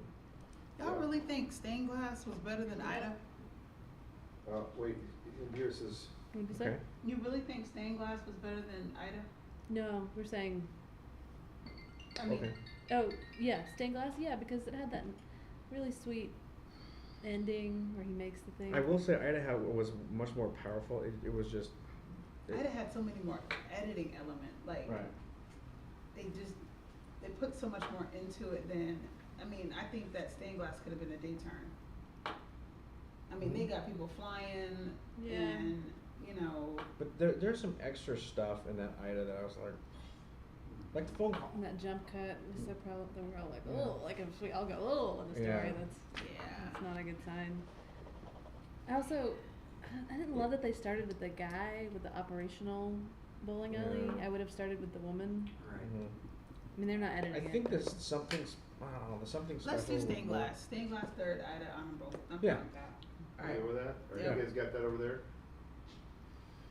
Okay. Wow. That's a hard category, guys. I mean, it's just there's a lot. It's a Yeah, lot. there is. All right, so we'll do lunch, dinner, and we'll. I'm hoping to do three. If we can do 3 more tonight, we'll try to finish by 9. Is that good for you guys? Okay, or earlier. I mean, earlier would be great, but.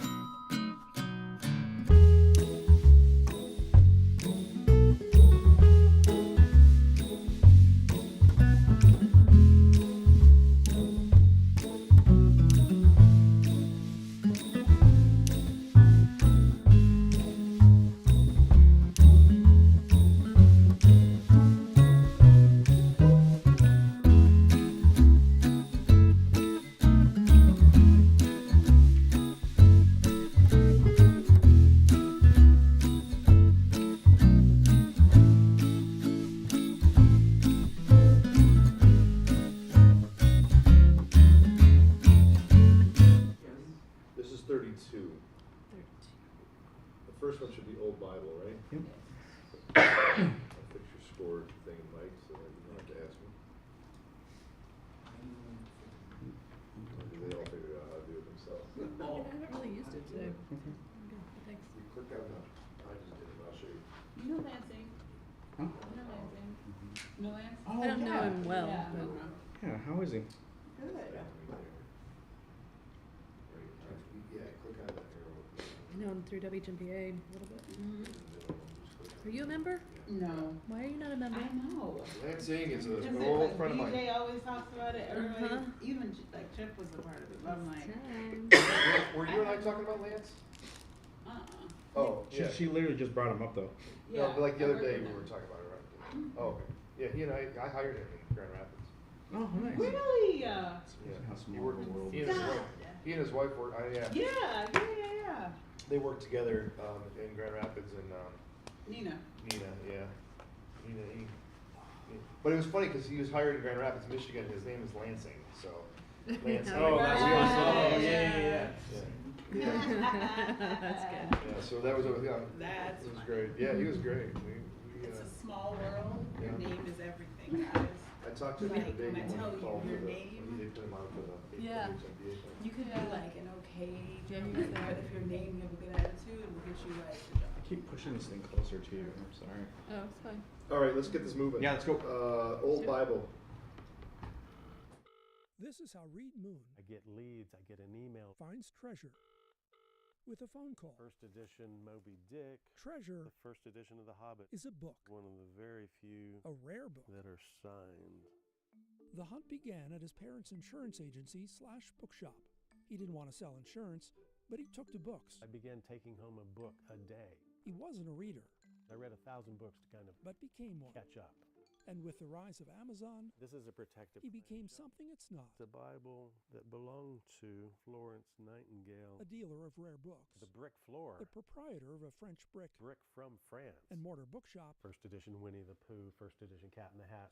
/ museum. Bibles from the past 600 years. Replica of the Grand Press. The book of the film from Monty Python in the Holy Grail. Sir Lancelot the Brave. Sir Galahad the Pure. Just the way this is made, you could tell it was low budget. A TikTok name with almost 500,000 followers. That is inscribed by Albert Einstein. The original shooting script for the first Star Wars movie. And a globe-trotting Germany, Spain, France, England, Ireland, Scotland. treasure hunter. So when he got a call on a Saturday a few years ago at his home, which was then in Texas, And it had a long string of numbers and a plus prefix, so I knew it was international. it was about a book for sale. And a man in his broken English said, "This is Mr. Moon." And I said, "Yes." And he says, "We met at the Paris Book Fair a couple of years ago, and you gave me your business card, and you wrote on the back, Bible." An old Bible signed by the original owner. The countdown began. Once a book comes on the market, it's typically gone within 24 hours. Turned out it was in Kansas. The owner there said another buyer Well, what did you tell him? was going to wire the money on Monday. First person here with the money gets it. Now, Moon couldn't wire anything on the weekend. The only flight left in 30 minutes. There was only one option. But there was one problem. I'm literally walking out the door and I hear one of my kids ask, "Dad, what's for lunch?" I'm watching the kids. My wife's not even home. I just told the kids, "Hey, you guys are hungry, let's go." I remember we crossed the Red River into Oklahoma, and then I told my oldest daughter, "Oh, text your mom." And 7 hours later, You can see that it's just this worn out cloth book. Reed Moon got his treasure. A beat-up old Bible belonging to Just a stunning signature. J.R.R. Tolkien. This is his Bible while he's writing Lord of the Rings. Reed Moon says it's not just the books themselves, but what they represent. Tolstoy to Alexander, and the stories that they can tell. Maybe that's the real treasure.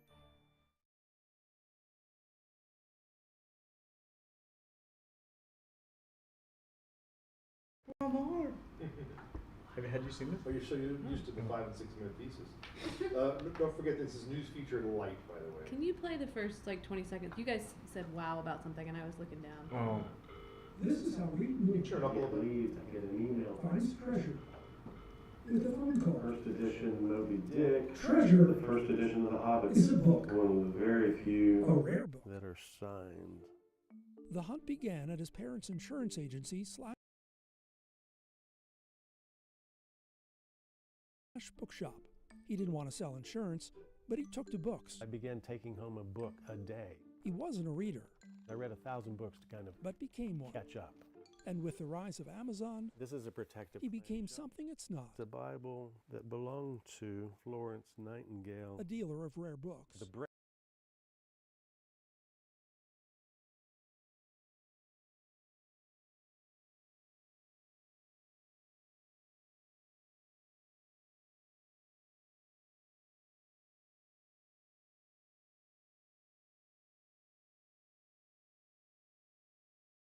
Similar to the way it's stacking the books.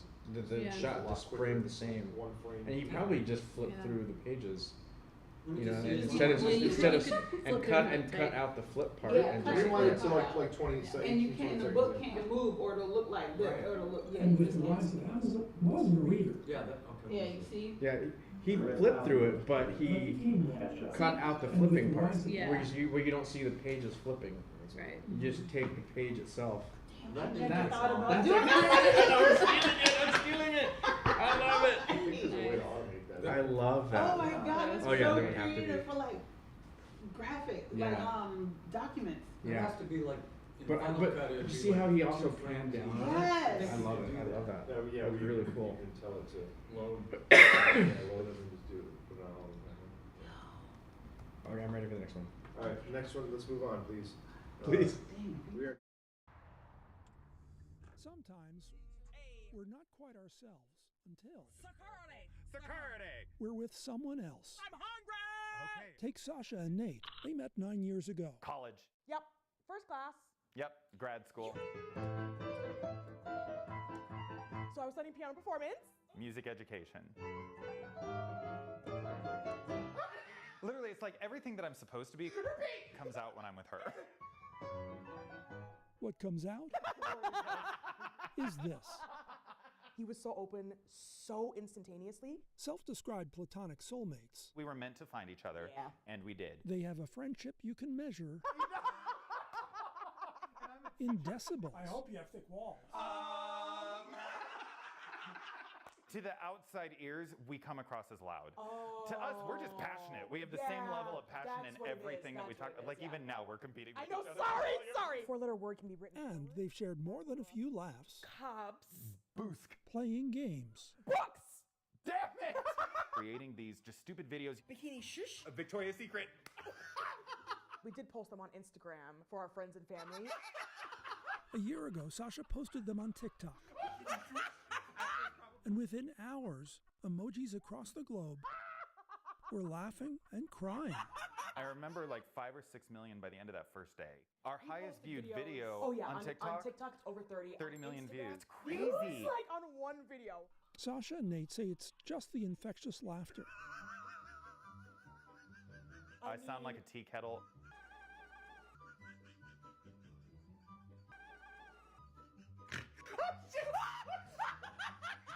Hers is the most guttural.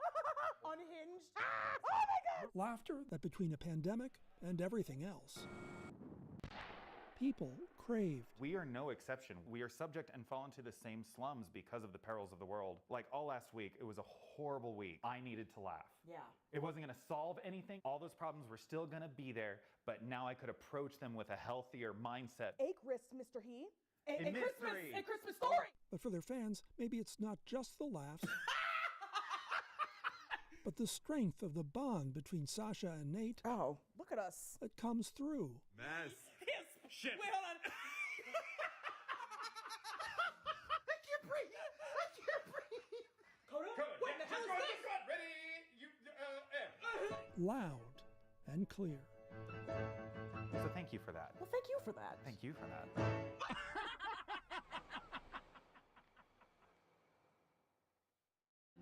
But most of the fun stuff was editing. But they were good characters. They They left us with something. Yeah. You know. No, it was fun to watch. For sure. I really enjoyed it. That's the key phrase right there. And by the way, those two, if it felt like it was abrupt, he probably just took his LQ out. That's all. Okay. Thank you. Yeah. No, you're right. So. Forget about those TV dings. All right. stupor of something, or we're just passionate. Is that nice? Or we're just passionate. I think that. If you ask Adam Howard, he will swear this is the only picture he has of himself from right about the time. He dropped out of 10th grade, Frisco's Liberty High School. Well, I failed the 9th grade once online, by the way. Then I repeated it and passed it and dropped out. But a decade later, I found him at the Plano Taekwondo studio where that picture was taken, which also happens to be Statistically, I shouldn't be here. where My childhood was a catastrophe. he found himself. His savior of sorts I don't know, he was a little bit lost, sounds like it. was a man named Master Yoon Lee, He was a little bit chubby and the hair was like, who says the chubby kid, all that hair, and Adam's problems slowly disappeared. And I was doing any task I could, helping with the kicking pads, cleaning the bathrooms, vacuuming the floor, whatever needed to be done. It was all day, every day. I live, sleep, eat, and breathe. I would dream about teaching. It's the source of motivation for my entire career. Motivation that sent the dropout back to school. Collin College first, then UT Dallas, Brown University, and a master's degree were next. But his black belt in Taekwondo made him want even more. And I wanted to know the physics behind the techniques. I wanted to know the anatomy, the biokinetics between why our techniques are structured the way that they are. If there is such a thing as a stereotypical high school dropout, he certainly didn't sound like one anymore. Helping them transform confusion into understanding and therefore dignity and autonomy and capacity, that was the magic for me. And I wanted to understand it better. So he found himself on the road to Minnesota, the Mayo Clinic to be exact. The high school dropout was on his way to medical school. And then this happened. Yes! Yes! Oh my God! He just learned his residency will be at Duke University. The chubby high school dropout with a black belt in Taekwondo officially becomes a psychiatrist later this month. And so now I get to go live the dream. I was telling the program director when she called me, I was beside myself, like in a stupor of happiness. And I just thanked her for giving me the opportunity and for seeing worth in me that I don't know if I see in myself, but Master Lee saw something. I'm very, very happy. I'm very proud of him, what he's doing. And yes, I know he's going to be next, 60, 70 years, going to be changed and help this world make it much better. And Master Lee was my father figure when I was here. He raised me to be who I am. That saved my life, and it saved the life of so many kids. I was 14 years old. On that Saturday at the Taekwondo studio, he brought two of his fellow Mayo Clinic medical school students with him. In his Minnesota basement, he trained them in Taekwondo to offer them what it gave him. Bring them to the fullness of their human potential. That's what Taekwondo is for. That's what medicine is for, in my opinion. That child's voice, by the way, is Adam's son. He's a family man now, too, with quite a story to tell Adam Jr. when he grows up. Oh, that was helping people understand themselves and understand how to be their best selves. It was what I was put on this earth to do. It was what I was trained to do. Oh, and also trained to do this.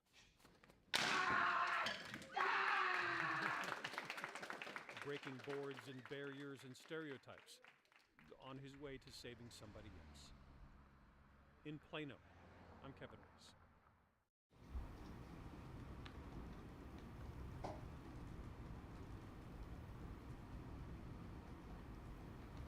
That's super kind of opinion. I didn't think you needed those words. I don't think so, no.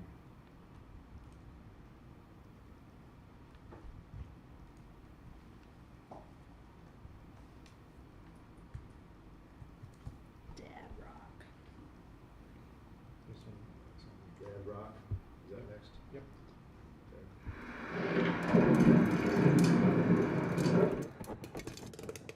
Almost time to get started.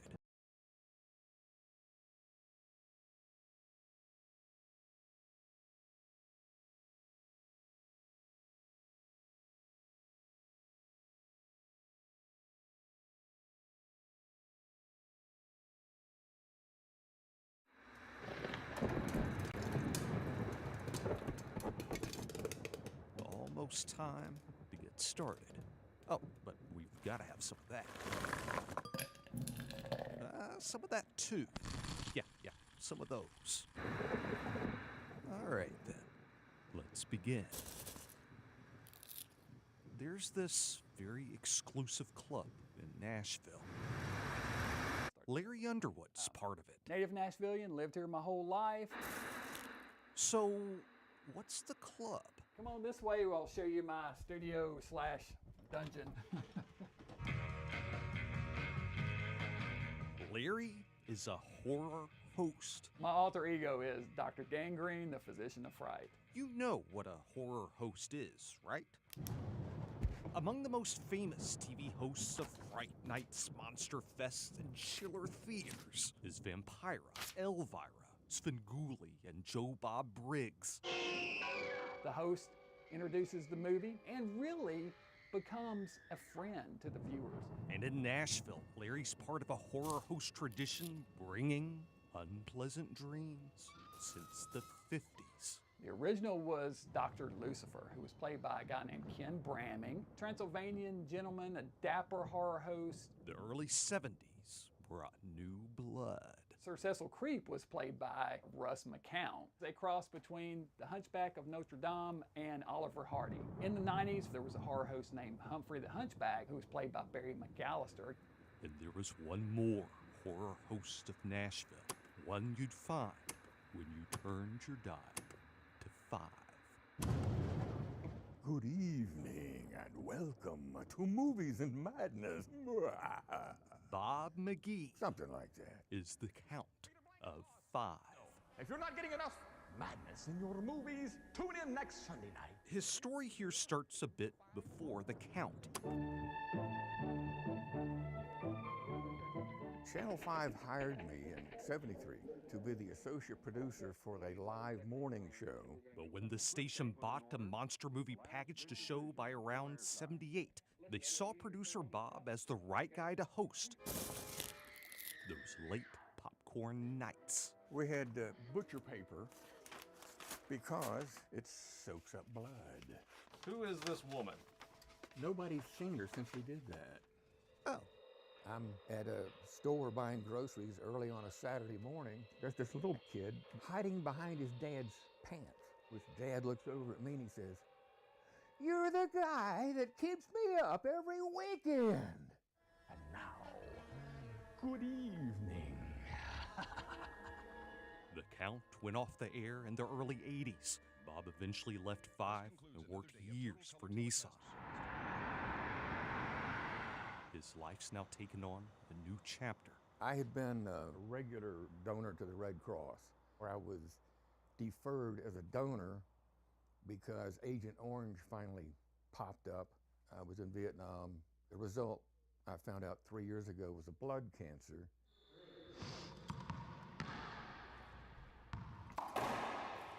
Well, I'm taking a cancer pill every morning, but I'm also trying to stay active. If I can, racquetball 3 days a week. I'm trying to stay healthy. But through these sometimes difficult days, Bob so enjoys the memories of his years as the Count. The people he met, knowing he was part of a Nashville tradition so unusual, so fun. Camera 2, if you can get onto the band, please. Coming into 4 after this. Dr. Gangrene's about to do a show in front of a live audience who love a good horror host. They're campy, they're funny. A guide to the ride. I just love everything about it. Gangrene continues something set more than 60 years ago, of hosts who rose from their tombs to scared Nashville. 20 seconds. And some who still walk among us. You never know when the Count may be back. 10 seconds. Cue Larry, please. 6 is live. I'm happy to keep the horror host legacy alive in Nashville, Tennessee. It's something that I'm very proud of.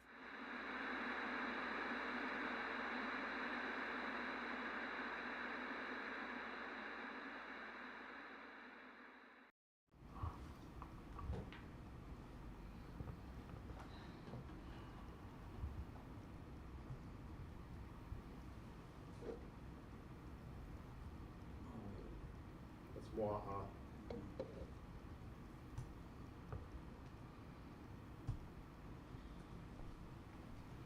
What's the next one on the list there, Logan? Okay, make a high debris. Make a high debris? Yes, sir.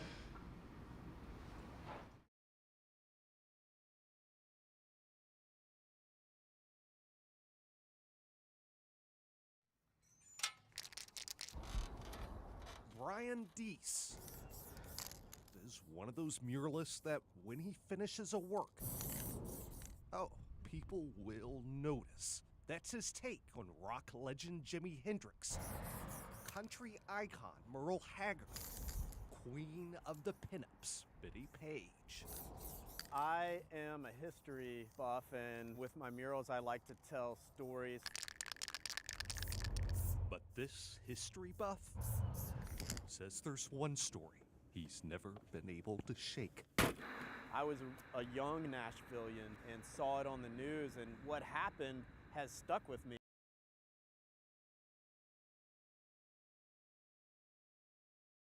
It's a story that begins 35 years ago, December 19th, 1987.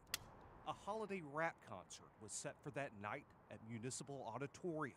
Promoter and owner of the Soul Restaurant, John Smith, had tickets to go. It was a Public Enemy, Eric B., Rakim, Eazy-E concert. I was in high school. Rap music was just kind of hitting the scenes then, taking over the whole world.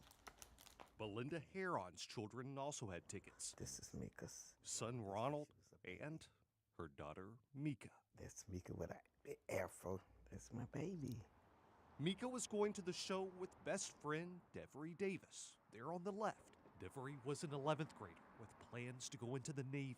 Belinda says Mika was just one of those naturally funny people who could have been a marquee name at comedy clubs like this. She can just make you laugh. She's like Monique. I could see her being with Tyler Perry. His shows are funny peoples, and she was like that. As the night of the concert arrived, Belinda says she got a feeling she can't describe to this day. I knew something was going to happen. I didn't know who it was going to be, but I knew somebody was going to die.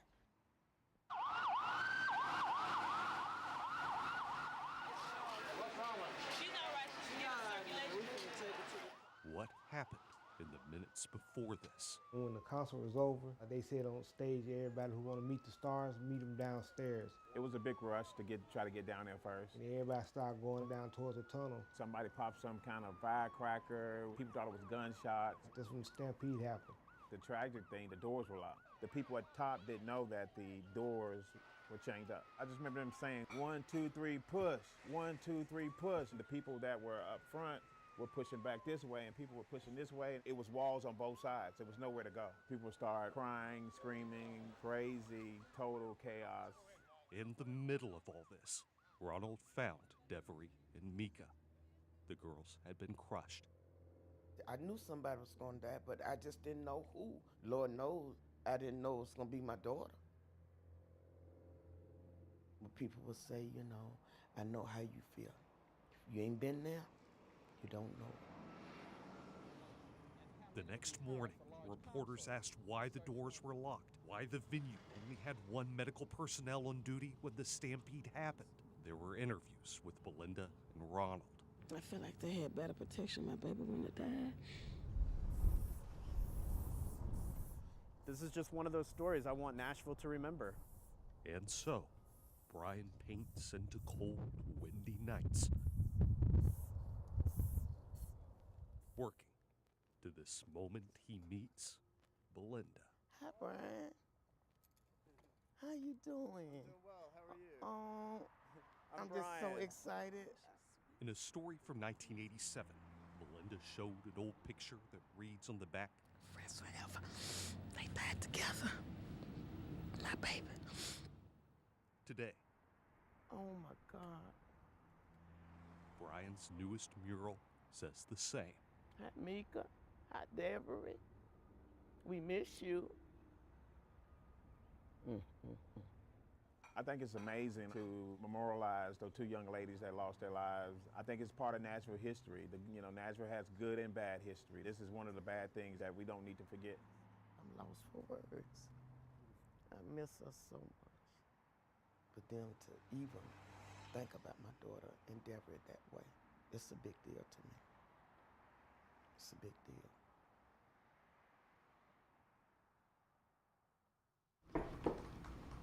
Okay, I was wrong. I'm glad. No, me too. What's that? Well, I said like first. That was actually very good. Yeah. But he doesn't need the TV. No, Is that his thing? It's his thing. It must be his thing. But I guess it's a lot. It's like binge watching a TV show. It's like you're seeing it back to back to back. I'm sure he does these Right. stories like one, you know. Right. When it's, Yeah, a couple times a year. Can you go back to where was the spot where they had that match? The matches all or the Oh, the murder. And saw it on the news and what happened? 19th night at Municipal Auditorium. Promoting it was just kind of hitting Huron's children and the effort. He was going to the show with best friend before he was in a lady. Belinda who played. Belinda says she there it is, got right back up right there. Yeah. Okay, watch as the night of the concert arrived. Belinda says she got it's not perfect. as described. But it's cool. It's pretty close. It's pretty damn close. It's pretty good. That's where we had our awards last year. At that Oh, no kidding. Yeah. That's Yeah, cool. you were there. Oh yeah, with Catherine Stewart. Mm-hmm. Yeah. At that Musicians Hall thing. That's awesome. Yeah, that was cool.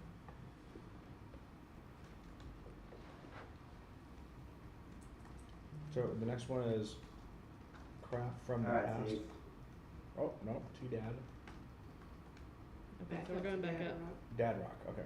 Got it. Back up.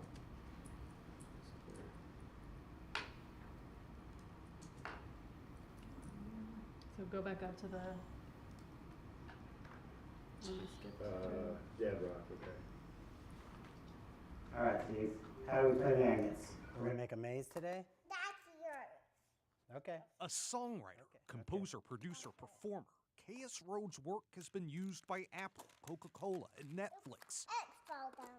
But today, a man who's worked so many big gigs for big names I don't even know. is being directed by a builder of locomotives and Oh, good job. a yoga instructor. Hello. 20 years ago, I wouldn't have known I was such a family man. Well, this is Ziggy Evergreen. What's your name? I'm Ziggy. Yeah, Ziggy is almost 3. Proud, his little girl is starting to love music too. KS came up with an idea for an Instagram series. It's called Kids' Favorite Jams by their dad's favorite bands. So I spin a wheel, lands on a band. Beastie Boys. I spin a wheel and it lands on a children's song. Sing the ABCs.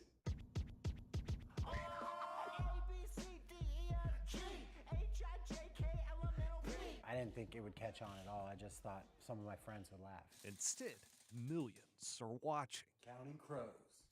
Mary had a little lamb, little lamb, little lamb.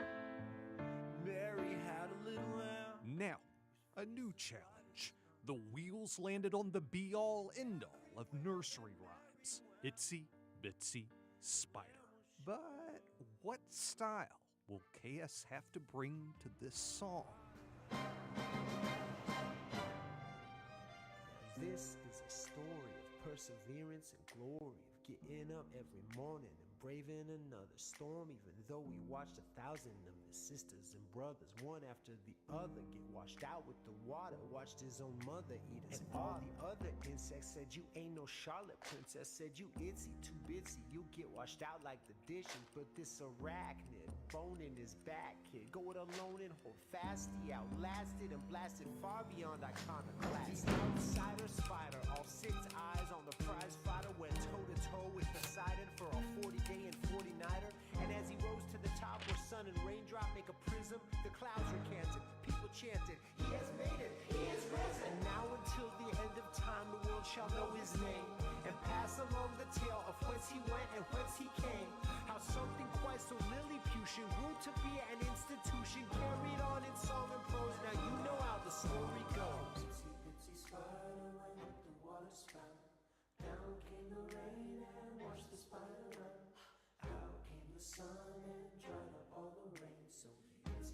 spider run up the spout again, and they shall know my name.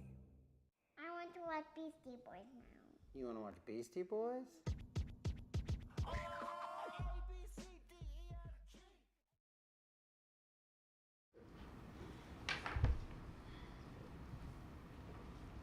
So this is his resume. So obviously he like made a music video for part of the story, right? I mean that presentation of Hamilton was just for. It was when?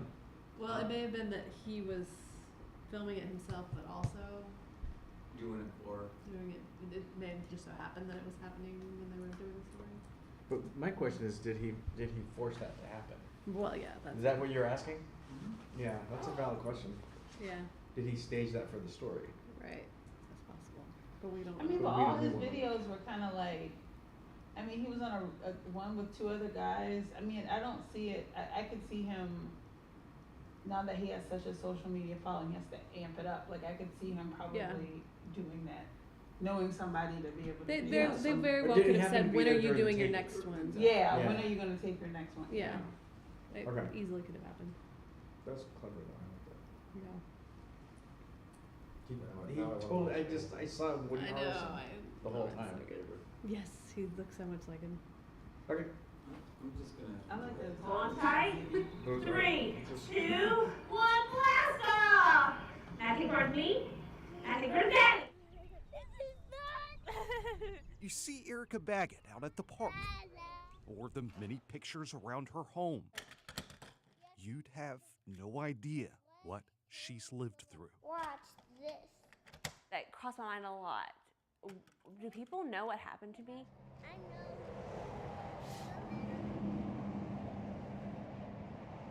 It was October 2018. Erica, husband Josh, and their then 18-month-old son Hall hit the road, heading for an Ole Miss football game. Erica doesn't remember what happened next, or the next 10 weeks at all. Her first memories are at the Shepherd Center Hospital in Atlanta. What happened in October 2018? Erica says Hall was crying in the back seat. I took off my seatbelt and I was getting from the passenger seat into the back seat to just try to comfort him. We were hit by an 18-wheeler. But I went through the car and leaned in the median. I was like gasping for air on the side of the road. Like almost like a war scene or something from a very graphic movie that, that you would go, that can't be real. They were being blunt with us, and they just said, hey, prepare to take care of your wife the rest of her life. Things you'd be lucky to see is her being able to shower by herself. And I should have known better just knowing her. Erica, you're doing good, sweetheart. Look at you. Look what you use those legs, precious. Wait. Those are big steps, sister. In these long months of Erica's journey, there was always an inspiration. You never know what somebody's going through. In the span of 10 years, Janet Hazelton has been diagnosed with cancer 3 times. Janet is Erica's mom. Having faith is what has gotten me through all of this. Did not want to go get in that corner and just let it go and just die. It was like, I've got to start living. I've got to beat this. If my mom could be strong and be brave, then I can too. And that inspiration helped get Erica here. Every milestone, she just absolutely crushed it. And we're talking about someone who had just had to relearn how to walk and talk again. She had to reteach herself how to put her foot in front of the other. Mark, we set, go! Who won? Even Hall's taken part in Mom's training. But if all this is training, then training for what? I feel good. I'm nervous. But I've been training for years to do this. It's a long way to run. It's just Erica and the road and Taylor Swift. So yeah, 26 miles. I think I can. What are you going to do when Mommy crosses the line? Are you going to cheer for her? Mom Janet has no doubt Erica will make it. See her? There's Mommy. She's finishing. See her? Wait, those are big steps, sister. To see Erica finishing this marathon, you'd have no idea the journey she's taken, but that's just it. Inspirational people are all around us. Erica, oh, wow. You did it.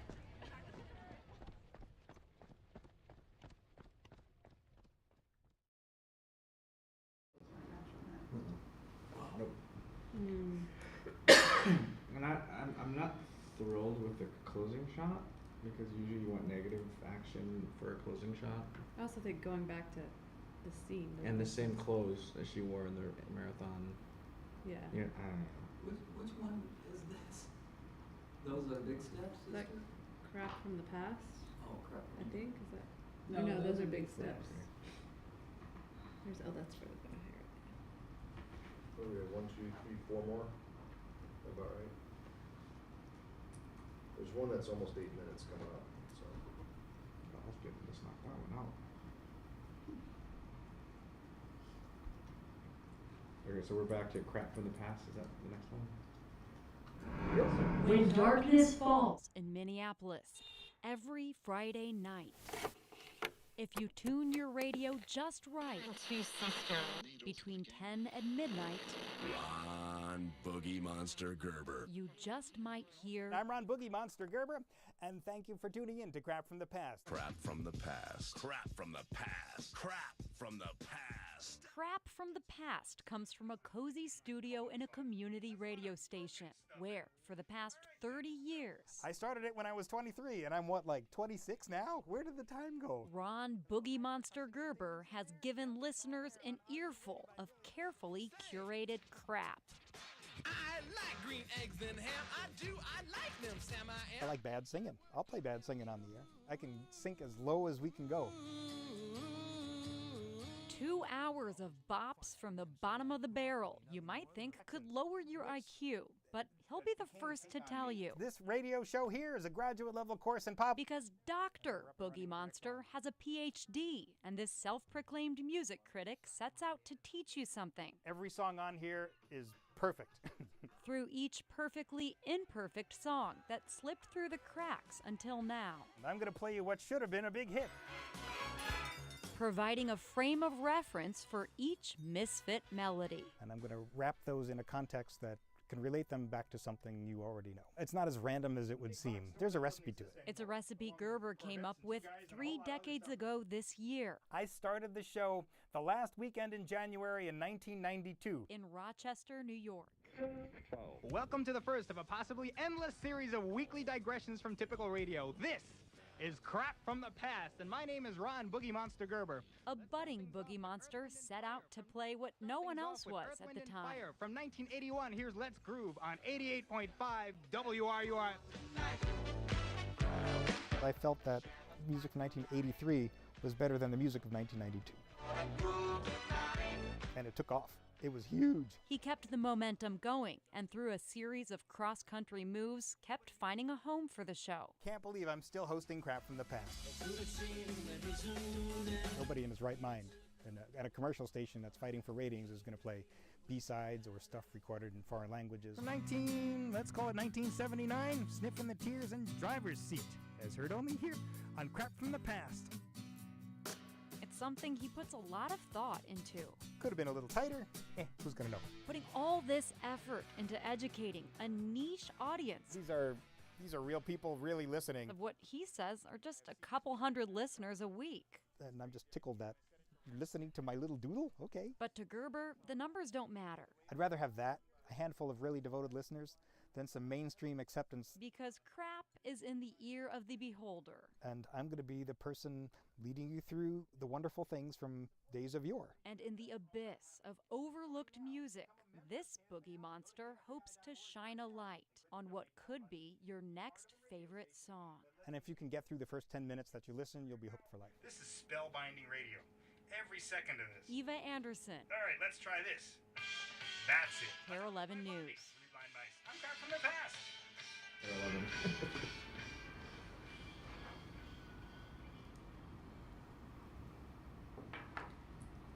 What was that crazy audio jump halfway through? Like spiked up all of a sudden. Oh, yeah. Oh. Or a story about audio. Yeah, right. Exactly. Just saying. So. I think sometimes they try to make video when they don't have to make video. Right. Like you don't need to go do the most. Like be in there with him and get him moving fader. Like Yeah. Like you don't have to. It's like. You know, create the city with the VU meters. Yeah, and like and- just, you don't have to do that. It's different. It is different. Yeah. But the audio didn't match anything we were listening to. Right. You know what I mean? It's one thing if it's audio we're listening to and the VU meters are matching, but they weren't. He was just fabricating video out of nowhere. Okay.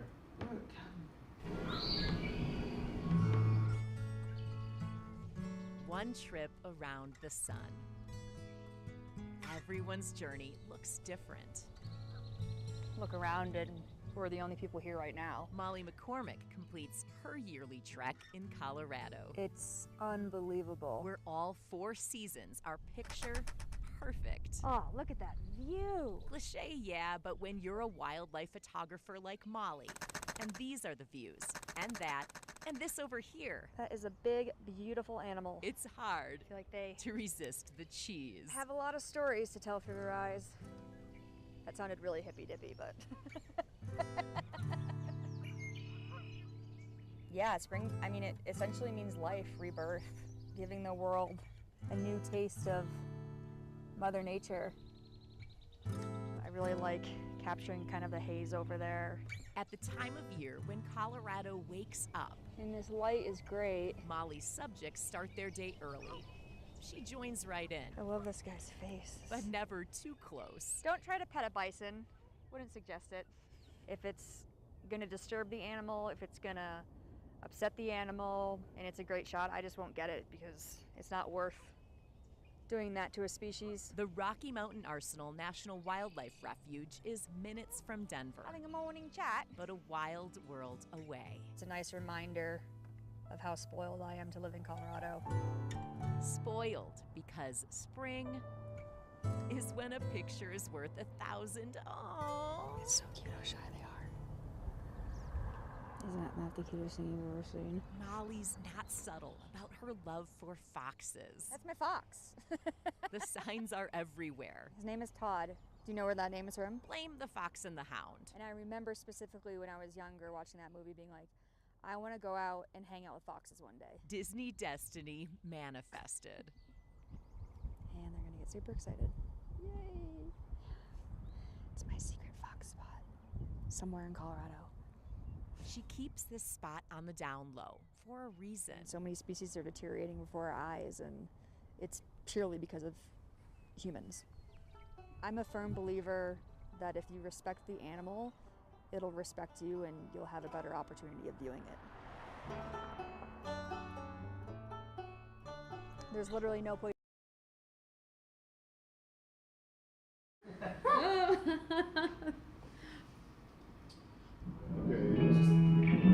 It's easy to spot beauty in Portland, Maine. Find a perch, the skyline, and sunset, and just add water. But on the ground, with wind whipping downtown, beauty comes as a cloak of art in a place most don't think to look.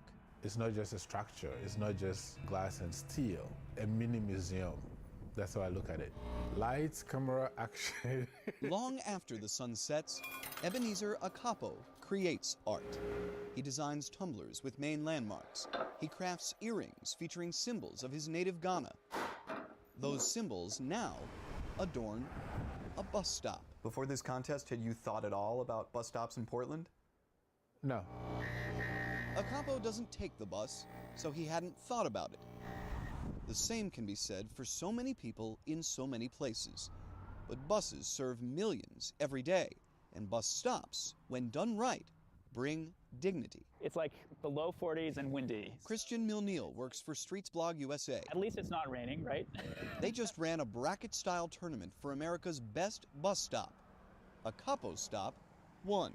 Transit agencies are often underfunded. There aren't a lot of resources to do well-designed bus stops. They deserve the kind of consideration that car drivers kind of take for granted. When I was in school and we had to look at the painting, and I'm hoping that the bus shelter that I created will have the same impact. So by the time you try to figure it out, the bus is already there. Acampo laughs. He's not far off. Researchers in Minnesota asked bus riders how long they thought they waited at stops region-wide. At stops with a bench, shelter, and real-time info, riders often guessed right. At stops with none of that, they often thought they'd waited twice or 3 times as long as they actually had. Even just a bench made a big difference. For riders, the most important things are things that are included in the Boston bus stop. The next 22 bus to Ruggles arrives in 4 minutes. This bus stop at Columbus Ave and Walnut Ave on the T in Boston was voted second best. A shelter to wait under if it gets rainy, real-time information about if your bus is running late. But this stop cost $500,000. Acapo's art cost thousands because most cities don't have Boston's budget. They have Portland's. As a canvas for public art. Dinah Minot runs Creative Portland. She partnered with the city to commission 4 pieces of art over already existing shelters. To increase ridership, but also to reduce the stigma of riding a bus. What's the stigma of riding a bus? That you don't have a car, so you have no other way to get around.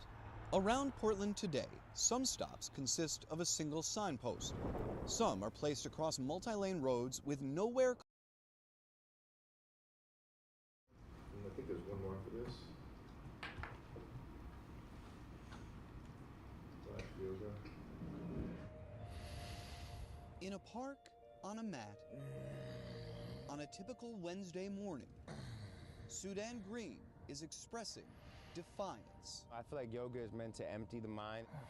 It is defiance to practice yoga at a park named for Malcolm X, to set up a studio in West Philadelphia, to lead a movement.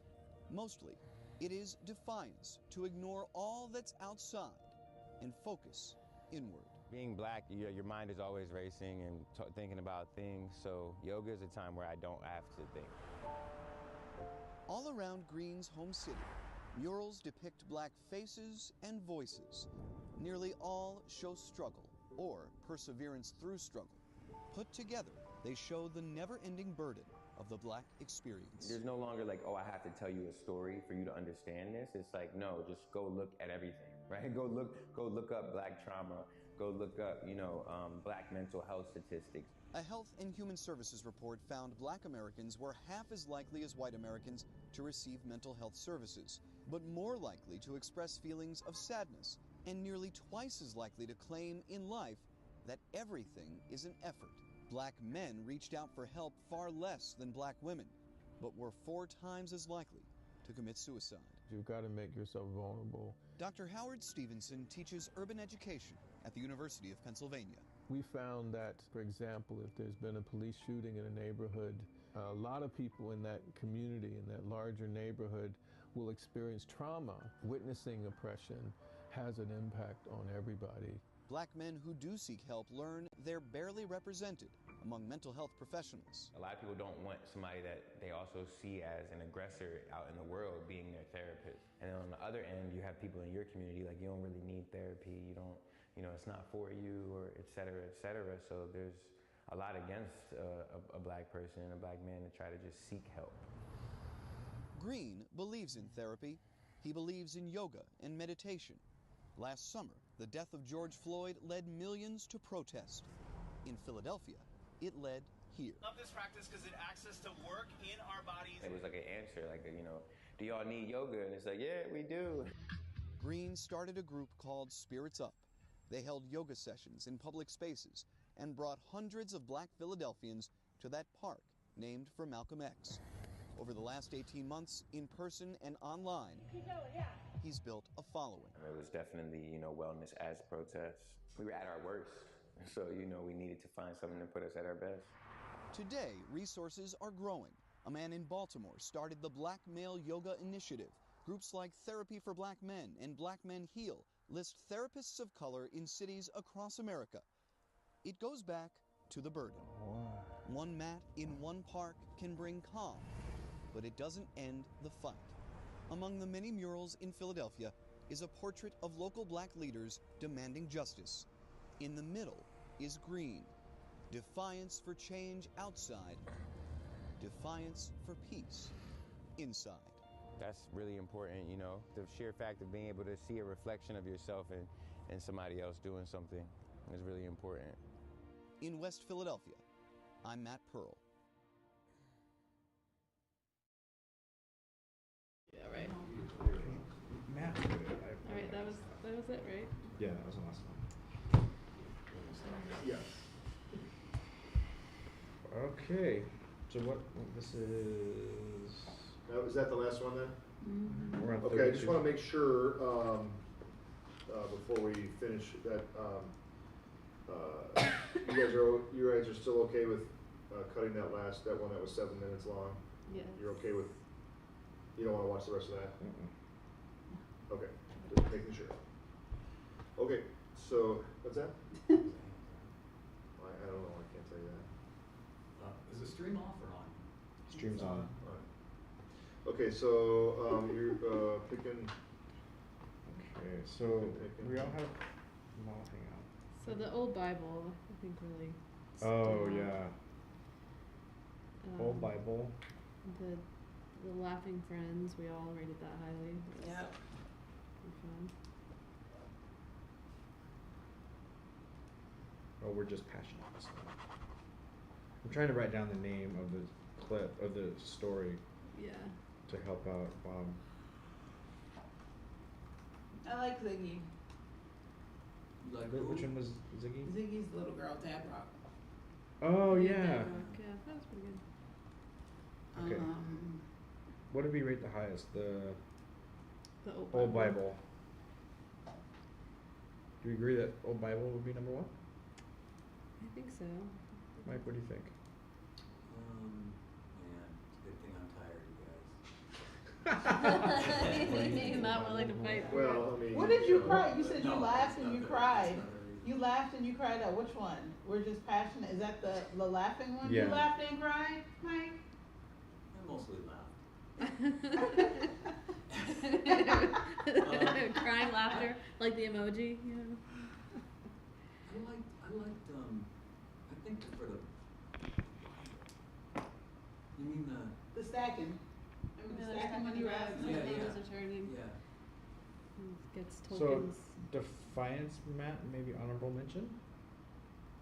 Yeah, I could see that. It was shot really nicely. Which one? Especially The for. last one we just watched. Oh yeah, yeah. Defiance on a mat. Yeah. Are we not looking? I guess we're not judging from your scores here.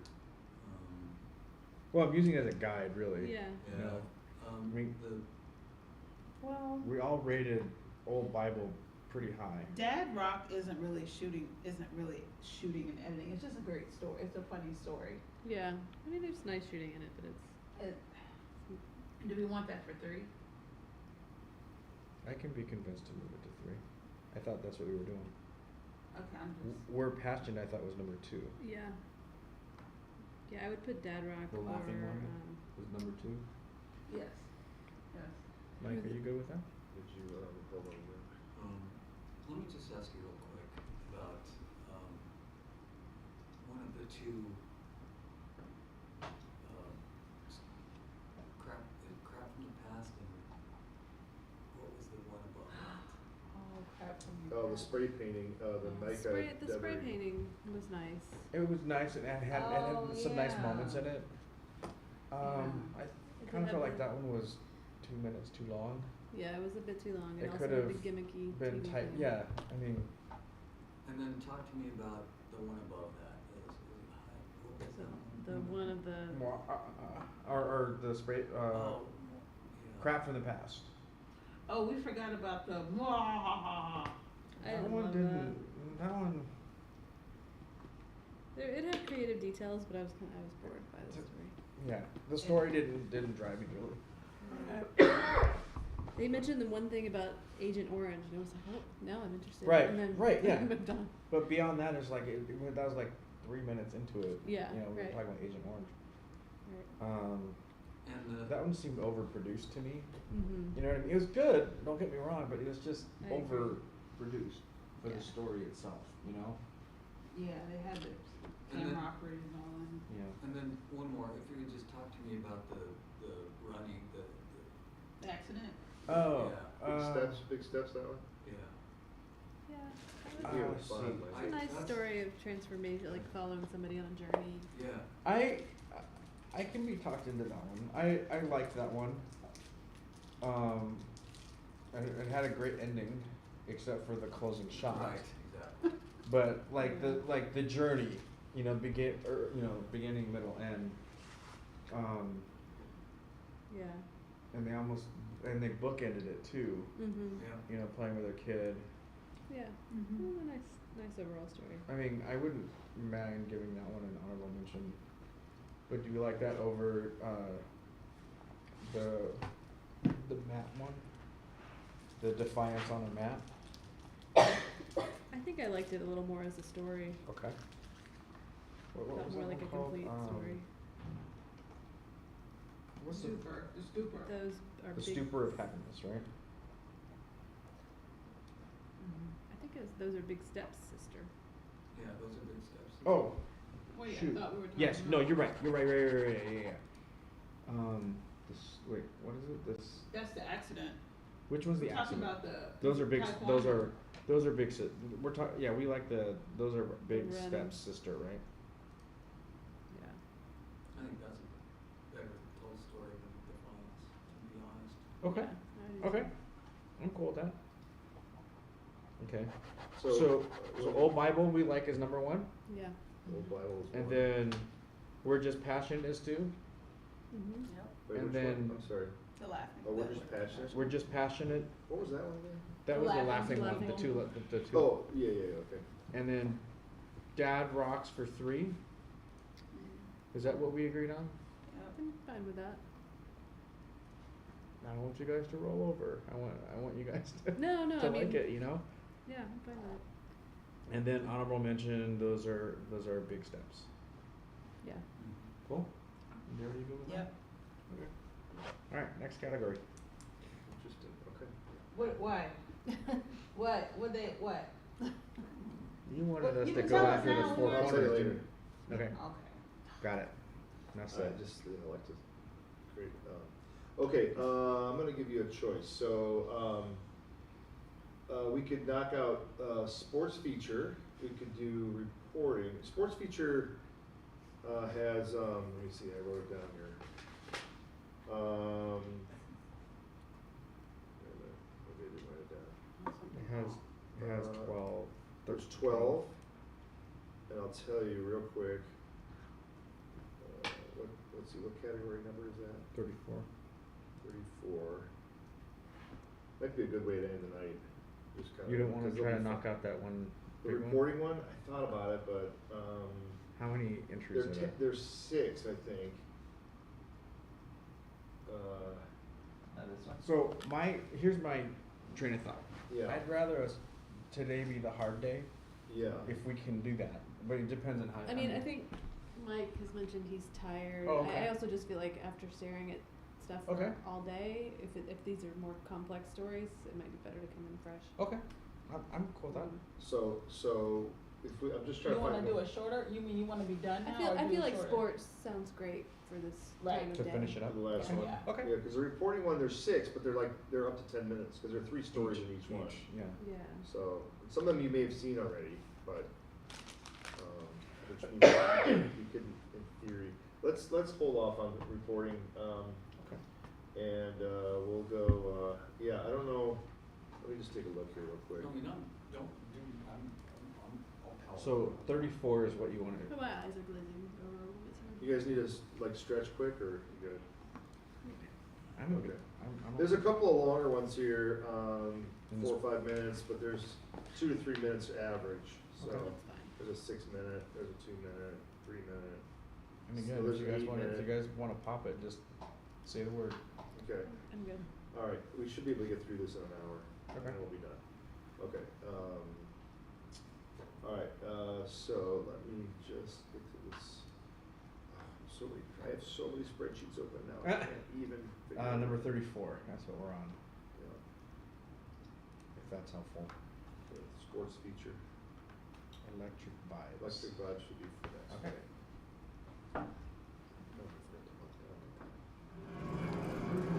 Little old Salida just keeps getting more special by the minute. We call it Colorado's worst kept secret, and that is true. In a town known for its water, I mean, we're river people. What else can I say? the Arkansas River Cluster. attracts a crowd. It is the 74th annual Philbark Whitewater Festival. Philbark is the oldest whitewater festival in the country, in the United States, so it's a really big deal. It's fun. Lindsay Sutton Stevens I never get to watch most of this stuff because I'm always over there. organized this craziness. Now, after 74 years, people are coming to Salida and venturing further from the Arkansas. We have pro skaters all over Philbark right now.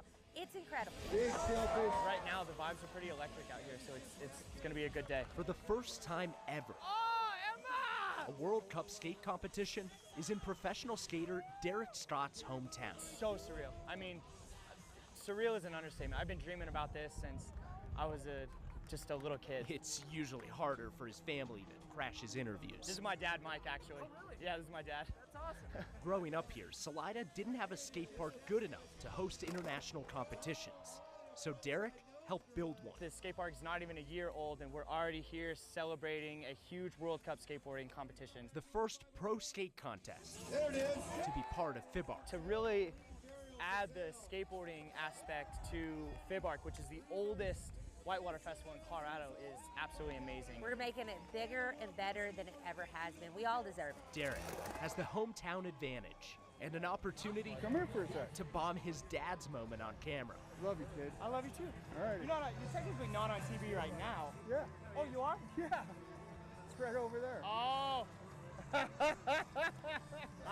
Hold on, let me redo this. I love you too, Dad. A town known for its water, getting attention. Yes!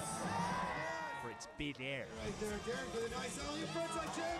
And a hometown kid living his dream. Second place, let's hear for Derek Scott. Killing it. Thank you, Salida, for coming out. This is a dream come true, and to have all you guys out here supporting all this skateboarding and this amazing new skate park.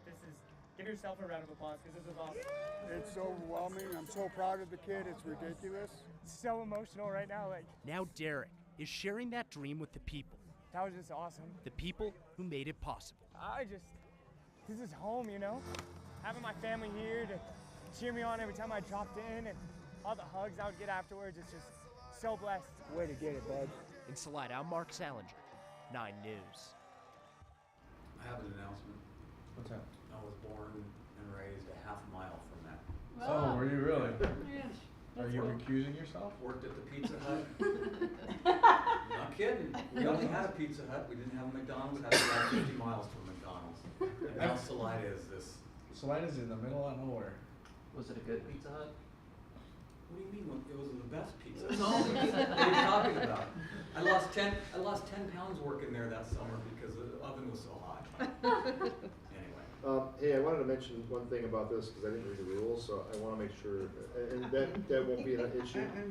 But I want to, because there is just sort of sometimes a little bit of confusion on sports features, so you can go over this all the time. Any feature story about participants, athletes, coaches, fans, or those involved or interested in a sport or sporting event. That's a big mouthful, but the spirit of this category is to honor stories about the emotional human side of sports as opposed to direct coverage of a specific competition or packages of highlights or post-game sound bites. One other note about this, it's like, we talked about this in the car the other day, whoever was with me, I don't remember, but it's like, the spirit of this is not to be like a story where in a, like, peripherally there's a sporting event happening, if that makes sense. So you could talk about, I don't know, what was an example? Do you remember, Mike? Well, not about my cheerleader. Which one was that? Like the cheerleader. Oh yeah, so like a super fan. it's debatable whether like a super fan is a sports feature. It's because we're like, is it or isn't it? Basketball game. She's at the basketball game. She cheers for the basketball team. I'd call that a sports feature. Right, but it's kind of gray. Yeah. So just kind of keep that in mind when you're looking at this, because we try to get the rules so it's more like I think there was one year where like these magpies attacked golfers on a golf course. And they call that a sports feature, and I guess it placed. But I mean that's just one example. So I'm just not sure. Like we're trying to get away from. Is it a story about sports, or is it just because it happened on a golf course? You know what I mean? So just kind of keep that in mind, and hopefully we'll have some good ones here. That won't be an issue. Cool. All right, go ahead.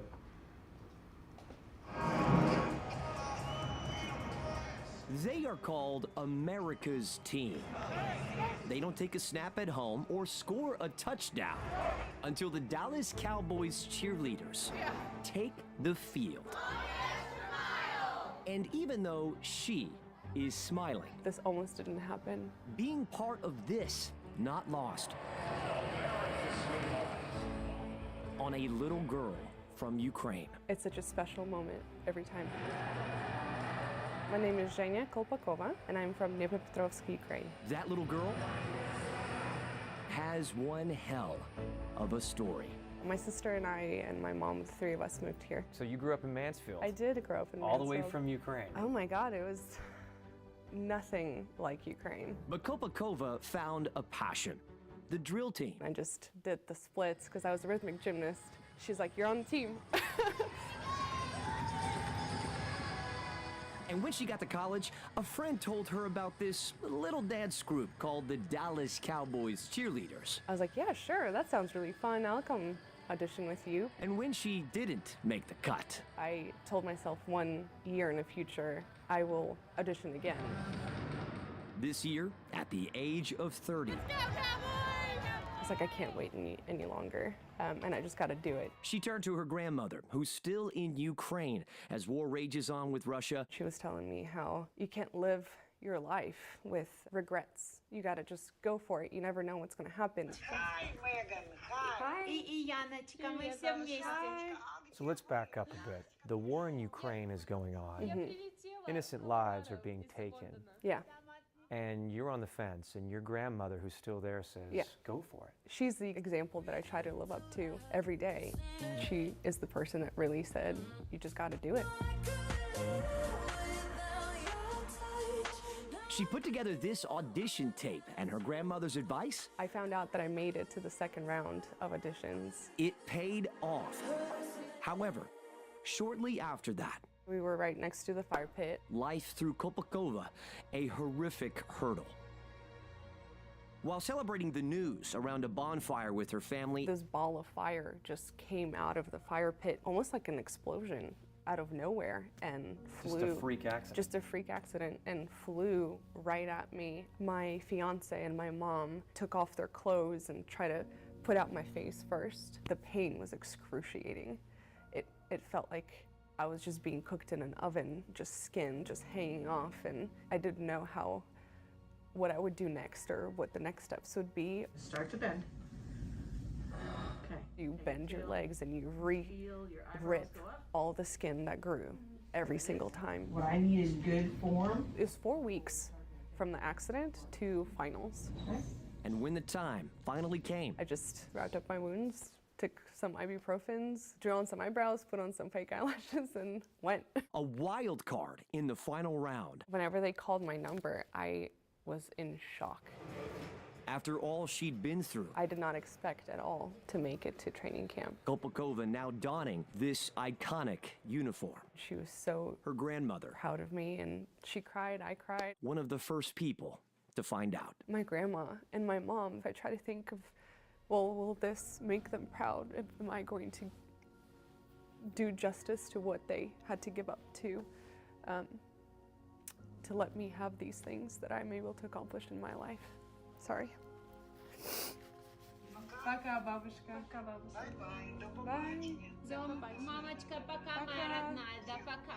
This little girl from Ukraine, Every time I step out on that field, realizing she's living a dream. it's such a special moment every time. In Arlington, I'm Matt Howerton.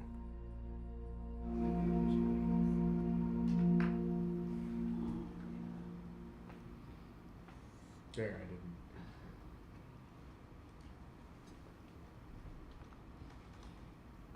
So did we skip Very Rare Indeed? Yeah, which So is that the skate was- park? Is that the first one or the second one? Skate Park is the first Electric one. Vibes. Electric Vibes, yeah. So we skipped Rare Indeed, or I guess that's not the right order.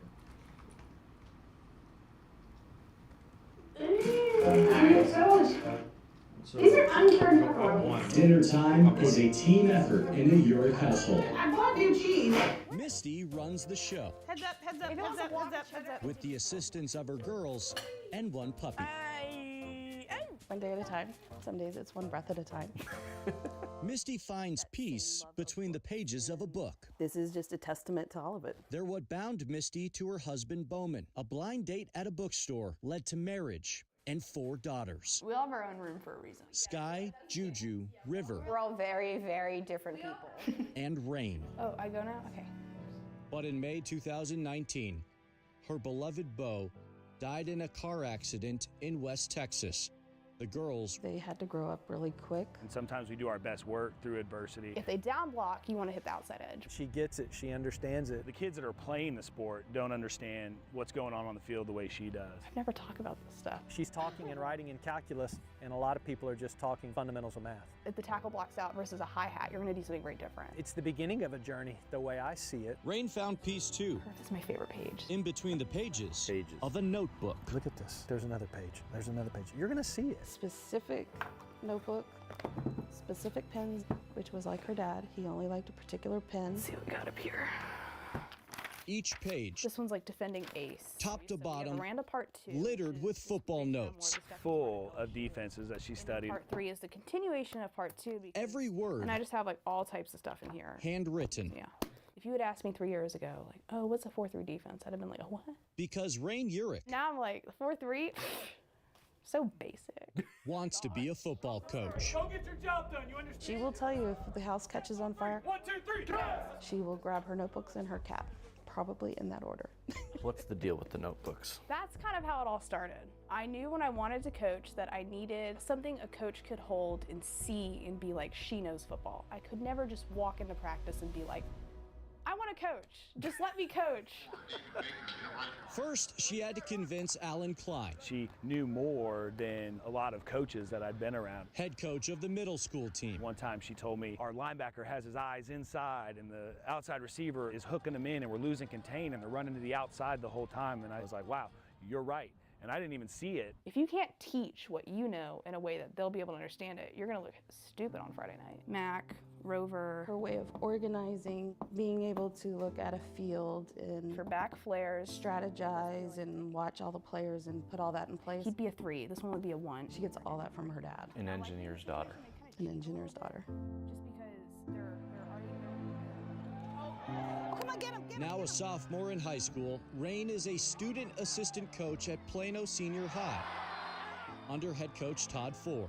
She's one of us. She's a part of our staff, part of our program, and her family is as well. My name is Dan Quinn. And Her bedroom walls display letters Go Saints, Dennis Allen, who dat? from NFL and college coaches Stickum, Dave Aranda. offering words of encouragement. So cool. I hear you're being recruited. Just a little bit. She's a part of our recruiting list of potential prospects. She's already had one try to recruit her. She's had several others talk to her. I was realistic with her. I said, do you know this is Texas? This is Friday Night Football. This is very much a boys' club. Is this really what you want to do? I feel like I just always have a fire under me. Why? I feel like I have a lot to prove. I feel as if I represent any other female coach. Well, if there's one bad female coach, someone may not take the next one. There are female assistant coaches in the NFL and college football, but there has never been a female coordinator or head coach. There's not. No, we're going to be warm. Rain Uric just may become the first. I laugh, her backup plan is to be a neurosurgeon. It is very rare. Very rare indeed. River Urick, sophomore, Vines High School. You see Rain, Rain Urick, sophomore, Vines High School. Gigi Urick, sophomore at Vines High School. Sky Urick, sophomore, Vines High School. is a quadruplet. So if there's someone to beat the odds, 3, 2, who better to write that chapter in the history books? I got the first one. Sometimes I'll just have an idea, and I'm like, this needs a notebook. This one sucks, actually. I won't show anybody this one. She's trailblazed the whole thing. I just kind of drive her there and buy the notebooks. In Plano, I'm Jonah Javad. Booyah. I would have liked to see more nats of her Yeah. on the do field. the work. You know, I on agree. the sideline. Like, she was silent. They had her mic'd up, but it was good. That was a good story. Is that be weird? That's very rare indeed. I think you have the skate park and the wrong one. That should be the top. That was. So Be Weird maybe next? Wait, what was that one called? That one was very rare indeed. The second one on the top, from the top. That was When an it's example not of when school music and works. homework, time together for 12-year-old Caden Buchanan and Mom Jenny of Clarksville. Visit comic book stores And video game stores. Yeah, you know, the usual. But what's perhaps not as usual is how people know Caden's mom. She is MMA fighter Jenny Savage. I am Tennessee's only born and raised bare knuckle boxer female. It's pretty cool. I like it. Makes an interesting career day.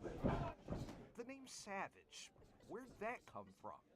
Oh, yeah. From the Macho Man Randy Savage. Randy Savage looked like he is a champion no matter what. And that's something Jenny's working to pass down to Caden. Cross? We come here to train. I actually kind of like it. These are great memories being made here with Mom Jenny. Jab crosses. One jab cross like this. Good job. Just like Caden's made so many great memories with his dad, Richard Buchman. My dad, we used to have this place at my grandma's house. There was a shed. We hang out there, and we called it the Dude Cave. We had a connection of bond. Caden tells us those first months of the pandemic were really hard for his dad, when downtowns were quiet and people were isolated in their homes. He was depressed, and he's a social type of person. In 2020, he took his life. This pandemic is far more intense than just a virus. And I don't wish anyone to lose someone that important to them. Yeah. For her son, and in memory of Richard, Jenny decided there's something she needs to do. She's using interviews she gets from her platform as a fighter to talk about suicide prevention and mental health awareness. It should be spoken about a lot more. Jenny wants Caden to know all the joys of being a kid, but also know it's not only agility and footwork that could be learned from these training sessions at the gym. Jab, hook, Caden Pacquiao, Caden Pacquiao. I believe that fighting is a metaphor for life. Nothing hits us harder than life. It's all about getting back up, ready, and continuing. Slip. We all had, at some point in our life, felt like we wanted to give up.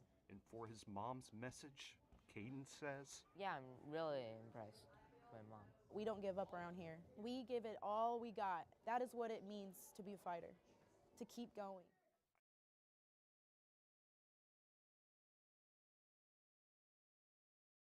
No, that's the stream. 15 minutes delay. Would you like to see yourself on TV? No, I'm just kind of yeah, I'm just keeping an eye on what. You could see how you were watching. Okay. Next one. That would be weird, right?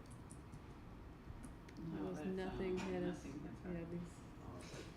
Nothing hits us harder than life. What would be weird? We haven't seen that one yet. Okay. That's probably next. Is Be Weird next? Yeah, Be Weird. Yeah, it's way harder. Oh, you're positive.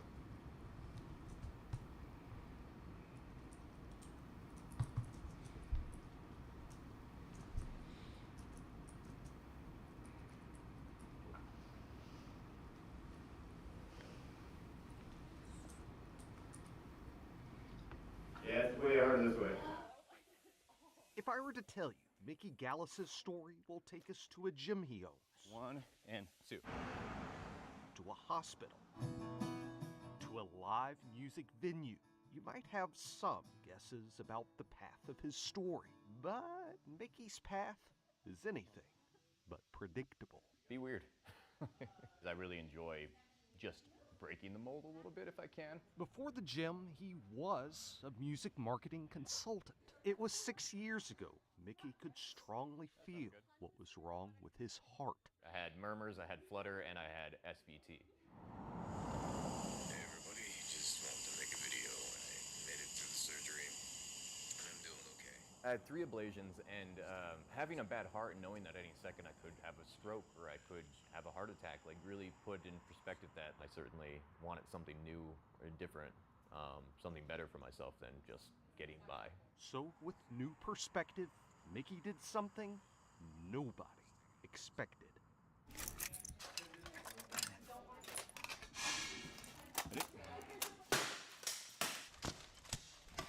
I've had my tendons knocked out of my arm with an axe before. It is one-on-one MMA just with weapons and shields. Most people don't understand why you would do something like this. They think it's this extraordinarily dangerous sport, which it is. The armor does its job. Good, better. Mickey's teaching one of his classes. In and go with them. Full of other people taking an unexpected path. I'm the owner of Nashville Armor Combat. Armor combat is just concussive strikes with a steel weapon against real steel armor. No stabbing. Good. Good water. People have been sparring with weapons and fighting and challenging each other to duels for ever. And that brings us here. A place usually for live music and dancing is on this night. Hosting cage matches. That's Mickey heading in to face a longtime rival.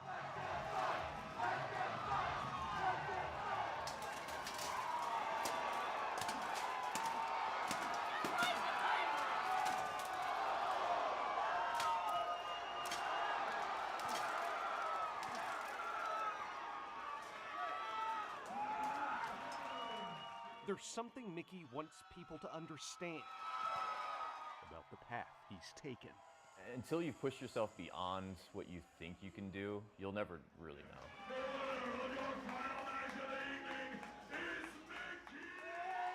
No matter how old you are, no matter how sick you are, no matter how shape you are, anything you want to do, find a way.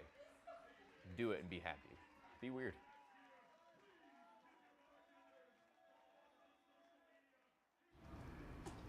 I don't see that one on here. It's on top of Nothing Hits Harder Than My Suicide. It's the 5th one. Oh, I'm already there. Okay. What?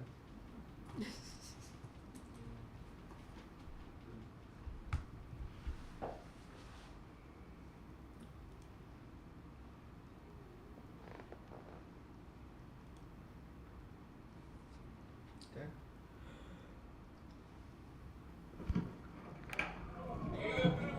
It's a beautiful thing, absolutely. Every Thursday evening, It's like a Bad News Bears meetup. Galley, cat, adults with a knack for hardball Good cut. All right. dip their toes in the fountain of youth. Yeah. Yep. Absolutely. All kids at heart.